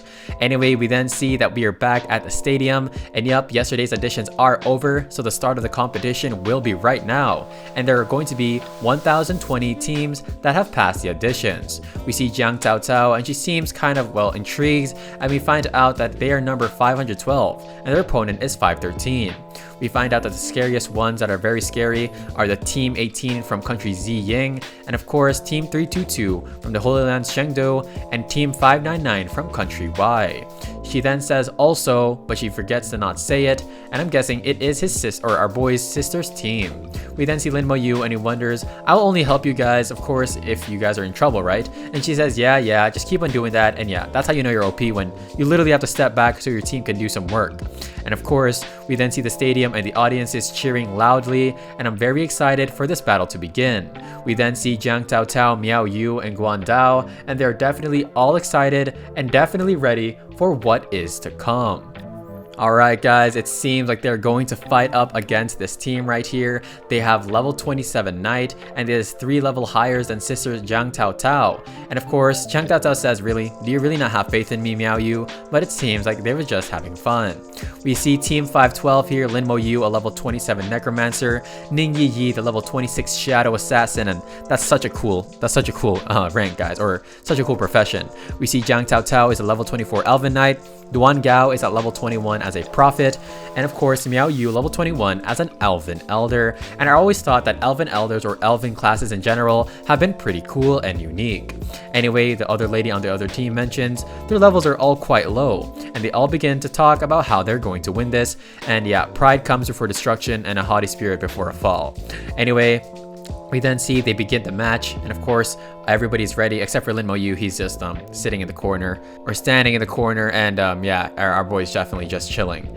Anyway, we then see Miao Yu, and she charges towards them, as well as Jiang Tao Tao, and they both use their abilities, and Miao Yu uses Wind Bind, and we see of course a lady with the shield say, what the heck, this is actually OP, and then she gets sent flying on, oh my gosh, Jiang Tao Tao just sent this girl flying. She uses Group Taunt on her, and it seems like it is a strong ability, and the girl notices that somebody is coming towards her. It is a Shadow Assassin, and it is Ning Yi. We then see Jiang Tao Tao headed towards the witch girl of some sorts, and this guy with the archer, he says, you're just a level 24 knight, you piece of trash. But bro, you're literally a Robin Hood in the middle of this battle arena. Like, you're literally an archer from Clash of Clans in the face of like 10 mini P.E.K.K.A.s, but hey, you know what? You do you, bro. Anyway, we then see Jiang Tao Tao then comes towards the witch even closer, and it seems like she gets attacked from afar. But of course, she then attacks towards the aggressors, and they mention that their attacks are so aggressive, and we hear move from the other team. Of course, we then see it is a witch, and she is about to summon a large-scale attack, and she says be careful of their assassin, and the guy uses Hawk Eye, and it seems like this guy is a recon of their team. And yup, oh my gosh guys, he then notices Ning Yi come out of the shadows like she is Batman, and she is right behind the girl casting the spell, and she then gives a look of, oh my gosh, this is a pretty creepy but scary look, and you know that you're pretty much screwed if you see this behind you. And she has her sword out and her dagger, and she puts it on the witch's neck, and yup, she gets eliminated, and she is put outside the arena and down on the ground. This girl, the other girl on the team, yells out darn it, because of course Jiang Tao Tao and Ning Yi are preparing a double frontal assault. We then see they absolutely wreck the other teammates, and Lin Mo-yu is just standing there saying, the opponents have way too little battle experience, and it seems like they probably never fought with other professionals as well, so there's no need for a boy to step in. Everybody in the crowd mentions, what the heck, they're able to win even in a 4 against 5? He says that they're probably used to fighting inside dungeons, and their damage dealer was eliminated at the start, so they wonder how they could win. And yeah, they pretty much can't, because Ning Yi then puts her fist into the air, and she says, hey, we won. But it seems like Jiang Tao Tao is a bit gloomy, and I wonder why. I don't really know why, but Lin Mo-yu is definitely happy.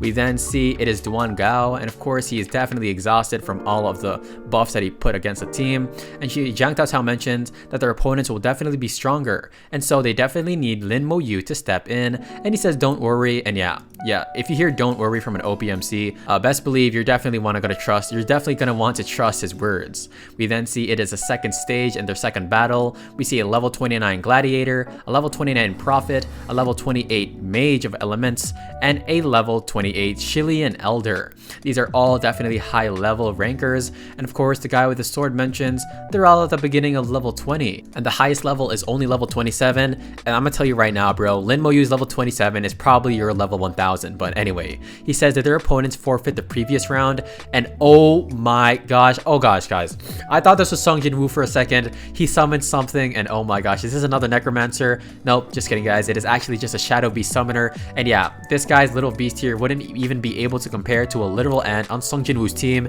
and I'm not talking about Beru, because Beru's just way too overpowered.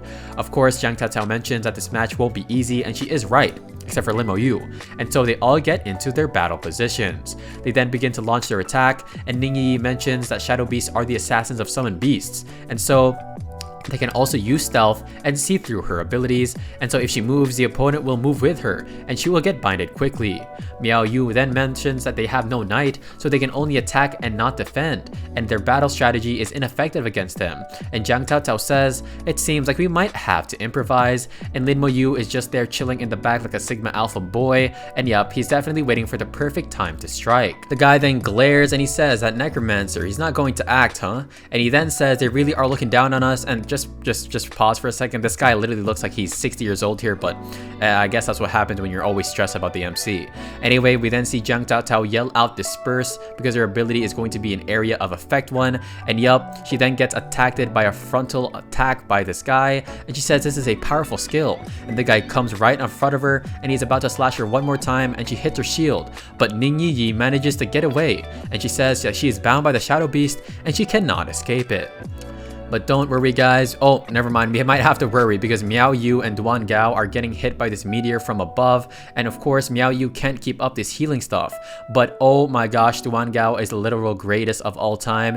He pushes out Miao Yu. He takes the damage and he says, you're the team's healer, so nothing must happen. And he gets sent outside of the arena or the platform. Unfortunately, Miao Yu also gets sent away and he gets nervous saying, really bro, I just sacrificed my life for that. But hey, he probably didn't say that. Anyway, this guy yells out, it's already over for your supports. Admit your defeat. However, Jiang Taotao just ignores him, and she then charges towards the three buffers in the back, but then one of the guys uses flame repulsion ring, and it seems like Jiang Taotao is sent into the air, and she is sent back towards Lin Moyu. Lin Moyu then says, leave it to me, and she says, okay, yeah, we'll leave it to you, and she lets out a sigh of relief. Anyway, we then see the crowd, and the crowd goes wild, and we see, of course, oh my gosh, guys, Ning Yi and Jiang Taotao just voluntarily walk off of the platform because, well, there's no need for you guys now that our boy Lin Moyu is here, and they all begin to gossip, saying, no matter how powerful he might be, he can't win against 5 by himself, right? He's only level 27. We can finally see how powerful this guy actually is. We then see the guy, the knight, he's getting cocky. He says your teammates have all surrendered, and you're the last one left? Really? Are you still trying to turn the situation around? And he says, do you really think we are that weak? And our MC says, come out, and he just ignores him like an absolute Chad. And we see he brings out one of his mages. We then see this wannabe Sung Jin Woo guy. He says, so he is a summoner too. Why did he only act after all his teammates lost? And this guy might not know why it came in last. It's not because he's too weak, it's because he's too strong. And of course, we then see a silver grade skeleton mage looking cool, level 27, strength 2700, agility and constitution 2700, and the spirit is almost 11,000. And of course, he then uses Blizzard Storm, and this guy gets attacked, or the guys behind him get attacked. And well, he says, heal me quickly. But unfortunately, he then coughs out blood, and he looks back saying, where the heck is the healing? And he sees nobody behind him, and yup, look at this look in his face. It's the look of, oh crap, this is definitely not going to end well, and he definitely messed up. He says, what exactly is that summon? And everybody got sent out, and they're all wondering, what the heck, why did I get sent out of the match? Did we really get attacked by his summons? How fast is this dude's attack, and how strong are they really? Too strong, bro. The answer is too strong. Anyway, our MC is then standing there with his hands in his pocket as usual. And of course, he sends more of these crystals towards the last guy standing. And look at this guy's face. He got completely, like, I don't know, he got freezed to death. And yeah, this guy just, that's why you don't be cocky, guys, especially in front of a Manhwa protagonist. Everybody then yells out cheering. This is a summoner of a Necromancer. This guy is awesome. He literally one-shotted this entire team. And they all begin to say, I really want to see him in the individual competition. Of course, Yang Tao Tao then folds her arms saying, it seems like we need to let Junior Lin fight on his own because their extent of the abilities has been reached. And Miao Yu just nods in agreement. And where the heck did Miao Yu's glasses go? Anyway, our boy MC is now ready, of course, for the third day. And these people are all talking about, oh my gosh, our opponent is a great Lin Mo Yu. They're calling him the Great Deity. And the Great Deity is an internet slang for the best and the top pro in a game. And yup, this guy then says, are you really worthy of fighting the Great Master Lin? And he says, you're so stupid. And they then say, as they bow their heads to Lin Mo Yu, and he's kind of confused here. They then say, we admit defeat. They all wish that he wins the entire competition and becomes a champion. And our boy Lin Mo Yu is like, oh, alright. And yeah, you look at this guy's face, he's like, bruh. Anyway, we then see it is Ning Yi Yi. We even see Jiang Tao Tao and Duan Gao, and he says, what the heck, why are they so direct? And Ning Yi mentions that these people are definitely aware of their own skill. And of course, the audience is like, really? They just forfeited? How could they do that? This isn't a competition at all. But trust me, even if they were to fight Lin Mo Yu, it probably wouldn't even last 5 seconds. The scene then switches back to Lord Meng and Wen, and he asks Lord Bai if that kid Lin is acting extravagantly. And of course, Lord Bai folds his arms saying, I want to let the whole world know that I am not to be messed with. But Lord Bai then says, and I'm just kidding, but having such a profile would invite enemies. And Ying Nation and the Holy Lands of Chengdu are not honest people. He then gives a very menacing smirk and a grin, mentioning, I didn't manage to find, of course, the little tricks that they were playing in the past. And he says if they dare to act now, this old man will let them know pain. And Meng Anwen mentions, is that why you allowed Lin Mo Yu to keep such a high profile and really pull in some popularity? Yup, it's definitely to pull in those assassins or those people playing dirty.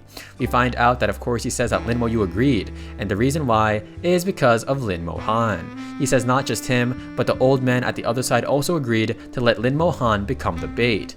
And well, we then see Meng and Wen use his Sharingan, and this guy kind of has the eyes of Sukuna now. He says, I haven't killed anyone for so long, and it might be time to warm it up a little. And wow, guys, Lord Meng and Wen definitely is a calm dude when he's sitting drinking his tea, but he's not somebody to be messed with. We then see confettis up in the air on this blue, shining, beautiful day, and everybody is cheering because they really want to see this fight happen. And yup, it is the guy, Team Tang Jianfei, who of course lost to our boy twice in the individual and the team competition. He is a divine swordsman that is level 29, which is absolutely impressive. And everybody is cheering, saying, will he be the one to end Lin Mo Yu's legacy? No, he probably isn't. But anyway, Ning Yi mentions that this guy really has the legendary profession divine swordsman. And he says, don't worry, I definitely got it. We find out that this is actually the evolved form of Feng Shu's profession, so this can be quite troublesome. We then see he steps on the stage alone, and this guy says, really? Just you? Just you? Are you treating us like trash? He then yells out, all of you fall back, and it seems like he wants to have a one-on-one. He then brings out his wannabe Excalibur, and he mentions, your skeletons are indeed strong, but they have no effect on me. He then dashes towards Lin Mo Yu, and he says, really? Do you think you will be able to defeat me? And everybody in the crowd says, surely that Lin Mo Yu could be defeated, but our boy wastes no time and he brings out another mage. He says, Tang Jianfei, not bad, you really are a man. And of course, we then see veins on his forehead because he's absolutely triggered by our MC, and he says, I won't allow you to evaluate me in that type of way. He then uses elemental sword body, and it seems like this battle is about to get started. Alright, the chapter starts and we see everybody sweating here nervously because they are surprised that this dude has 2 stellar rings, the guy with the sword, and the fact that, well, it is said that divine swordsmen get 1 stellar ring at level 10, but for him to be able to use 2, that means he already mastered the strongest skills of the divine swordsman at the early stages. But our boy Lin Mo Yu has literally no reaction, and he just tells his mage to, you know, bring out the thunderbolts, and of course he points it up into the air, and kaboom, he shocks this guy right in the face. However, this guy begins to laugh like an absolute maniac. Like, look at this guy's face right here. He's literally turning into that Manhwa greatest estate developer or something. Yeah, that guy's creepy. But anyway, everybody is talking about what the heck? Lin Mo Yu skeleton mages have become useless. And so this guy says, you will never last 10 minutes under my sword. Pause. And anyway, he just then of course gets ready for his attack, but then he sweats nervously as our boy Lin Mo Yu almost cuts him up. And yup, it is actually a skeleton holding a sword, and it is a skeleton that can deal physical attacks. And he says, what the heck? We didn't know that Lin Mo Yu could summon more than one type of skeleton. Of course, Lian or Jian Feng or something, whoever the side character is, he says, as expected, I can't underestimate you. Which at least our boy has a good sense of knowledge and respect and battle intuition. He then says, no, it doesn't matter. If I guess correctly, this is your trump card. I don't think it's a trump card, bro. He got like 100 of these in the bag. But anyway, his skeleton goes for a slash and it is super fast. And he uses his sword defense. And of course, it can even knock the enemy back. And they clash swords here once more. And both of them get knocked back, which obviously this was bound to happen. However, Jian Feng says this is so strong. What exactly is a summoned creature? Because of course, his strength is way beyond his. However, he grips his sword tightly and he uses his ability, Berserker Sword. And oh my gosh, he gets into a fighting stance and he mentions for 5 minutes all of his attributes increased by 10 times. And I'm not gonna lie, if Lin Mo Yu had this, well, his skeletons would pretty much be invincible. But anyway, everybody is cheering like, what the heck? That is a legendary divine swordsman profession. Let's go. And so he uses Flying Tiger Strike and he destroys Lin Mo Yu's skeleton with ease, but he doesn't know what's coming to him. And anyway, everybody is cheering here, very happy. They say finally Lin Mo Yu has no more moves left up his sleeve. This guy has some aura eyes right here, and of course he's smiling happy. However, he says, let's see what else you got. But then Lin Mo Yu brings out a couple more. He brings out 2, and they all are shocked and rizzed up, and they say this must be his limit, right? How can he keep on summoning? And Jian Feng mentions, don't think that 2 more are enough to deal with me. But then he brings out like 6 more, and yeah, right there we see him right here, and they look very menacing, guys, and I definitely would not want to see this in front of my face in a battle. Of course, he says, what the heck? How many skeletons can this guy summon? And of course, in his head, he literally coughs out blood because, well, that's what's gonna happen to him if he continues to prolong this fight. And yeah, that was not a smart move, bro. Everybody is definitely curious, and they're just left speechless right here. Like, look at these side characters or these extras. And Lin Mo Yu asks if he's going to fight, but then he turns his back on the enemy and he waves goodbye. Like, hey, I'm going to destroy you after I get my second job evolution. But bro did not. Did you really even think that our boy Lin Mo Yu, he didn't even get his first job evolution, or his second one actually? So Lin Mo Yu is about to destroy you. And so everybody cheers, and look at these guys, bro. They all are hyped knowing Lin Mo Yu is the strongest, and they say this dude really is invincible, and Necromancer pretty much is the strongest class. And yeah, I think we all know that now. Anyway, of course, Ning Yi then asks, hey, with such a stellar performance, people are going to start paying attention to you. And Lin Mo Yu says, yeah, it's whatever. And everybody, of course, is saying hi to him. And yeah, they've just become Lin Mo Yu's fans like us.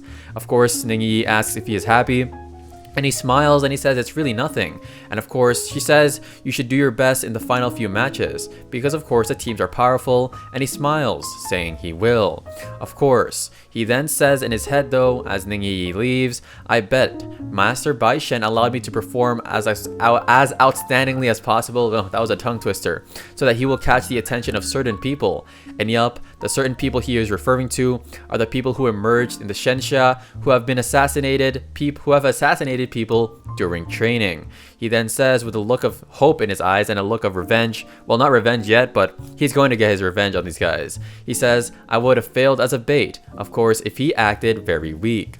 Anyway, this guy yells out, everybody, look at that. And oh my gosh, we then see here on this sort of platform, it is a lot of beautiful golden artifacts, items and such. And this side character actually got a panel for himself. Congrats to you, bro. But you find out that it's a starter magic potion, and it can permanently increase, what the heck, all of your attributes by 200, which is kind of OP. And he mentions that the other one is a flash starter scroll, which can guarantee a new skill. And of course, the other things, if they are sold in an auction, would be worth 100 million gold, and that's crazy. And our boy just gives a look of Riz and he smiles because yeah, I mean, he's gonna get all of these anyway. So he says it looks like those will be the champion's reward for this competition, and he already knows he's gonna get it.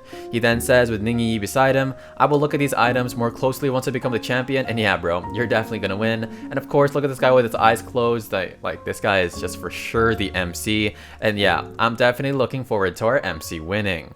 Anyway, it is on the final match day in this huge dome arena, and of course our boy always has his hands in his pocket, dude. But Jiang Taotao mentions that sure enough, only the teams that can survive now are Y Nation, Ying Nation, and the Holy Lands. She says she doesn't know which team they'll be up against, and as we see them right here, they're dressed up in red with a girl in the center, and she says that this is a Y Nation's team, and the person leading them, her name is Nai Nai, and she is a divine messenger only exclusive to the Y Nation.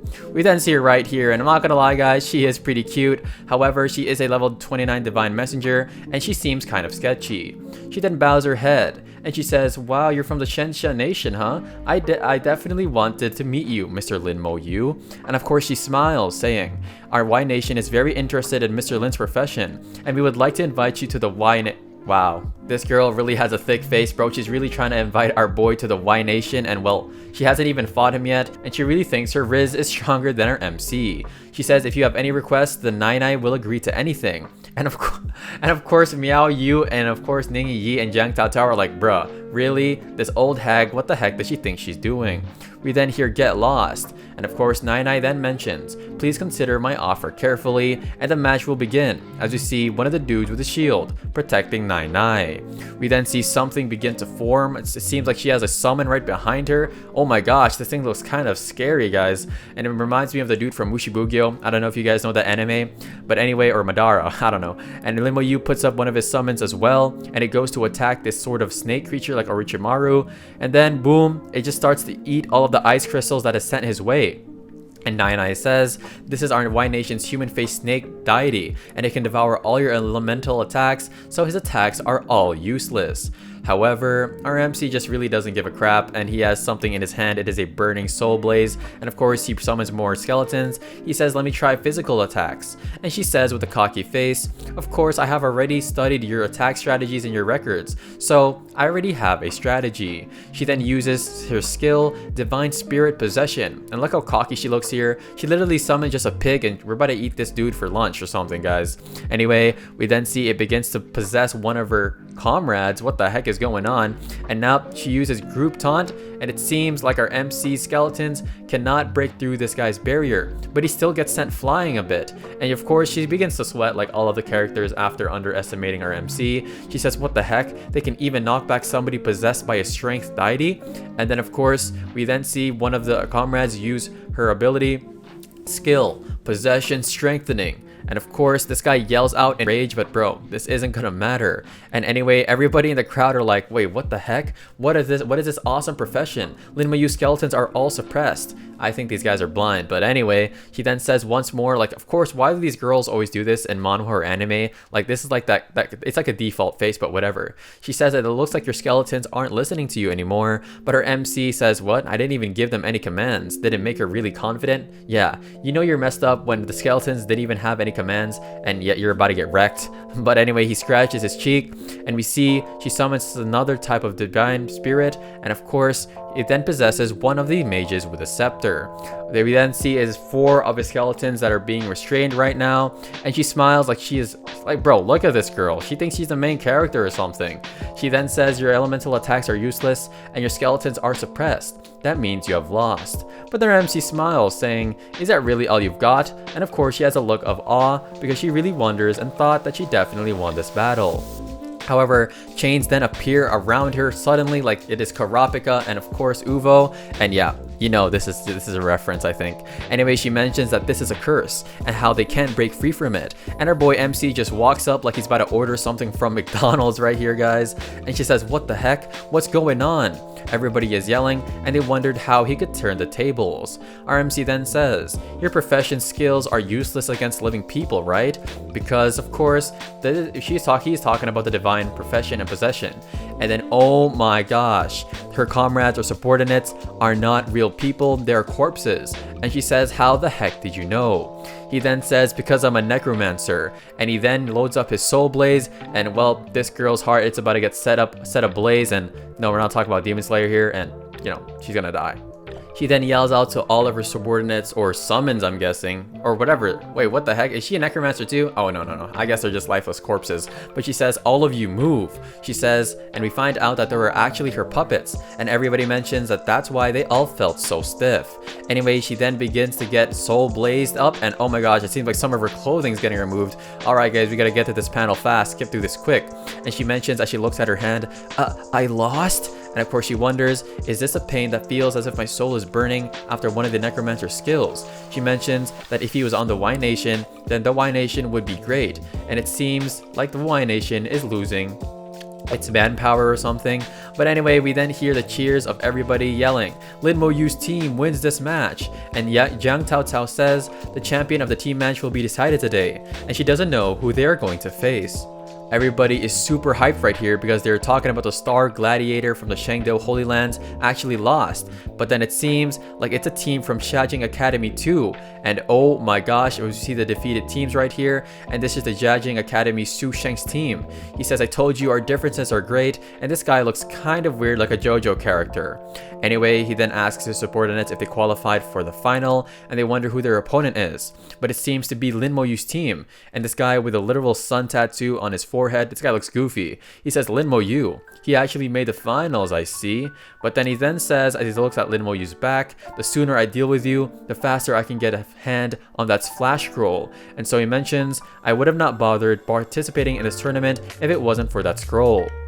RMC then looks behind him because he senses his gaze with his, his domain expansion like his Gojo is infinite, and he says, "Let's start the match now." And oh my gosh, we see it right here, and this is definitely going to be a fight to remember. Everybody cheers out, and they're saying both are Xiajing Academy's team, and they're super strong, and they're definitely one of the strongest academies in the Empire, if not the strongest. Miao Yu asks if we're really not helping, and of course, Jiang Tao Cao just says, "We'll only be a burden, let's leave it to our OPMC Rizzler, Sungjin Wu reincarnation." Okay, anyway, our MC is there standing with his hands in his pocket. This guy just loves his pockets. I wonder if there's like some awesome things in his pockets.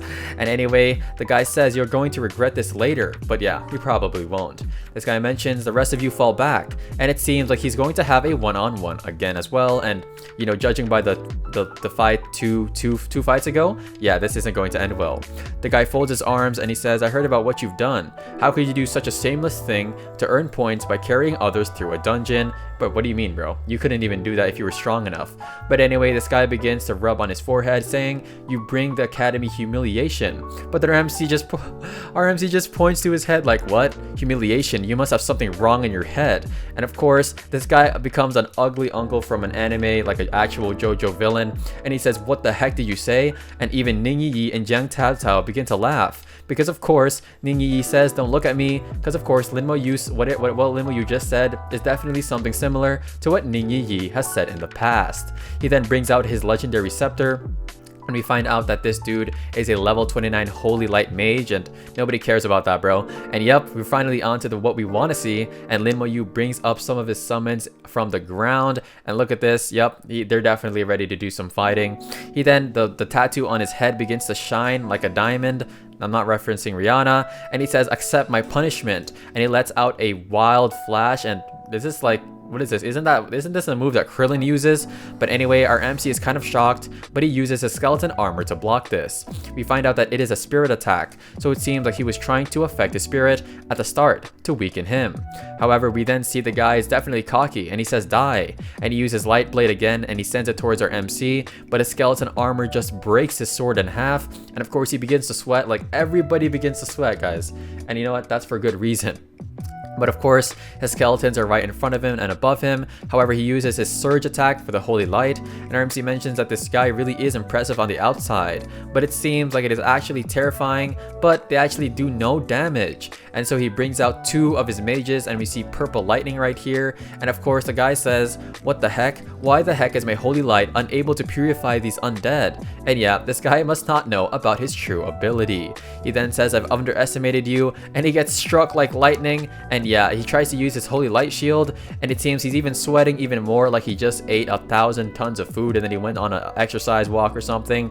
But we see purple lightning attack him from above, and well, let me just spoil it for you guys, even though this is the end of the video. Yeah, he definitely got wrecked. The chapter starts, and oh my gosh, this guy is getting blasted to the ground. He yells out saying, "How the heck can I lose here?" And yep, my boy just gets electrocuted by the lightning. I don't even know if that's the right term, but whatever, he just gets wrecked.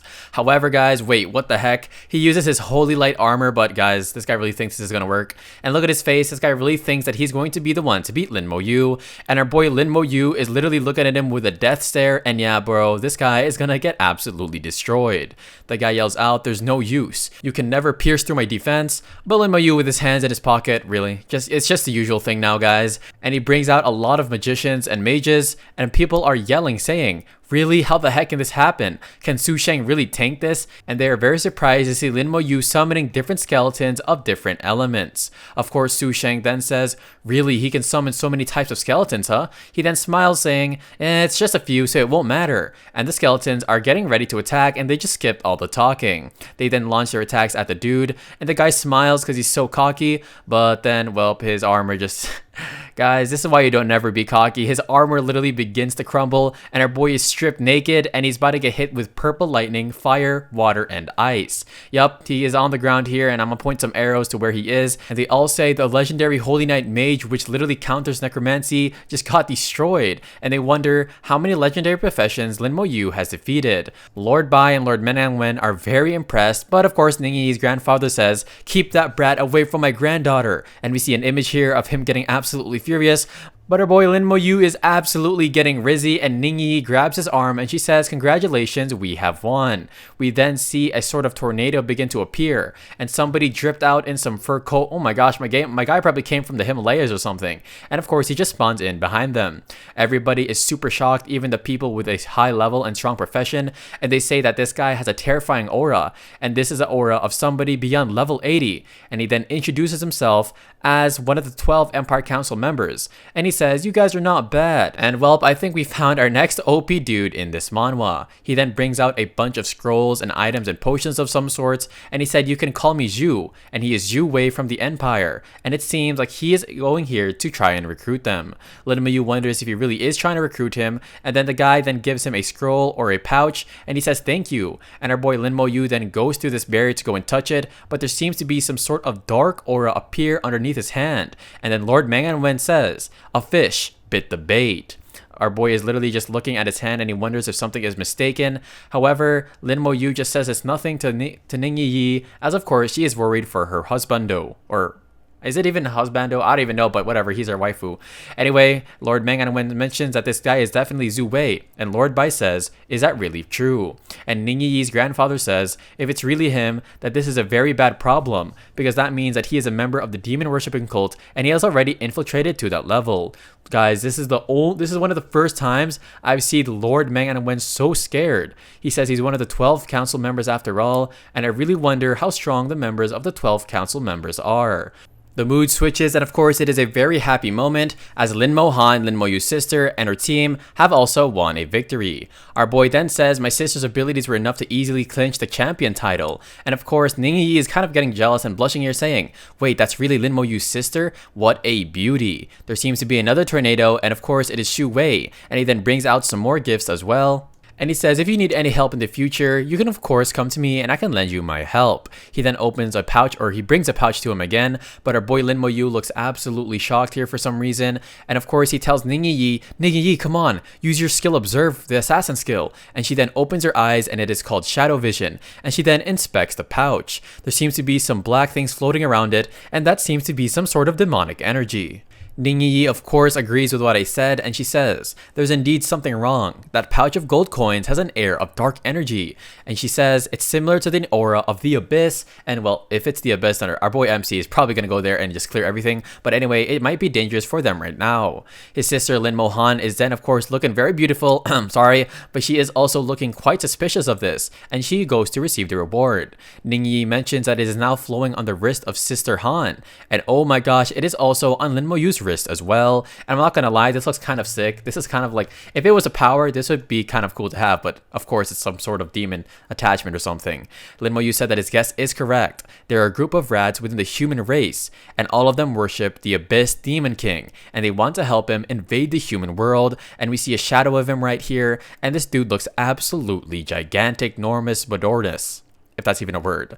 Lin Moyu's sister is just there, and he says in the individual match, he hopes that his sister and him can catch the big fish, and it seems like they're not so dumb at all. Later that night, and by the way, I really like this, guys. I'm not gonna lie, the design of the stadium, I just think it's absolutely fantastic. Oh wait, what the heck? There's a strong wind hitting the city now.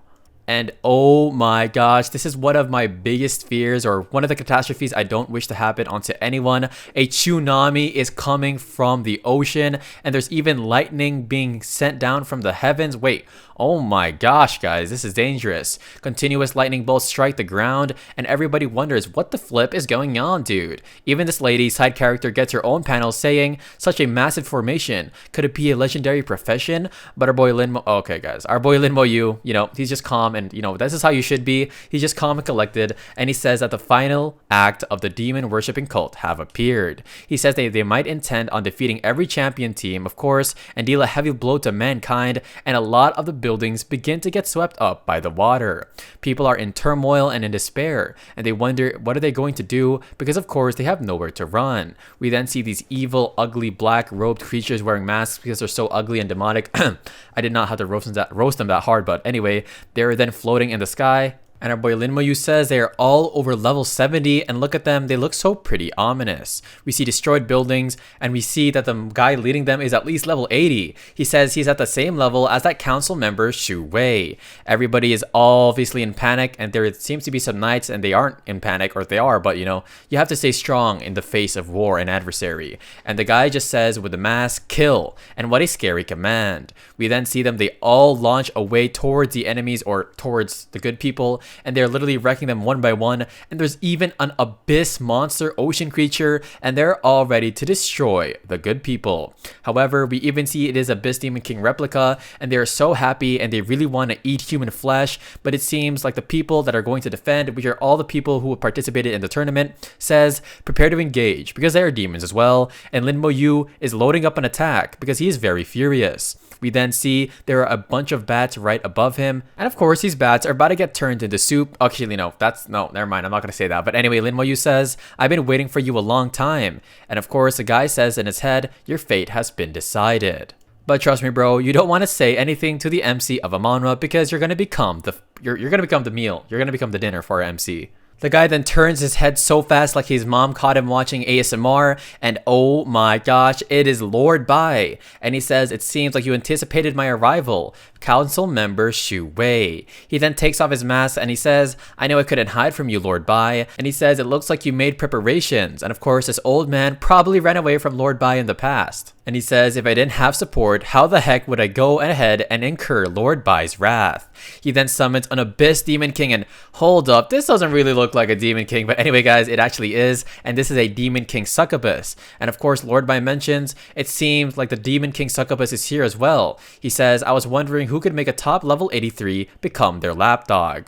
Of course, the demon then says, and I'm not gonna lie, she is not a waifu, guys, do not get any ideas. He says, or it says, or she says obviously, it's a shame that this Demon King couldn't bewitch Lord Bai. And Lord Bai says, since you're here, then stay. He says, you will pay the price for attacking the Shensha Empire, and you never mess with Lord Bai. And she tries to rizz him up, saying, I only came here to kill somebody. I will leave after that. But yup, you're not gonna kill anybody on Lord Bai's watch. We then see it is another Abyss Demon King, the Flame Demon King, and Ningyi's grandfather is absolutely infuriated, and I'm pretty sure that there's going to be a lot of chaos here tonight. She then smiles and she says 1v1 it's fair now, and she then breaks the barrier on the city, and all of these demons start to flee and come after the humans. However, the guy that Lin Mo Yu absolutely wrecked it for says, I didn't lose the competition because of me, I lost because of Lin Mo Yu. And of course, our boy is actually, you know what, shout out to this guy, he's going to defend the city. They then go to attack him, and this girl tries to bewitch her, and she says, the final struggle before death is the cutest. And she then oh my gosh, she just licks her lips, and this is one perverted demon abyss succubus. But Lord Bai, of course, he's not getting rizzed up, and he says there's always meaning to the existence of geniuses. And then oh my gosh, he then puts up a crazy big barrier, and we then see it is a Shensha Empire, and chains are of course protecting it. And the girl, the demon, instantly changes her expression, and she says, oh my gosh, it is the main body of the Shensha Tower, yup, and Meng and Wen has arrived, and she says that they have been tricked. They then break the barrier that was put up by the evil people, and look at this. Oh, this is literally like a second sun. Look how red this is. I would be super scared if I saw this, or maybe super amazed. Rays of light then shower Lin Mo Yu, and he says Lord Meng and Wen is using the power of the tower. And this demon succubus says, what did all of you do? And well, it's too late because Lord Bai just activated his skill, Divine Overlord Fist. He uses Heaven Shaking Punch, and our boy is literally Saitama right now. Wakao, and this girl gets sent flying.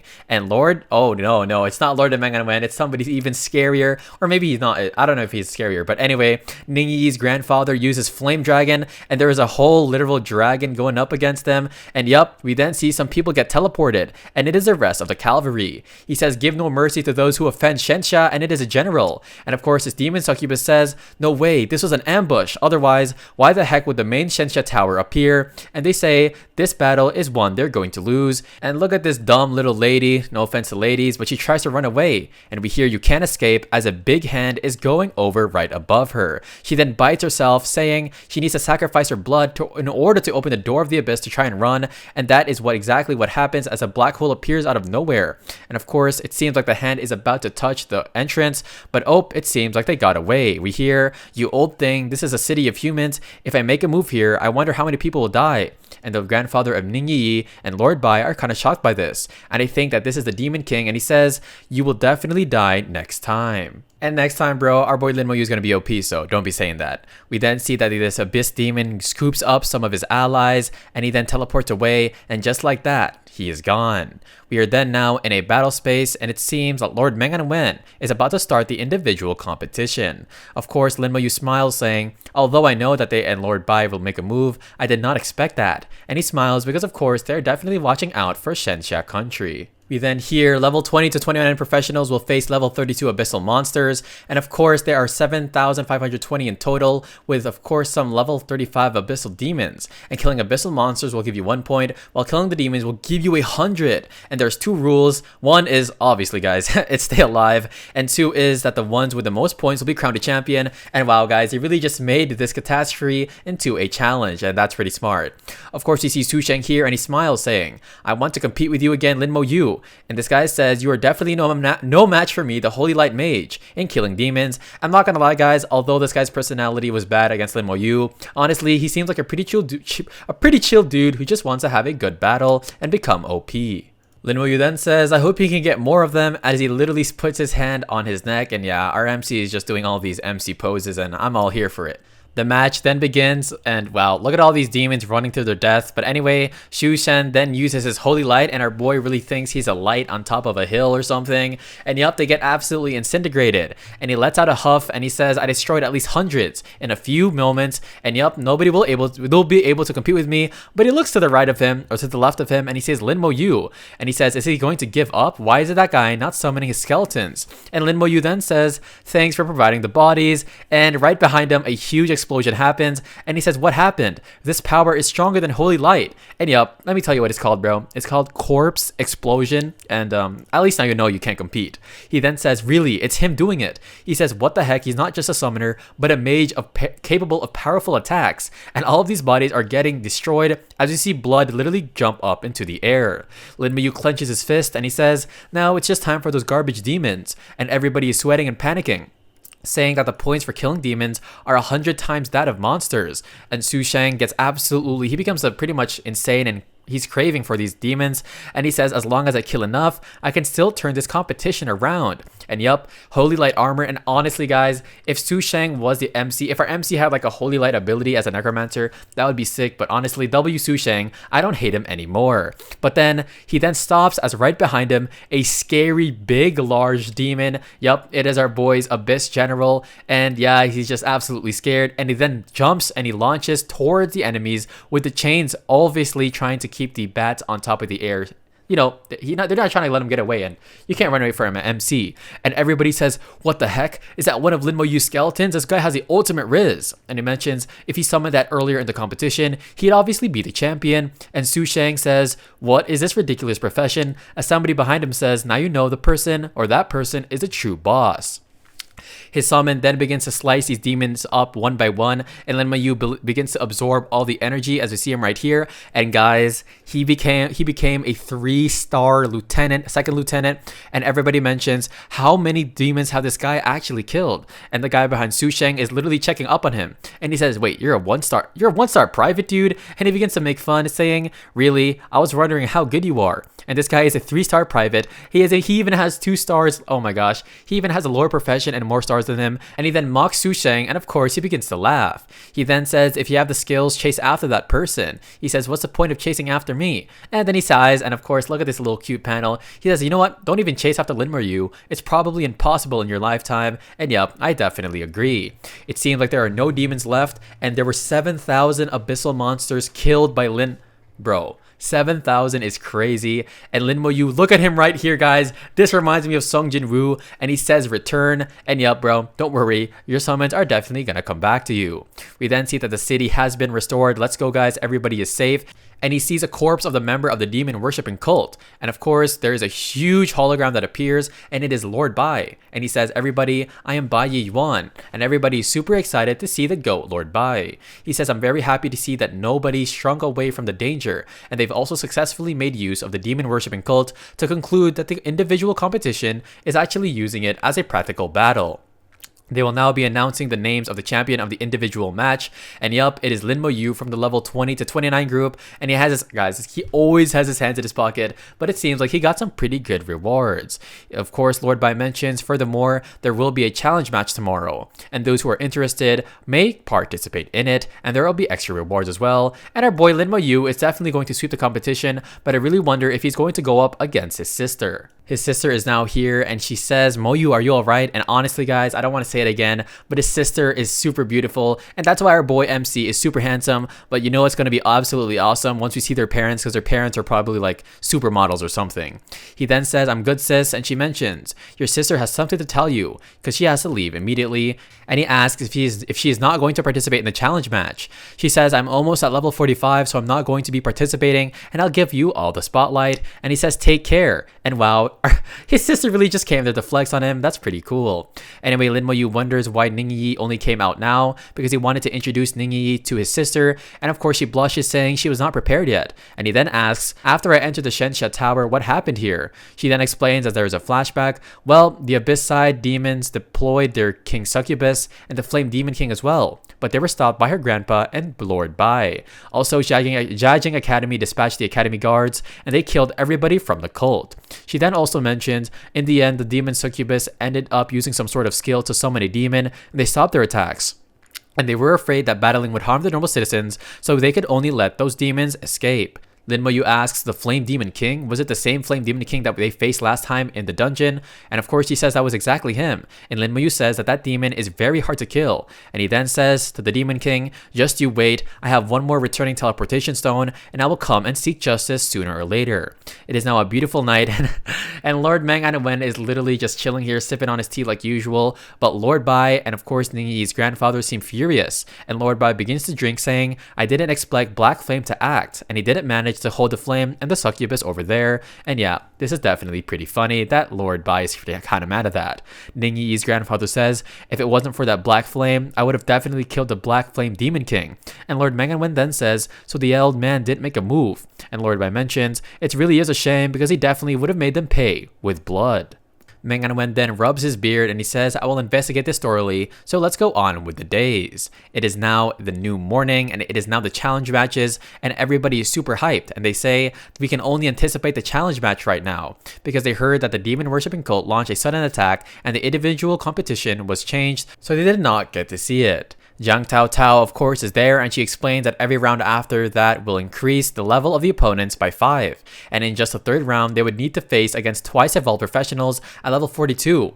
And we also find out, as Lin Moyu looks back, since the start of the competition, hundreds of years ago, no one has ever managed to complete the 4th round. And we see all of these items here and artifacts as prizes, and of course are going to be getting magical potions, scrolls, and even intermediate scrolls. But then Jiang Tao Tao says, as for the 5th round, no one has managed to clear it yet, so no one knows the rewards, and I think our boy is about to understand, and he's about to get those rewards. Our MC smiles and he says, wait, a domain that no one has entered? It's probably Gojo's Infinite. Just kidding, guys. Just make sure to subscribe if you love Gojo. But anyway, he says, I'll be the first to find out.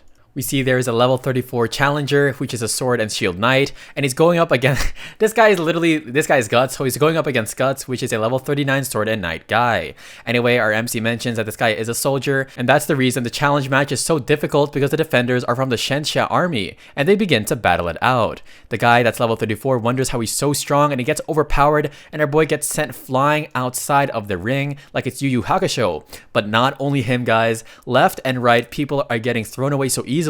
And Su Sheng says, I've already embarrassed myself, and this won't happen again, and the challenge begins between him and the knight. He then uses Holy Light, and that kind of rhymes, but anyway, this guy uses extreme defense and in charge, and Su Sheng is being covered by this holy ring, and this guy gets blasted by it, but then he appears right in front of Su Sheng, and of course he uses Flash Slash on his holy armor, or his sort of barrier, and it seems like Su Sheng actually wins the round, and come on, congratulations to Su Sheng.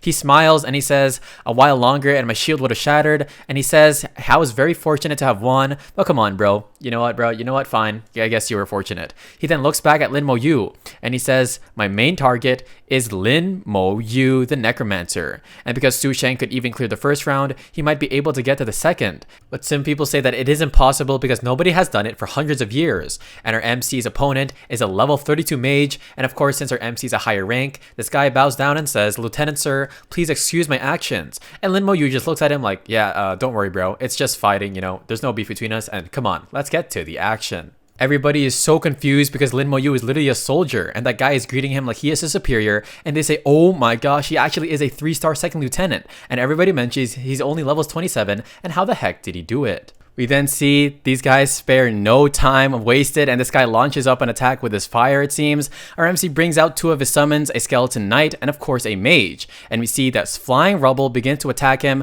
but the skeleton parries it all away. The skeleton jumps on this dude, and he then uses magic shield, and he is already sweating, but he seems to have negated our boy Lin Mo Yu's attack. He then uses mystery fiery ring of resistance, and of course it seems like our boy is successful in protecting himself. However, oh my gosh, some of his magic shield was shattered.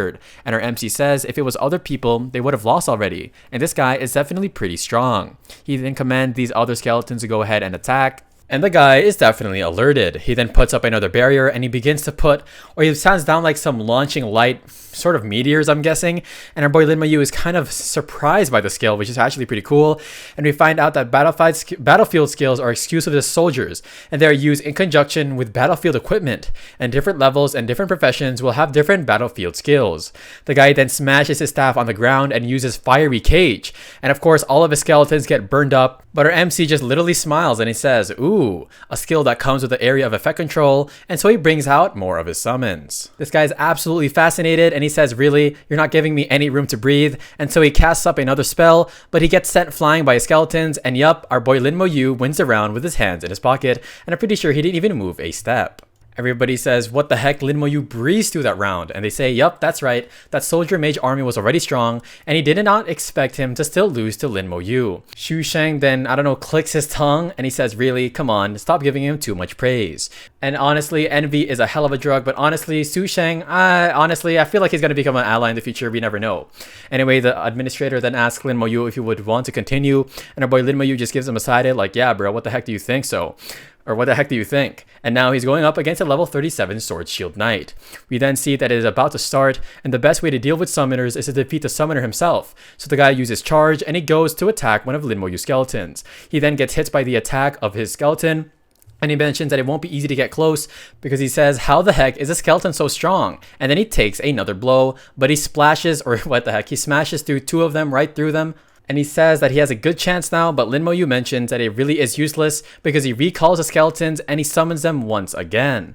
Of course, this is a kind of OP skill, and our boy Lin Moyu is definitely going to win this battle. Of course, it starts off with a guy and he tells himself, what the heck, I fell for his tricks, I need to fight a way out of here. But unfortunately, he literally gets bound up with chains like he's getting victimized by Kurapika from Hunter x Hunter, and his skeletons go ahead and slice him up like it's Food Wars. We then see that he manages to parry some attacks, but just kidding, he gets instantly teleported outside of the stadium, and well, yep, he's definitely contemplating how the heck he just lost that fight. Second round of the match, and yup, Lin Moyu definitely wins, and he doesn't even have an expression here, guys, and I'm pretty sure we should be used to this by now. Everybody mentions, like, after watching that, I think I could definitely do that too, and come on guys, you are never catching up to an MC protagonist. The guy asks if he wishes to continue, and obviously he says yes, and we also see the floating scroll that he obtained for winning the second round. We then see a level 42 archer come out of nowhere, who is also a twice evolved high level archer actually. And yup, he's a 3-star lieutenant just like Lin Moyu, and this guy looks quite confident. Of course, we find out that the third round is already so difficult, so that means the fourth and fifth must be absolutely impossible. And Lin Moyu just smiles and he says, the fourth and fifth round, I will get to see those rounds soon. And the match begins, and this archer wastes zero time at all, and he launches up some homing arrows into the air. And I'm not gonna lie, our boy's arrow looks kind of sick. It looks like some sort of arrow made out of bulls or something, and our boy got a cape and he thinks he's Batman. We then see the arrows launching towards our boy, and he still has his hands in his pocket, guys. You already know the drill. And of course, we see two mages beside him. One of the mages then of course stops both of the attacks, and the guy says, that's pretty good. He then sends in archer clones, and I'm not gonna lie, guys, I have never really heard of archer clones, but archer clones do seem kind of effective, especially now that I think about it. Like in Clash of Clans or Clash Royale, more archers are definitely better. And yeah, let's continue with the story.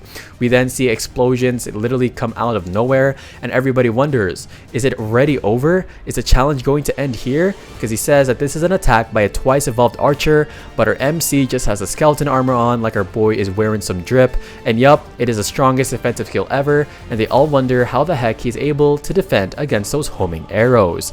This guy then says in his head, this defensive skill is way too powerful, how the heck did bro block all of that? But nonetheless, he then jumps up in the air as well as his doppelgangers, and he says, a high level archer is too agile, and it seems like the skeletons can't really keep up with me, and so he has to restrict the movements. Our MC then of course uses the slow curse, and yup, our boy gets bound, and it seems like he's getting wrecked. However, it seems like our boy launches up an arrow into the air like his last final call, and it is a purifying arrow, and he destroys all of the chains in an utter instant. And of course, this guy is actually pretty strong, and Kurapika might not be able to win against this dude, or maybe. But anyway, they all say that this guy has a cleansing skill like a healer, so he's able to destroy the curse. He then launches a silent arrow, and it is purple this time, but our MC literally blocks it with a skeleton armor, and yup, it's useless. And our boy definitely probably has infinity, guys, like Gojo, but hey, if you know what I'm talking about, you already know. These guys then panic, and he says, what a powerful defensive skill.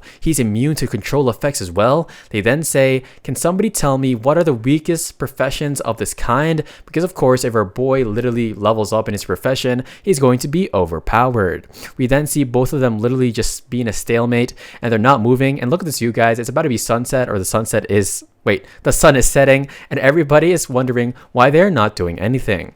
Our MC then becomes a thinker, and he says, should I deploy more skeletons? He then says that the opponent has a cleansing skill, so his warriors won't be able to catch up to this guy. And so he says, I wonder if I should use this skill. And oh my gosh, we then see something start to form in his hands, guys. And yeah, it's the Soul Blaze skill, and the archer then has literally three of them, or three of him. and he begins to launch his next attack, but our MC uses Soul Blaze, and just like that, all of his clones disappear into the night or the sunset, and our boy is literally on fire, his entire upper half, and everybody yells out saying, what the heck? Our boy has a targeting type of attack skill, and our MC just says, forgive me. And yeah, bro, why the heck would you say forgive me after you just did that? But hey, I'm not gonna question our MC here because he's just a goat. Anyway, the archer then tells himself, this guy, what kind of skill did he just use? It's way too OP, I can't even do anything. And he then goes to the ground crying and literally scratching his head because his attack is so strong. We then see Li Shang, and he says, what the heck? What kind of monster is this guy? And yep, that's why the side characters, or this guy was a previous antagonist, but hey, he's probably going to become one of our MC's biggest fans. The archer then teleports out of the ring and he gets instantly healed. And it seems like, of course, our boy Lin Mo-yu has now advanced to the 3rd round of the tournament. Everybody begins to discuss, saying, he passed the 3rd round too? Will we see history make itself today? And yeah, you definitely will see it. We then see the reporter, and he asks kind of nervously, do you wish to continue, Lin Mo-yu? And our MC has one hand in his pocket, and hey, the archer managed to get one hand out of our boy's pocket. That's quite an achievement. And our MC then says with a smug look, of course, to the guy asking if he wants to continue, yes, I will continue, and our boy is way too cool. The next round has begun, and oh my gosh, there is a level 45 sword and shield knight, and everybody says, what the heck, level 45? He says it's only 3 more levels than the previous round. However, somebody taps his shoulder and says, look, and right behind him are 4 more people who are level 45 as well. A level 45 archer, a level 45 mage, a level 45 warrior king. That's actually a pretty cool title, guys, and a level 45 assassin. And I wonder how this dude would go against Ning Yi, but I'm not gonna lie, guys, Ning Yi probably has some OP tricks up her sleeve because of course she is our MC's waifu. Anyway, everybody begins to wonder how the heck even the deities can't win against this, right? They begin to talk about how Lin Mo-yu is literally level 27 while his opponents are 18 whole levels above his, and yep, this is definitely going to be a hard one. They have a 9-star 2nd lieutenant, and this is a real warrior who spent years killing in the battlefield, of course, monsters, and his teammates are all at least level 5-star or 5-star 2nd lieutenants, and it looks like these people are some of the strongest in the arena as we speak. Our boy literally just smiles, and he says it seems like he knows why nobody could clear the 4th round. It's because all of these powerhouses were bundled up in the 4th round. And it seems like they look at him, and this guy says cockily, kid, you're really good. You should definitely be proud of yourself for reaching the 4th round. And he just says thank you because he knows that pride comes before destruction. And he says, I still want to win today. So yeah, he's not prideful, guys. You know, he's just telling the truth, guys. And anyways, he then summons skeletons, and everybody is literally saying, what the heck? Is that a real necromancer? And literally hundreds of skeletons begin to form, and all of the people are like, that's basically an army. And yeah, guys, look at the guy at the beginning. He begins to sweat profusely, and he says, this kid, I didn't know that he had this ability. Oh gosh, and even Li Shang says, as well as the other people who teased him, how the heck do you fight this? This guy is literally a one-man army, and he even has that person, that big monster that he played or that he used during the other preliminaries that he hasn't used yet.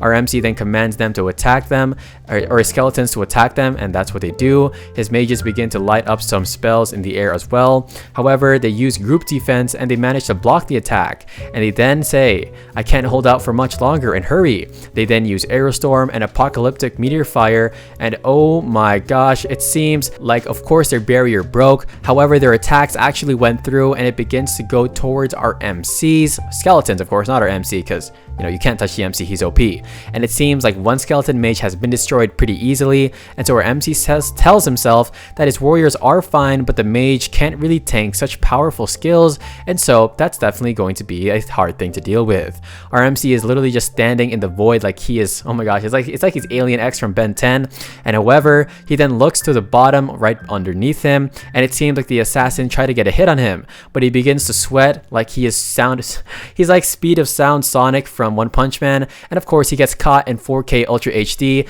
as the skeletons hold him in the place. He then uses an ability and he tries to escape, but our MC then says, Soul Blaze, and yup, they all begin to hurt, and he asks for the support to help him. This bald guy, assassin of course, literally says that Till is so painful, and he even sweats right here, and I know he definitely does not want a round 2. Our MC then uses slow curse, and yup, this, oh my gosh, look how many chains these are, and these look way huger than the ones before. However, it seems like they also have a healer, and so they use group purification, and his chains cannot get to them. He then says, fair enough, with a high level support there, my curse is useless, and so he puts up some more skeletons to fight them. We then see the guy, and he puts his shield down as a tank, and he says, come on, we gotta focus because these skeletons are surrounding us. They then use a fiery ring of resistance, and it seems to be pretty good. We see that our boy skeletons are actually being pushed back, and we see a chain arrow from the sky going to head towards the skeletons, and he says that his arrow chain can't last for long as the skeletons are binded. Our MC is literally just standing there in the middle of all of this, and the spectators yell, "It's over, Linwo Yu's skeletons formation is a mess," and they all say that this really is a power of a party of level 45 people and above. They say that Linwo Yu is going to lose, and I'm glad that the spectators want Linwo Yu to win. And anyway, we then hear that they begin to rush towards our MC, and they say he has too many skeletons, so we need to face him head on, and so we can only choose to attack the summoner.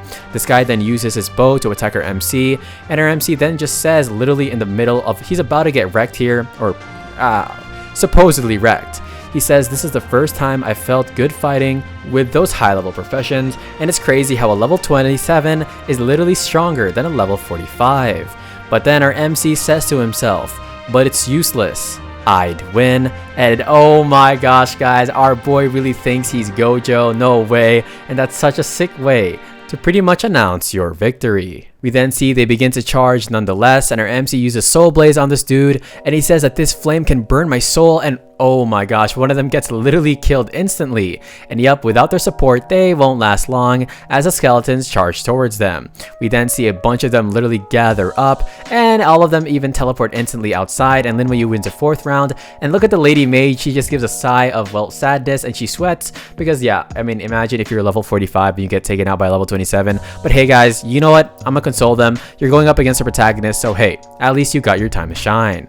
Everybody begins to wonder that this Necromancer is so terrifying. And of course, Ning Yi asks Sister Tao Zi, do you think that Mo Yu will pass the 5th round?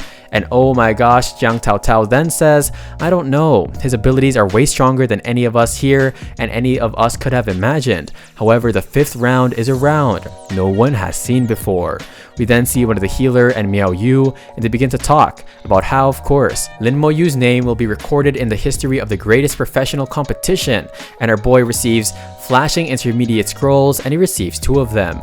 Oh my gosh guys, the announcer is literally sweating so hard now, and he says, do you wish to continue? And our MC gives him a wrist stare side eye, and he says, yup, I'm definitely up for the challenge.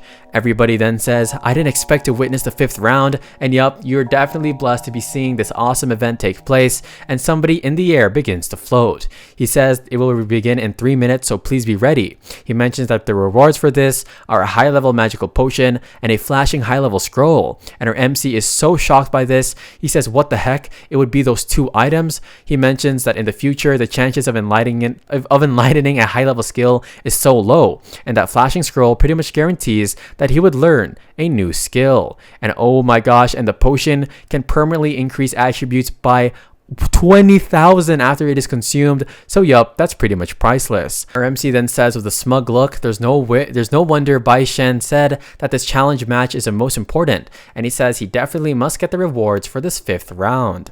We then see around 5 or 6 people teleport into the arena, and our MC even looks, and he wonders what the heck is going on, and oh my gosh guys, these are all level 50 people. We have a level 50 Holy Knight and a level 50 Shillian Elder. We then see a level 50 Flame Mage and a level 50 Shadow Mage. And yup, this is definitely going to be hard. And the last 2 are, oh, it's also a Summoner. It's a level 50 Elven Summoner and a level 50 Elemental Mage. And I wonder, oh gosh, I feel like this Mage is going to be a bit stronger than the summons, but let's go and see. Of course, Ning Yi then says to Jiang Tao Tao, Sister Tao, isn't this 5th round a bit too much? And oh my gosh, our MC just looks even cooler here. And he says, there's no way to hide my skills this time, and it's going to go all out. out, as we see the lady, who is the Holy Knight, begin to crouch down, and she's ready to launch the first attack. And of course, she then says, "Are the young people nowadays so strong? The higher ups sent us here to defend.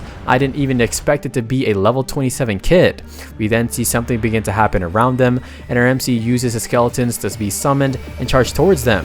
And the girl says, "Destroy his skeleton army." And actually, I'm gonna call her woman because yeah, I don't want to be caught lacking. Anyway, our MC then brings out his Thanatos scythe, and yup, this is literally pretty much a Thanos scythe. And they say that we've never seen him use them before. And oh my gosh, look at Zhu Li Shang. He says, "What? Is he going to summon that guy?" We then see the three of them use their abilities: Apocalyptic Meteor Fire, Descending Fire Rain, and Slumbering Cloud. And this lady brings out a random wolf. And it seems, oh my gosh, the summoner skills is to actually skill reset. So all of their skills have been reset. That's actually OP. And our MC is about to get hit by these meteors crashing down.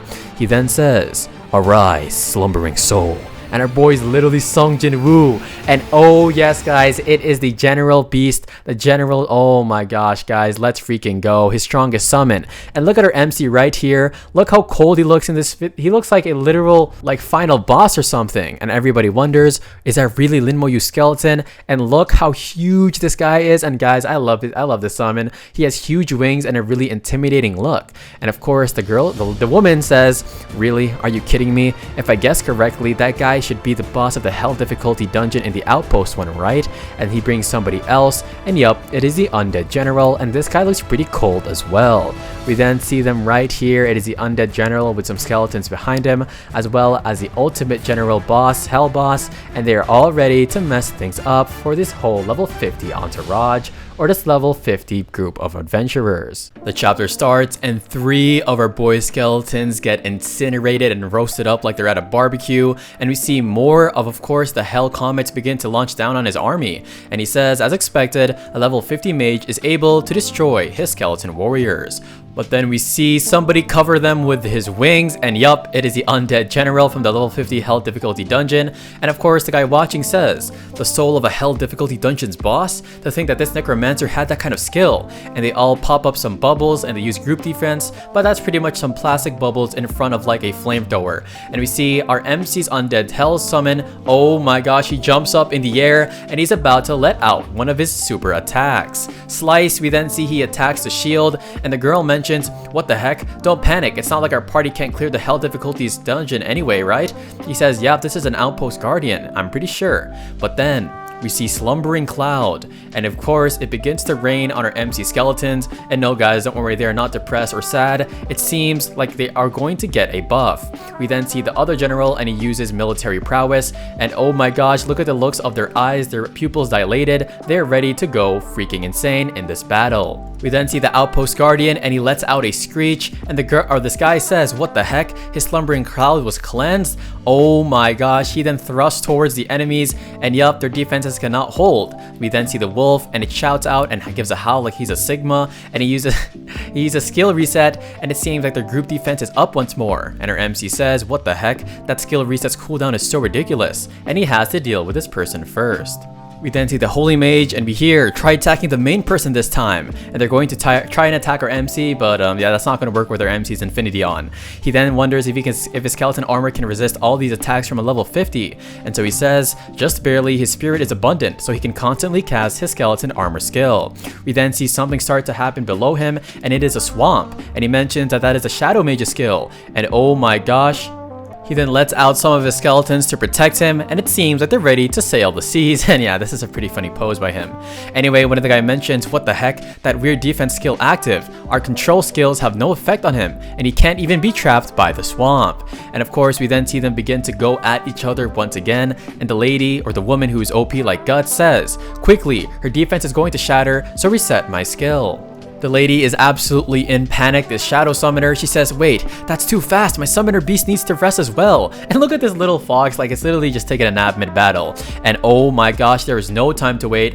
Our boy's Undead Outpost summon just literally smashes past her defense and it shatters. And she says, "Oh, Hold up guys, don't get any ideas, but she says, what the heck? Even the skill cooldown reset couldn't catch up. And she says that his skeletons are way fiercer than they were in the 5th round. We then see a horde approaching, and this holy mage begins to use fiery ring of resistance like he did previously, or the other guy used previously. And then this girl uses the firewall, and it looks like a literal tsunami starting to erode. And we see that his skeletons are getting pushed back a bit, but something begins to shine in the sky. And of course, it is the skill cooldown, and they're of course getting reflected upon by this blue light, and they use group defense. And the lady smiles, saying, if we can only chip away at his health, that's all we need. And she really thinks this is like League of Legends. However, our woman or our girl literally freezes on, oh my gosh, we hear, you're gonna grind me to death? Hold up. And anyway, our MC is just standing there with his hands in the pocket, and the skeletons are like, bro, they really thought they could harm our master? And she says he used skill casting window to barge into the space.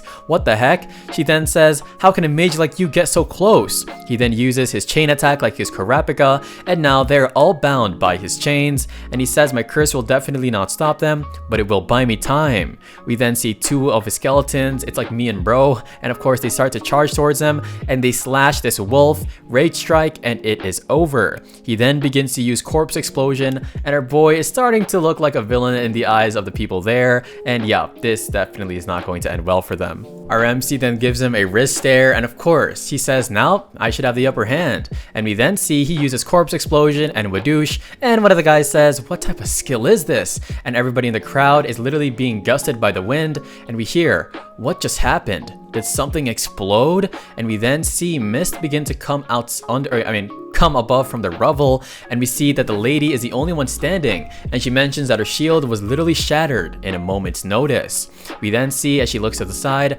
I'm the only one left, and well, you know, looking down on her is our boy's strongest summon, as well as a whole army of skeletons. And she then says this competition is really something, and she literally gives a thumbs up as she's literally bruised and injured, and she still smiles, saying, you're OP, with a young guy like you, she has nothing to worry about for the future. She then hops out of there like she's the Flash trying to get home and eat a McBurger or something, and Lin Mo Yu wins, and yup, Jiang Tao Tao and Ning Yi Yi are super happy as they cheer on for our boy. Everybody yells out in excitement, this fight is one for the history books for sure. And we then see the elder floating, and he says, here, come take your rewards. Of course, our MC bows down and says, thank you, elder. And he says, I wonder if there'll be a 6th round. And he says, will I be able to pass it? But just at that second, he gets a notification from Lord Bai Shen. And of course, he says, just keep it well and don't push your fortune. Anyway, we then see Lin Mo Yu look back, and he says, what the heck is this? What's the matter, elder? Because the elder called for him all of a sudden. He introduces himself as Jin Peng, and he is one of Shenxia Empire's 12 council members. And he says, what the heck? It really is one of the 12 members of the empire. Lin Mu then says, what's the matter? And he pretty much says, I just so happen to be an adjunct lecturer at the Xiajing Academy that he wants to go in. And so he says, I'd like to take you on as a student, if that's your will. Jiang Tao Tao then says, what the heck? He'd really want to take Lin Mo Yu on as a disciple? But our MC is one loyal guy, and he just bows down saying, I really appreciate your kindness, teacher, but I already have a teacher, dude. He says, who the heck is it? And he then gets a ring on his phone, and he says, as a matter of fact, it's a message from my teacher. And of course, Jin Peng says, come on, let me see who's stealing one of my students. We then see it is Lord Bai, and he says, oh, little Peng, I heard you're trying to poach my students. And oh my guys, look at our boy's expression. He's just like, what the heck, I just got caught in 4K Ultra HD again. And he says, oh, and he apologizes instantly. I had no idea it was Liu Yu, Lord Bai Shen. And he says, little Lin is my student, so don't get any ideas. Lord Bai then says, I won't take up any more of the time. Since the competition's over, get your whole group over here. Old Meng and I have something to discuss. He says, I'm sure you know what it is. And so Jin Peng then mentions, after the competition, I will bring them over to see you and Lord Meng. And of course, our boy then gets a message from Lord Bai, and he says, little Lin, you've done well, but come back as soon as you can, because he has a new task. And our MC says, yes, sir. And of course, we then see the 4 of them, and it is time to go back to the Shenxia Academy, and this is definitely a fun arc, and it's going to be nice how our boy just returns as a super OP dude with definitely a high reputation now. We then see him at the dormitory, and he's literally just meditating on his bed. And he then begins to use a chug jug or a mini potion. Just kidding, this isn't Fortnite. And we then see Lin Mo Yu, the only one who is a necromancer. His level is only level 27, what the heck still? But his strength has gone up by 200. His physique and agility and spirit also have gone up by 200. And wow, our boy's spirit is literally so high compared to the rest of his stats. And look at our boy, look at his aura. This guy is definitely the ultimate aura guy on the world. Like, this aura is so beautiful. I'm not gonna lie, it looks a bit better than Sung Jin Woo's, but hey, don't come at me for that. We then see our boy Lin Mo Yu then offers Lord Bai a piece of, not a piece of soup, a cup of soup. And of course, Lord Bai says, "You did well today." And Bang Anwen then mentions, "Wow, how do you mean he did well? You're much stronger than your teacher Bai back in the day. He could only pass 3 rounds." And of course, Lord Bai says, "What the heck are you saying?" He then coughs and says, "You gotta go to the duplicate hall and level up to level 30, and I'll bring you somewhere after that." He says, "What? The dungeon hall?" Of course, Lord Bai mentions, "Wait, you should stay in the academy for a few days," because Lin Mo Yu mentions, "Well, wouldn't going to the arena be faster and it'll be easier to practice?" And Lord Bai mentions, "You've done too well, so you're going to be watched by other people." Lord Bai then says, "These few years, many prodigies have literally been assassinated in the Empire, so you must be careful, and the academy is the only safe place." And Lin Mo Yu, of course, agrees. We then see him walk towards the sunset or the cloud place. Where are these guys even? Are they literally like in a floating cloud? And Meng Anwen wonders where he's bringing him, and he then says, "I'm going to bring him to the dungeon." And then of course Meng Anwen is kind of concerned if it'll be dangerous, but Lord Bai just reasons that the earlier the better, because that's how he's going to be considered a professional. Lord Bai then smiles and he says he's much stronger than you or I could have expected, and so as long as the Spirit Temple's mark stays, he can revive even if he does die, which is definitely OP. And our MC says to himself, "The dungeon hall, huh?" And it looks like our boy hasn't been here in a while, and yup, he's going to definitely have some fun clearing the dungeons and setting new records.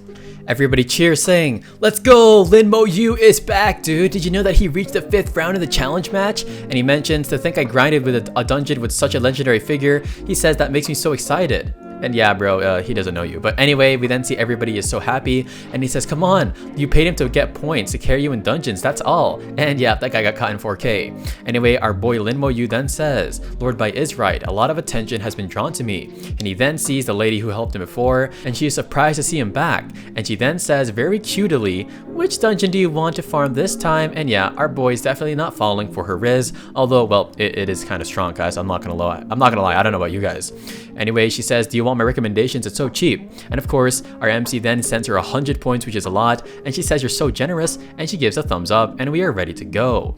We then arrive at the Fire Deity Palace, and look at this nether portal right here. It looks as eerily and menacing as ever, and this is the Fire Deity Palace, which is a level 32 dungeon, and there's only 2 difficulties, the normal and the nightmare. The entry requirements are 27 to 37, it costs 500 points, and the cooldown is 120 hours. I'm guessing that's around like 5 days, and the removal cooldown cost is 2,500 points, and the record is 8 hours and 30 minutes, but our MC might get it in probably 32 minutes, or even 15 seconds, but just kidding, guys. But anyway, our MC mentions that it looks like a very ordinary dungeon, so why is the record 8 hours?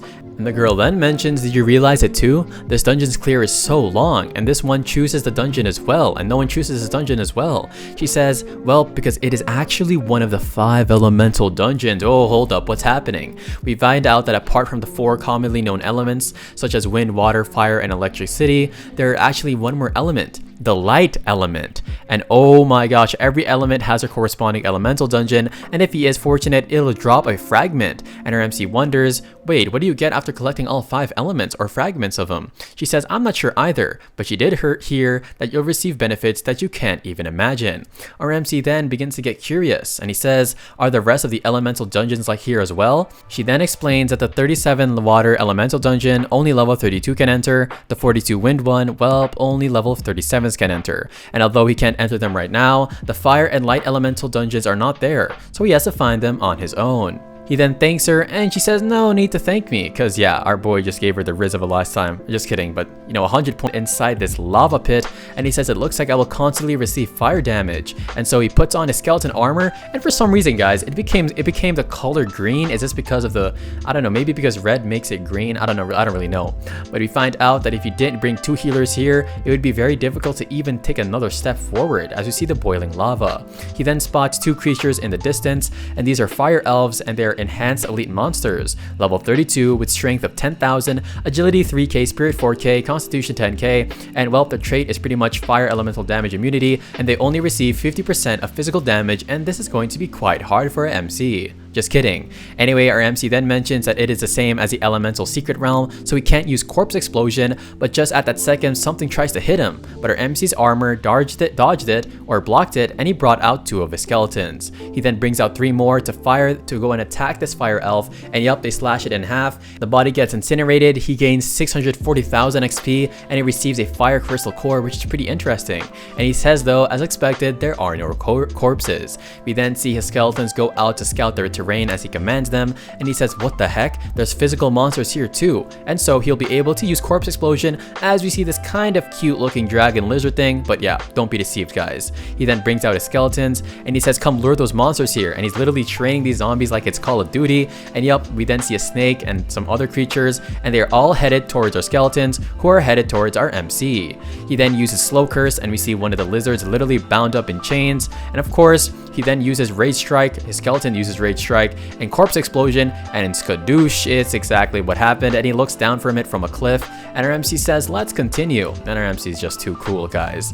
Everybody is quite concerned because they say, why is the fire deity palace spewing fire? And we then see the portal, and outside of it some sort of magma is coming out, and we see that there is a 3rd difficulty, which is the hell difficulty that is appearing, and they say wait, what the heck? Why the heck is there a hell difficulty in the fire deity palace? And oh my gosh, our MC is out here creating difficulties, literally.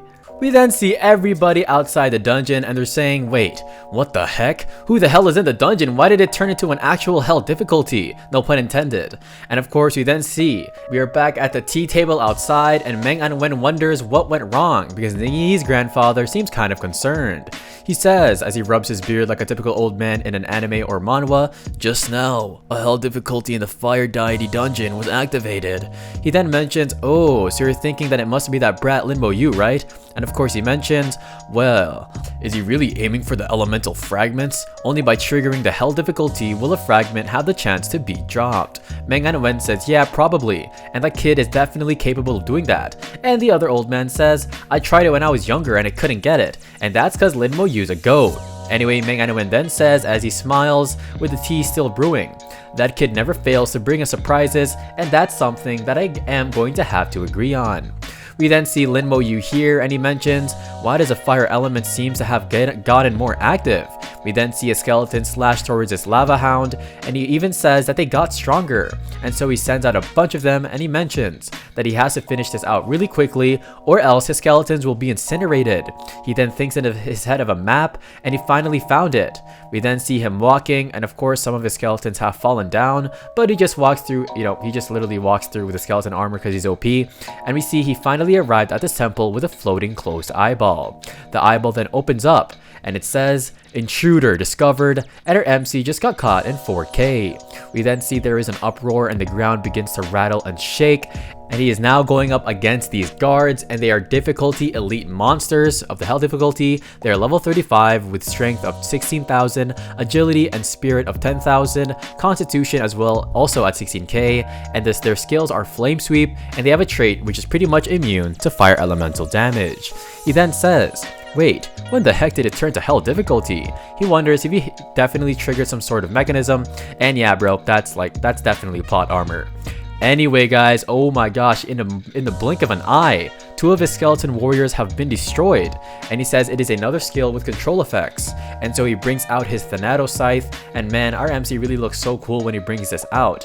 And he says, come out Undead General, and yup, Undead General is here to play. We then see all the skeletons begin to receive military strength, and they turn bloodlusted, and they get away from the control effects, and they then slice all these guards in half. and he receives 3 crystal cores.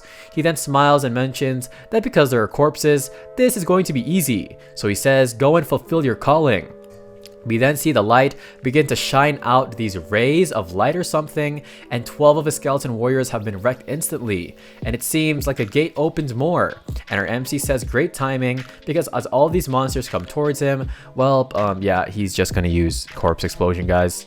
And before he does that though, he uses slow curse, and now they are finally bound to where they are. His skeletons then snatch them up, and corpse explosion, wadoosh, and yep, all of these guys are gonna get burnt to a crisp.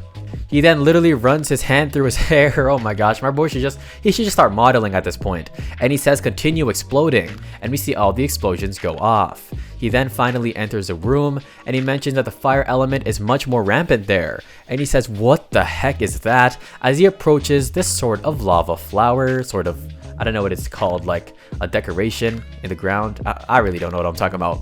Anyway, we then see there is a flower in the middle, but 2 of his skeleton warriors get swept up by the lava, and he barely manages to protect himself. And oh my gosh, we then see a hand come out from the lava, and it's going to try and touch our MC, and no, not in an inappropriate way. The hand barely misses, and our MC manages to dodge because of his quick thinking and his leap backwards, and he then slides down like he is Spider-Man, but oh my gosh, it seems like he has backup as all of the mages have appeared behind him. They then use their abilities and their affinity for magic, light, crystals, and all these other sorts, and they begin to attack the lava hand, and it seems like something begins to happen. Oh my gosh. The Fire Palace Gardener has risen up, and this is the Hell difficulty boss. He is level 36 with strength of 20,000 and constitution of 20,000, and agility and spirit is at 10,000. And although he has no skills, well, he has fire elemental damage immunity, which can be very OP. He then spots something in the middle or in its chest, and it is a flower. We then see the guy then launches up a bunch of lava sort of pits from the ground, like he's making geysers out of the lava, and he destroys our boy skeleton warriors in an instant. But he then summons out more, and he says go and find me the corpses. He then uses soul blaze on the monster, and it yells out in he yells out in angriness, and then he then jumps towards our MC. But our MC guys, our MC just has his hands in his pocket, and the guy then punches our MC, but of course his skeleton armor dodges it, or blocks it of course, and he mentions that I need to restrict this guy's movement, and so he uses slow curse, and the chains here look like they're doing a good job. The skeletons then jump towards this guy using all of their will to fight, and he uses corpse explosion, and it seems like he has taken quite a blow. However, we then see the guy opens up his eyes as the skeletons are about to attack, and well, it doesn't really matter because well, he just gets wrecked and all the lava flows out of him, and he has finally killed the Palace Gardener, garnering 2.16 million experience points, and that's a pretty good steal. He also dropped the fire key and the fire flower, and we find out that this fire key unlocks the real fire hall, and he needs to use the fire flower to awaken the fire deity. We then see the items come into his hand, and something happens. It seems like rocks form in the lava path, and this is where he needs to go next. And he then begins to sweat, saying, this hell difficulty is unclearable without bringing 4 or 5 supports, because there's so much lava here, and he even mentions that the fire element is way too strong for him to well endure. But thanks for the skeleton armor, well, our boy can do anything. We then see the floating eyeball, and he says, wait, that is a giant flaming eye above the palace. And oh my gosh guys, the eye comes back into the rocks, and it seems like there is a monster that, oh wow, this is a Cyclops guys. It is a lava giant Cyclops, which is the actual leader, level 38, strength of 25,000, agility and spirit of 10k, constitution 25k. He has a fire laser of death, lava ejection, and volcanic eruption, and his trait is that he has fire elemental damage immunity and fire elemental skills power enhanced. And look at this dude standing in front of our MC, but yeah, our MC just looks so cold, and he's not even scared, and he doesn't even back up at all. He mentions it's not named as a fire deity's monster, so why is it a lava giant? He wonders if this is a different type of dungeon. And then he says, wait a second, it looks like clearing the fire palace is a prerequisite mission of the fire hall, and our MC is thinking of the things that he has obtained. He then says, well, let's come on guys, let's just skip the talking, let's go to the fighting. And the Cyclops uses the fire laser of death, and 5 of his skeleton warriors get incinerated just like that. And just saying, guys, like, I wonder if our MC is going to upgrade his skeletons because, well, they just been getting wrecked recently. Anyway, our MC's skeleton armor even begins to shatter, and he says, I need to fix this first, and it looks like his skeletons are unable to fight with the boss. He says, it's time to end this quickly. And oh my gosh, guys, he brings out the Ghost King, and this is the first time we're seeing him. Yo, look at this, guys. He is a dead spirit, level 39. He has strength and constitution of 25k, agility of 20,000 as well. He has nihility, bewitch, lifesteal. Lifesteal is really OP, guys. And his trait is physical damage minus 50 and holy damage plus 50. This guy's about to wreck this dude. Anyway, our MC then smirks and he says, since I'm ending this fast, I should go all out, as we see the army of the skeletons versus this one Thanos looking monster, and or Cyclops, I should say. We then see the Cyclops beam of death, like he's saying I captain, because he can't say I because he has, never mind, I'm not even going to continue the joke. But anyway, we then see try to attack our boy's spirit, but well, he uses void transformation and it literally gets sent to the nothingness, and we find out that it's the skill where he becomes intangible. And yup, this guy is just so OP. We then see another one comes and goes right through him, and he says this bewitch skill is useless against this big guy. And we then see the big guy use volcanic eruption, and it's like they are fish in the air because, well, this is this guy's play zone. Anyway, our MC is literally stepping on the lava, and it seems like he needs to get out of here. Well, whoa, 10 of his skeleton warriors have been burned up, and 16 also of his mages have been destroyed. And our MC says he can't waste any more time. He then launches ice attacks at the golem, or at this big cyclops, and look at his undead spirit. He literally uses his pointer finger to just point this guy like he's literally just saying boy to him, and well, that's his skill nihility, and it pierces right through his liver, and it seems like the guy falls down and he takes a hit, but as he falls down, he literally accidentally takes down 4 of his mages. Our MC uses slow curse, and the cyclops yells out in absolute fury, and he's about to use the kamehameha from his mouth. Hey, yo. And of course, it's about to attack our MC, but 7 of his skeleton warriors actually block it, and 6 more mages have been destroyed, so hey, rest in peace to them. Our MC kind of looks angry right here as the skeletons begin to attack them even more, and his big captain corpse uses lifesteal on the monster, and it seems to be working as he falls on his knees. Lava then envelops him like they are doing right now or back then with tortillas, and then he uses his laser finger beam and of course cuts out the other side of the lava giant, and it seems like this guy is about to get wrecked. The captain then uses Saitama's special, just a singular punch, and yep, he falls to the ground in the lava, and sadly, just kidding, happily, he has finally defeated the leader of the fire palace, the lava giant. Our MC says that he really has to leave first, and he finally makes it out because any longer and he wouldn't have been able to endure all the heat and the fire inside. He receives 3.8 million XP, and guys, he received a lava staff, which is really OP, and well, he also got the fire crystal fragment, which was said to be super rare in order to drop. Yup, he gets a fire crystal fragment, and 3 fire crystal fragments can be combined into 1 fire crystal, and yup, once he gets that fire crystal, who knows what is about to happen. We are now back in the hall, and this guy then says, the bell chimed. Ever since great deity Lin, did somebody set a new record? It's the fire palace. We then see the clear record. First place is Lin Mo Yu, with second place as none. Everybody mentions, Lin Mo Yu really set a new record. What the heck? Even if it was Lin Mo Yu, what happened to the previous team's record? Why was it erased? And this guy then folds his arm like he knows Lin Mo Yu or something. He says, do you guys want to know why? He says as he smiles, and oh my gosh, he winks at them. And anyway, he mentions that's because deity Lin cleared the hell difficulty, and the clear time will naturally be together, or will naturally not be together with the nightmare difficulty. They then begin to reason, saying, really, are you kidding, bro? Hell difficulty? This must be a joke. But this guy then says, check it yourself if you don't believe me. They then are looking at it, and yup, it is a fire hell difficulty clear record. First place is Lin Mo Yu in 3 hours 58 minutes, so around 4 hours, and they all mention, what the heck? The dungeon really upgraded. Isn't Lin Mo Yu way too powerful? This dude really just set up a record on a hell difficulty dungeon, and he did it 2 times faster than Nightmare dungeon. And as they're talking amongst themselves, well, Lin Yu is literally just throwing up this fire fragment in the air with his hands in his pocket, his favorite pose, and he's just leaving. And he says, I will go and ask Master what the heck is the use of this fragment first. We then see in front of the dungeon, Dian Xiao, are we still going to raid it? He says, yes. Why can't we raid the dungeon? Can the 12 of us not win against one person? And yeah, if it's Lin Yu you're trying to beat, then yeah, you might as well give up, bro. This guy mentions that upon hearing that the dungeon upgraded, he gathered some people, and of course he wanted to beat Lin Yu's record. He then sweats, and look how much he aged. This is why you guys, don't get so angry, because look, you become like this guy and you age like 40 years in 5 seconds.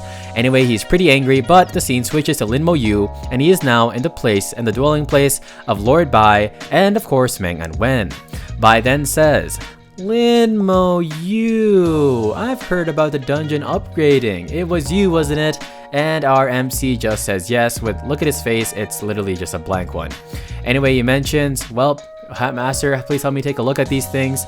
And he drops the key, he drops the flower, and he also drops the fire fragments. Of course, Meng Anwen then begins to wonder, saying, Fire crystal fragment, huh?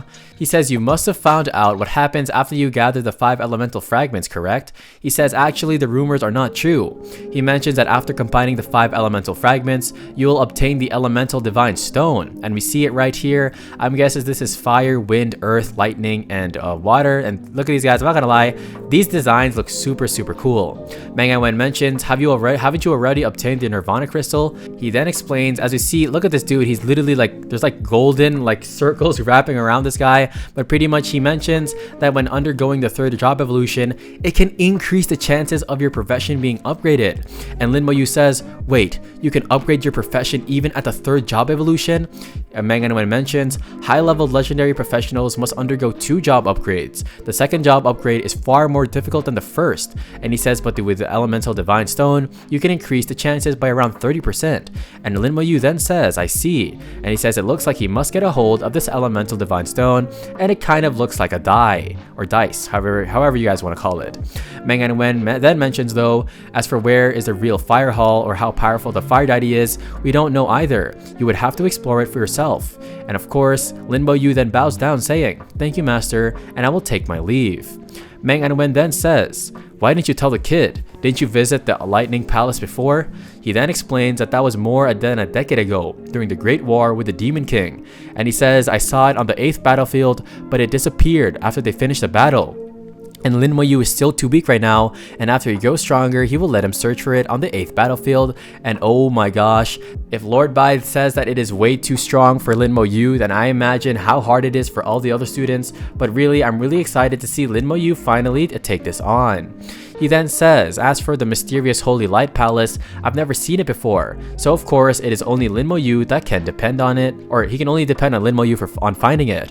And Lin Yu then arrives at the dungeon hall, and he says, since this thing is so important, I'll farm 1 for both Yi Yi and sister. And of course, our boy really is generous and thoughtful. However, he notices something in the dungeon.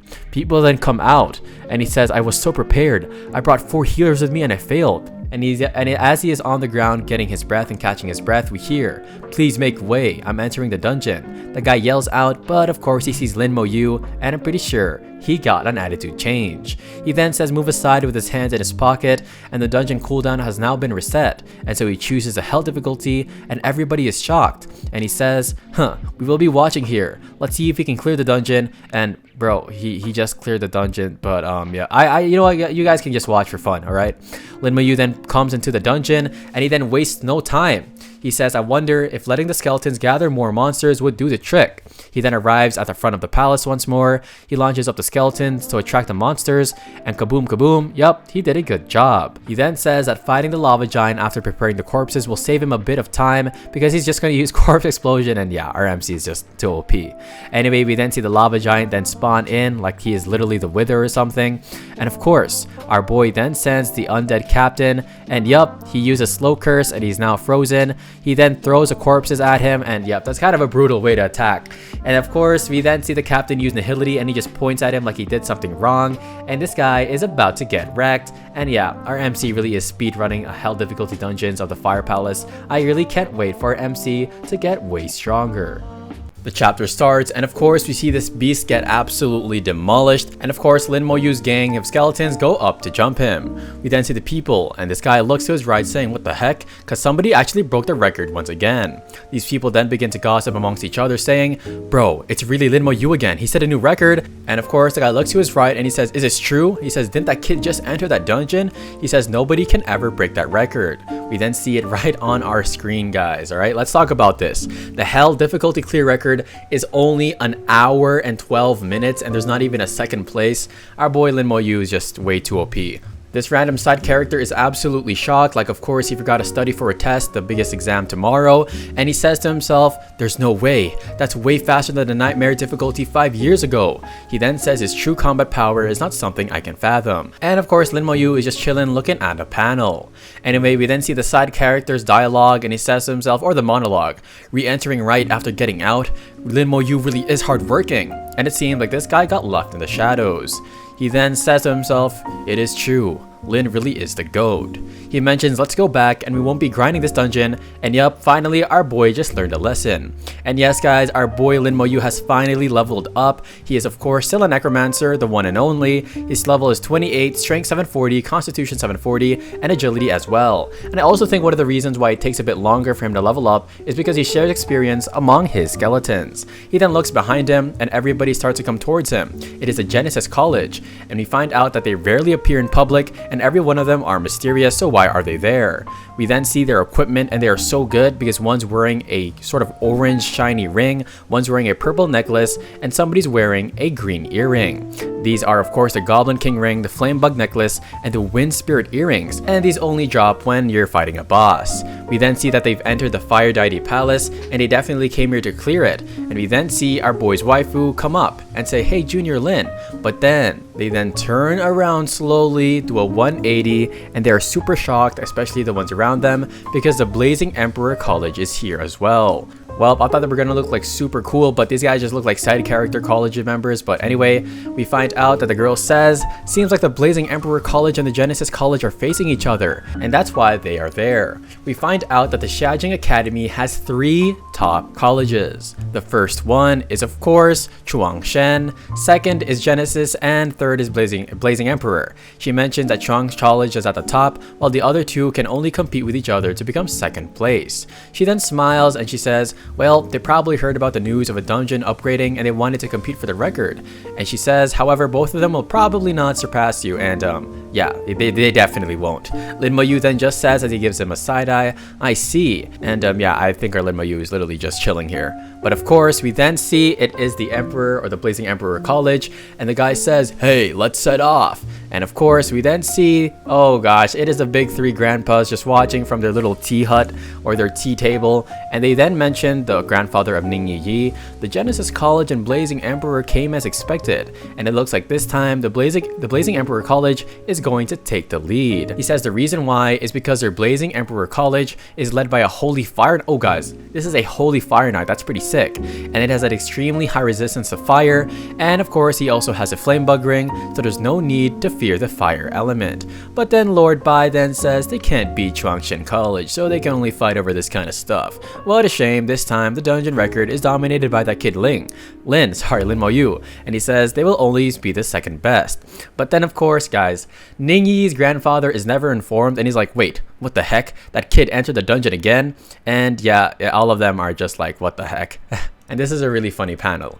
Anyway, we then see it's really similar to Old Bai in his youth. And yeah, this definitely is probably nostalgia for them, because they definitely caused a ruckus when they were kids, and they were probably the protagonists of their own manhwas. Anyway, we then see Bai, and he says, however, it's good to make an impact on those arrogant people. Let them realize that there will always be someone better than them, and yeah, competing for second place as a college is crazy, because you're going up against one dude. Bai then says Lin Mo-yu is going to definitely not get bullied when he enters the Genesis College. However, Ning Yi's grandpa then says, you're going to let him join the Genesis College and not the Chuangshen College? What are you thinking? Bai then mentions that Old Thing has a student, and he will definitely give all his precious resources to them. And so there's still good stuff in Genesis College, and of course he's going there. And Meng Anwen is like, really? You are such a thug. And wow, this is getting hilarious.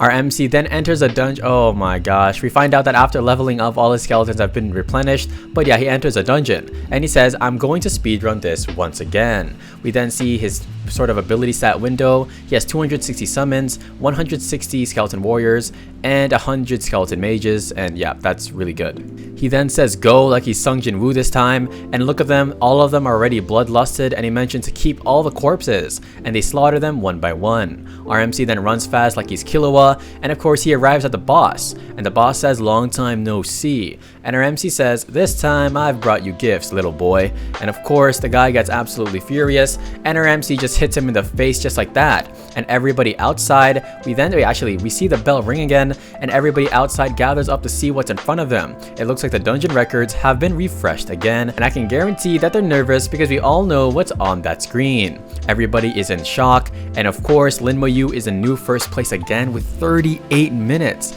This guy says, is this really for hell difficulty dungeon? This must be for like beginner version tutorial island or something. And nope. Of course we find out that it takes about 30 minutes to run from the start of the dungeon to the end, and he says don't tell me that Lin Mo-yu just did exactly that. Lin Mo-yu then says, well, as soon as he comes out, I will clear a few more times so I can reach level 30 as soon as possible. And guys, our boy Lin Mo-yu is only level 28, and this guy's literally he can probably take on a level 70 or 80 or something. Of course, the three grandpas then mention this kid is not really giving anyone other chances, and Meng Anwen mentions no one can really break this, but that's fine too. It's good to let those guys from the two colleges suffer a bit of defeat, because of course that's going to definitely humble them, and humility is definitely a good thing, guys, so let's try and practice it before we get humbled by Lin Mo-yu. A few hours later, we then see it is the Blazing Emperor College come out of the portal, and these guys are absolutely exhausted. As well, they're actually accompanied by the Genesis College. And the Holy Fire Knight then points, saying, we entered 2 minutes later, but we came out at the same time. He says the Blazing Emperor colleges win this time. Of course, the Genesis Knights then says it was because we were getting ready at the safe area. Let's see the leaderboards first. Of course, they then begin to walk forwards, and they're so cocky thinking they're going to be first, and everybody in the crowd's laughing, and they wonder why. We then look at the records and see who is in first place. We see this orange orb. Of course, they're then looking, and they're like, what the heck is this, as they see Lin Mo-yu in first place in 38 minutes and 25 seconds. They then say, who the heck is this guy? A level 28 solo clearing in 36 minutes? The guy from Genesis College then says, is this strength of the professional competitions champion? And by the way, why is this guy's eyes so high up? It might be the mask or whatever. Anyway, this guy then says, let's go. And of course, they are charging away, and people are laughing, saying, look at that crap. The people from the top colleges aren't even that impressive anymore. And what a way to get humbled. We then see Bai and Meng Anwen, and Bai then says, how did it go? He mentions that he's already locked on the coordinates of the Eternal Training Ground and found a relatively hidden position. And Bai then says, as expected of you, old man, you really are quick. Of course, he says, are you really planning on sending him there? You only went there after you devolved your profession twice, and that kid just reached level 30. And of course, Bai then folds his arms and he says, colleges are greenhouses which nurture fragile flowers. And he says he's stronger than most level 40 professionals right now, so there's no reason why he can't go. And yeah, that's definitely true. Anyway, Meng Anwen then says as he waves his hand, yeah, I won't interfere because he's your student, but that kid won't die for real anyways. Even if he did, it will make him face reality, so it's not a bad thing, but remember that he has a respawn talent. And also guys, what do you think? Who's stronger, Meng Anwen or Bai? And I have a feeling it's Meng Anwen. I don't know why, but maybe if Bai got absolutely angry, he'd like destroy everyone, but who knows. Bai then says, don't worry, that kid won't die, and Lin Mo-yu transports, and of course he levels up. He says after farming that dungeon 10 times, he finally reached level 30, and oh gosh, our boy really, how many times is our boy gonna clear the dungeon? Like, this guy really is the ultimate speedrunner. Finally guys, he is level 30, he has a Dragon Warrior King title, and all of his attributes are plus 500 with a skill cooldown of 50%, and of course his strength is 1000 plus 500, constitution plus 500, and agility 1000 plus 500, and spirit 4000 plus 3500. Of course his wife, who says, did you really level up, Lin Mo-yu? Please buy me dinner. Nah, I'm just kidding, our boy ain't a simp. He just says, thank you senior for recommending me this dungeon, and yeah, I'm not gonna lie, she definitely helped our boy. She then mentions, I didn't expect the dungeon to upgrade too. This is clearly all due to your hard work. And our boy with his hand, he still has his hands in his pocket. He says, do you have something in mind? She then says, Junior Lin, can you sell one of your fire crystals to me? And of course he says, take it. It's free of charge. And yes guys, he took his hand out of his pocket and he just tosses it onto the hands of his senior. And of course she then says, does this guy know the value of this thing? And yup, she's absolutely frozen. And yeah, our boy just got the riz of death, or riz of life, because you know, she got rizzed up. But anyway, we then see our MC stands in front of Bai, and Bai then says, wait, you've reached level 30? Manhwa mentions you leveled up from level 27 to 30 in 2 days. You're a little harsh on yourself. And of course, we then see Bai mentioning, it's good to be harsh, the more ruthless you are to your enemies is the better. He then says, how does it feel being level 30? He mentions, I feel some changes in me, but I didn't really analyze them thoroughly before rushing here. Of course, oh my gosh guys, I'm not even gonna call him Lord Bai, let's call him the Goat Bai, or I'm gonna call him Legendary Bai. Legendary Bai then of course brings out a lot of scroll skills on top of the table, and he gives them free of charge. But then our MC says there's no need because I have this, and Bai just laughs. Anyway, our MC then begins to let out his aura, or consume them I guess, and he receives Skeleton Fang skill. And oh my gosh, this looks like the Minecraft in the Nether, like those bone structures, I don't know, but yeah, this looks absolutely sick. Just look at our MC. He says that it's the same type of skill as a skeleton armor, but it's from the ground. And of course, the Legend Bai then says, release it over there. And oh wow, it's literally like daggers. And he says his power is not bad. He says that the level 1 skill is almost on par with the fireball spell of a level 30 mage. Manhwa then says if the skill is maxed out, it will become very powerful. And from your level and the number of skills you possess, you should still be able to awaken more skills. And he says to try it. Of course, our MC then tries it as we see it glowing once again, and he begins to sweat, and he wonders why did a new skill not awaken. And Lord or Legend Bai then says what's wrong. He then brings out a Thanato Scythe, where actually it appeared out of nowhere, and I wonder if his new skill is related to the scythe.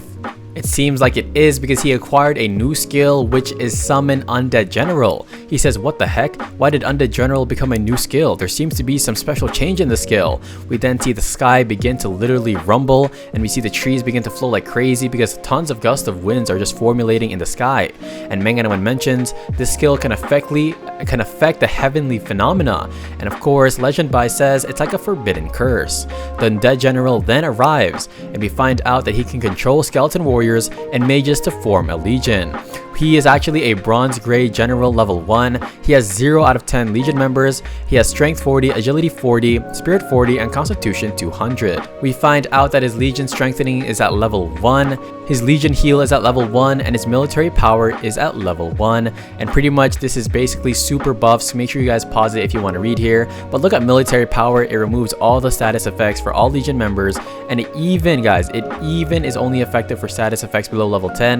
But when he levels up, he's going to be being able to go up against like level 90s or something. And also, I'm going to throw a guess there, and I'm going to say that Legend Bai is around level 150 or maybe 200. We don't know, but that's my guess. Of course, our MC says, the Undead General became my summon. I finally have it. The skill to remove all abnormal effects and statuses. Anyway, he then says that we also got healing skills, and that's such a bonus. However, Legend Bai mentioned, summon a skeleton and see its effects, and that's exactly what he does. Of course, Legend Bai then pierces it with his attack. Oh my gosh, Legend Bai is so strong, he just literally wrecked it. But then, the general then heals a skeleton and is good as new, and he then folds his arm and he even stands up.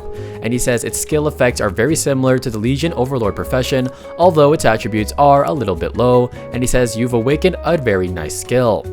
Of course, Lin Mayu then thanks him for the compliments, and he says it's a shame that it's not enhanced by his talent, and if he levels it up, the attributes might not be so weak. And Bai then approaches him, and he says since this kid is one of a kind, and of course it won't be long before you can become a one-man army, but I think our MC is already a one-man army.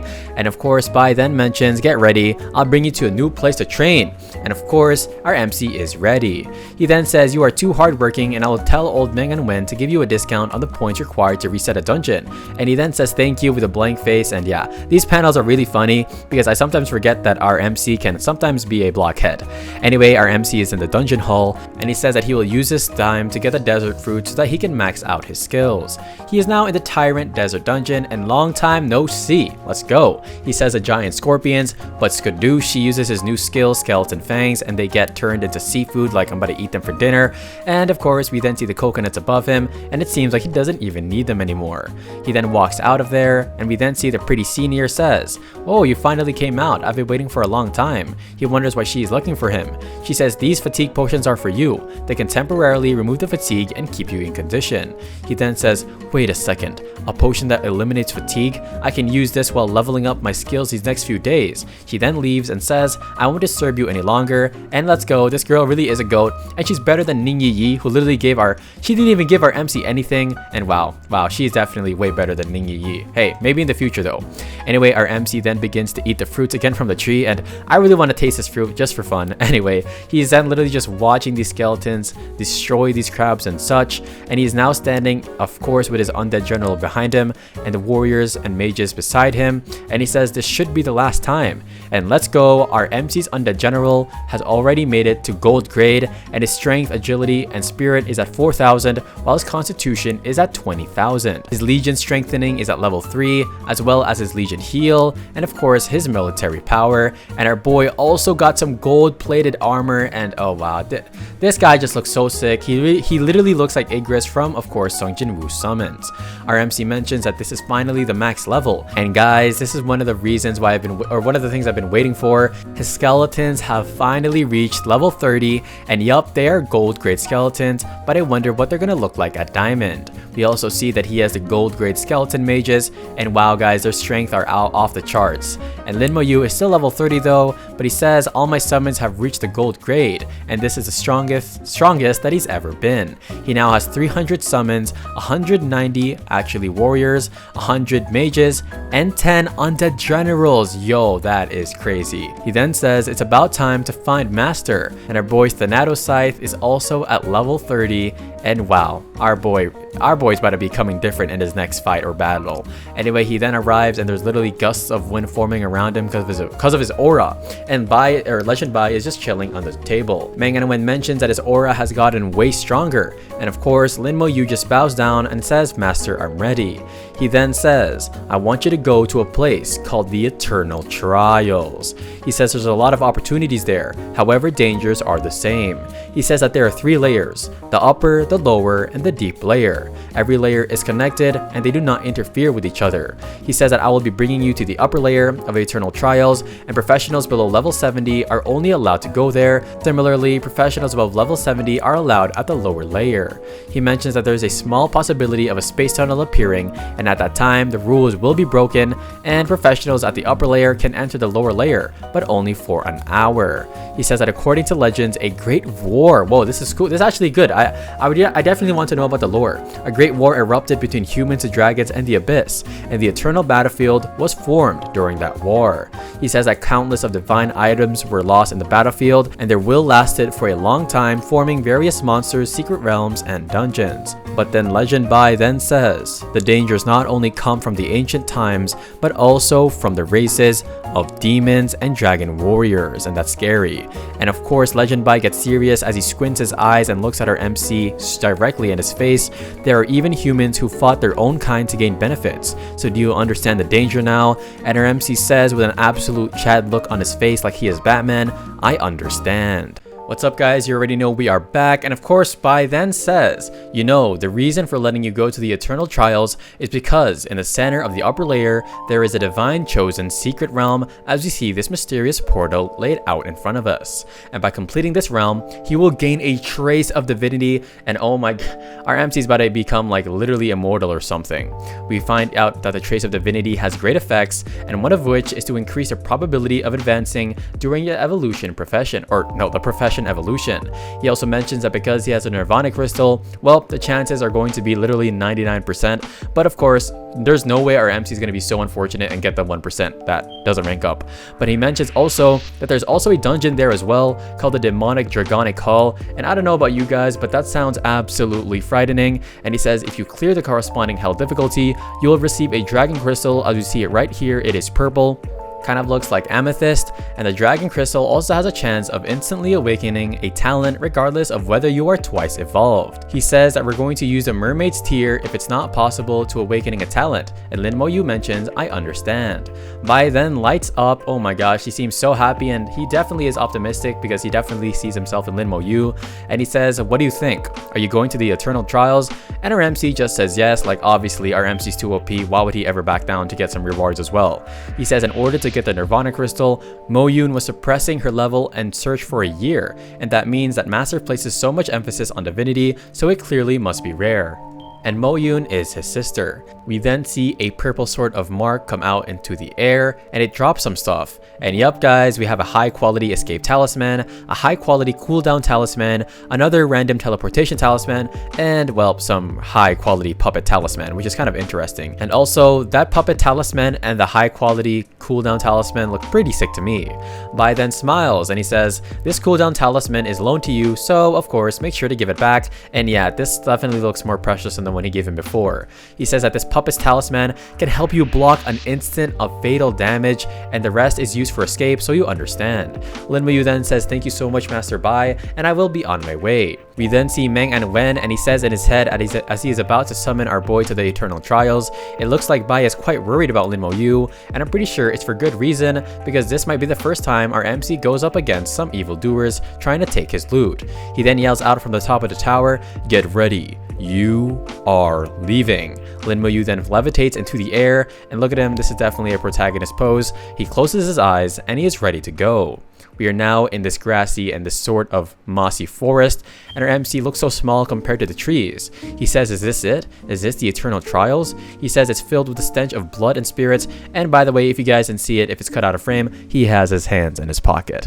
Anyway, he then puts on his skeleton armor, which has definitely gotten stronger since back then. He says I have to use this in a strange place, as we see two of his skeleton guards following behind him, and this is new for MC, as he usually doesn't have bodyguards. He then finally meets a living creature, and this is the Black Rock Monster, level 41, strength is 20k as well as his spirit, his agility is 5k, his constitution is 30,000, and his skill is a cyclone ball, and his trait is pretty much taking 50% less damage physically and elemental damage by 70%, and oh wow, this guy really is a tank, and that's a perfect way to make a rock, well, that's a perfect stats to give a rock, because you know they're solid. Anyway, he says that this random monster is level 41, and his spirit and strength is so high. He says, I wonder if it can deal physical and elemental damage.